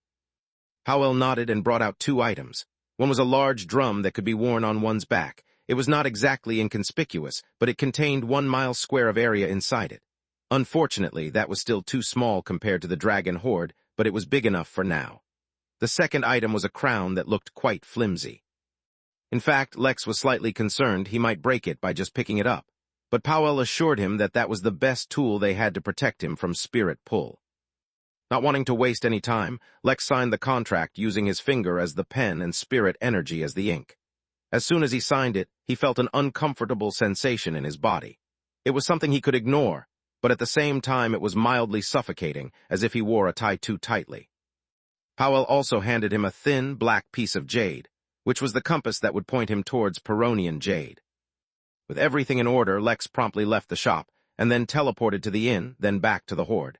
Barely a couple of minutes had passed, but Lex's situation was completely different, hopefully. He put on the flimsy crown and tested to see if his thoughts still drifted. Nearly 30 seconds later, Lex finally concluded that he was safe, as he was able to retain his lucidity throughout. The capitalist in Lex was finally set free, and he grinned like a madman as he descended to the bottom-most floor of the hoard. Getting free money and treasure felt even better than collecting tax refunds. Chapter 769, Disbelief. Before rushing down to the last floor, where he strongly suspected he would be faced with the dragon, or what remained of it, Lex took out the black jade piece that Powell had given him. If the Peronian jade existed, the compass would find it. In all honesty, Lex did not mind doing the man this favor. He only wished that he could have kept a small piece of jade so as to study what was so special about it. There was a strong possibility that the jade was just an item he needed to sell to another client, but regardless, the overwhelmingly favorable deal that Lex had gotten made him curious. As soon as he summoned the jade, it vibrated and an arrow appeared pointing down. There indeed was Peronian jade, and it was at the lowest level of the hoard. Lex subtly nodded, as if such a thing only made sense. He put the jade away, but before he could depart, his ever-present, ever-reliable holographic assistant spoke up. "Hey Lex, do you think you could do me a favor?" she asked, her voice tinged with shyness and awkwardness. It was apparent that she was feeling very uncomfortable about the request she wanted to make. "How can I help?" Lex asked, though he suspected he knew what was coming. "Would it be possible for you to find me a very special item present in the hoard? It can help me make a body." "A body?" Lex repeated, genuinely surprised, although he anticipated a request might be coming his way. "For you to get a body, wouldn't it have to be given to you by the system?" "Yes, technically that is the proper way of doing things, but you are well aware of loopholes in the system rules, and this is one of them. If I make my own body, instead of getting one from the system, I'll have much fewer restrictions on me than usual. I'll be able to answer all your questions that your insufficient authority prevents me from informing you." "What do you need?" "In case the dragon down below has a child, or is about to have a child, he may have prepared a special blood altar in its private chamber to nourish the egg. If that's the case, there will be a scale inside the altar. I need that scale." "I'll keep an eye out," Lex said before continuing down. He did not question Mary at the moment about why she knew what a dragon might do to nurture its child, or about her desire to get a body. He felt like he wouldn't get a proper answer, and even if he did, he was currently on a time crunch, so now was not the time. He had taken a look at the floor he was in for anything valuable he might find, but this floor seemed to have nothing besides prisons holding various races and the dwarves' corpses. Neither interested Lex at the moment, so he decisively left. A few minutes after Lex left, one of the dwarf corpses moved and picked itself up. The leader, Barley, seemed to be recovering from death itself, though he did not seem concerned with that. Instead, his gaze seemed fixed on the staircase leading down below. "Lex William," he murmured to himself as his strength slowly recovered. He seemed to have heard the name when the creature had yelled it out earlier. Lex, who was descending the stairs, paused for a moment and turned around. His senses were extremely sharp and detected some kind of sound, although he was not sure what it was. A sense of urgency filled his heart. The first dwarf that Lex had seen, Terol, had mentioned that elves were on their way, for news of the dragon's demise had already spread. Others could also be arriving even as he waited descended. No longer holding back, Lex began to rush to the bottom of the stairs, though he did not drop his guard. If there was one strange creature here, there could be more. Moreover, the king was supposed to be here somewhere, though the fact that the sounds of Lex's fight had not attracted him was unusual. Lex wiped sweat off his brow one more time as he neared the entrance to the final chamber. By now, not only were the effects of dragon's might causing Lex minor problems, but the heat was also causing him to sweat non-stop. If he failed to wipe his brow, whether by hand or spirit sense, the sweat would get into his eyes, making it hard for him to see. When he finally reached the last step, he had already entered the final chamber. There was no door or barrier, and the entrance appeared instantly even if it could not be seen earlier. The moment Lex entered, his knees buckled and he crashed into the ground with full force, causing the ground to tremble. He had not been dropped just to his knees, but his chest had also been pushed down to the ground, his face smacking the floor. He had not been attacked by anyone. Instead, the moment he entered the chamber, he was hit by the full force of the dragon's might. Irrespective of his unwavering pride and the immense strength packed within his body, when he finally came face to face with a dragon outside of the inn, Lex had been forced into nearly a prostrating state. "What the hell?" he said with gritted teeth as he slowly brought his arms beside himself and pushed himself up. When he was finally able to lift his face off the floor, he looked forward and suddenly went blank. The sight of the dragon before him was like a clap of thunder in his mind, making him blank and causing him to fall onto the ground once more. When he finally recovered, Lex was struck by endless disbelief. He could not even look at the dragon without suffering, since its aura was completely unrestrained. It was only now that he was beginning to understand how massive a role the inn played in neutralizing the effects of Cultivator's natural aura. If it were any other Golden Core cultivator instead of him, they may have already been seriously injured or even died. Chapter 770, In His Bones. A small pool of sweat formed on the ground around Lex. though it did not last long as it began boiling shortly after. The scorching heat of the stone floor did not bother Lex nearly as much as the shock of what he was suffering. He knew there was a difference, there had to be one. But for him, who cultivated the most mysterious and powerful technique in the universe, to not be able to even stand in the presence of a dead dragon was astounding. Like Snomikron Vepsilon well, to be fair, Lex was merely in the Golden Core realm, while the dragon was definitely stronger than the Earth Immortal realm. That meant that it was at least a heaven immortal, if not a celestial immortal. That was a difference of at least 3 or 4 major realms. Lex closed his eyes and took a few deep breaths, calming himself down. He had to collect himself and figure out a way to resist the dragon's might. He somewhat understood why he was taken by surprise by the sudden increase in the power of the might. The deepest chamber must have special barriers to prevent the aura from going out, or else Lex expected the entire planet might suffer due to it. But none of that mattered right now. He had to overcome this, and not just because all his looting depended on it.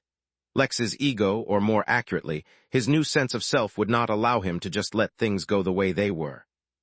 He firmly believed that while he had much of his success because of the system and his technique, he considered himself and his persistence and skill the defining factor for his success. He did not mind the fact that he was pushed down, although that wasn't pleasant either, but he absolutely could not allow himself to remain groveling on the ground. When Lex reopened his eyes, a fire seemed to be lit within them, and once again he picked himself up. This time, he kept his gaze focused on the ground as he lifted himself, feeling each muscle and nerve aching as he pushed himself to the limit. Neither hardened nor impervious hand or any other technique seemed to help at this moment, as the force pushing him down could not be so simply blocked. It was a result of the natural hierarchy of beings. It was the appropriate reaction shown by a being at the bottom of the cosmic ascendance spectrum towards a being at the top. Lex circulated his spiritual energy as fast as he could, fueling his aching body, but that did not lessen the trembling in his hands.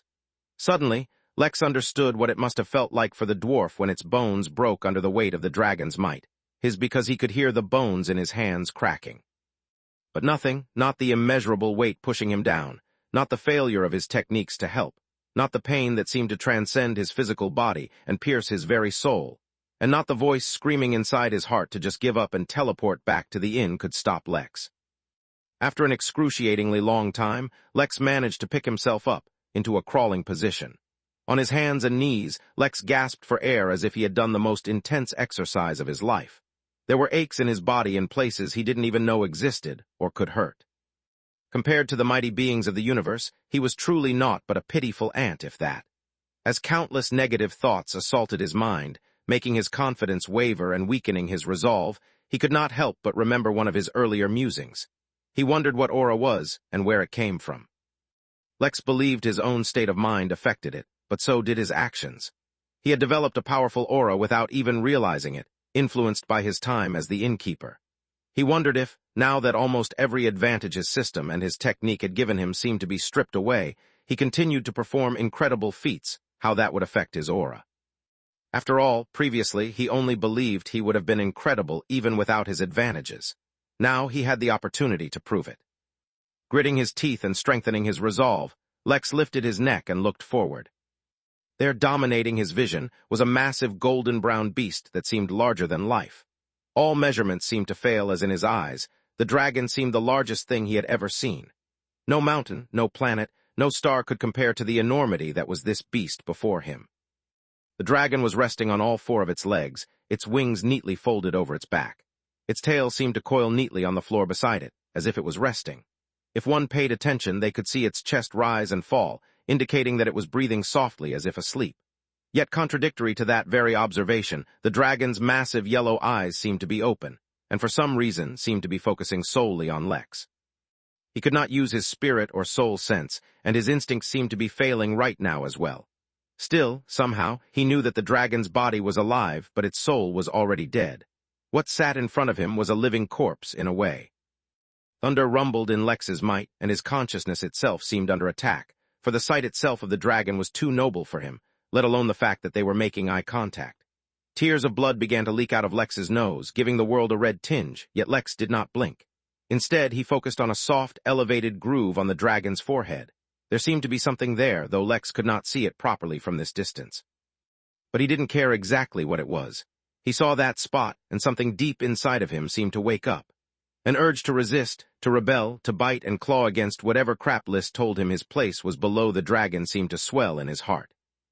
At first, that voice was small and barely audible against the cacophony of voices in his heart, telling him to retreat to the inn and take it easy. But the longer he stared at the dragon, the stronger the voice grew. His tears of blood dripped off his face and mixed with the pool of boiling sweat below him, only to sizzle as well and fill the air with an acrid smell. But that unpleasant smell seemed to reinvigorate Lex. It was the smell of pain, of fighting, of resistance. The voice in his heart, the smell in the air, the ache in his bones, the unwillingness in his soul all joined together to form an unstoppable force that slowly filled every fiber of Lex's being. His gaze still locked on the dragon's forehead, Lex continued his effort to stand up straight. His stupid back had bent down, but he would not leave it like that. Chapter 771, One Step. Outside the castle-cum-mountain range, the war was still ongoing, although a few minor details had changed.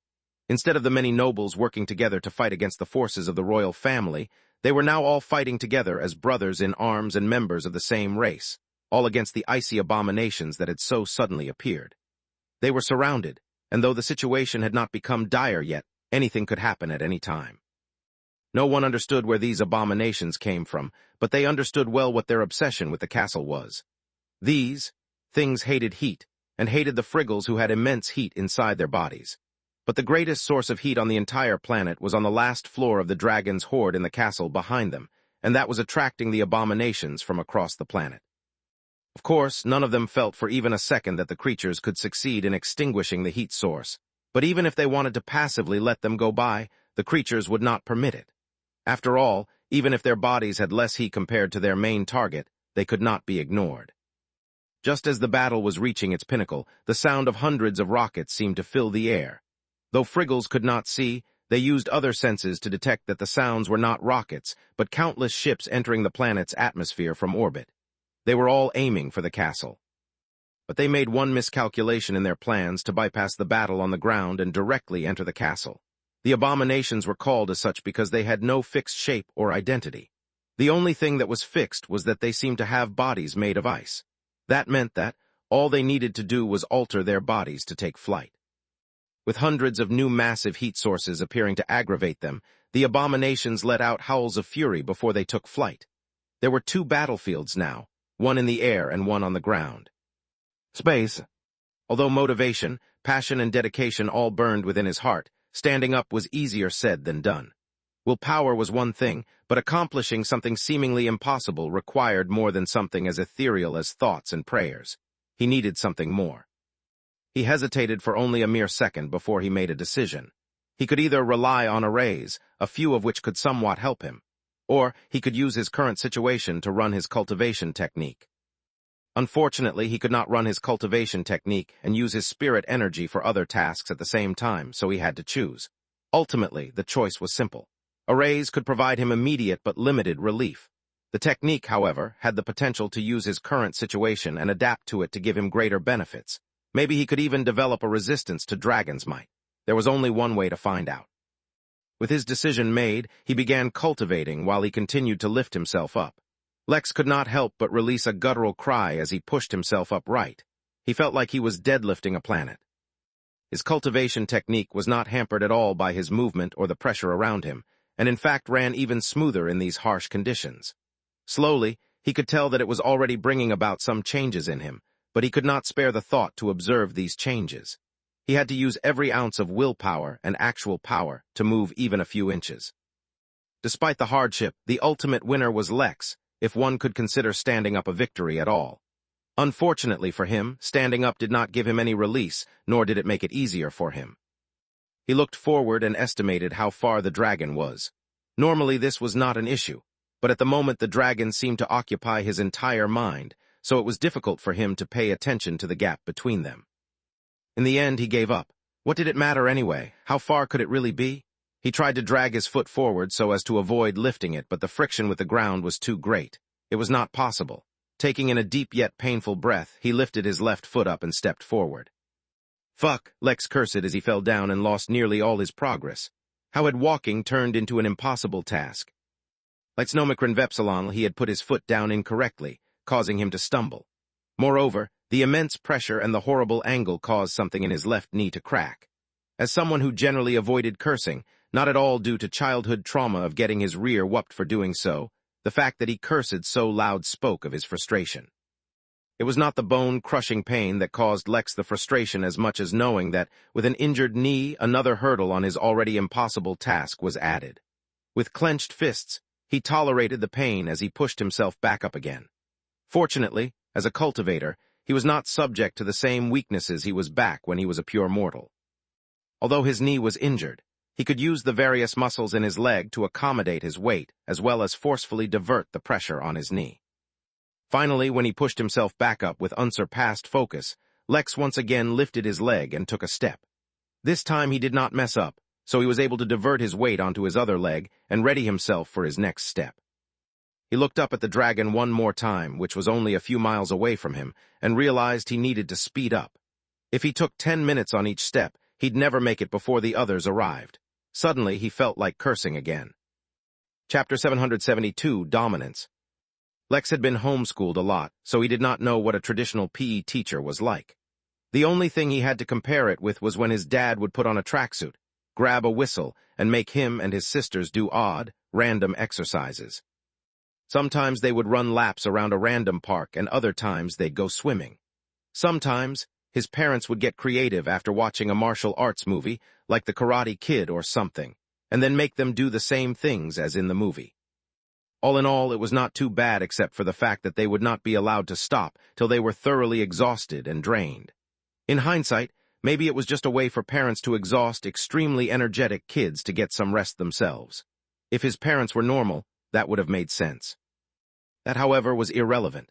What truly mattered was the fact that Lex was having flashbacks to those days of utter exhaustion as he pushed his body beyond its limit to approach the dragon. Each movement, whether it was his hands moving back and forth to maintain balance, or each excruciating part of taking a step, had to be done with the utmost care. It was only under so much extreme pressure that Lex realized how complicated walking actually was.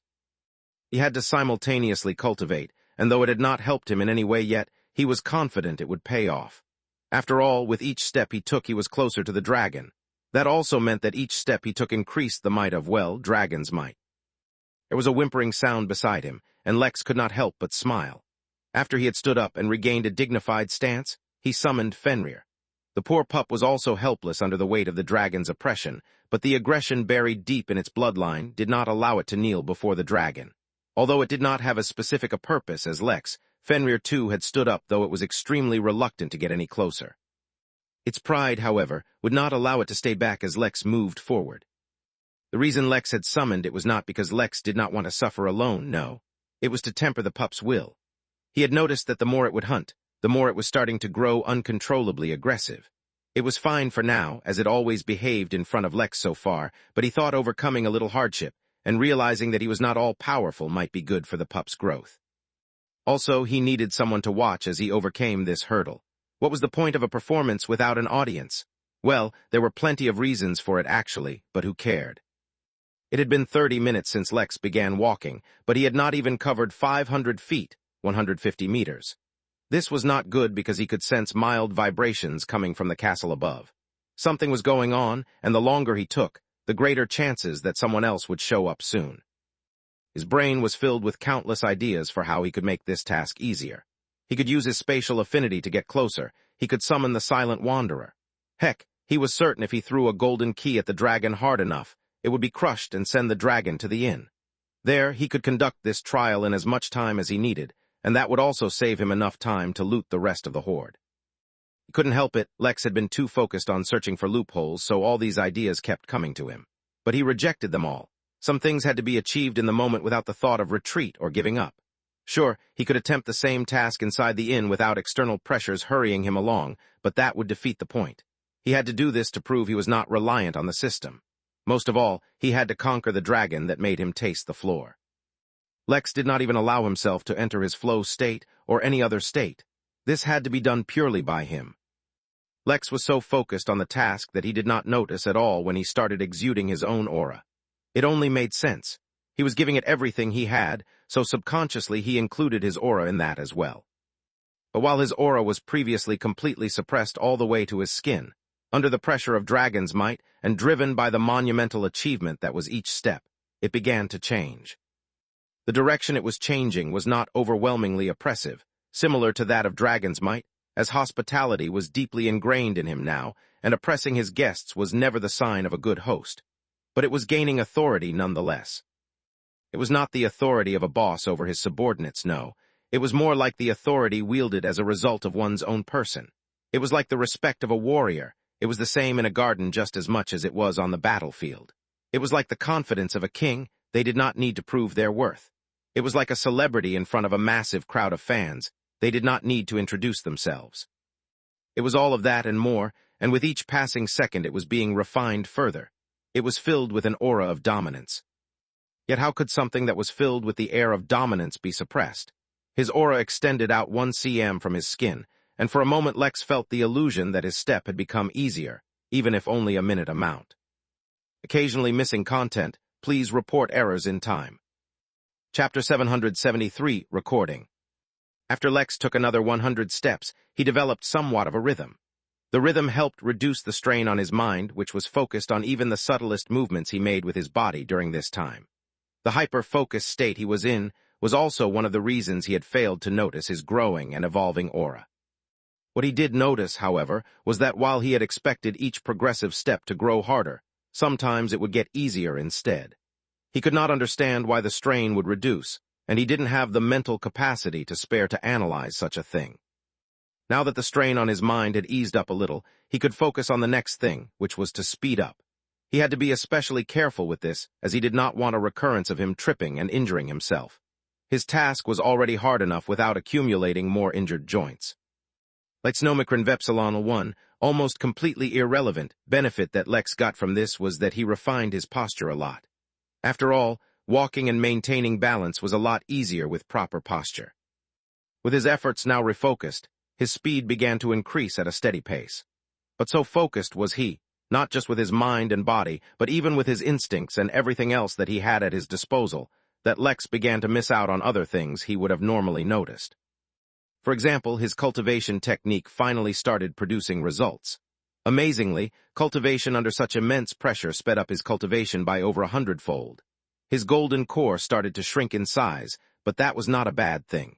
It was becoming more compressed, and therefore only allowed purer and higher quality energy to enter.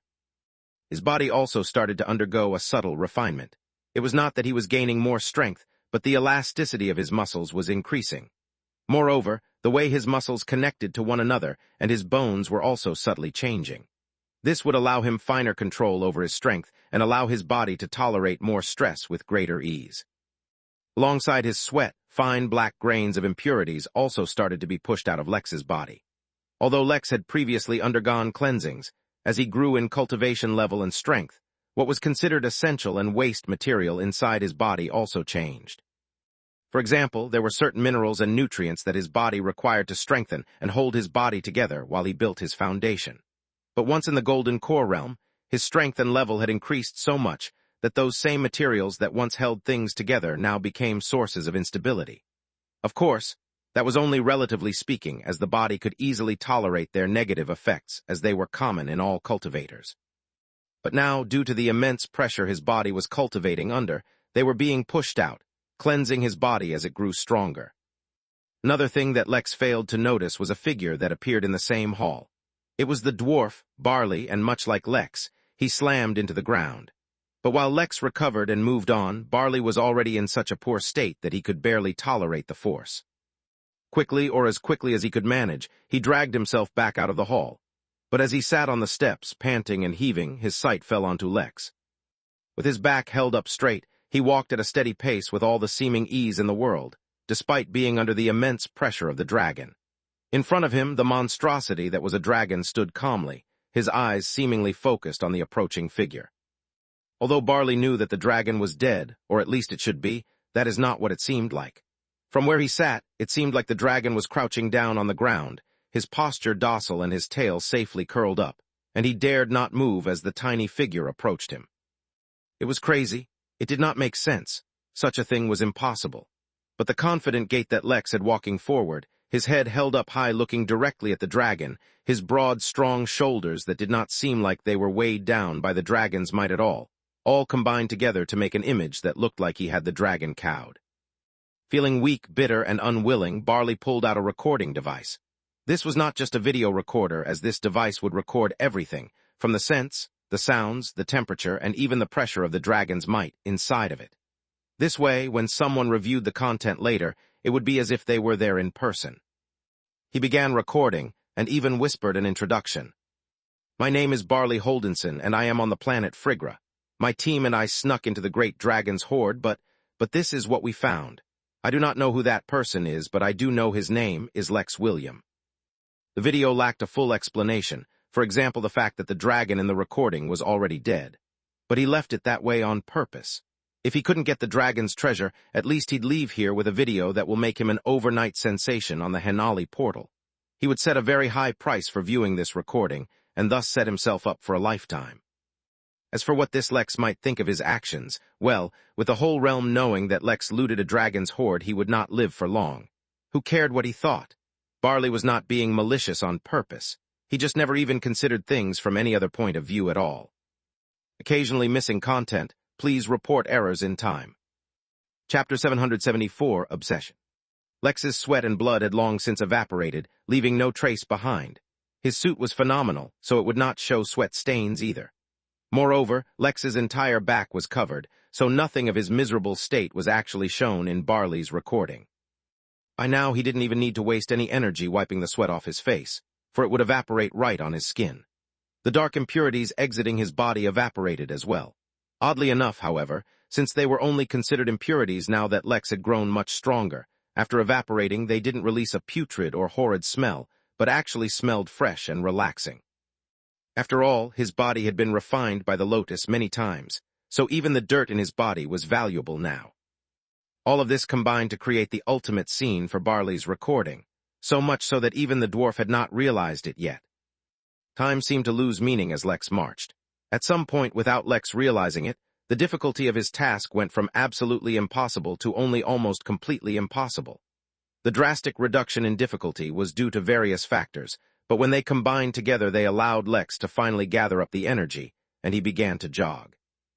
Light's new Omicron Vepsilon letter 1A Tomicron, every inch of his entire being was aching, but Lex had a smile on his face because his increased speed finally allowed him to feel a bit of wind on his face.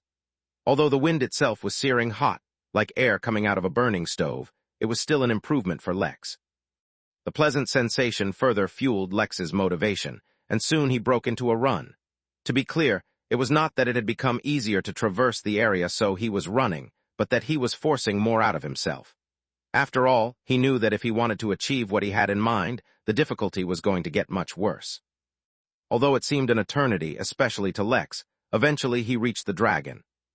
He slowed down, panting and heaving, as he approached the dragon's face. By now he could no longer rely on his eyes to look at the dragon, even his left eye, for the strain was so great he felt he would go blind if he did. He had to use his spirit sense, and even that suffered from mild burns as it came in contact with the dragon's scales. He had to lift his face to look up at the dragon properly. Just to reach its lower lip, Lex would have to climb dozens of feet.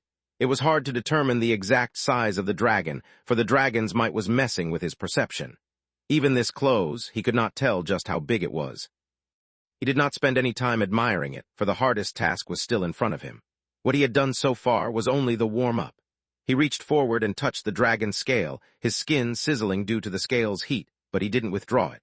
There was also the sound of a mighty roar inside his mind that nearly made him fall unconscious, but fortunately it did not last.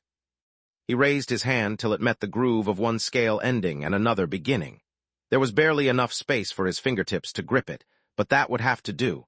It was at this moment he cursed himself for weighing more than 700 pounds. He knew he would regret that sooner or later. But he had no time to lament, for the longer he took, the more of his skin burned literally.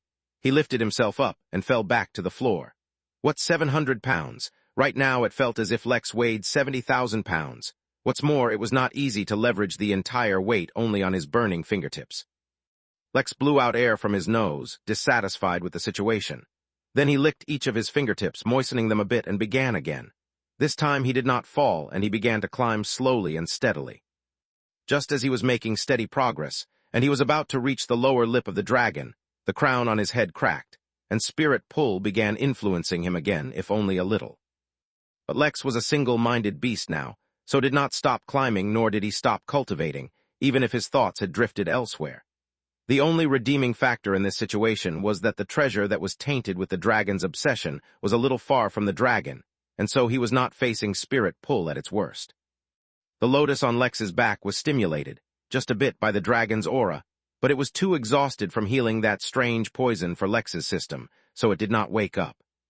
The castle above Lex trembled and dust fell from the roof, but he did not notice. He just kept climbing, crossing the lower lip and then the top.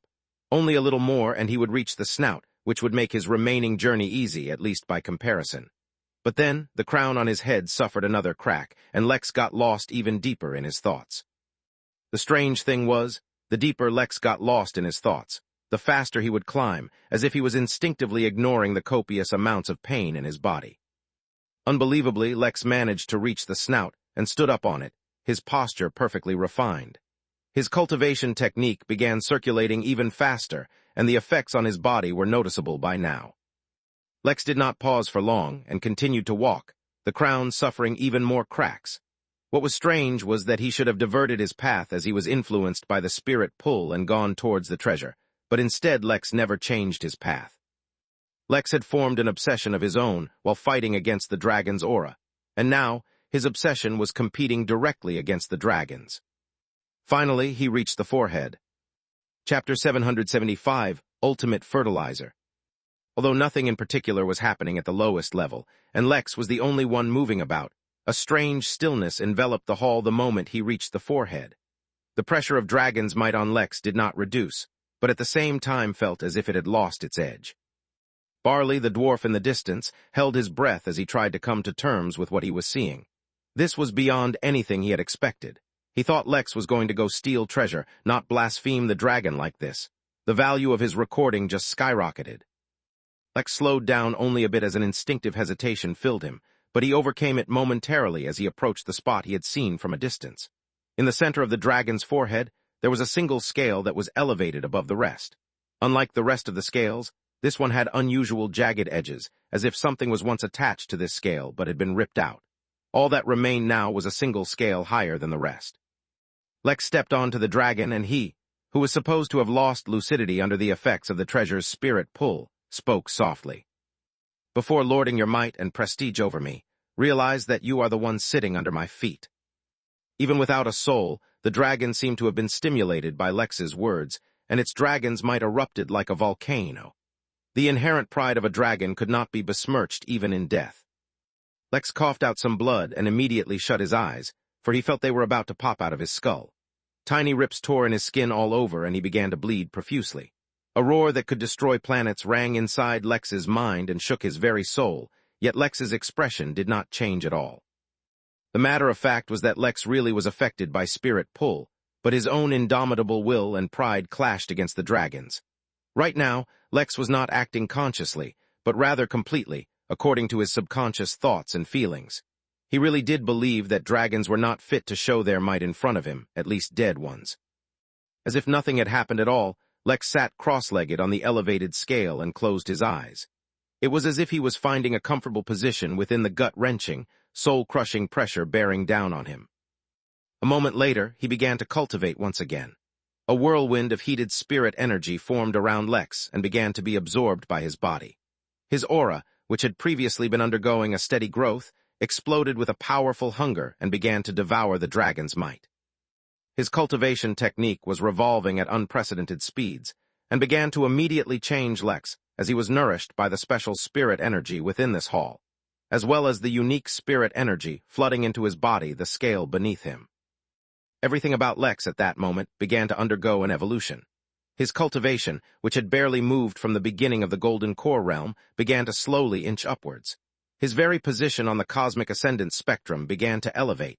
His mind, body, and soul were beginning to grow stronger rapidly, as if he was being nourished by the dragon itself. The impurities in his body started to leak out of his body, no longer as fine black grains but in the form of steam. His hair started to take on a brownish tint similar to the dragon's scales underneath him. His skin, which had ripped all over, healed almost immediately, and then began to shed as if he was molting. Even the lotus tattoo on his back started to warm up, as if it too was absorbing some of the dragon's energy. Barley, who was still recording, began to tremble as fear started to creep into his heart.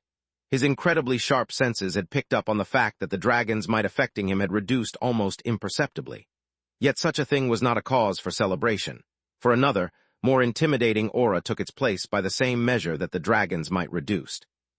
Light's new Omicron Vepsilon letter 1A Tate Omicron, no matter what he thought of Lex earlier, right now his body was telling him to flee.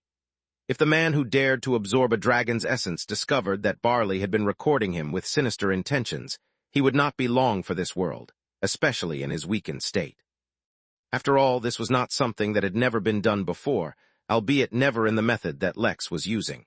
It had to be known that the aura of a dragon would taint any who dared absorb their essence, and would become a permanent enemy of the dragons.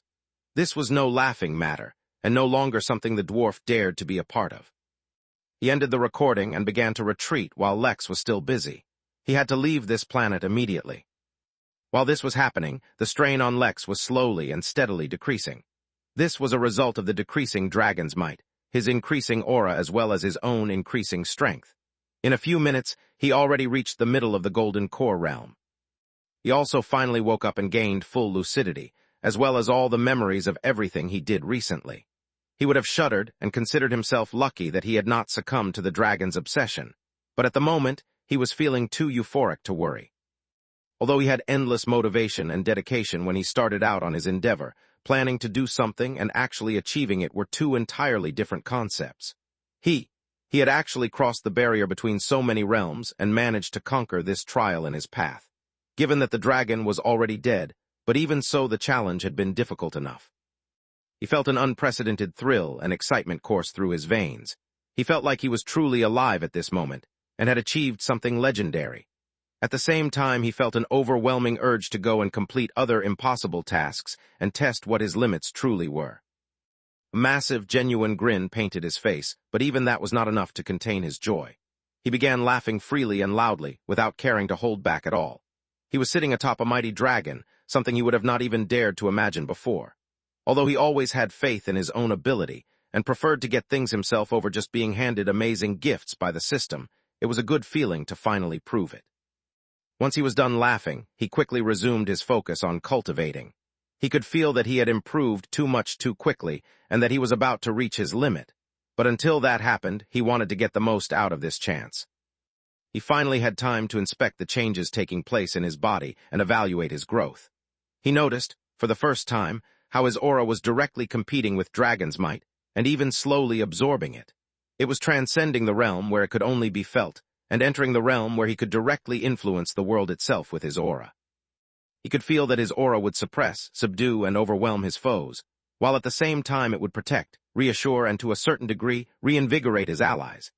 His aura could also protect him from various negative influences, such as minor curses, divination, fate manipulation, mind attacks, as well as soul attacks. But these last few aspects were still weak, and would require further strengthening of his aura to be effective in case of stronger opponents. His eyes flashed open, and the world itself seemed to feel the pressure of his gaze.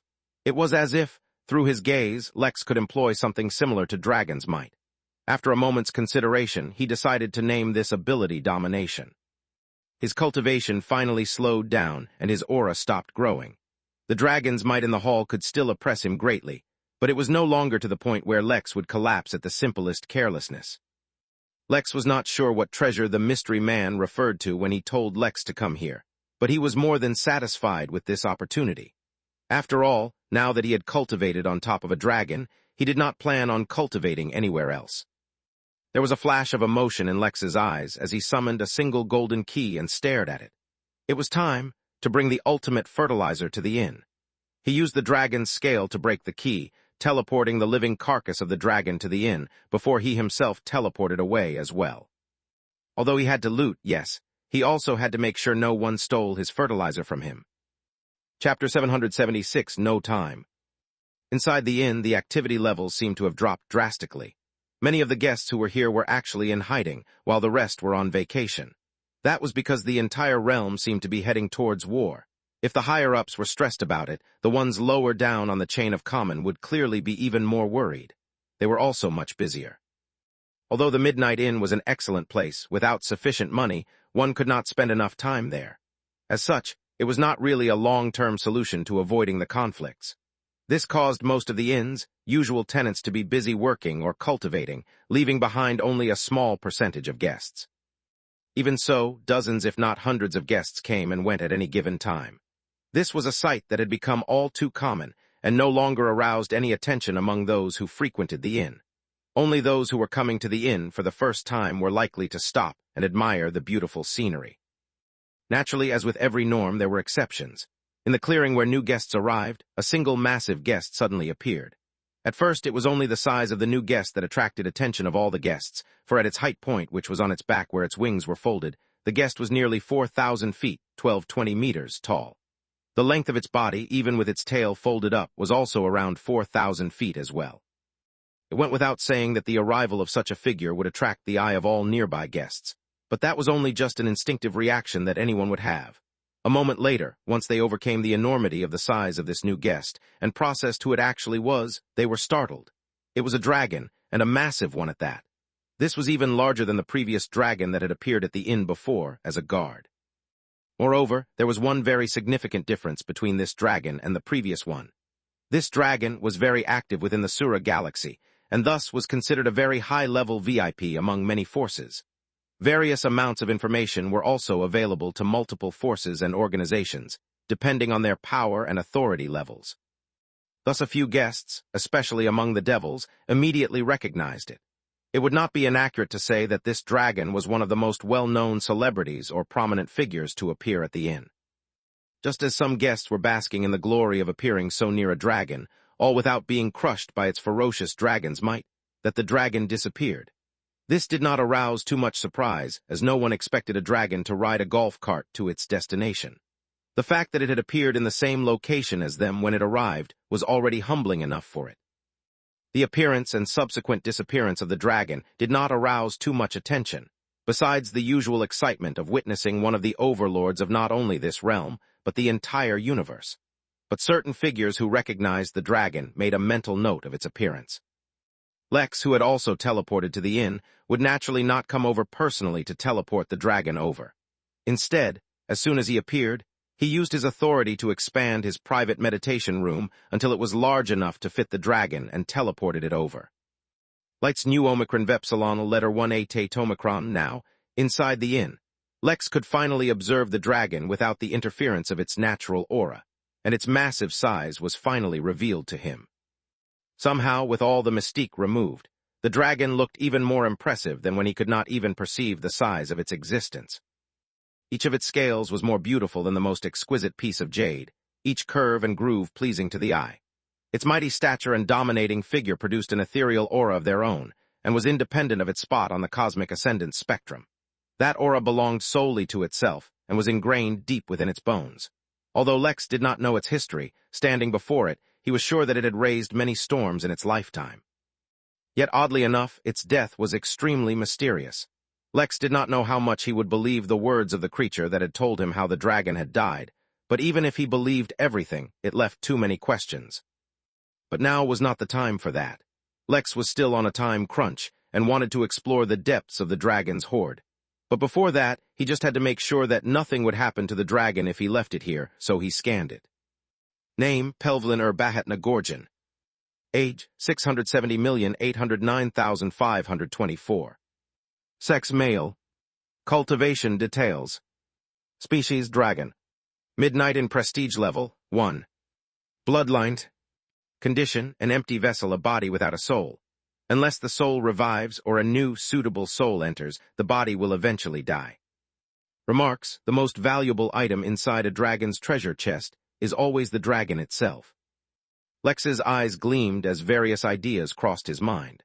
Since this was a living dragon, sort of, if Lex could harvest its benefits besides just absorbing its might and cultivation, then he could raise the power of the Midnight Inn by a massive amount. Although he had not read in detail, even he had come across the random articles on the Henali portal about how some lucky cultivator found a drop of dragon blood, or a random dragon bone, and then used it to become an unrivaled powerhouse in their respective region.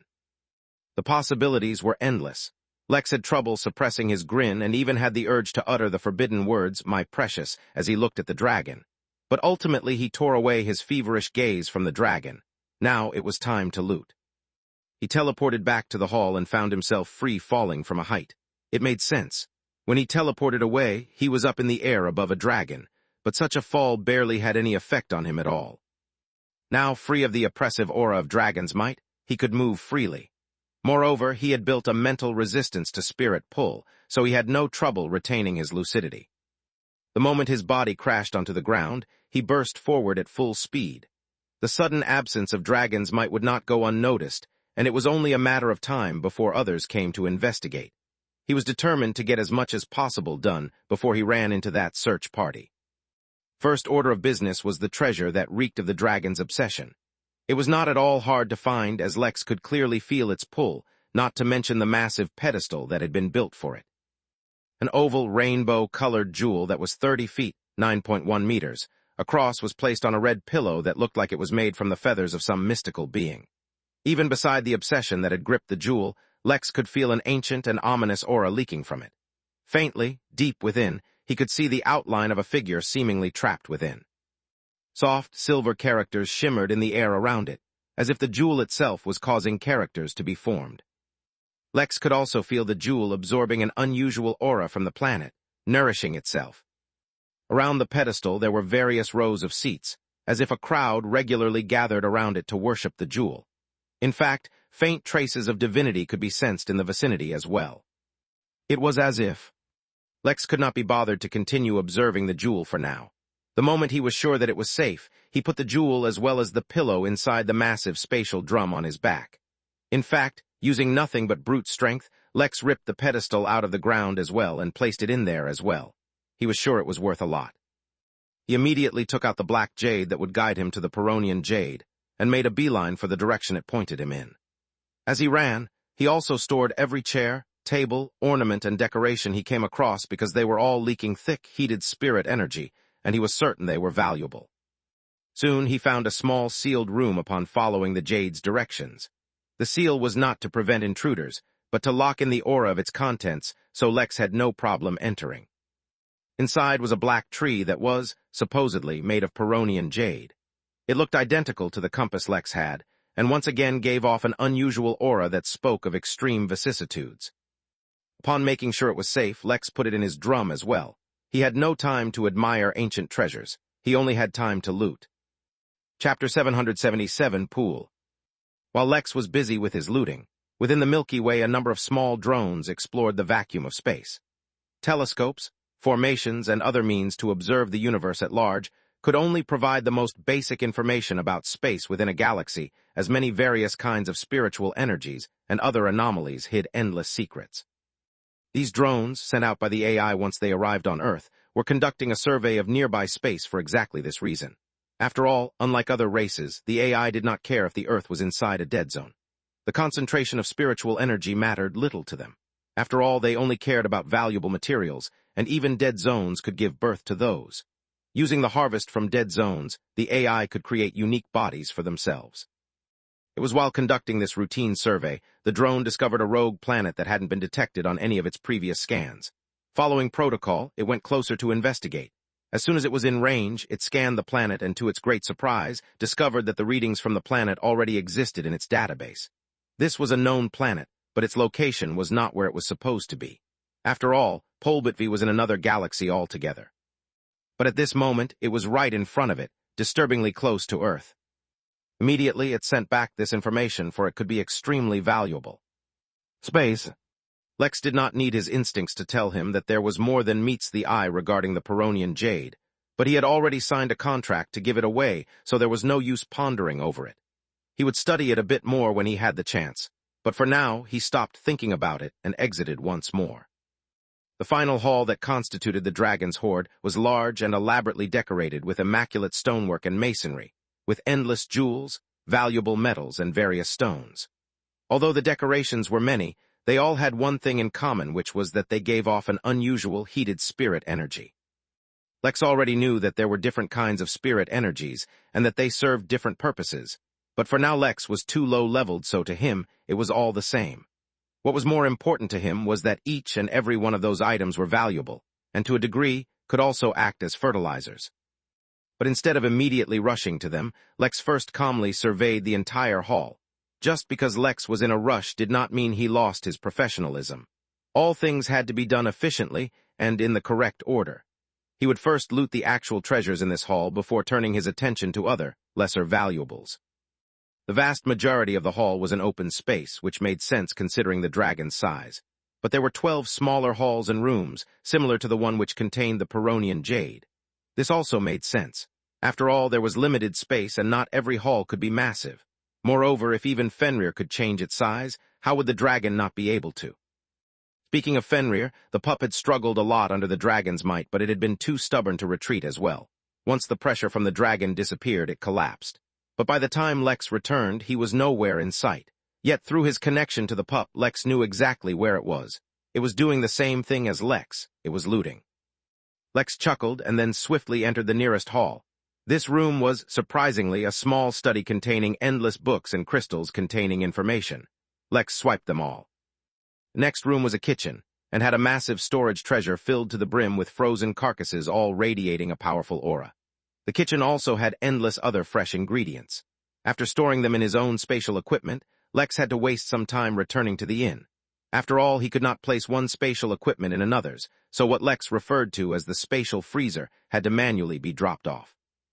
He took the opportunity to empty his equipment as well, before returning to the hoard. The third room Lex entered had been ransacked already by Fenrir, leaving not a single speck of dust. Lex did not know whether to laugh or cry when he saw this, so he quickly moved to the next room. This room was a little special, in that its design seemed to fulfill some purpose.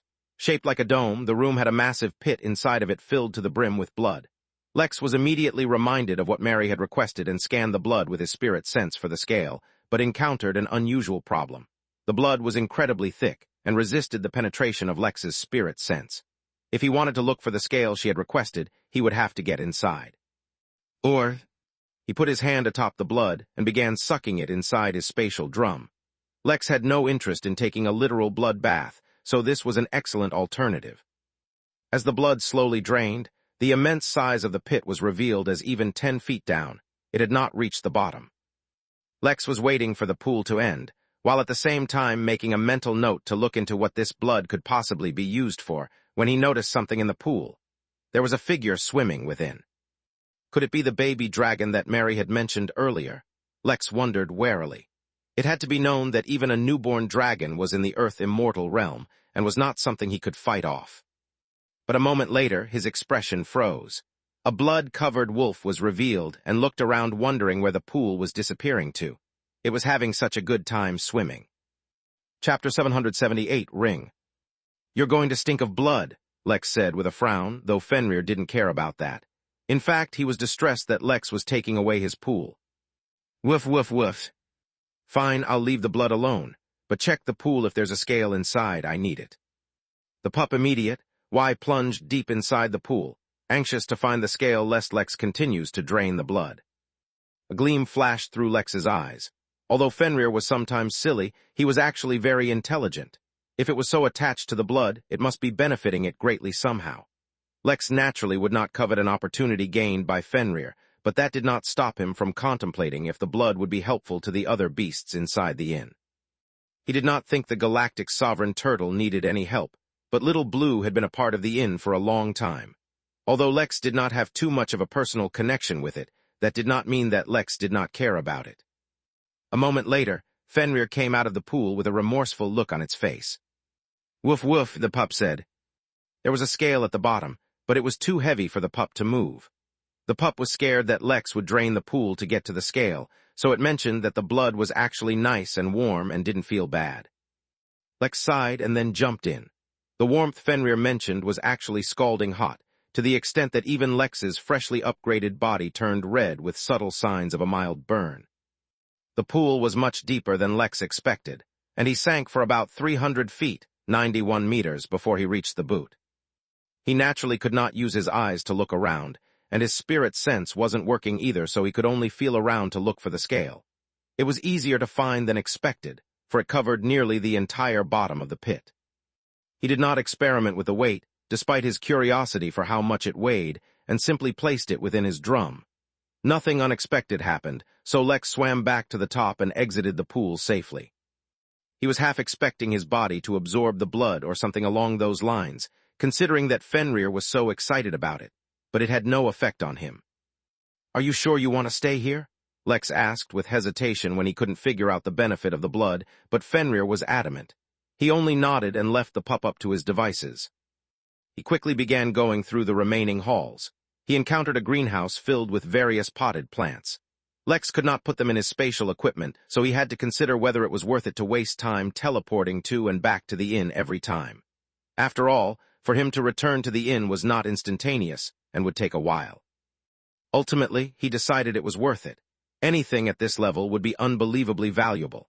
He grabbed as many pots as he could manage and teleported to the inn, instantly dropped the pots in the greenhouse near the turtle. Before the turtle could even realize what was happening, Lex had already disappeared. By the time the turtle analyzed the first pot, a dozen more appeared. A tinge of excitement was born in the turtle's eyes as he began to salivate and looked from one plant to another. From time to time, more pots appeared, stimulating the turtle's heart. Each and every potted plant he saw was supposed to have gone extinct. That was the information on plants it was inheriting from within its bloodline, so the fact that he saw even a single sample was unbelievable, let alone multiple different extinct plants. He could possibly bring these plants back from extinction if only the circumstances were right. Ambition suddenly took hold of the young turtle's heart, and the horn on its forehead began to glow without its knowledge. All of this was unknown to Lex, who took an entire 10 minutes to transport all the plants to the inn. Without wasting a single breath, he dashed to the next hall, and the one after that, and the one after that. Despite the amazing auras each of them had, Lex did not pause to study them. He had been hoping that any one of them might turn out to be a system, but unfortunately he was disappointed. Like that, he made his way to the last hall, but upon entering Lex paused, for the hall was empty. He frowned. He was sure Fenrir had not been here, so where could the contents of the hall have gone? He used his spirit sense and even tried to listen to his instincts, but was not able to discover anything, despite the obvious pedestal that had been prepared for an individual item. Whatever it was gone. Lex turned around and left. Although he was curious, he could not waste time to sate his curiosity. What he failed to notice was that as soon as he left, a ring made of wood reappeared on the pedestal, as if it had always been there. With all the rooms and halls explored, there was only one item remaining here that Lex felt was incalculably valuable. It was the massive chandelier hanging far up above. It was not made of glass or crystal, and bore no elaborate stone or metal work. Instead, it seemed to be made entirely of molten rock, held together through some mysterious means. Moreover, it was the primary source for the heated spiritual energy within the hall. Lex did not need to understand what this spiritual energy was to know it would obviously be valuable, so bent down and jumped up, causing his body to go soaring up into the air as if he could actually fly. He grabbed the chandelier and pulled it free from the ceiling. That's when things went horribly wrong. Chapter 779 Hunt. From the moment Lex came to this planet, he had been suffering from various extreme temperatures. As if that was not enough, the temperatures had an element of spirituality to them so that even Lex could not avoid being affected. From the extreme cold on the surface to the boiling heat within the Dragon's Hall, he had weathered it all without much complaint. After all, what was there to complain about being too hot or cold? He spent his entire life as a mortal regulating temperatures. But there were some extremes that even he could not tolerate. The moment he pulled out the chandelier, as if he pulled out a plug stopping a drain, molten lava started to fall from the hole left behind. Hovering in the air with nothing to hold on to, Lex could not avoid getting splashed by the unusual gray-colored lava. Lex didn't immediately suffer burns, but he could tell that if he were exposed to it too long, it was only a matter of time before he was cooked. Remarkably, his suit seemed to be tolerating the lava better than him. Lex crashed onto the floor, but he didn't remain covered in lava the whole time. He put the lava that had splashed onto him into his spatial drum alongside the chandelier and quickly jumped to the side as soon as he landed. Although this trick had worked once, he could tell that the lava was putting a strain on his drum. If he added any more, he would cause the drum to collapse. In the center of the hall, a stream of lava was falling down, forming an expanding puddle. Unless the lava stopped falling in, It was only a matter of time before this hall was filled entirely. "I'm going up, don't stay here too long," Lex told Fenrir through his spirit sense before rushing up the stairs. Although the first encounter with lava had disturbed him a bit, the situation had not deteriorated fortunately. How was he supposed to know that what he unplugged was actually the switch for the dragon's regular lava shower? It did not like the cold temperature of the planet, and so regularly washed itself in those flames. Moreover, since that lava was used to bathe the dragon, it could absolutely not be normal. Perhaps many of the treasures in the hoard might not be as valuable as a drop of that lava, for a dragon would not allow its scales to be tainted with anything impure. The skin on Lex's face, which had suffered the splash of that lava, also soon recovered from its blushing state, and looked fresher and more vibrant than ever before.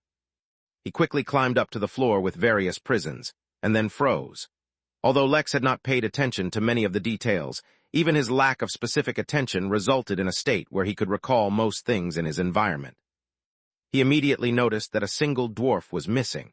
His eyes swayed to the various prisons and discovered nothing amiss, but the disappearance of a body was not normal at all. Upon being unable to discover anything, Lex skipped over the bodies and went to the next floor.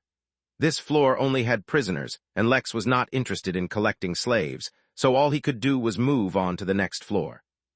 Although he had no recollection of having passed through the subsequent floors, that did not slow down Lex at all. He was able to hone in on the most valuable treasures on each floor and took them, leaving the rest behind. He only managed to cover 3 floors like this before he encountered others. Countless Friggles in heavy armor were fighting against elves, dwarves, and other races. Normally, the Friggles would not be able to come this low due to the dragon's might, but as the dragon itself had disappeared, so had that deterrence. All the Friggles in the vicinity were gripped with fear even greater than that of the impending abomination invasion at the thought of their lord dying, and so they rushed in to investigate. That's when they found that their castle had already been infiltrated. The battle was chaotic and bloody, with body parts flying everywhere and screaming echoing in the halls. A mad fervor had gripped everyone, as the Friggles were in a rush to confirm their lord's status while the others wanted to loot. Amidst all of this, Lex never actually slowed down his looting. He directly ignored the combat and continued to pick out anything and everything he thought was valuable.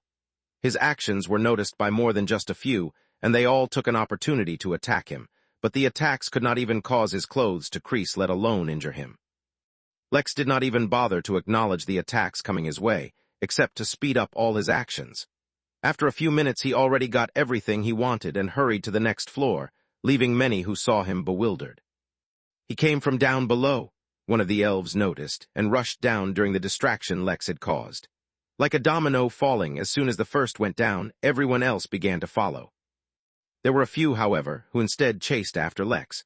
He definitely got the best stuff, already seeing as how he came from down below. As soon as Lex entered the next floor, he froze. Of all the things he was expecting to find inside a dragon's hoard, he was not expecting a spaceship collection. Moreover, all of these ships were much larger than his silent wanderer, and seemed better equipped as well. How the hell was he going to plunder these? Just as he was admiring one up close, a frozen spike came out from the distance and hit the ship, causing it to tremble. Although the ship did not suffer too much damage, if such a thing continued, it would only be a matter of time before it broke. Lex frowned.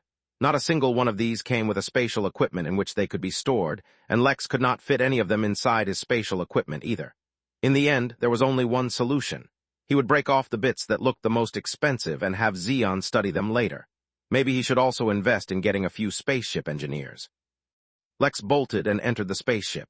He knew that the 2 most valuable things inside a ship were its ammunition and its energy source.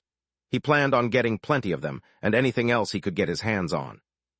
Once again, a similar scene reappeared where Lex was being attacked from all angles, but he was ignoring all of it. He did not know the reason, but for now only golden core cultivators had made it down so far. With that being the case, did Lex even need to fight back? In fact, fighting back would waste more time than just ignoring them, so that's what he did. More or less, his blatant dismissal of all incoming attacks intimidated those around him, and they even began to hesitate. That was until a mournful scream was heard throughout the castle, rocking the mountain range itself. Even Lex paused, for he felt in that scream for the first time the power of an immortal. A human has desecrated the Lord Dragon. All Friggles find and kill the human. the voice roared, shattering every mirror and glass within the entire mountain range. Lex's expression changed, but instead of running, he just sped up his looting. He didn't know how his actions had been detected, but he could tell that whoever yelled was far away from him, for now at least. But the reason for his exposure was simple. The two remaining dwarves from the first party were trying to escape, but were too injured to do so with so many guards in their way. Although they had already prepared an escape plan to make sure things were as chaotic as possible, thus making their escape easier, Barley threw out multiple crystals containing the recording of Lex atop the dragon. Like Snomicron Vepsilon, it was only a matter of time before they were discovered. When they were finally discovered, all the Friggles went mad in search of Lex, making it easier for the dwarves to escape. After all, once they saw that the two dwarves were not their targets, they would ignore them. Normally there would have been a fight, but right now they only cared about hunting down Lex. "Did you manage to complete the mission?" Terrell asked, as he limped along with Barley. "I couldn't loot the bottom floor, but rest assured, I left traces of Valder dust there. As for what happens next, that's none of our concern. That human might even take the blame for everything as long as we stay hidden." "What about the others' bodies?" Terrell asked, thinking of his former companions. "Each of them came prepared. In an hour their bodies will dissolve, leaving no trace. I told that human my name. Will that be a problem?" "Only if he escapes here alive." Chapter 780 War Zone. A part of Lex wondered why he was even bothering to steal so many spaceship-related things when he had no real need for spaceships at all. Was it just because they looked so cool? No, he was just preparing in advance to avoid issues in the future. After all, who knew when he would need a very cool-looking spaceship? Such justifications were going through Lex's mind as he continued his looting. He was spending longer on the level with the spaceship, but that was only because harvesting the energy sources and ammunition took longer than just grabbing it. Even reaching it required going through special procedures, lest they become tainted or compromised in some way. During this time, Lex was continuously attacked, which he was ignoring. But there was one fundamental difference now compared to before. Due to the sensitive nature of what he was harvesting, he would create a barrier around himself so the attacks would not accidentally hit the energy sources or volatile ammunition instead. Oh, and considering the fact that everyone was now hunting for a human, he also used notorious anonymity to hide his identity. After all, with various races attacking the castle altogether, he could easily just be some other race that was not well known, or at least that was the hope. For what it was worth, his idea seemed to work. No one was targeting him because he was a human. Instead, his complete disregard for any attack targeting him made him the biggest target. Lex almost considered reevaluating his tactics, but watching the frustration build up in his attackers, Lex felt a subtle sense of satisfaction. He really had to give it up to Jeeves. His idea to frustrate his enemies was not bad at all. But there was one very important factor he had to keep in mind. To return to the inn, he needed some time to teleport, and he could not be disturbed during that time frame. If he were attacked, his teleportation would be cancelled.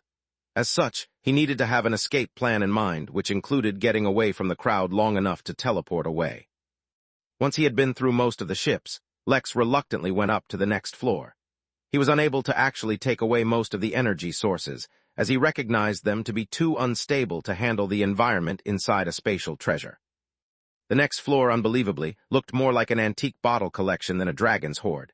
Hundreds of thousands of glass, jade, plastic, or even metallic bottles were lined up in countless counters. But it was this mundane, unusual, even floor in which the fighting was most brutal and chaotic. A single moment to study the situation revealed why the situation was so different. Each of those bottles contained medicine. If that were all, perhaps Lex would not have paid any extra attention and would have randomly grabbed some of the pills. After all, his medical knowledge was fairly limited, so he would not know if they were anything special. But due to the intensity of the fighting, many bottles broke and freed the pills or syrups from their airtight containers. Lex's instincts were immediately attracted to some of the pills as if they could provide endless benefits, though only for the few brief moments before they were destroyed in the chaos. At the same time, it was strongly repulsed by others, as if they were extremely hazardous, even to him. In fact, due to the fighting and the constant destruction of medicinal bottles, all the ingredients were falling onto the floor and mixing with one another haphazardly. This should not have mattered much beyond the fact that each of these medicines was rare beyond measure in any galaxy, and could not be easily replicated regardless of wealth and power. But in this instance, The more important reason it mattered was because all the broken pills and syrups and ingredients were mixing and slowly combining to form a very lethal poison. With treasures in front of him and a countdown timer in his mind motivating him, Lex burst forward at his full speed, grabbing bottles and entire shelves randomly and putting them in his drum.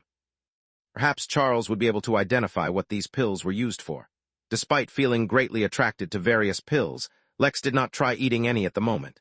He had already cultivated as much as his body could tolerate for now, and if these pills were still being targeted by his instincts, then they were absolutely phenomenal, and eating them now would only be a waste. Lex was gathering a lot of loot while also attracting a lot of hate, as seemed the norm by now, when something new finally happened. The entrance to the next floor burst open, and an army of abominations came pouring in. Lex finally laid eyes on one and immediately understood why they were being called as such. With bodies that made no sense, these creatures made of ice attacked anyone near with absolute savagery. The creatures' bodies looked like blobs of Play-Doh mushed together by children, for the most part. They had tentacles coming out of odd places and hands and legs in inconvenient locations. All of this should have made them weak, but they were anything but. Their freezing bodies emitted a piercing chill that not only froze the body, but it froze spiritual energy as well. Those were just the common rabble among the abominations. Some of them seemed to perfectly imitate other friggles, dwarves, or beasts, and could even change shape as they wished or needed. The greatest threat of all, however, was not their unusual chill or their odd strength, but it was their numbers. Hundreds of them were pouring in from the door, and in fact, many of them were trying to enlarge the opening by breaking the door apart so more of them could come in. Of course, neither their strength nor their chill had any significant effect on Lex, so he originally planned to break through them, but his plans quickly changed. A sense of foreboding filled him all of a sudden, and he retreated quickly. These creatures were not simple at all. In fact, considering the fact that they did not previously exist on the planet, and only appeared recently, they may have something to do with the odd creature that killed the dragon. Once he had that thought, Lex immediately decided to end his little looting session. As much as he enjoyed it, he was not in dire need of any of it, and it was best to know when to rein in one's greed. But the situation kept getting worse. The sounds of devastating explosions rocked the castle, accompanied by earth-shattering tremors. Lex could not know the situation outside, but it seemed to be deteriorating quickly. He needed to retreat to somewhere he was no longer under attack so he could teleport out. Unfortunately, everyone else also had thoughts of retreating from the approaching army, so a stampede formed, crowding the tunnels. As if that was not enough, Lex felt a few incredibly strong spirit senses sweep the area. The Earth Immortal who had shouted earlier had arrived, and he was not alone. "Crap," Lex muttered under his breath and pushed through the crowd, no longer bothering about who blocked his way. The repercussions of trying to be extremely efficient were revealing themselves now, as many of those who had attacked him previously without much success now tried to slow him down. Whether it was out of pettiness or simply because Lex just frustrated them too much, he would never find out. That is because the next moment Lex's instincts suddenly screamed danger, and unable to do much else, he wrapped himself in endless layers of barriers. Something ripped through the ceiling above him and went smashing through the crowd, digging in deeper through the castle floors. Lex had not been directly under whatever tore through the ceiling, but even still all his barriers broke and he was thrown away to the side. At least he remained unhurt, but the same could not be said for the crowd that had been running with him. Feeling somewhat shell-shocked, Lex looked up through the hole in the castle. The sky outside was no longer dark as countless ships could be seen flying in the air, bombarding not just the castle but anyone near it. "What the hell?" Lex exclaimed. It was a literal war zone outside, much more so than even when he came. Without hesitation, Lex jumped into the hole in front of him. No sane person would follow him, and he could the time he needed to teleport away. Unfortunately for him, the icy abominations were not sane by any measure, and they were more than just a few of them. Pretty soon, an army of abominations could be seen jumping down the hole following Lex. Chapter 781, Anger. Even as Lex fell through the levels, a frown didn't leave his face. Something extremely unusual was happening on this planet, and he was caught in the middle. To a certain degree, he could understand things getting out of hand. After all, a dragon had mysteriously died here, so there was one mystery entity to account for. Then there was the group of foreigners who, through some unidentified means, discovered the dragon was dead and even spread the news. As unlikely as this was, it still remained within the realm of possibilities. The several groups that Lex fought while looting also made sense, since the news of a dead dragon would surely bring about an endless tide of looters, pirates and cultivators hoping to find a lucky encounter. What did not make sense, however, was that whoever was up on those ships was shooting directly at the castle. Even if the looters got caught in an unwanted fight, they should have tried their best to prevent anyone from entering the castle lest their loot be stolen first. But whoever that was up there in the ship S up in the air, they did not care about the dragon's horde at all. Lex couldn't be sure if they were targeting the looters, the abominations, or just everyone, but they were out for blood. More importantly, they were actually a threat to Lex because while he could face an individual head-on, even he had to watch out for weapons for mass destruction, for now. If he could help it, none of that would be his problem, but based on the sounds of the pursuing abominations, he would have to bear with it for a bit longer. Or not. The moment he reached the end of the hole, he used Imperial's shield to put up barriers right above him, blocking the tunnel and preventing the abominations from reaching him. Their unusual ability to freeze spirit energy made them particularly potent against his shields, but if Lex put enough of them up, he would be able to delay them till he returned. With his plan decided, he did exactly that and began the process for his return. But just as he started, he sensed danger once again. The end of the hole did not connect to any of the floors of the dragon's horde, so Lex had nowhere to dodge to. He could only take the attack head-on. As fast as he could, he erected countless shields right before him and held out his hands to block the incoming attack, using impervious hands to actually protect himself for once. He had been using the technique for its various other uses for so long that it seemed like he had forgotten its original use, which was to block overwhelming attacks. After all, when using impervious hands, his hands were literally 10 times more durable than his own body. Now taking into consideration how tough his body was to begin with, it made sense that he had barely been able to survive an immortal's casual attack while using it. He did not see the attack coming, for the only thing in his view in the tunnel was a mountain of icy abominations, pressed up against one another as they tried to break his shields. The next second, even with his keen senses, he barely saw a black figure tear through the abominations, rip through his shields like they were nothing and smash into the ground next to him. He had managed to avoid a direct impact, but that did not mean he did not suffer. A shockwave of energy crashed into him, nearly shattering his impervious hands, but somehow he held on by a hair's breadth. Yet even so, Lex felt his hands aching, and all the bones in his arms felt like they had been put on an anvil and hammered. His chest felt tight, and some of his muscles were sore, but remarkably he had managed to survive without any visible wounds.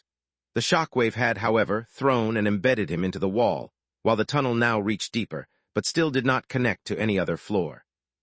Lex groaned. Suffering artillery strikes was not nearly as fun as it sounded. Fortunately, all the abominations had been killed, so there was nothing more to attract anyone's attention within the tunnel. He finally had an opportunity to leave. But what Lex did not realize was how advanced the tracking systems of the ships in the air were. Besides the simple visual and heat signatures, the ship could also track spiritual energy signatures. At that moment, one of the crew members of the ship that had previously shot near Lex twice was looking at a screen that was clearly outlining Lex's figure in the wall. "That's 2 shots he survived, Elquin," the man said to his colleague sitting beside him. "That means you owe me 200 spirit stones." "Double or nothing I get him with the next one," the colleague named Elquin said with gritted teeth. As was his habit, he spent all his money before going into battle in case he dies, so he did not have the 200 spirit stones to pay. "Hell nah, you think I'm an idiot? I know what you're going to use next. I want my 200, I'll be waiting for you after the fight." Elquin glared at Lex's figure on screen with pure hatred in his heart, as if Lex had been the one trying to kill him instead of the other way around. "Let's see if you can survive this tough guy," he said, and activated the ship's laser weapon. According to the spiritual energy readings, he could tell the figure was in the Golden Core realm, so he wasn't worried about accidentally antagonizing an immortal. As for a nascent soul cultivator, although they were strong, they still couldn't fight against a warship alone.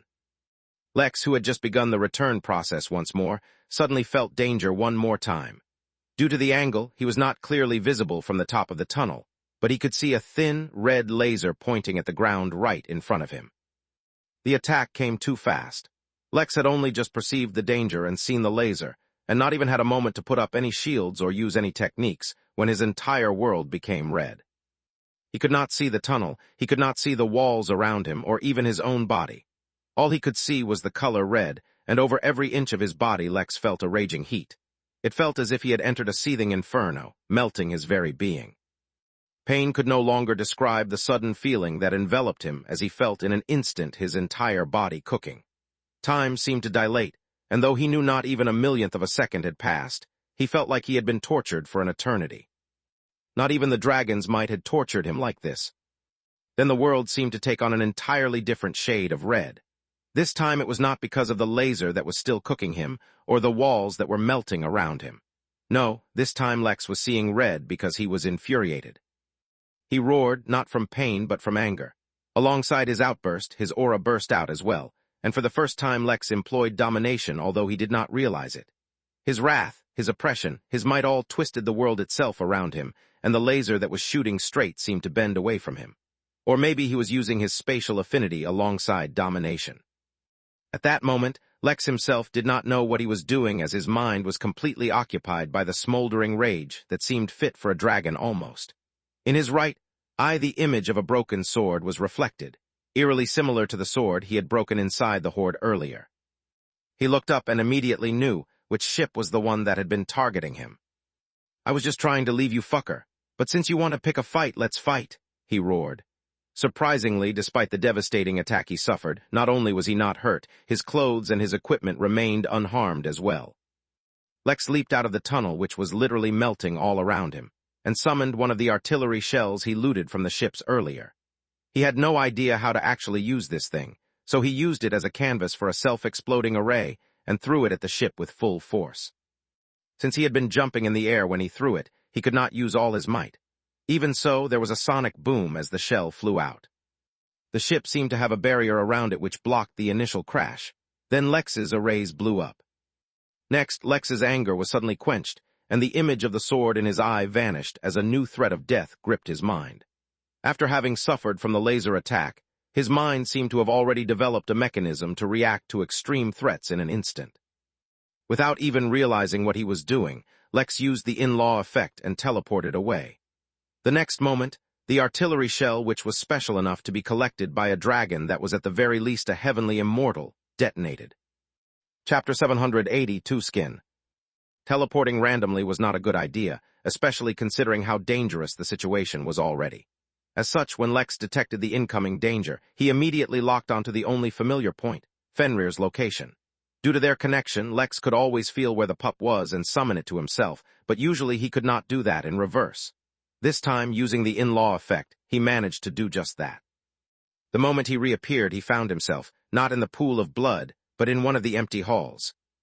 That was all he had time to do before he felt the change. All sound was muted. It was as if the air itself had vanished and the world itself stopped vibrating. Feeling his sense of dread rising, Lex immediately dismissed Fenrir and let it return to the inn. The world suddenly turned black, and Lex could see absolutely nothing, even with his left eye. He closed his eyes so as to not dwell on what was happening, and immediately used hardened, impervious hands, and began wrapping himself in imperial shields. The next thing that happened was the loss of sensation. First the world had become mute, then all light had disappeared, and now his body could feel nothing. Even the sense of impending doom vanished, but he knew that the crisis was far from over. Since Lex could not tell what was happening, he had no idea that his body had begun to slowly float upwards, alongside everything else. The walls around him had crumbled, and all the debris was mixing together. The blood that had been in the pool in the adjacent room floated across the air, and it seemed like it almost wanted to splash onto Lex, but all it could do was cover his barriers. The lava, which had been falling down in the main hall, was now falling upwards, and it too seemed to approach Lex, yet it was once again blocked by his shields, and all it could do was slowly envelope them. An invisible wood ring suddenly became visible, stuck inside Lex's shields. It vibrated, almost as if out of frustration, as it tried to reach the blood and lava, but it had no strength. A small crack appeared in the ring, and it stopped vibrating, as if it had lost all its energy. Lex remained oblivious to all of this since he could not feel anything. In fact, the only thing he had left were his thoughts. Time was unusual when there was no stimulus at all. Lex had stopped trying to create more barriers once he lost all sensation, because he could not be sure if he was using the technique correctly. If, due to his loss of all awareness, he channeled his spirit energy incorrectly, he could suffer severe damage, which was something he could not handle right now. But unbeknownst to him, Barriers were forming around him still as more and more lava surrounded him, trying to get to the wooden ring that was hovering around him. This continued until he formed a massive, floating ball of lava approximately 20 feet, 6 meters in diameter. As the ball kept rising, it eventually emerged from the debris that the mountain range had turned into, and began to rapidly cool down, solidifying into a shape suspiciously similar to an egg. The planet around the egg was absolutely devastated.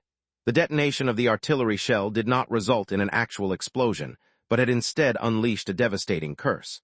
If Lex could see the situation around him, he would discover that destruction caused by the curse was eerie and unnerving.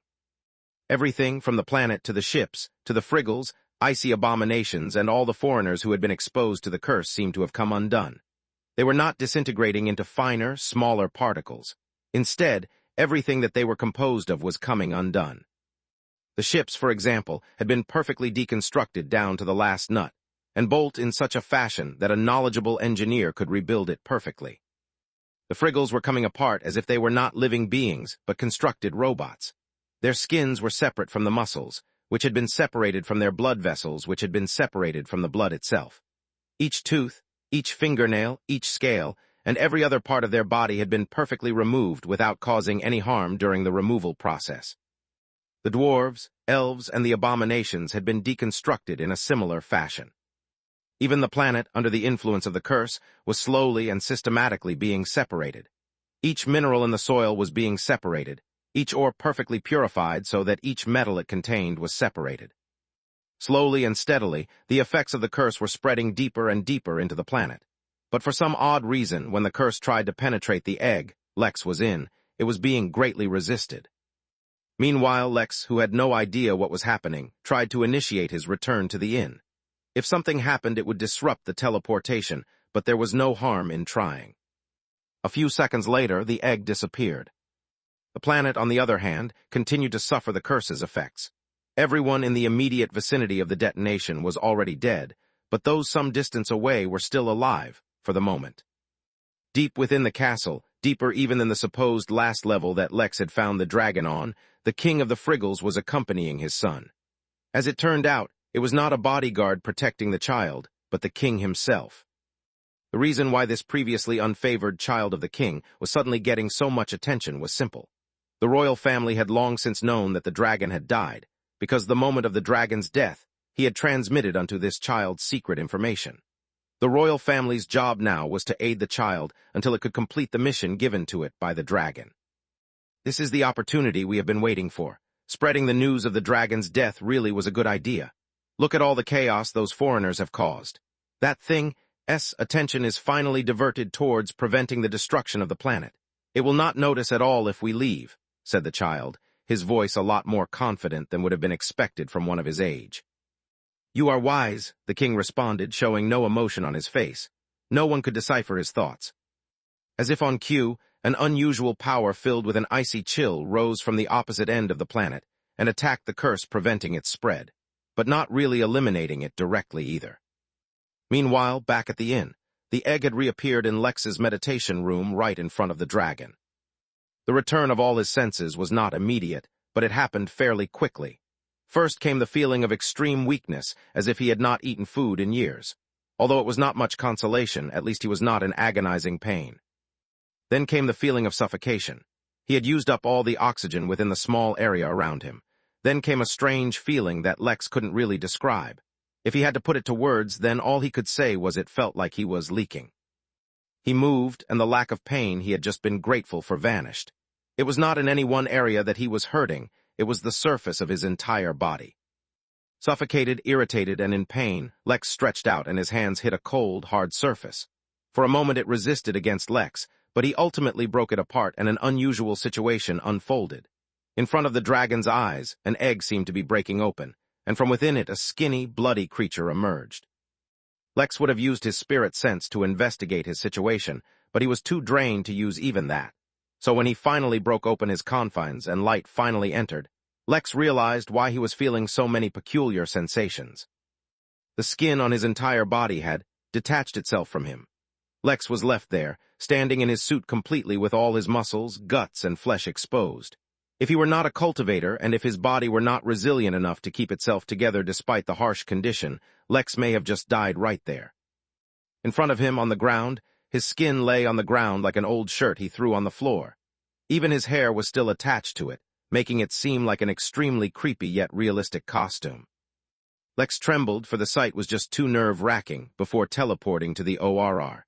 It could reconstruct any organ, and his skin definitely counted. All the while he was wondering what the hell actually happened. Chapter 783 Ring. Laying inside the organic reconstruction room, ORR, as his skin was slowly being regrown atop his body, Lex's mind was furiously working. It was not just the matter of having his entire skin removed that unnerved him. It was the absurd scale of the fury he felt back on Frigra that astounded him. No matter what had happened, regardless of how angry Lex ever got, he never lost himself completely in anger. That was not his way of doing things, and with the number of mistakes he made back when he had a tumor, he was very particular about at least trying to anticipate the repercussions of his actions. Slowly, he recalled everything that happened, from the very first moment he arrived on Frigra. He thought about every action he took, and every subsequent reaction. Given that he already knew of Spirit Pull now, all his actions until he arrived at the dragon's hoard seemed logical and natural. He thought about how his greed was stoked upon arriving and seeing all the treasure, especially the mountains of gold. He was not sure if that was a normal, logical reaction anyone would have upon seeing so much gold, or if he had been affected by something else. After thinking about it, Lex could not be certain, but he eventually concluded that his actions then were the result of the influence of his life as a mortal on him. After all, he lived most of his life as a normal person unaware of the cultivation world. In that case, gold was one of the most valuable items available, and though that was not the case anymore, it still had a significant impact on him. He moved on and slowly and steadily continued to sift through his memories till he finally recalled the instance of the sword breaking. It happened when he was fighting the strange creature which could enter his mind. At the time, due to the immense pressure on him of the fight as well as Dragon's might, he could not spare any thought of the strange aura that enveloped him when the sword broke, but now he had the time. The fact that a sword from within the dragon's collection was so fragile that it would break upon use was strange and suspicious to begin with. The aura it released enveloping him was an even greater flag that something was amiss. He noted that down as the most significant thing, and then continued to go through his memories for any other anomalies. Thinking about it now, he was way too weak to be interfering with immortal-level items, for there was just too much he did not know. Even though he did not find any other significant issues while he went through his memories, there could be countless threats he was not even able to detect. His instincts, to a certain degree, warned him of threats up until the Earth immortal realm, but if it was anything greater, his instincts would either not detect them, or only do so moments before disaster. He needed to be even more careful in the future. He had to investigate his body to see if the aura was still lingering within him in some form, or if it had dissipated. Using his spirit and soul sense, Lex began to thoroughly scan every nook and cranny of his body. As for his instincts, once again they had not warned him of any anomaly. It seemed like just solely relying on his instincts was no longer feasible as he reached a higher level. There had to be some body techniques that focused on fostering and growing them, though. It did not take him long to discover an image of a sword hidden within his soul. It was radiating a sharp, piercing aura that would cut Lex's soul sense if he even got close to it, so there was no way of interacting with it, for now at least. Lex frowned, then sighed. Why did he keep on collecting things inside his body? Those weird inscriptions, the system, the lotus, and now this sword. It was feeling a little crowded. He tried a few more ways of interacting with the sword, but was unable to influence it in any way. With on other choice for now, he turned his mind to other things. There was his skin, which had come off on its own. He had no idea how that could have possibly happened, but then considering the fact that he had lost all sensation when it happened, he could not say for sure. It was most likely a result of whatever danger he detected, but it could also be other reasons. With a serious and focused expression, Lex first investigated his removed skin. He used his control over the system to inspect it, and immediately found something amiss. A cracked wooden ring was weakly rolling towards his skin, as if it had some agenda. He scanned it and discovered something completely unexpected. Name, Pelvlin Bahatna Gorgon. Age 0. Sex male. Cultivation details, sealed. Species, dragon soul spirit. Midnight in prestige level, 1. Condition: a severely wounded soul on the verge of death, fused with a newly born treasure spirit to form a new entity. Without a sufficiently strong body to support it, the soul will continuously destroy its carriers until it eventually dies. Remarks: others get Grandpa S in rings, and you got a newborn baby. The name was extremely familiar to Lex, because that was what the dragon's body was called. The dragon's soul was inside the ring, not to mention the ring was very close to the body. Lex almost cursed when he realized how disastrous this could be. If the dragon's soul returned to its body and learnt how brazenly Lex had looted it, not to mention how he had cultivated atop its body, he would be a goner. The only redeeming factor for him right now was that the soul's cultivation was sealed. Not bothering about the fact that his skin had not regenerated yet, Lex teleported back out and picked up the ring and studied it. The ring itself was not more than a simple band, though the wood itself looked spectacular and even had a fresh scent wafting from it. The workmanship was spectacular as the ring was extremely smooth. "I know you're in there," Lex said, transmitting his words with his spirit sense.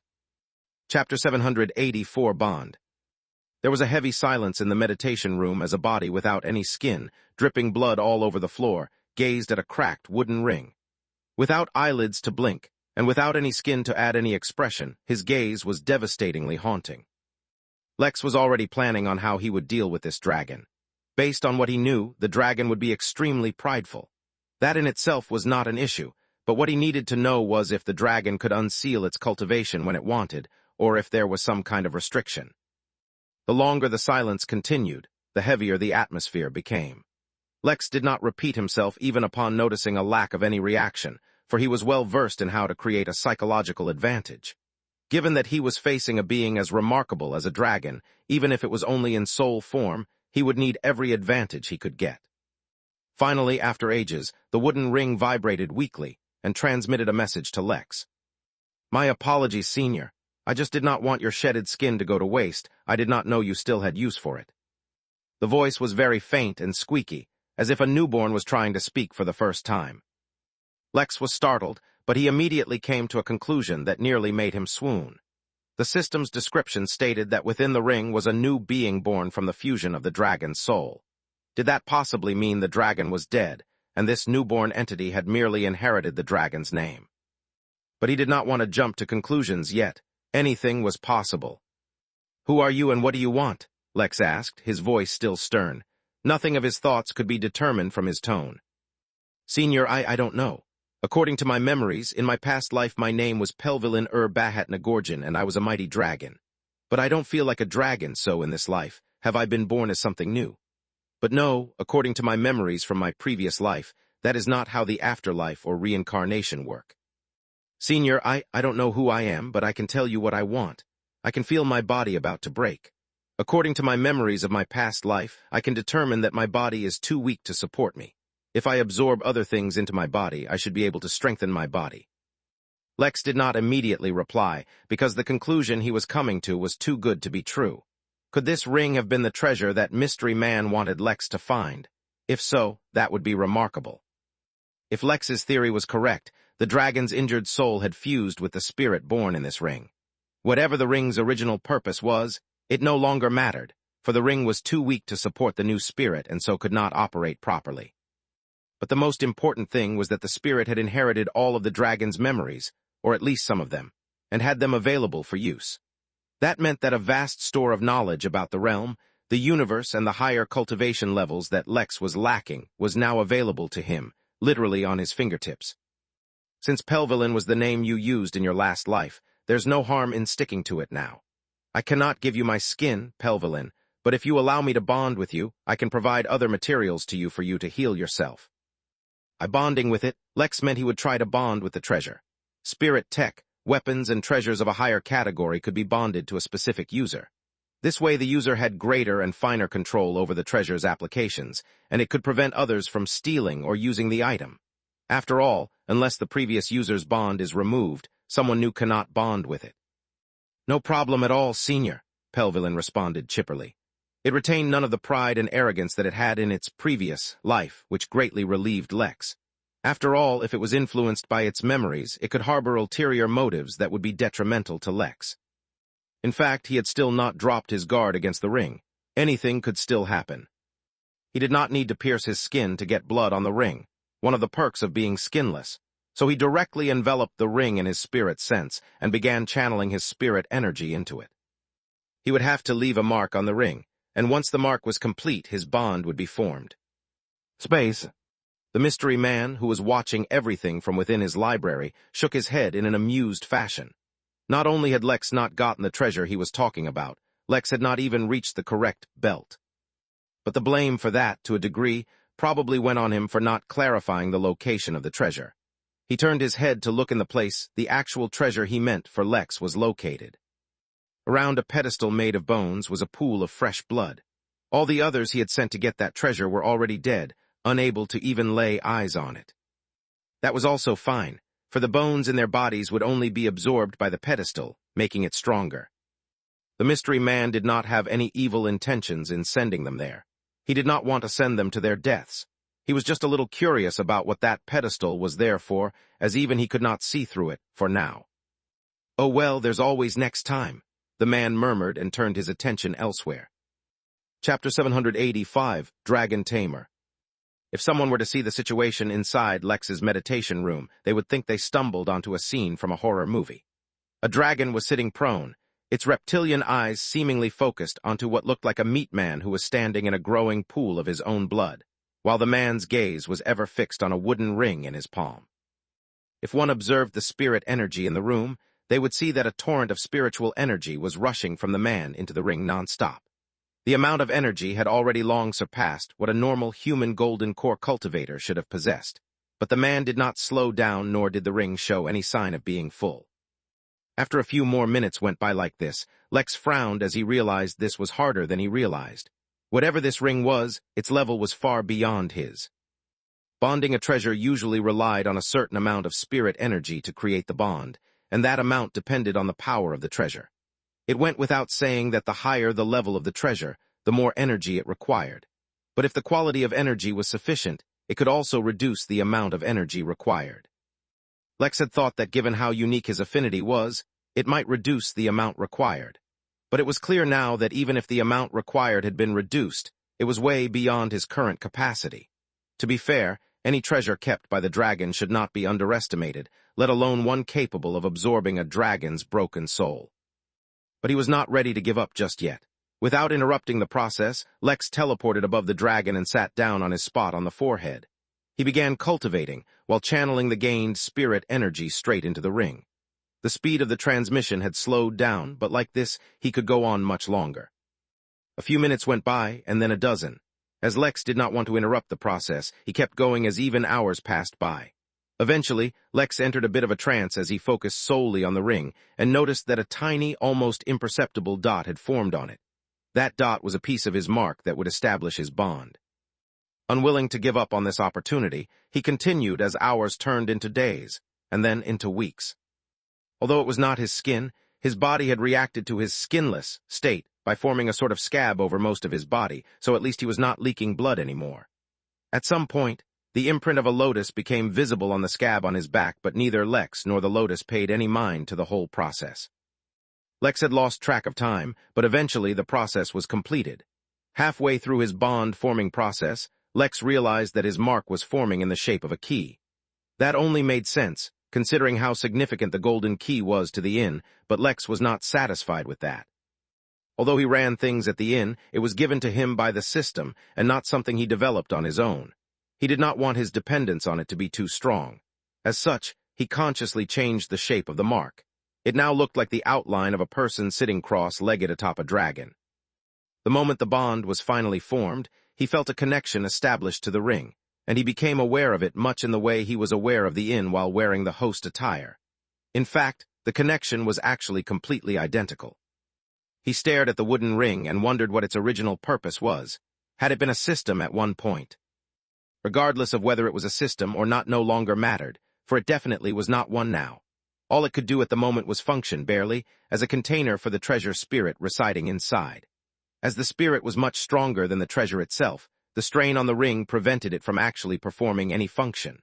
Fortunately, little Pelvelin could automatically absorb things to strengthen the ring, as long as they were suitable. "Little Pel, how do you feel?" Over the past however long it took to bond the ring, little Pell would constantly speak to Lex and motivate him and keep him entertained. As such, Lex felt a little closer to the spirit, though he retained an appropriate amount of caution in dealing with it. Even now, he did not trust it completely. "Much better," the squeaky voice replied. "It's as if now that there's a connection between us, my body has more energy to support itself now." "That's good, that's good. Little Pell, I've spent a lot of time on bonding the ring, so now I have a few other things to do. But first I want to ask you about a couple of things. Do you have access to all of your memories from your past life, or only some of them?" No, I barely remember anything. All those memories would be too much for me right now. But if I see something, it will trigger the associated memory, and it will be like I have known about it this entire time. If I try to remember that memory on my own, though, I'll fail. All right then, in that case I'm going to project an image to you. Tell me if you recognize it. It's a sword you had in your previous life. Without further ado, Lex sent a picture of the shattered sword to the ring, hoping that it would recognize it, and he was in luck. The ring responded immediately. "Oh yes, the sword of Isil. It's a part of a sword and shield set. That was a normal iron sword that in my previous life I dipped in the blood of a living deity. I wanted to see what happened. The sword and shield both became holy artifacts of the deity's religion, gaining great power. But then later, after I ate the deity, they both lost much of their power. All they have now is a mere aura of their former glory."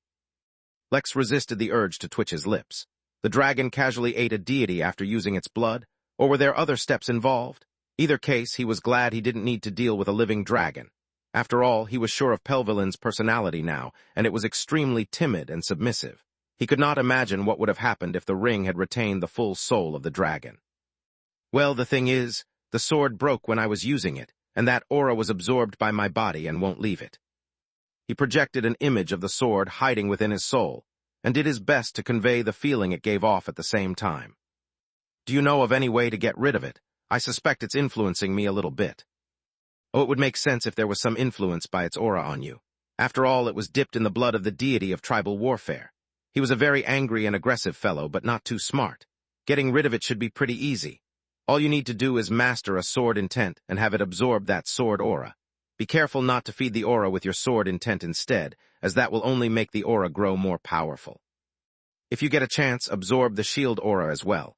That was dipped in the blood of the deity of indomitability. Likewise, all you'll need to do is develop a shield intent and have it absorb the aura. It shouldn't be too hard." "Yeah, sounds easy," said Lex, though Pelvelin was too young to comprehend the sarcasm in his voice. How easy was it really to develop an intent that could rival that of a deity? While Lex was worrying about how to resolve this situation, he remained unaware that he had become an overnight sensation not in just a single galaxy, but throughout the known realm. In the history of the Origin realm, Lex became the first being to climb atop a living dragon and cultivate on its forehead, and there was a recording to prove it. The recording had spread throughout the realm, and over 100 dragons realm-wide had put out a bounty on Lex William. Though oddly enough, the bounty would only be honored if Lex was brought in alive. Fortunately enough, the dragons had not targeted the human race in their anger, though no one understood their motives at all, nor did they care. Everyone's focus was on Lex the Dragon Tamer and finding out his origins. Chapter 786 Reactions. William Sephor, the founder of the Williams family, was sitting with his legs folded behind him in the middle of a complicated formation. Incense sticks slowly wafted out smoke as the glowing ember on the tip slowly traveled down, leaving a trail of ash. Items containing immense power were placed on the borders of the formation at a fixed interval, waiting to be utilized. 999 Earth immortals were softly chanting in the distance, feeding their focused energy into a single white rose that was planted in an urn full of soil. The ground beneath them rumbled, as if the planet itself was coordinating with the ritual about to take place. Yet instead of mentally preparing himself to be finally rid of that which was sealed within him, William was looking at a recording of a young human sitting atop a dragon. William had long known about Lex, not in the least because of his friend Larry who had confused William for Lex once. He then looked into the family and had long known that there was definitely something off about this group of descendants of his. But up until recently, it was not worth more than a moment's thought for him. The elder sister, Belle, had a very bad attitude and wanted to become the family head, but at least she was extremely competent. In fact, the very ritual he was about to partake in was a result of her actions. Then there was her mysterious father who put inscriptions inside her body that could literally draw blood from a celestial-level cultivator. Just that act alone meant that he had the strength to kill William. It was no joke. How could someone achieve such a level of strength so silently? How had he remained undetected for so long? But now, topping all of them, was this Lex who climbed the face of a living dragon. "So, another one of your descendants?" asked Batu Toggledor, looking at his brother weirdly. "Do you need to ask?" William asked, annoyed. "But you cannot tell through divination or anything else. In fact, his name on the family book was also erased. Someone has gone through a lot of effort to hide Lex. My guess is his father." "How do you think he forced the dragon to sit still?" asked Batu, completely ignoring everything else he said. "Do you know who that is?" William asked, his voice sounding a little forced. "That's Pelvelin Bahat the patriarch of the Bahat line of dragons. Whatever is going on in that video, I doubt Lex had any hand in forcing it still. Most likely he just encountered the dragon as such and took advantage of the opportunity. It's not cool to be jealous of your own descendant William. Stop trying to diminish his achievement." "That's not what I—" "Do you think he's married?" Jotun asked, disregarding William's complaints. "Jotun, you're related to him. Your daughter cannot marry him. Stop trying to collect sons-in-law. They're over 1,000 generations apart. I think by now the blood relation hardly counts," Jotun said as he looked at Lex sitting atop the dragon. "On second thought, I doubt someone like that is single. He reminds me of my youth. Even you've never sat on a dragon." The brothers continued to bicker amongst themselves, but the one thing that remained constant was that their focus remained on Lex. In fact, they had even summoned Damien, Lex's grandfather. Once the ritual was over, they were going to start looking into Lex and his family a little more thoroughly. Elsewhere in the Origin realm, a devastatingly beautiful yet mature-looking woman studied Lex's reflection. She was Zuri Adisa, the clover that had evolved into one of the strongest beings in the realm. Since she had a clone inside the inn, she recognized Lex immediately. A flash of interest passed through her cleaning eyes. Somewhere else, Loretta, the daughter of Balam, was reading up on Lex. A number of her subordinates had seen him at the Midnight Inn. He was a good candidate to involve in their plans. Gisel, who was boarding a plane off of X-142 after teleporting there from the inn, could not help but think of Lex. She had not revealed any information about him to anyone, and honestly never thought she would ever even see him again. Who even knew if he had even made it off Polbitvi in time? But no matter what, she did not expect to see him so soon, and in such a spectacular fashion. It was good to know he was alive, but she was not enamored by his achievement. Her thoughts always focused on the trials before her. They were not few, and they were not easy. For the briefest of moments, she wondered if her task would be somewhat easier if Lex was there to help her. But the thought came and went, like a leaf in the wind. Belle, Lex's dominating older sister, watched his recording for the 100th time in silence. She had been rewarded heavily by the Daelord since in forcefully having her use her bloodline power, he injured her greatly. She had felt a small bit of pride at that, though her character would not allow her to dwell on such a thing for too long. But when she saw Lex's recording, a part of her brain froze. Did someone like that even need protection from the William family? Or were the ones he was being hidden from the William family to begin with? What part of Lex looked like he needed protection? Her little brother had grown up.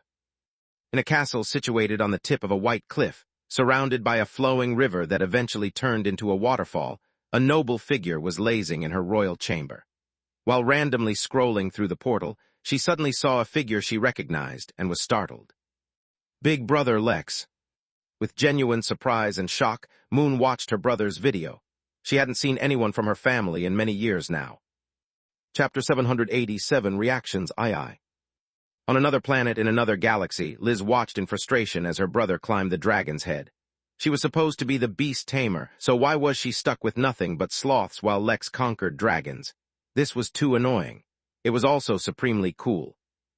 Inside the inheritance tower that had been discovered in a minor realm within the Midnight Inn, Alexander fell to his knees after finally defeating his enemy. He had just crossed the 50th floor, and his body was beaten and bruised.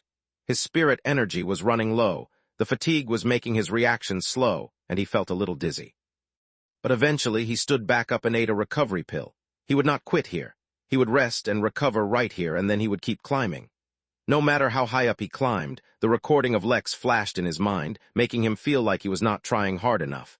He was not used to being second to anyone, and he was not about to get used to the feeling either. Marlowe, who was laying on a medical bed, burst into laughter when he watched the video. startling his attendants and family members. All of them had been incredibly depressed since the war with the AI ended. Originally, that should have been a good thing. But the reason why they were depressed is because the war ended not because of them, but because of the discovery of some unknown planets outside the orbit of Pluto. Some powerful entities had intervened and ended the war, as well as evicted all the Earthlings. They were forcefully being relocated. Although they were assured that their new planet would be a good one, and they would be given many allowances to restart their lives, many were wondering what all their previous efforts were for. After all, in the end, they still lost their home. Even Marlowe had been affected by the situation. When they rushed in, they found Marlowe watching Lex's recording. "Look at that, you know who that little pipsqueak is. He's my student. While I was losing a war, he was conquering the stars. Damn it if I'm going to be left behind. Someone call Raphael, he needs to watch this too." In the Midnight Inn, Larry was sitting with Irene, his Nico girlfriend, and a few other girls. "I'm telling you, Lex is an old friend of mine. He's a solid guy, very reliable. I'll introduce you ladies to him sometime. Be sure to make the most of the opportunity, it won't come again." Another group, also inside the inn, was also discussing Lex. "I tell you, no matter how much I try to divine his destiny, I just can't do it. He must have some kind of treasure that protects him from divination." The man complaining was a noble diviner, and the head apprentice of the Neome Empire's grand diviner. The Neome Empire spanned an entire realm that, although not as big as the Origin realm, had already completely matured. That meant the realm could give birth to Tao Lords, and anyone who held the title of Grand Diviner of such an empire was surely a Tao Lord as well. As such an entity's apprentice, the man's competency and capability could not be questioned. He was just one of many who had come to the inn to participate in the upcoming event specifically targeting oracles, diviners, prophets, and the like. The man just became enemies with every dragon in the realm. Do you think he would be foolish enough to try such a thing if he didn't even have such simple protective measures? Asked Vera, who was sitting nearby. "I don't even need divination to guess something like that. Even if I can't divine him, I should be able to look into the dragon, right? But I can't.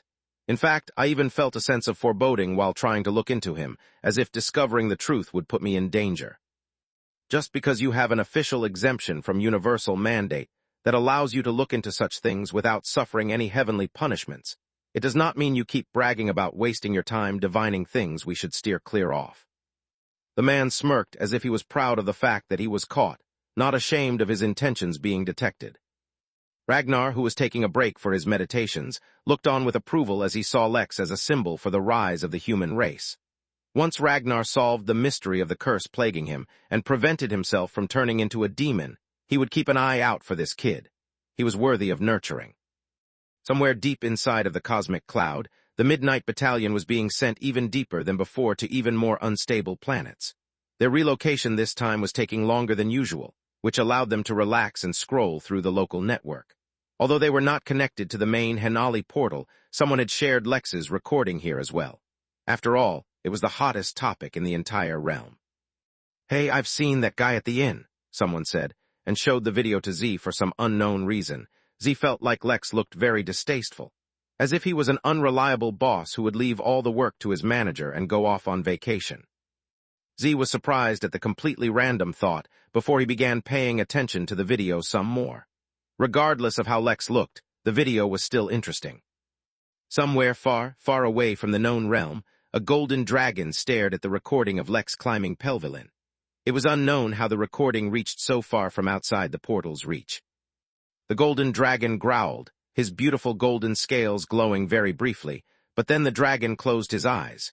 It was not time yet, but when it left, he would look for this Lex William personally. Chapter 788 Intent. Lex spent a little more time talking to little Pell to familiarize himself with the ring and establish a deeper bond. The more he talked to him, the more he realized that Pell wasn't really capable of complicated thoughts at the moment. Although he had access to a number of the dragon's memories, his inability to form complex thoughts was most likely what protected him from being influenced by the dragon's past.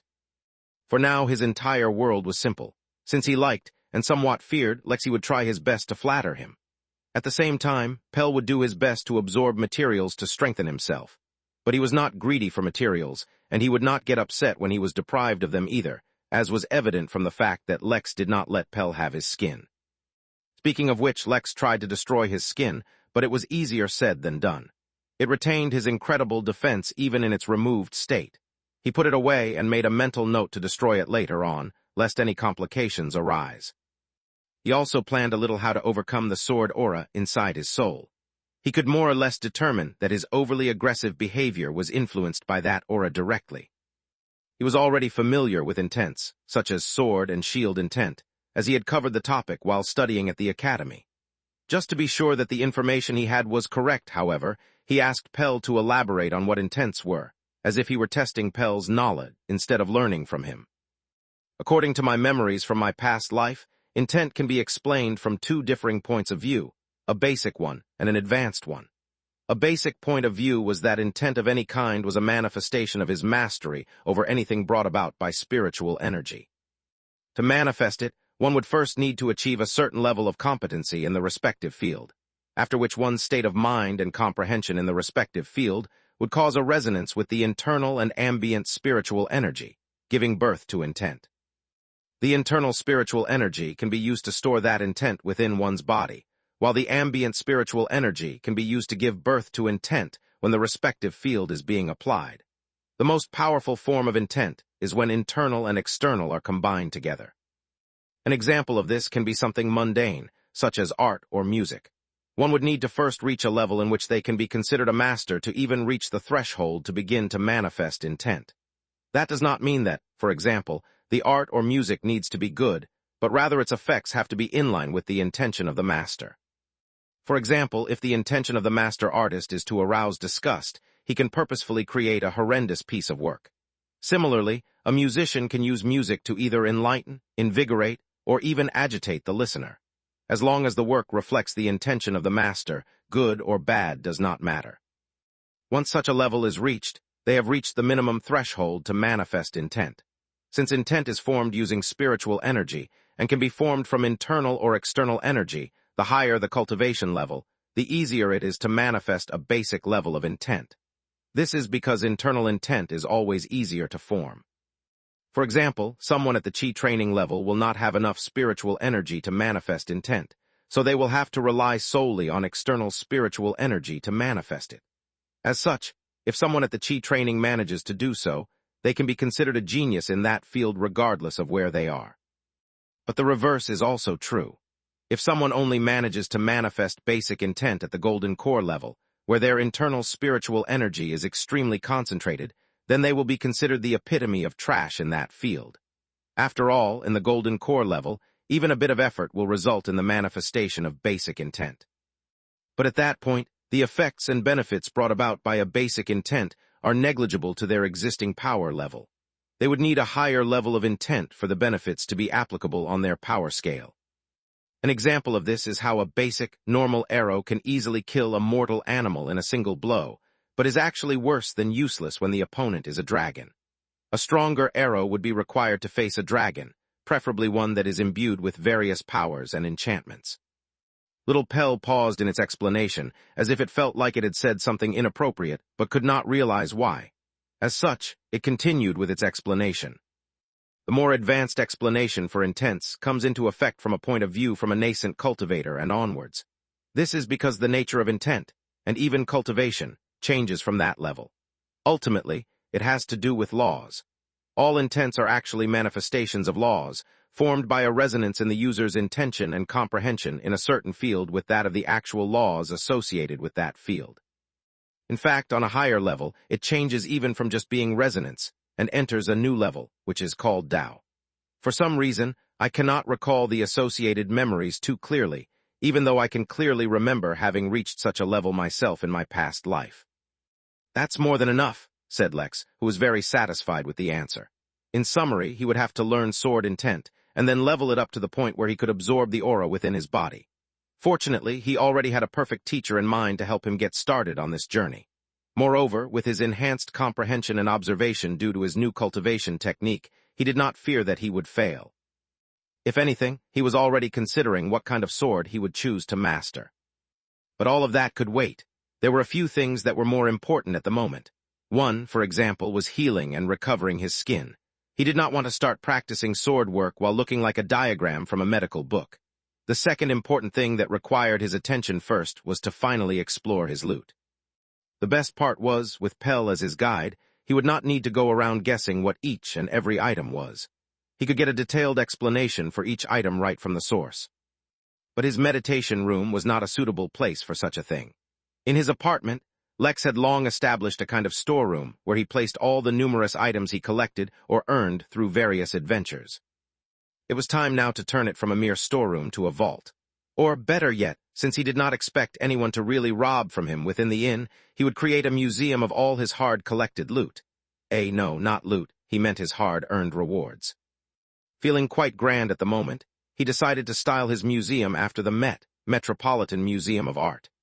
He entered the design interface and added a heavily decorated wooden double door in his apartment, which opened up to a massive space where a building that looked identical to the Met stood. Considering the amount of space he was adding, it would be very inappropriate to continue calling his place within the inn as his apartment. Henceforth, owing to his recent upgrade, he would refer to it as his penthouse. After all, it was not ridiculous for a penthouse to have a little something in the back, right? Just because the little something at the back of his penthouse was 2.2 million square feet total did not mean it couldn't qualify. Putting these minor details aside, he teleported his already existing stock inside, but found that a majority of the building remained empty. How embarrassing. As if to address the issue, he entered what would be one of his main exhibits and removed the massive 30 feet, 9.1 meters, rainbow jewel alongside the pillow and pedestal it was placed on, and admired it.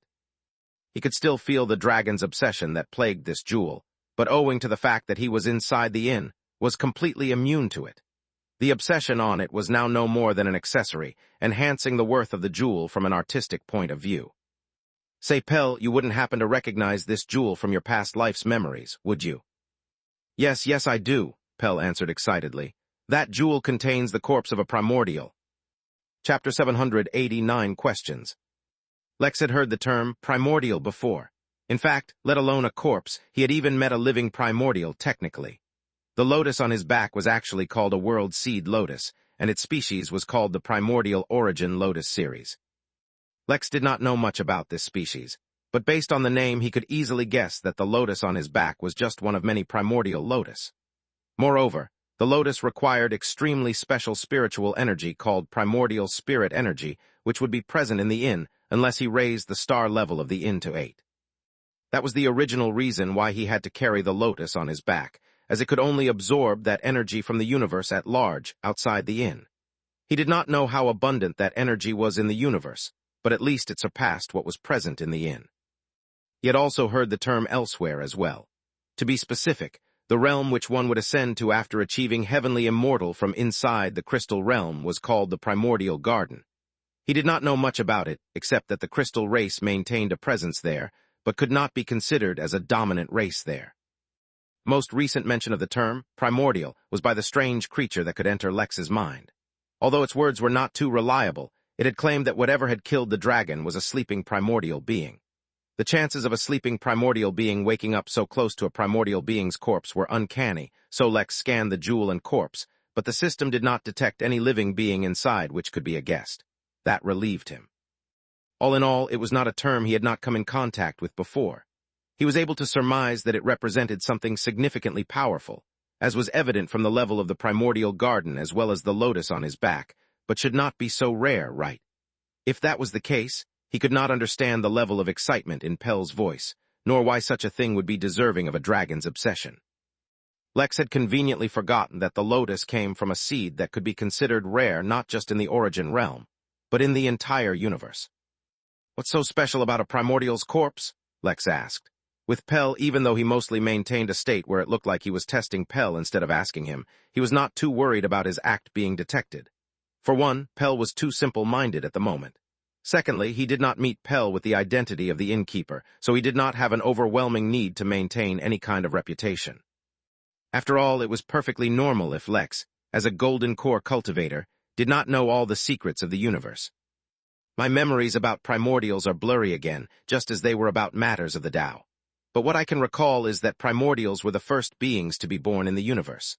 To be clear, I am not talking about mythical beings, who are the first to be born in a newborn realm.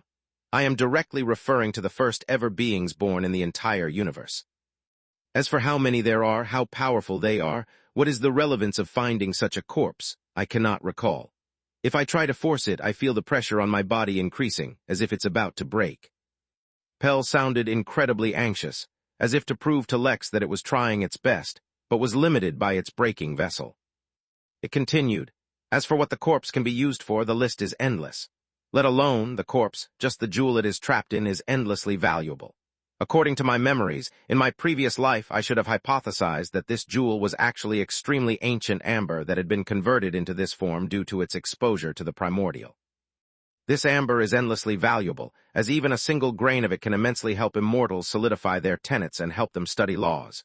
It can also be used to create miraculous medicine, be used in forging weapons, be used to aid in spiritual and body cultivation, be used to cure poison, and many more uses. All in all, just the jewel itself is endlessly valuable. In my previous life, I attached a great deal of hope for a breakthrough to my next realm on this jewel, although I cannot remember how. As for the corpse, that is too terrifying a thing to easily deal with. Even in my previous life, I did not dare easily conduct tests on it, and only studied it from afar.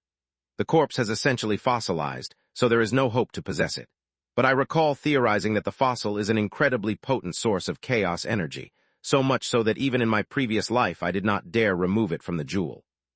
However, I also suspected that the fossil can be used to further refine my own bloodline, and possibly elevate my bloodline purity to the level of a mythical being.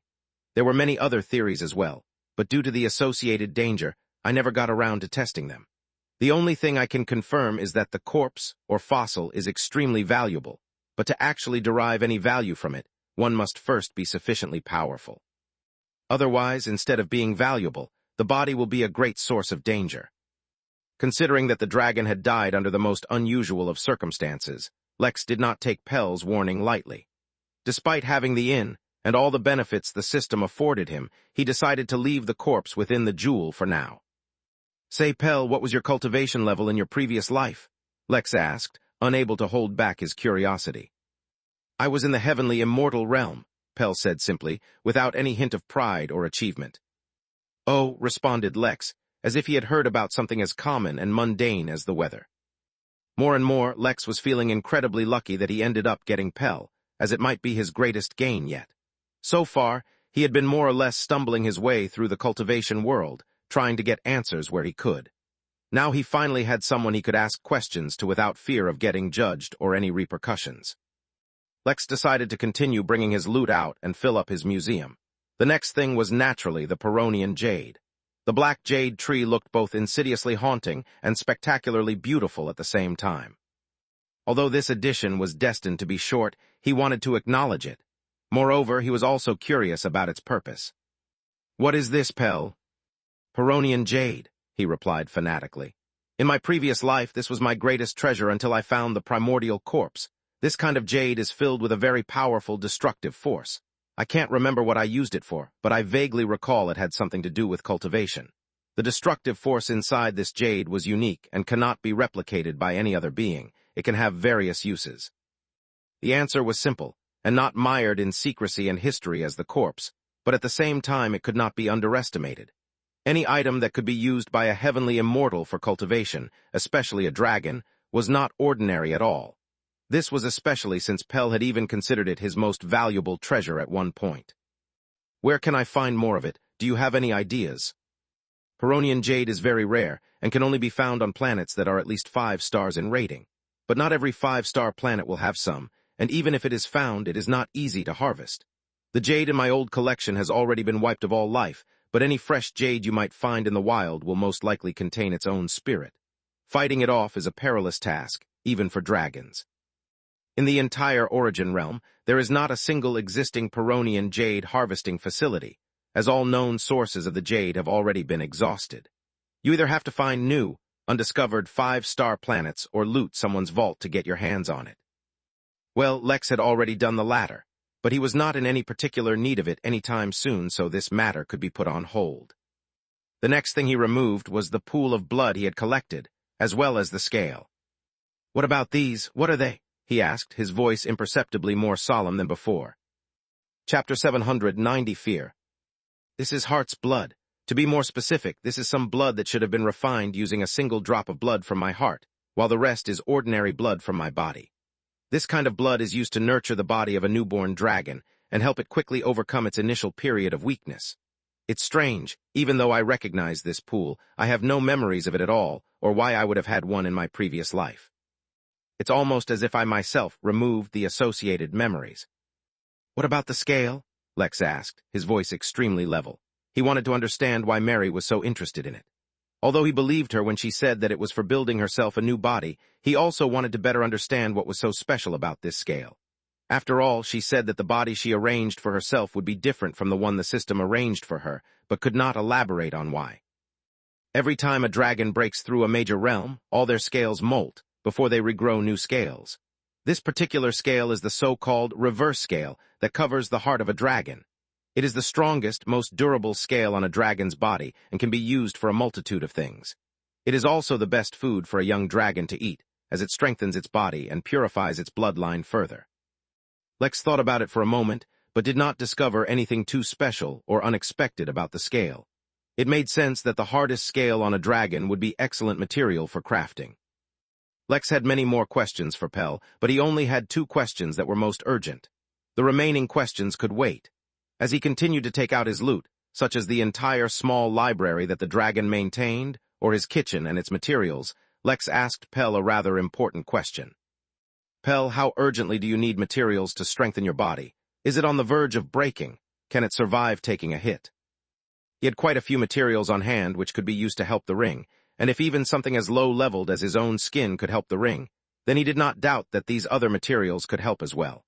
But, if possible, Lex wanted to keep Pell in a wounded state as long as possible. He did not want to risk Pell gaining higher intelligence as his body recovered, as he was still too useful to Lex. Now that you have bonded the ring, the pressure on me has reduced drastically, so I can survive much longer. But my body is still extremely weak. If I sustain any immortal-level attacks, it will rapidly destabilize my body further and may cause it to break entirely. Try and see if any of these will help you restore your body, Lex said, and brought out a number of different ores he collected from Pell's own previous collection. The ring softly vibrated and absorbed each of the ores without any problem, but the small crack on the ring was not reduced. They're useful a little bit, but I'll need a lot of them if I want to heal completely. If you have higher quality materials or materials related to wood, then the healing process will be quicker. Pell, can you hide your aura completely? I don't want to risk people discovering you inside the ring. Until the crack is fixed, it's impossible to completely hide my aura, as some of it will continuously leak. But I can easily disguise myself as an ordinary spirit treasure. No one will suspect anything else, heh. Pell laughed mischievously, as if he were a little kid who thought of something naughty. Lex smiled a little, but did not dwell on it for long. There were both risks and benefits to keeping the ring damaged. But the crux of the matter was that he himself was weak. If he grew his cultivation level, then he would not fear the ring healing completely. Yet at the same time he understood that it was not so easy to continue to break through. Lex did not doubt for even a moment his ability to enter the higher levels, but just realized that his progress so far had been stupendously quick, and could not expect such a speed to continue. He would have to take things one step at a time. That same thought also caused him to have a few new ideas on how to run the inn in the future, but that would happen after he established his own realm. For now, things would continue as normal. Besides, in a couple more months the inn would stop accepting new guests anyway, so he did not have to be worried about it. Finally, he moved on to his last question with Pell, one that was incredibly important. Hey Pell, do you happen to remember how you died in your last life?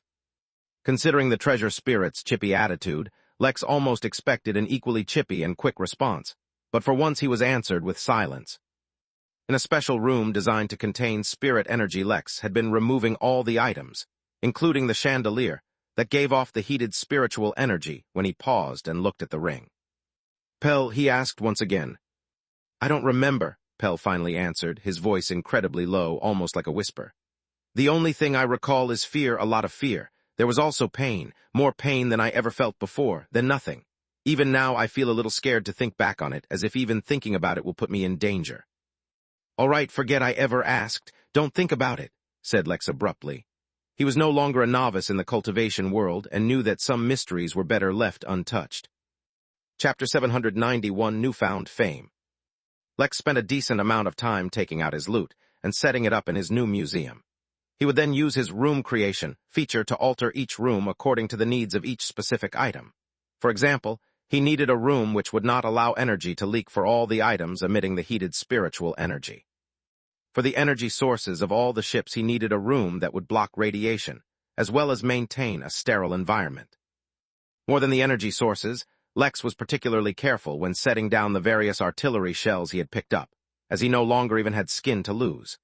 At the same time, he questioned Pell thoroughly over their use, and discovered that most of these were extremely useful against Earth immortals, and he had even picked up one that could be used against Heaven immortals. The power and rarity of these weapons were the reason that Pell had decided to collect them in his previous life. But while they were potent weapons, Lex could not use them easily, for he did not even have the means to leave the blast radius once used. He decided the best use for these would be if his spaceship was equipped with them, but these weapons were not compatible with the Silent Wanderer, and he didn't want to take the massive flying daycare outside of the inn. The only alternative was to get more ships, or find engineers and start building his own ships. No matter what, this was a project Lex was determined to work on, because it would be a waste to have such powerful weapons, but be unable to use them. At the same time, Pell informed him of various other uses for many of the treasures he already had, but did not know what to do with. The knowledge of someone who had lived for millions of years was invaluable, even if Pell could only access a very small percentage of it. Since Lex had no other urgent tasks coming up in the foreseeable future, he decided to spend the next few months cultivating and refining his plans for the future while strengthening his workers with the knowledge that Pell gave him. For now, though, Lex had to address a minor issue that he had been hoping to avoid. His soul pact that he had made with the Infinity Emporium began to weigh on him. He could feel a subtle compulsion to deliver the Peronian jade to them now that he had already collected it, and was not urgently in trouble. There was no real reason to delay delivering it, but he had hoped to at least regrow his skin before he went out again. For a second, he considered rewearing his skin, like a costume, before he discarded the extremely creepy thought. Instead, he just put on his defensive suit, put on a pair of gloves as well as a mask that covered his entire face. He teleported out to X-142, before promptly entering the Emporium. He had been expecting to see Powell waiting for him, and even considered that the real Powell might be there as well, slightly annoyed over the delay. What he had not been expecting was the nearly worshipping gaze the usual Powell he met gave him, and the amazed look the real Powell, who was also there, gave him. I must say, Mr. Lex, when you told me you were raiding a dragon's horde, I did not expect you to be doing it with the dragon there. I thought you had come across the forgotten cave of a long-deceased dragon, or something along those lines at least. But your courage and means, please allow me to applaud you. Powell actually clapped, but Lex was taken aback by his words. Could he have been spying on Lex? Was there some surveillance mechanism in one of the treasures he had gotten from the Emporium? How did you know what I did? Asked Lex, the accusation heavily evident in his voice, but his question caught them by surprise. Could it be that you do not know? Mr. Lex, a recording of you climbing the dragon has been spread all over the Henali portal. I dare say you are the most famous human in the entire Origin realm right now. As if to support his words, Powell pulled up the recording that showed Lex struggling under the weight of dragon's might as he approached Pelvilin's corpse. Without waiting for Lex to ask further questions, Powell elaborated further. Although for a short time the recorder managed to hide his identity, he did not have the level of protection you have applied against divination. His identity was eventually discovered, and has become an open secret amongst the upper level of the portal. It's a dwarf called Barley Holdenson. Here, let me share the details with you. Powell handed Lex a small black device that he had clearly already prepared. Once connected to the portal, the device would reveal all the information stored onto it, similar to a USB. Lex grabbed the device, but he was struggling to determine how he felt about the situation. He could not accurately conceive what it meant to be the most popular human in the realm, though he guessed the reason his details were hidden was because of the protection of the inn. Now that he was out, he might once again become susceptible to divination. That could potentially put him in danger. I was a little busy recovering from the events, Lex said, as he removed his glove to show Powell his hand. I did not have time to check the portal or talk to anyone, so I am not sure what happened. Would you mind telling me how this video was received? Powell nodded understandingly. No matter what, it must not have been easy to escape from that situation. The most mysterious thing was that the dragon who had been identified had disappeared. Only a very few people knew that Pelvelin had also been spotted inside the Midnight Inn, before promptly disappearing again. Although Powell happened to be one of those people, he did not plan on mentioning it. There were certain things even he did not want to get involved in, but he did not mind sharing the rest with Lex. Chapter 792, Fan Club. Lex was no longer in the front entrance of the Emporium.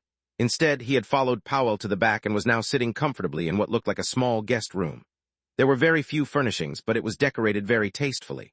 Lex could feel his mind calm down as in his chair, taking a sip of some tea. Another Powell, a butler Powell if you will, served him and Powell. Between the two of them was a projection playing a video, but this time the recording was not of him in the Dragon's Hall. No, this time the recording was from the point of view of the ship that had been repeatedly targeting him back at Frigra. It went right up until the artillery explosion.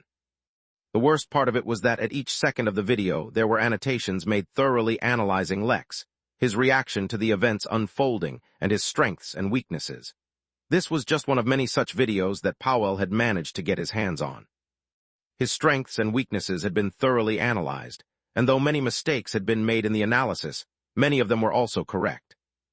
Once the video ended, another one began playing immediately. This one was a very short video taken by a public security camera on Polbitvy. Lex only appeared in the video for a moment. Even so, someone had found the video and made annotations on it as well. Mainly, it noted down the time and place of this video and commented on, and questioned how Lex was able to travel all the way from Polbitvy to Frigra in such a short period of time. No recordings of him from any other planets, such as X-142, Vegas Minima or Earth had been discovered yet, but he believed that unless the attention on him dropped significantly, it was only a matter of time before someone realized. From there, it would not take long until someone associated him with the Midnight Inn.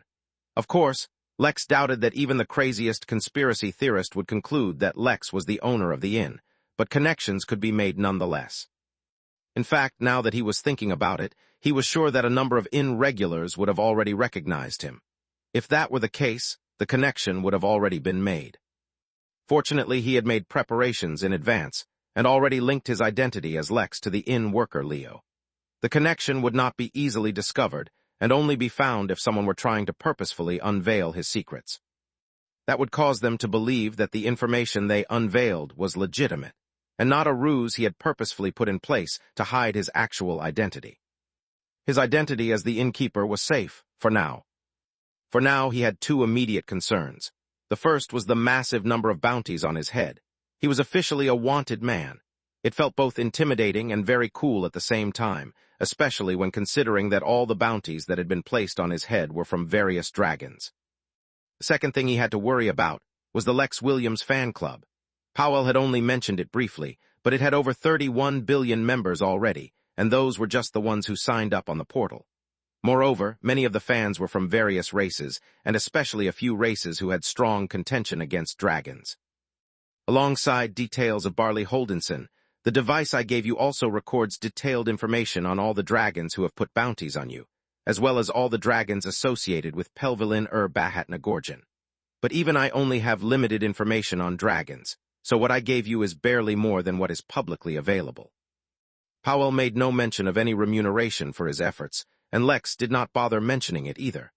The man was clearly giving him a favor, and Lex needed all the allies he could get at the moment. Thank you, that is quite helpful. Do you have any idea what other kind of trouble I can expect from this? What you have to look out for most are people interested in collecting the bounty on your head, or those who want to rob your gains from the dragon's hoard. These are your greatest threats. The chances of you running into a dragon are minimal at best. True dragons are very rare, and they disdain doing things secretly. If a dragon is coming towards you, it will do so openly and publicly. That will give you enough time to run away or make any other preparations you need.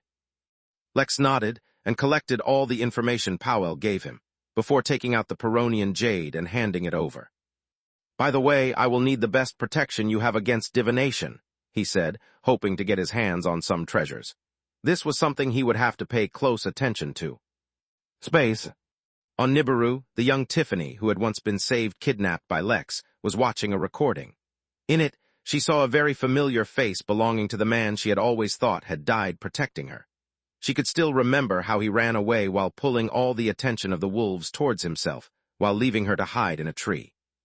It was his heroic sacrifice that had given her courage throughout her life, and allowed her to pursue the goal of freedom for humans on Nibiru. But suddenly, she discovered that the man was alive. Not only that, he was a mighty dragon tamer. He was the hero that the humans on Nibiru needed. She clenched her fists and decided to immediately go to the Midnight Inn and put up a task to contact him. But before that, she turned her attention to the problem at hand. Surrounding her hideout was a small colony of vermilion bats, coming to assassinate her. They thought she could not sense them, but they did not know that what awaited them was not their target but death.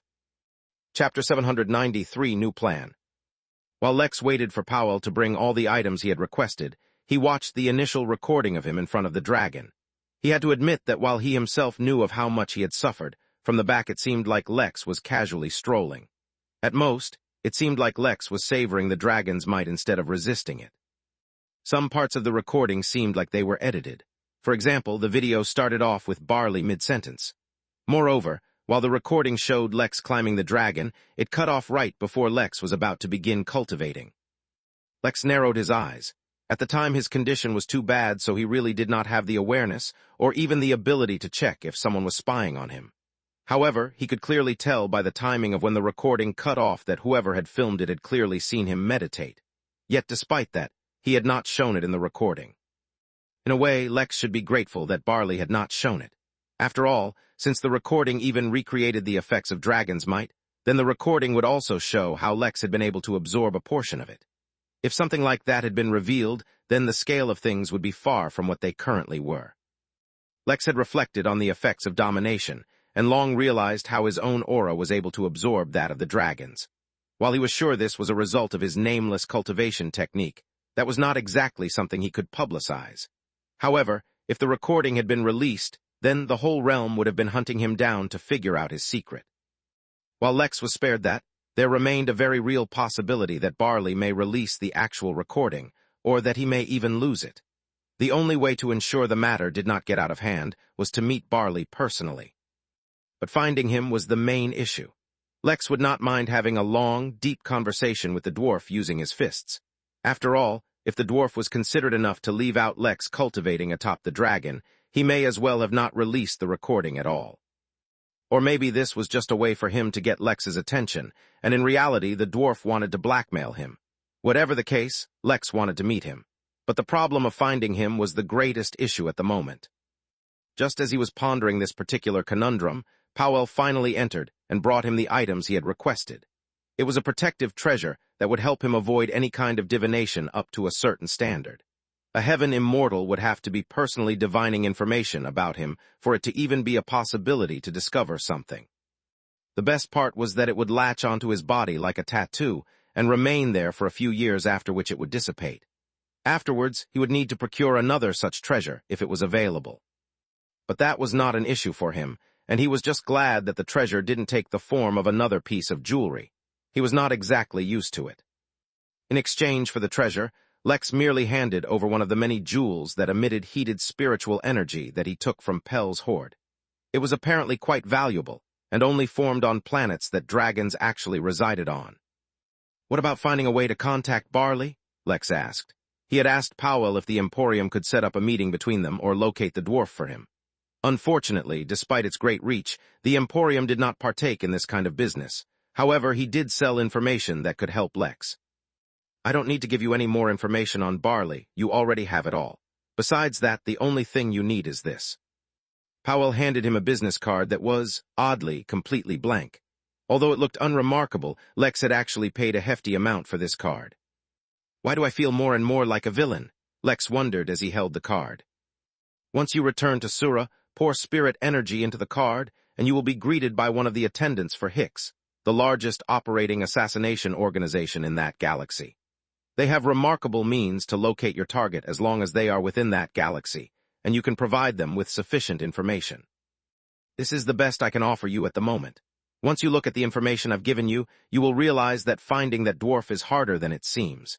In fact, I wouldn't be surprised if he's already been caught by some person or organization who is interested in the particulars of what happened on Frigra. Speaking of which, here is a fresh ore from a planet within the Sura galaxy, taken away only a few minutes ago. I took care of this matter personally, so you can be assured that there is nothing wrong." Lex nodded and took everything Powell offered. He had only two connections to that galaxy, and one was literally a war zone between Henali and the Fugan, and another was not really a place he dared to return to at the moment. It was almost as if every planet he stepped on experienced a massive trial. As such, he needed access to a new planet in Sura if he had to go and search for the dwarf. Without spending any more time, Lex exited the Emporium and a few moments later left the planet.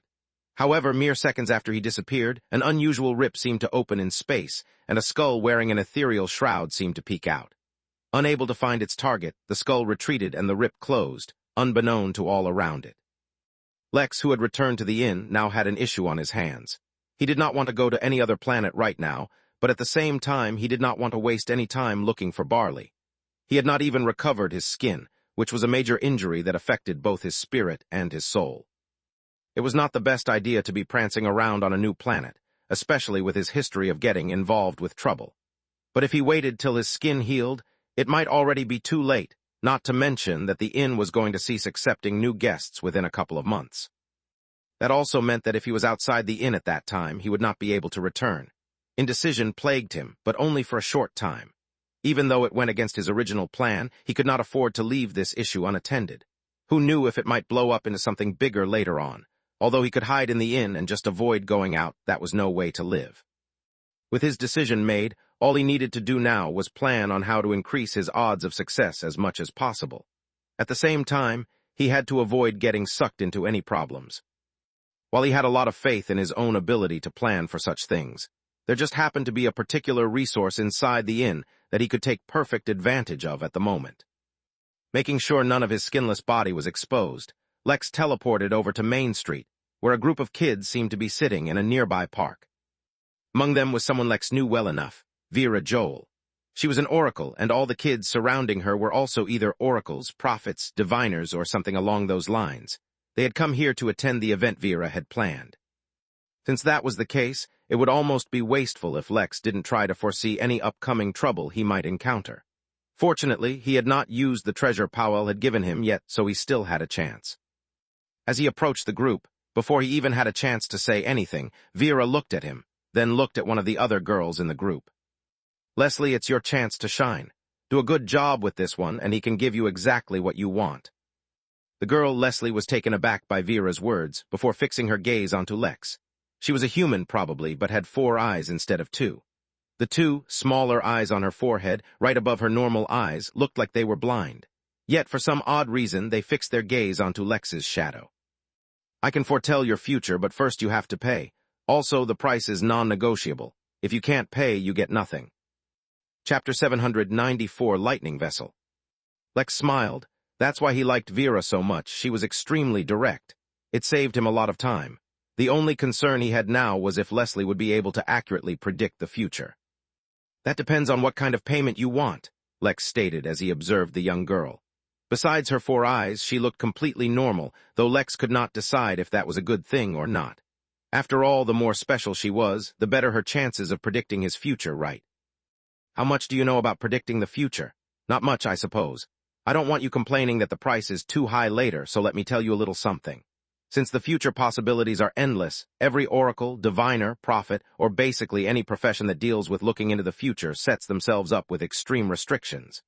These restrictions limit the streams of the future they see, thereby increasing their accuracy tremendously. Some like to keep their restrictions private, but others advertise their restrictions as it gets them more clients. I specialize in a very specific kind of foretelling that peers into an alternate reality linked to your shadow. The details are irrelevant, but what matters is that I am extremely sensitive to incoming opportunities or dangers." It sounded like exactly what Lex needed. But the more potent the ability, the higher the cost would be as well, not that he cared about the cost particularly. "I'm convinced, but you still need to tell me the price first," said Lex. Even if he didn't care, he couldn't let others know that he had the wealth of a dragon. Leslie looked hesitant, and even turned to look back at Vera, who only nodded encouragingly. Among them all, Vera's ability had the greatest restriction, which is why her predictions were also usually the best. But even then, that did not guarantee 100% the same outcome as the prediction. She looked at Lex with a hint of guilt in her eyes, but it lasted only a moment before her expression became firm. "I have 116 sparks left over from a lightning tribulation within my soul. Until and unless they are removed, I cannot do any forecasts. If you want me to help you, you have to remove those sparks first. Lex raised an eyebrow as he looked at Leslie. Why did that not sound so hard? Wait, lightning tribulation? Was Leslie an immortal? She didn't look or feel like one. How did you get sparks of lightning tribulation stuck in your soul? When divining the future, if you look upon something that was meant to remain hidden, then you are punished by the heavens. Do not ask more about this, as this is not a topic that can be easily shared. You may think this price is steep, but I cannot divine anything until those sparks are removed, even if I wanted to. Leslie felt a little bad offering such a high price to whoever this was.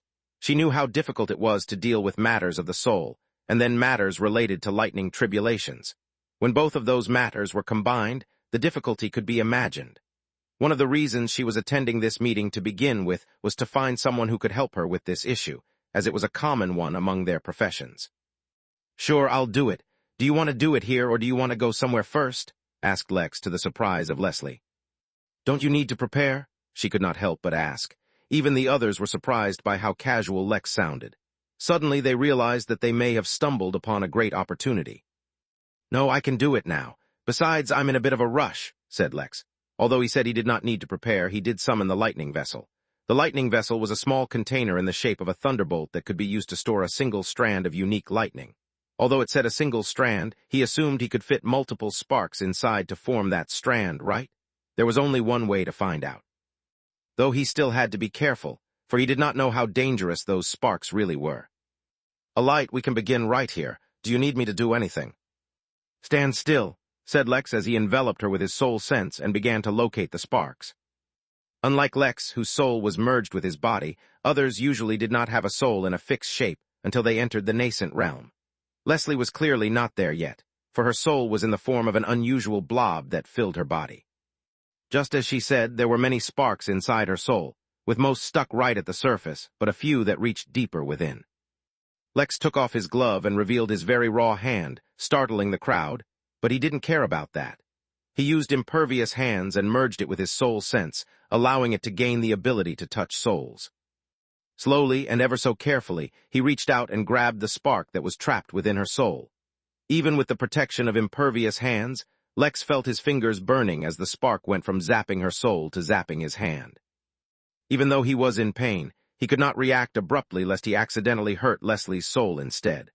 Slowly, he pulled out his hand and stored the single spark inside the lightning vessel, which gained a soft glow. He looked at his right hand and saw that a small bit of meat on his index finger and thumb had actually turned to ash.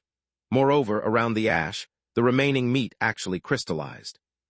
How the hell did you survive an entire lightning bolt of that? Lex could not help but ask. How the hell can you grab lightning? Leslie asked back, just as bewildered. How the hell are you alive with so many sparks inside your soul?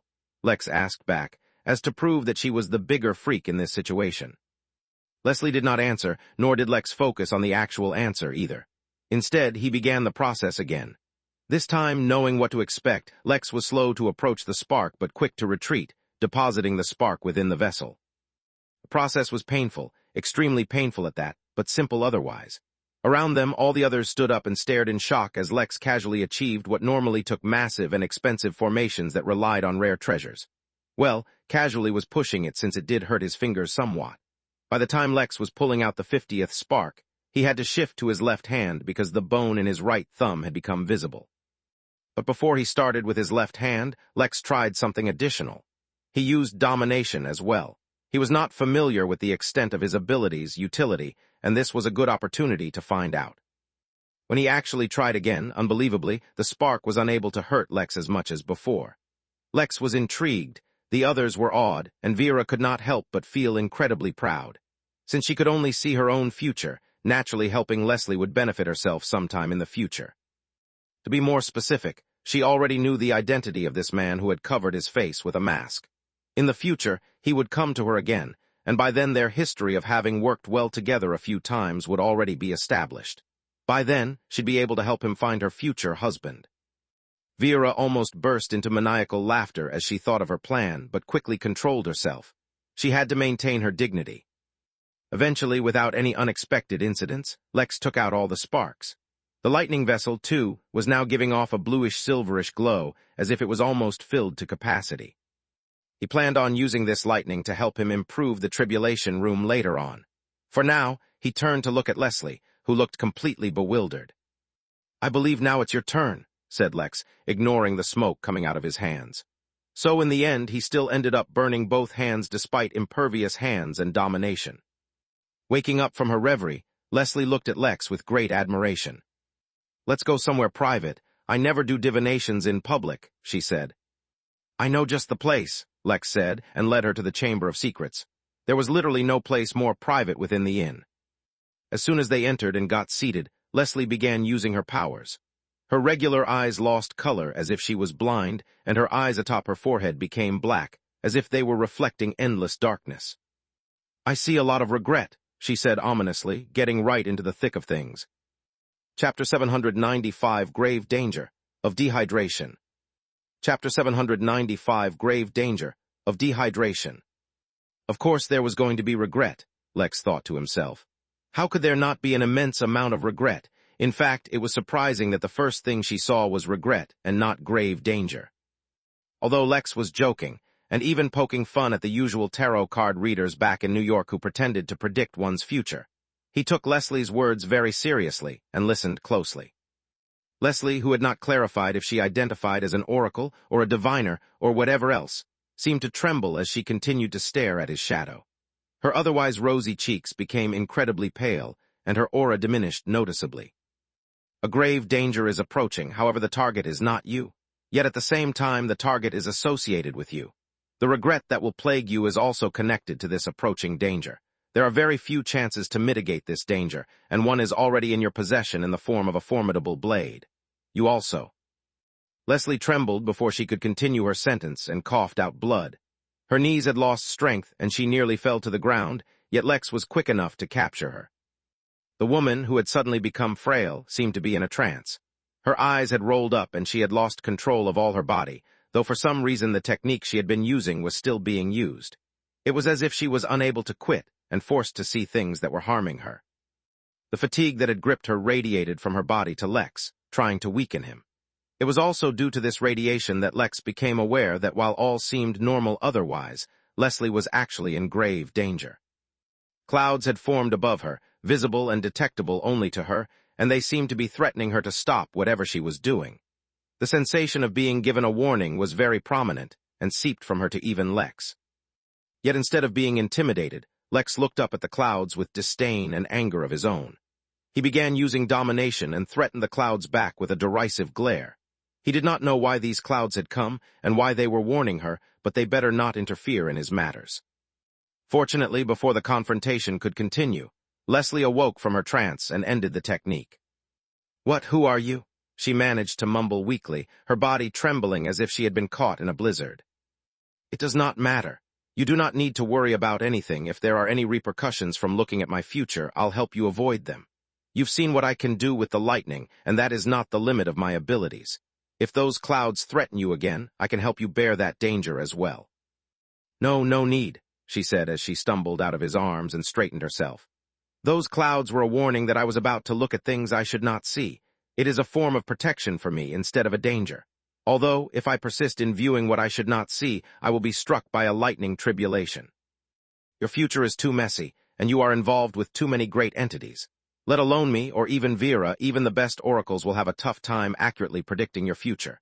In fact, I can confidently say that any future that anyone predicts for you will most definitely be wrong. My prediction is the only exception, and that is because it only predicts opportunities and dangers. The final outcome, or even the sequence of events, is irrelevant.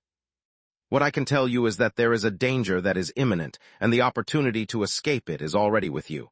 Besides that, you should try to lay low for a while. Too many great entities are watching you. But that's not a prediction, just my opinion. All right then, I appreciate your help anyway. You seem to have suffered a bit while using your ability, so have this. It will help you out." Lex took out a small box and handed it to her. The box contained a very small fruit that he had looted from Pell's kitchen, and was one of many he was keeping with himself. For him, due to his unusual physique, the fruit would serve as a source of energy and reinvigoration. For other normal humans, it would instantly help them recover from weakness and minor injuries, help them improve their physique, remove simple deformities, and filter out impurities. Without waiting for Leslie's response, or giving her an opportunity to reject, Lex teleported away. "Hey, Pell, what do you think about Leslie's prediction?" Lex asked as he mused over her words. Although they were vague, he had a suspicion about what they could possibly mean. "If I am not wrong, she should be a mixed-race being, half human and half shadow beast. I do not know what is the origin of her technique, but it is true that shadow beasts are very sensitive to potential dangers and opportunities. In fact, they are so sensitive to it that they can even sense dangers that are thousands of years in the future, and even those that might not just affect them, but their future generations as well. Most do not even know of the existence of shadow beasts, that is how secretive they are. For a mixed breed with shadow beast heritage to appear, her origin must not be simple. If I had to make a bet, I would trust any prediction she made, assuming she inherited that trait of the shadow beasts." Lex nodded. He could not guess what the danger she was speaking of was, but it would either have something to do with the dwarf Barley or the inn workers at war. Those were the only two things that could possibly be a source of regret that he could think of at the moment. As for the blade that could help him resolve this threat, Lex also already had a suspicion. He was not prone to collecting or carrying weapons, so there was only one significant blade that he had. That was the single blade of grass he took from Zuri Adisa, which carried the laws of regrowth, refinement, healing, and a few more minor supporting laws. Since he had collected the various items containing laws, Lex had meant to slowly eat them over time and allow his body to absorb them. Not only would this heal his previously broken cultivation technique, but it would make his body stronger while giving him more affinities. In fact, he really had nibbled on those items once or twice, but for the most part, he had not gotten around to consuming them on a whole. This was mainly because of how busy he was the past few months, and had nothing to do with the explosive diarrhea that accompanied eating such items. But it seemed like he had put this matter off long enough. Even if he could ignore the others, he definitely needed to consume that blade of grass. The associated laws would help him speed up his recovery. Returning to his peak was most likely strongly associated with whatever problem was coming his way. He teleported to his penthouse and summoned the blade of grass. At its very tip there was a small mark where it was evident Lex had nibbled before. Taking in a deep breath, Lex began circulating his technique and took another tiny bite from the blade of grass before teleporting to the restroom. As disgusting as it was, he also took a bottle of water with him. With what he was about to experience, the gravest danger for him was of becoming dehydrated extremely quickly. Even with his new, nameless technique, Lex could not consume too much of such items at a time. After all, despite his many advantages, he was far too weak to handle anything related to laws. Space. Deep in the cosmic cloud that had long become a battlefield, after a very long time, the ship carrying the Midnight Battalion was approaching its next target. Unlike previously, where they fought on rogue planets that contained Fugan forces, this next area looked like a massive floating continent. It looked completely out of place, as if some supreme power had hidden it here where no one could find it. In fact, that was also the opinion of the Henali forces. This time, the battalion was not tasked with an eradication mission, as no living beings had been detected on the continent by the Henali drones which had scanned this place earlier. Instead, they were being sent to thoroughly examine and investigate this space oddity. They were not the only ones with this mission, as countless others were being sent as well. The only thing the battalion and the other forces had in common, however, was that they were all in the Foundation realm. This deep within the cloud, there were some unusual forces at work that made it almost impossible for stronger cultivators to approach without causing an adverse reaction. Z, who was getting ready to land, had a frown on his face. For some reason, he could not use his spatial affinity at all. Chapter 796 Talia. 8 hours later, Lex crawled out of his bathroom, feeling very weak. Why were the laws inside the blade of grass so much more potent than those inside the cosmic elixir? This was not an assumption he made on his own, but the difference he felt in how deeply the laws affected him. He wondered if he would also develop an affinity for the law of growth, or if the law would just exhibit itself in his body. Whatever the case, he would not be able to eat the entire blade anytime soon. It would take a while, possibly even a month. One benefit, besides the alteration of his body, was that Pell was thoroughly impressed by Lex's eating laws, and became even more subservient. This was something he could not achieve even in his previous life. While his physical fatigue recovered, Lex ate some food, although he did not touch anything that he collected from the dragon yet. Even if he had a lot of food for now, it was essentially a limited stock, so he was saving it for emergencies. There was one other task he also wanted to do during this time. Although Leslie had predicted a certain danger and opportunity, he did not plan on living entirely according to a few predictions. After all, Leslie herself said it was difficult to predict his future. That task was to begin the hunt for Barley. He did not intend to let this matter go so easily, as some secrets needed to be preserved as long as possible. Making sure that he was covered from head to toe, Lex once again brought the special ticket using the ore that contained the planet's aura.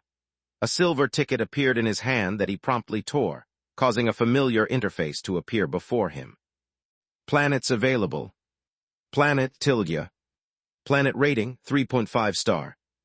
Planet distance 399 sectors. Planet environment dense spiritual energy rich in resources, moderate climate, perfect for a beach episode. A beach episode while I have no skin? The only thing that would be perfect for is giving children trauma, thought Lex before selecting the planet and disappearing. To avoid any problems, Lex was wearing his stealth suit from the get-go, and had no intentions of getting involved in any kind of trouble. Howell had already briefed him on the planet he was about to venture to. Tillia belonged to one of the rare neutral organizations in the Origin realm. They would not get involved in anyone else's business, regardless of how evil or good they were, and would stick to themselves. At the same time, they welcome everyone to come and visit their star systems as long as they obey the rules. Since Lex was teleporting to the planet, instead of going through immigration, which was the normal procedure, he would need to immediately report himself to the nearest facilitation center. He did not need to disclose his identity as long as he underwent an inspection that ensured he was not someone who had broken the laws within Tillia or an associated territory, so that should not present a problem. Moreover, Powell himself assured him that even if his identity was known, the Tillian authority would not be interested in his bounty at all, and he would enjoy the same protection and services as anyone else on the planet. Moreover, Tillia was specifically a commerce-oriented planet. It had trade ties with many major powers, and was one of the places where people came to dispose of any merchandise they had that was procured through less than official means. In a way, it was an open black market. This time, Lex really hoped he would manage to avoid trouble, but at the same time, he did not fear encountering a new problem. After all, although every time he got sucked into some unusual problems on each planet he would nearly die, it was quite exhilarating. Moreover, he had confidence in his strength. Even in the face of overwhelmingly strong enemies, Lex had managed to escape and prevail. So, as long as everything went well, Lex intended to treat this like a shopping vacation with a side of slight assassination. If it didn't, well, then Lex would deal with things as they came. When he reappeared, Lex found himself standing on a balcony looking out at a beautiful ocean view. The faint smell of salt in the air welcomed him, alongside the soothing sound of waves crashing against a seawall somewhere nearby. Fresh and vibrant spiritual energy massaged his body, reinvigorating his somewhat tired cells. The melodious sound of birds singing filled the sky, while the soft hum of a busy city hung in the air around Lex. This was by far the best welcome he had on any planet he landed on. Just to be sure nothing was amiss, he turned and looked back. He half expected to find himself having landed right in the middle of a crime scene moments before the authorities came bursting in. Yet nothing like that happened. Behind him were a line of food carts, selling various snacks and foods to the pedestrians. Speaking of whom, just a glance was enough for Lex to see multiple races, many of which he did not recognize. That's when the fancy contact lenses came in handy, which provided him with all the necessary details at a glance. Elves and dwarves seemed to be the most common, but there were beasts, fairies, insects, and other things as well. Lex looked around a couple times, even peering up at the sky as if expecting a meteor to fall down, yet nothing happened. How disappointing, he murmured before he began strolling. He needed to find a facilitation center and register himself before doing anything else. Tillia was a very busy planet and would likely be very important to him in the future. Through the various facilities available here, Lex could begin linking other nearby planets to the inn as well. That was not to mention how this planet was linked to countless forces, giving him access to so many more possibilities. As such, it was naturally for the best that no problems popped up here. Lex took in the sights as he walked around, amazed at the brilliance of a 3.5-star planet. The spiritual energy was thick, yes, but it also contained a vibrance that was almost exciting to feel. If the energy inside Pell's castle was hot, then the energy here was fresh. Everything seemed to be affected by the energy and seemed more energetic somehow. The colors of the sky changed subtly with every step he took, and the mood of the pedestrians around him was extremely positive. It was as if everyone here had great mental health just by being here. How was that possible? The technology on this planet was also very interesting to see. Unlike on Earth, where everything was manufactured using various raw materials, on this planet technology seemed to be fused with plants. Instead of screens, items had a kind of crystal embedded in them which would project out holograms, while each piece of technology was powered by their roots which were buried in the ground, through portable batteries which looked more like fruits than cells, or directly through spiritual energy. For some odd reason, even though everything was quite alien, using their technology was quite intuitive. In fact, Lex quickly learned that he could interact with many devices and give commands directly using his spirit sense. Lex did not see any vehicles around, on the ground or in the air, but he was sure there had to be some. Perhaps they were hidden underground. After finding a few road signs, Lex discovered that he was in a small coastal town, which would explain the lack of tall metropolitan buildings. But even this small coastal town was impressive, as Lex could sense powerful auras everywhere he went. Countless buildings seemed to radiate a powerful aura as well, which reminded Lex of what he had learned about high society in the cultivation world. Even the sensation of their energy and aura was something they paid attention to.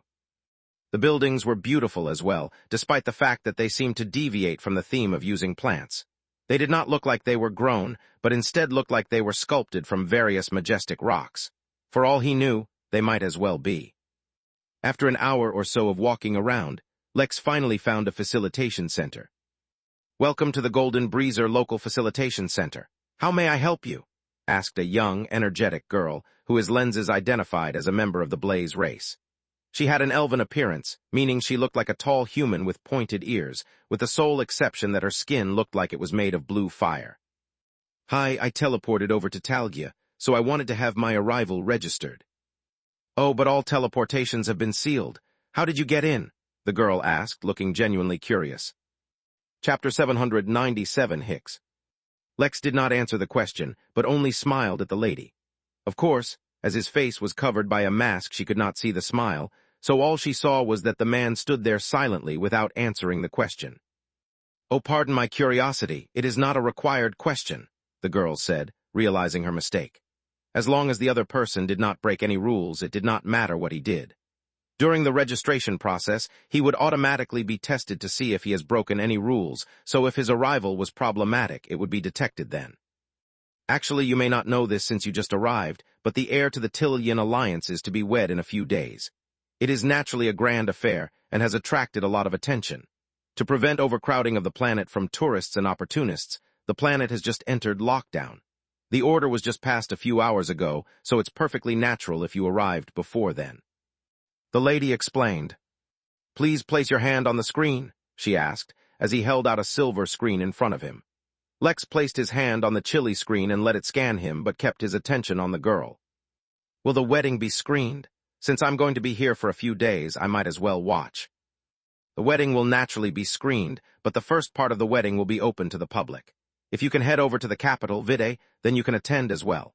Oh, if during your registration you disclose your identity, and your identity is special enough, then you might get an invitation to the wedding as well. Speaking of which, you've signed up for registration. Please walk through the silver door to complete the process." "Thanks," said Lex before proceeding as instructed. He had only been making idle conversation as he had no real intention to watch any wedding or get involved in any way. In the following room there was a single seat with a projection crystal in front of it. As soon as Lex sat down, a number of questions appeared in front of him, awaiting his response.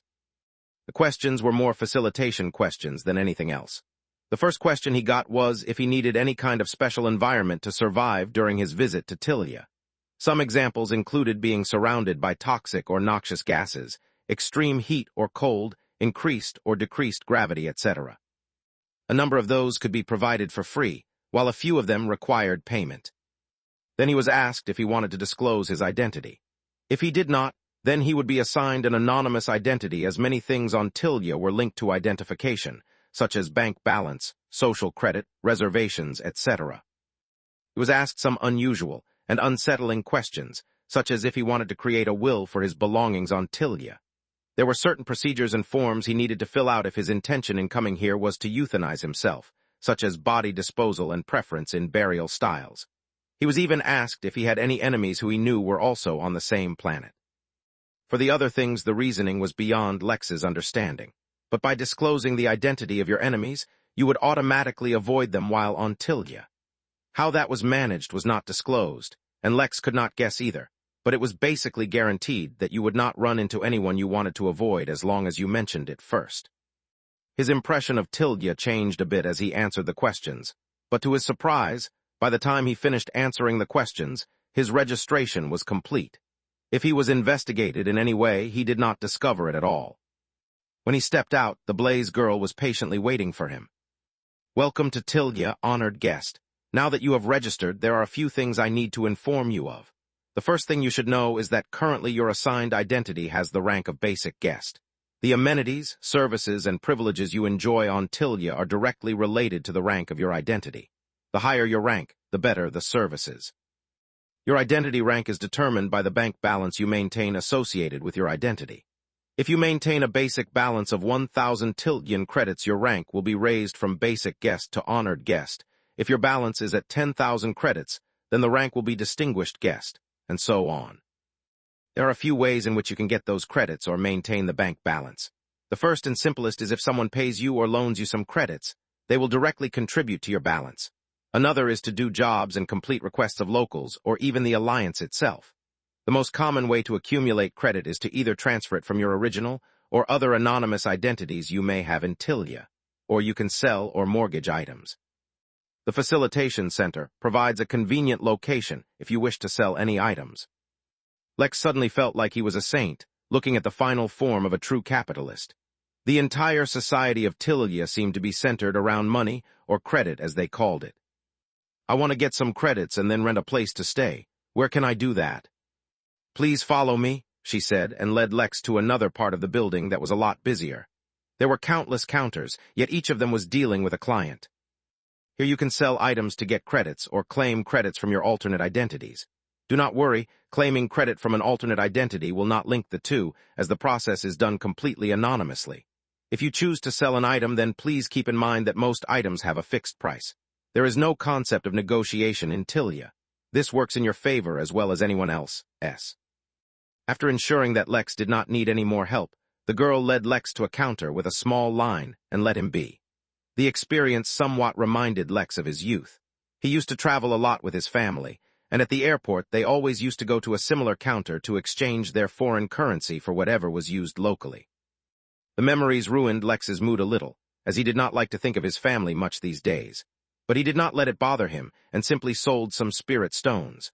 One normal spirit stone was worth 1 Tilyan credit. Lex did not have any context for if that was good or bad, but he had countless spirit stones lying about, so he couldn't be bothered to care. After getting 10,000 credits and becoming a distinguished guest, Lex got some help in booking himself a hotel room and then finally exited the facility. He had already asked for directions, so he slowly strolled through the streets, taking in the views as he approached his seaside hotel room. This really did feel like a vacation, which was not something he was complaining about at all. Once he checked into his room, Lex thoroughly inspected it both with his own senses as well as the fancy monocle to ensure there were no spying or recording tools. This was going to be his first time contacting an assassin organization, so he felt a little nervous about getting caught. But he felt more excited than anything. This was so interesting. He never would have imagined himself associating with assassins. Once he was sure that his room was clean, he set up an isolation formation he had bought from the guild room, and then finally took out the card Powell gave him. He channeled his spirit energy into the card, causing it to suddenly catch fire. In an instant the card turned to ash, falling through the air. But before the ash could reach the ground it shimmered, and then slowly vanished. "How mysterious," Lex muttered, enjoying the spectacle. Considering how casual he was feeling, maybe he wasn't nervous after all, just excited. The air rippled in front of him, and a portion of the room seemed to turn black and white. A masked elven figure appeared within the black and white area and looked at Lex. "You have used a VIP card to contact Hicks. If your task is accepted, it will be carried out with the utmost urgency and given the highest importance. Please share the details of the mission, and hurry. The reality filter we're using to communicate will not last longer than a minute. Please note that after you share the details, there will be an evaluation period in which Hicks will decide whether to take on the task or not. All payments must also be made in advance in the scenario that the task is accepted. Chapter 798 Invitation. Lex looked at the black and white figure and was quite curious about the effects that followed the man. Was the so-called reality filter what he used to come here? Through his spatial affinity, Lex could clearly tell that the figure was not actually in the room with him. Instead, the black and white filter was projecting his presence from another location here. It was a very safe way of meeting others, which made sense. After all, if assassins openly exposed themselves, then they should only expect to be attacked in return. Before I begin, I must clarify that I don't actually need anyone assassinated. I just need you to locate someone and share the details of their location and circumstances with me in as much detail as you can. Lex was not worried about not being able to communicate his entire message to the correspondent, as conversing with spirit senses was extremely fast, so a minute was more than enough for them to talk at length. That is acceptable, however that will not reduce any charges. You will still be charged as if you are assigning an assassination mission. That is acceptable. The target is a dwarf named Barley Holdenson. His last known location is. Lex shared all the information given to him by Powell without holding anything back. It had briefly occurred to Lex that he could also ask the assassins to kidnap Barley if they found him, but he would rather not complicate things further. Once the dwarf was located, Lex would handle the remaining things himself, regardless of what they may be. Lex himself was not exactly ecstatic that Barley had shared Lex's video online for his own profit, and had not yet decided what the appropriate response should be. It was one of those things that could not be done until he was actually faced with the situation. Once Lex had given all the information, the figure simply nodded before responding, "I have recorded all the information given to me by you. Within 3 days, we will confirm whether or not we are taking this task. If we accept the task, you will need to provide full payment at the time we accept." "How will you contact me?" Lex asked. He was worried about having his identity traced by Hicks, not to mention he would probably need to stay on the planet for them to find him. If he returned to the inn, then even if they really were tracking him, they would never be able to find him. "As soon as I leave, the card you used to summon me will be reformed. Within 3 days, a change will form on the card indicating whether we accept or reject. Once you notice the change, you will have only 1 day to go to a discreet place and send the payment, once again through the card. In the future, once we complete the task, if it is accepted, we will also contact you through the card. Such a method protects both Hicks and its clients, as no other trace of our transaction is left. If we decide to reject the task, then the card will be burned, and you will need to procure a new card if you want to contact Hicks once again. This way, clients can use Hicks repeatedly without leaving any transaction history, as there is nothing else connecting us to the client. Even Hicks itself will not know who the client is. This, in turn, protects you from prosecution in the future should Hicks be compromised. Your SOPs are quite professional. I look forward to hearing from you regarding my task." Once the conversation was concluded, the figure disappeared, and the world once again regained color. On the floor, the ashes that had originally disappeared seemed to return, and formed the very card from which they came. Lex had not even reached down to pick the card up yet, let alone contemplate on the exchange he had just had, when he heard a voice from behind him. "Lex Williams, you are a very hard man to find." Surprised but not startled, Lex instantly leaped forward and turned around, ready to face a devastating enemy. After all, to be able to sneak up on him, the opponent must be extremely formidable. Yet the figure he saw did not seem like it had any intention of attacking him. There was a neat vertical rip in space, as if sliced open with a knife, hanging in the middle of the room. The rip was being stretched open by 2 bony hands, revealing a skull garbed in a dark yet ethereal shroud. Around the skull there seemed to be only darkness, and even its eye sockets only revealed the void. As the hooded figure emerged, its hand disappeared, leaving being a literal floating, cloaked skull. "Please excuse me if I startled you. That was not my intention. Your various means of protection from divination made it incredibly tedious to locate you." Even as the figure had entered his room and was talking to him, Lex could not sense him at all. Neither his instincts nor his spirit seemed to be able to pick up his presence. It was almost as if he was simply hallucinating. "Allow me to introduce myself. My name is Bacterius. I'm here to extend forth an invitation to you in honor of the recognition of your recent feats. I have to say, I'm a bit of a fan, not just of you, but your whole family. I don't think I've ever delivered so many invitations to people from the same nuclear family. Space. Damien Arbin William, Lex's grandfather, gulped and loosened his collar as he looked at his ancestor, as well as his siblings, all of whom were akin to legends, especially the Emperor. Although they had all suppressed their auras, their majesty and prestige still weighed on Damien. Please start from the beginning. We want to hear everything.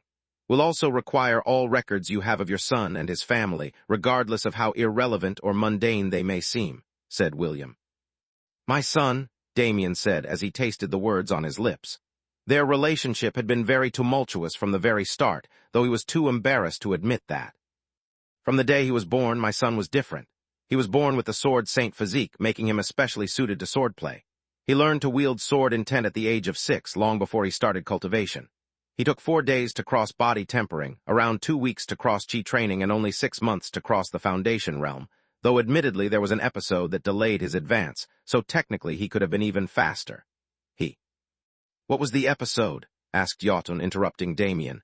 Keep in mind we want to hear everything, regardless of how ordinary it may seem. Yes, your majesty. At that time I had not yet become the family head, though I was on the path for it already. As such, I wanted my children to be trained especially for the role as well. Every 20 years, all William family members below the age of 50 can participate in a special trial. The top 15 members who pass that trial all receive the title of Paragon and become candidates for the family head. Although they have to go through many more tests, as well as training in the future to continue to be eligible for the post, that is the first step. My son had a disagreement with a paragon who used his authority to subsequently punish him. Since I did not want to appear partial, I did not interfere. The punishment delayed his breakthrough. What was the punishment? Asked Nisar, the head of the Butt family. It was nothing too serious. For 3 months he had to hide his identity and work as an attendant in one of the family businesses. Do you have a detailed record of his experiences in those 3 months? No, I don't, but I can have them arranged. Please do that. You may continue with your story. The brothers were being meticulous and looking for even the smallest hint of something going awry or something that would explain the abnormalities of the family so far in the future. But they did not know that they did not need to be so meticulous. The answer was coming. All in all, my son was a genius in cultivation and a master of swordsmanship. Everything was going relatively well until he went to a planet called Earth for a mission and met her. Damien could not help but grimace, despite being on his best behavior. What was the mission? Who did he meet? And it seems to be you skipped a lot of stuff in between. Please go step by step. We have all the time in the world. Damien quickly gathered himself up and began the story from the beginning, detailing the life of the young prodigy that was his son. Chapter 799, Bloodline Resonance. Under the close scrutiny of his ancestor and the other absolute powerhouses, Damien was forced to reveal every excruciating detail about how unpleasant his relationship was between him and his son. In Damien's defense, he had many children of various ages, due to the fact that he himself was not that young, and his wife was a cultivator as well. The sense of familial bond was very limited between him and his children to begin with, and the fact that he ordered his children about like his subordinates, manipulating their relationship like it gave him control over them, made them even more distant. With his other children, this was not much of a problem since none of them were absurdly talented, and even now had not come close to him in power. But Leon, his most talented son and Lex's father, was an entirely different case. He was always rebellious, though not to a problematic amount. It was only when he got to Earth that the problem was exacerbated. William had already heard everything from Damien before, so he did not say anything, but the others listened intently. Leon went to Earth to fulfill a mission and deliver a political prisoner there. Since the planet was deprived of spiritual energy, it was an excellent place to hold political prisoners. We also had a few experiments running stored away on that planet which he needed to overlook. It was during his time there that he met a mortal woman by the name of Serene. On that planet, the local calendar recorded the year as 1748, and technology and education were extremely limited. All these factors combined together meant that the woman was extremely ignorant and uneducated, without a trace or hint of any knowledge about the cultivation world. I do not know the specifics of what happened, and there's no way to get a record of it either. All I can say is that he spent a couple of decades there with her before disappearing. Leon's disappearance did not go without notice, as not only did it affect some of my plans, he also lost his own status as Paragon and fell out of the race for family head. Of course, by then I had already got my own position, but I was still dissatisfied with him. Given his talent, I fully expected that he would be able to enter the heavenly immortal realm and bring the William family on par with the other three great noble families of the Jotun Empire. Alas, it was not meant to be. When he finally reappeared, he was back on Earth. Moreover, it was not just that. He had suppressed his tenets and entirely discarded his cultivation, dropping back down to a mortal.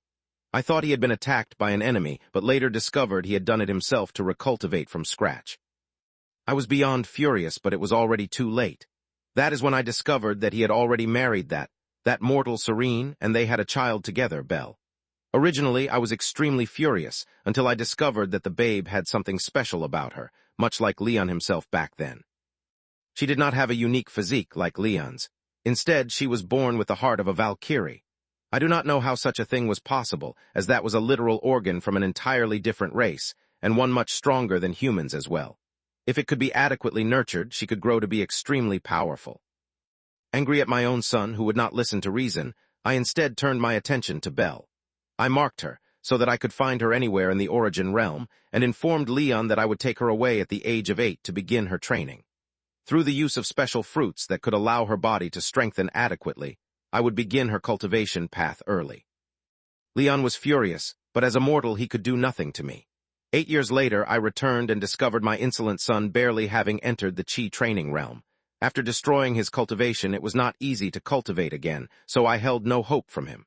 I came to take Belle, but discovered another daughter Leon had, little Elizabeth. Just like her father and sister, her body was unique as well. By now, I realized something was amiss, for if it was so easy to produce offsprings with great talents, then the William family would never have declined. Elizabeth, or Liz as she called herself, had a mythical 100% affinity for the Beast Master path.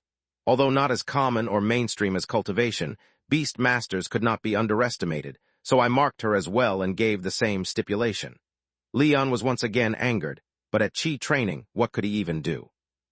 At this point, Damien paused. None of his listeners found his actions unusual or cruel. Training descendants strictly was a common practice among cultivator families. Sending one's kids with their own grandparent could not even be considered cruel, for so many of them were shipped off to boarding schools for centuries without ever even meeting their families. That was just how the dynamic of powerful families worked. Of course, the kids or Leon may not have felt that way. But it was not as if the kids were being harmed in any way. They were just returning to their family to train. My relationship with Leon had completely soured, but I was too angry at him for wasting his talents to pay much attention to it. When I returned next, I discovered he had one more daughter named Moon. Moreover, her speciality was incredibly unbelievable. Not only could she use her own power to heal souls, she had the potential to assist cultivators in crossing tribulations. At that point, I let my greed get the better of me. Moon's ability was too amazing and too valuable. She could not be left on Earth at all. I took her and Liz with me immediately. Leon had managed to reach the Golden Core realm somehow during this time. I should have noticed the anomaly which was his growing strength, but I was too blinded by Moon's ability. What I had not realized was that while Leon was recultivating from a mortal, his wife Serene had a higher cultivation all this time. She used some unknown means to create spiritual clones of all her children, so that even if their real bodies were far away, in a way, they had a normal childhood as well, through their clones. "Is that when the infamous Moon incident took place?" asked Badu. Although they were all asking Damien questions in detail, they had already been briefed by William about the significant details. Clearly, the incident with Moon was one such incident. Yes, unfortunately, that is how I came to learn that Serene was not as simple as I had long thought.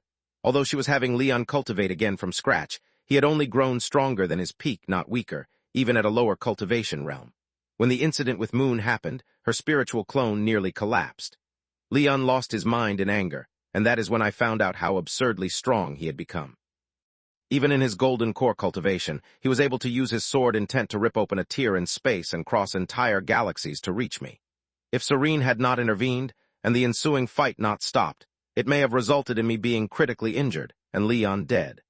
Even after the interruption, it was not as if we managed to escape unharmed.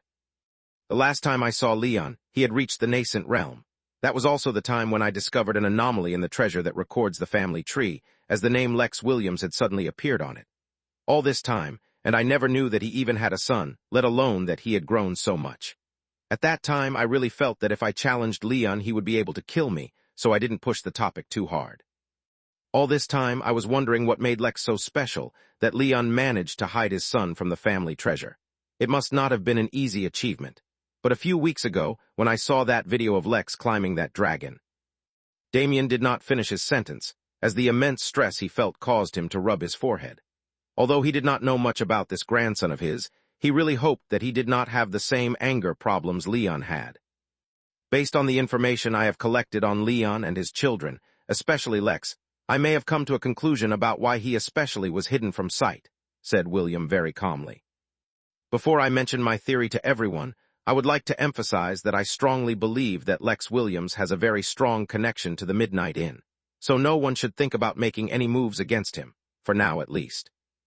William especially looked at his siblings when he said this.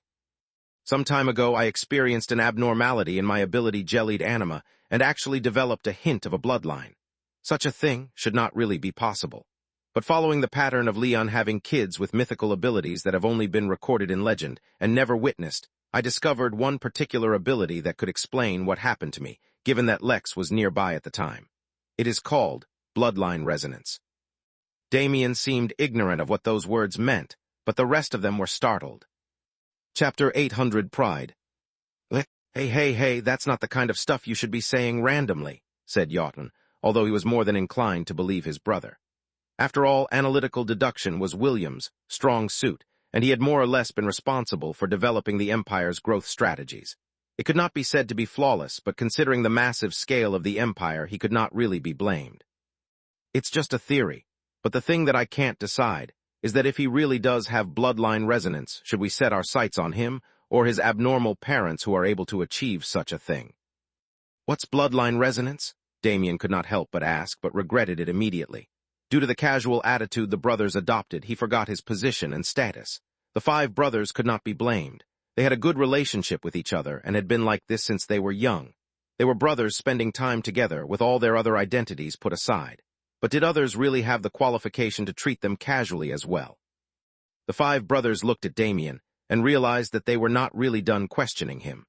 Although he had described Leon's life so far, now he had to inform them about the 3 sisters and how they were trained.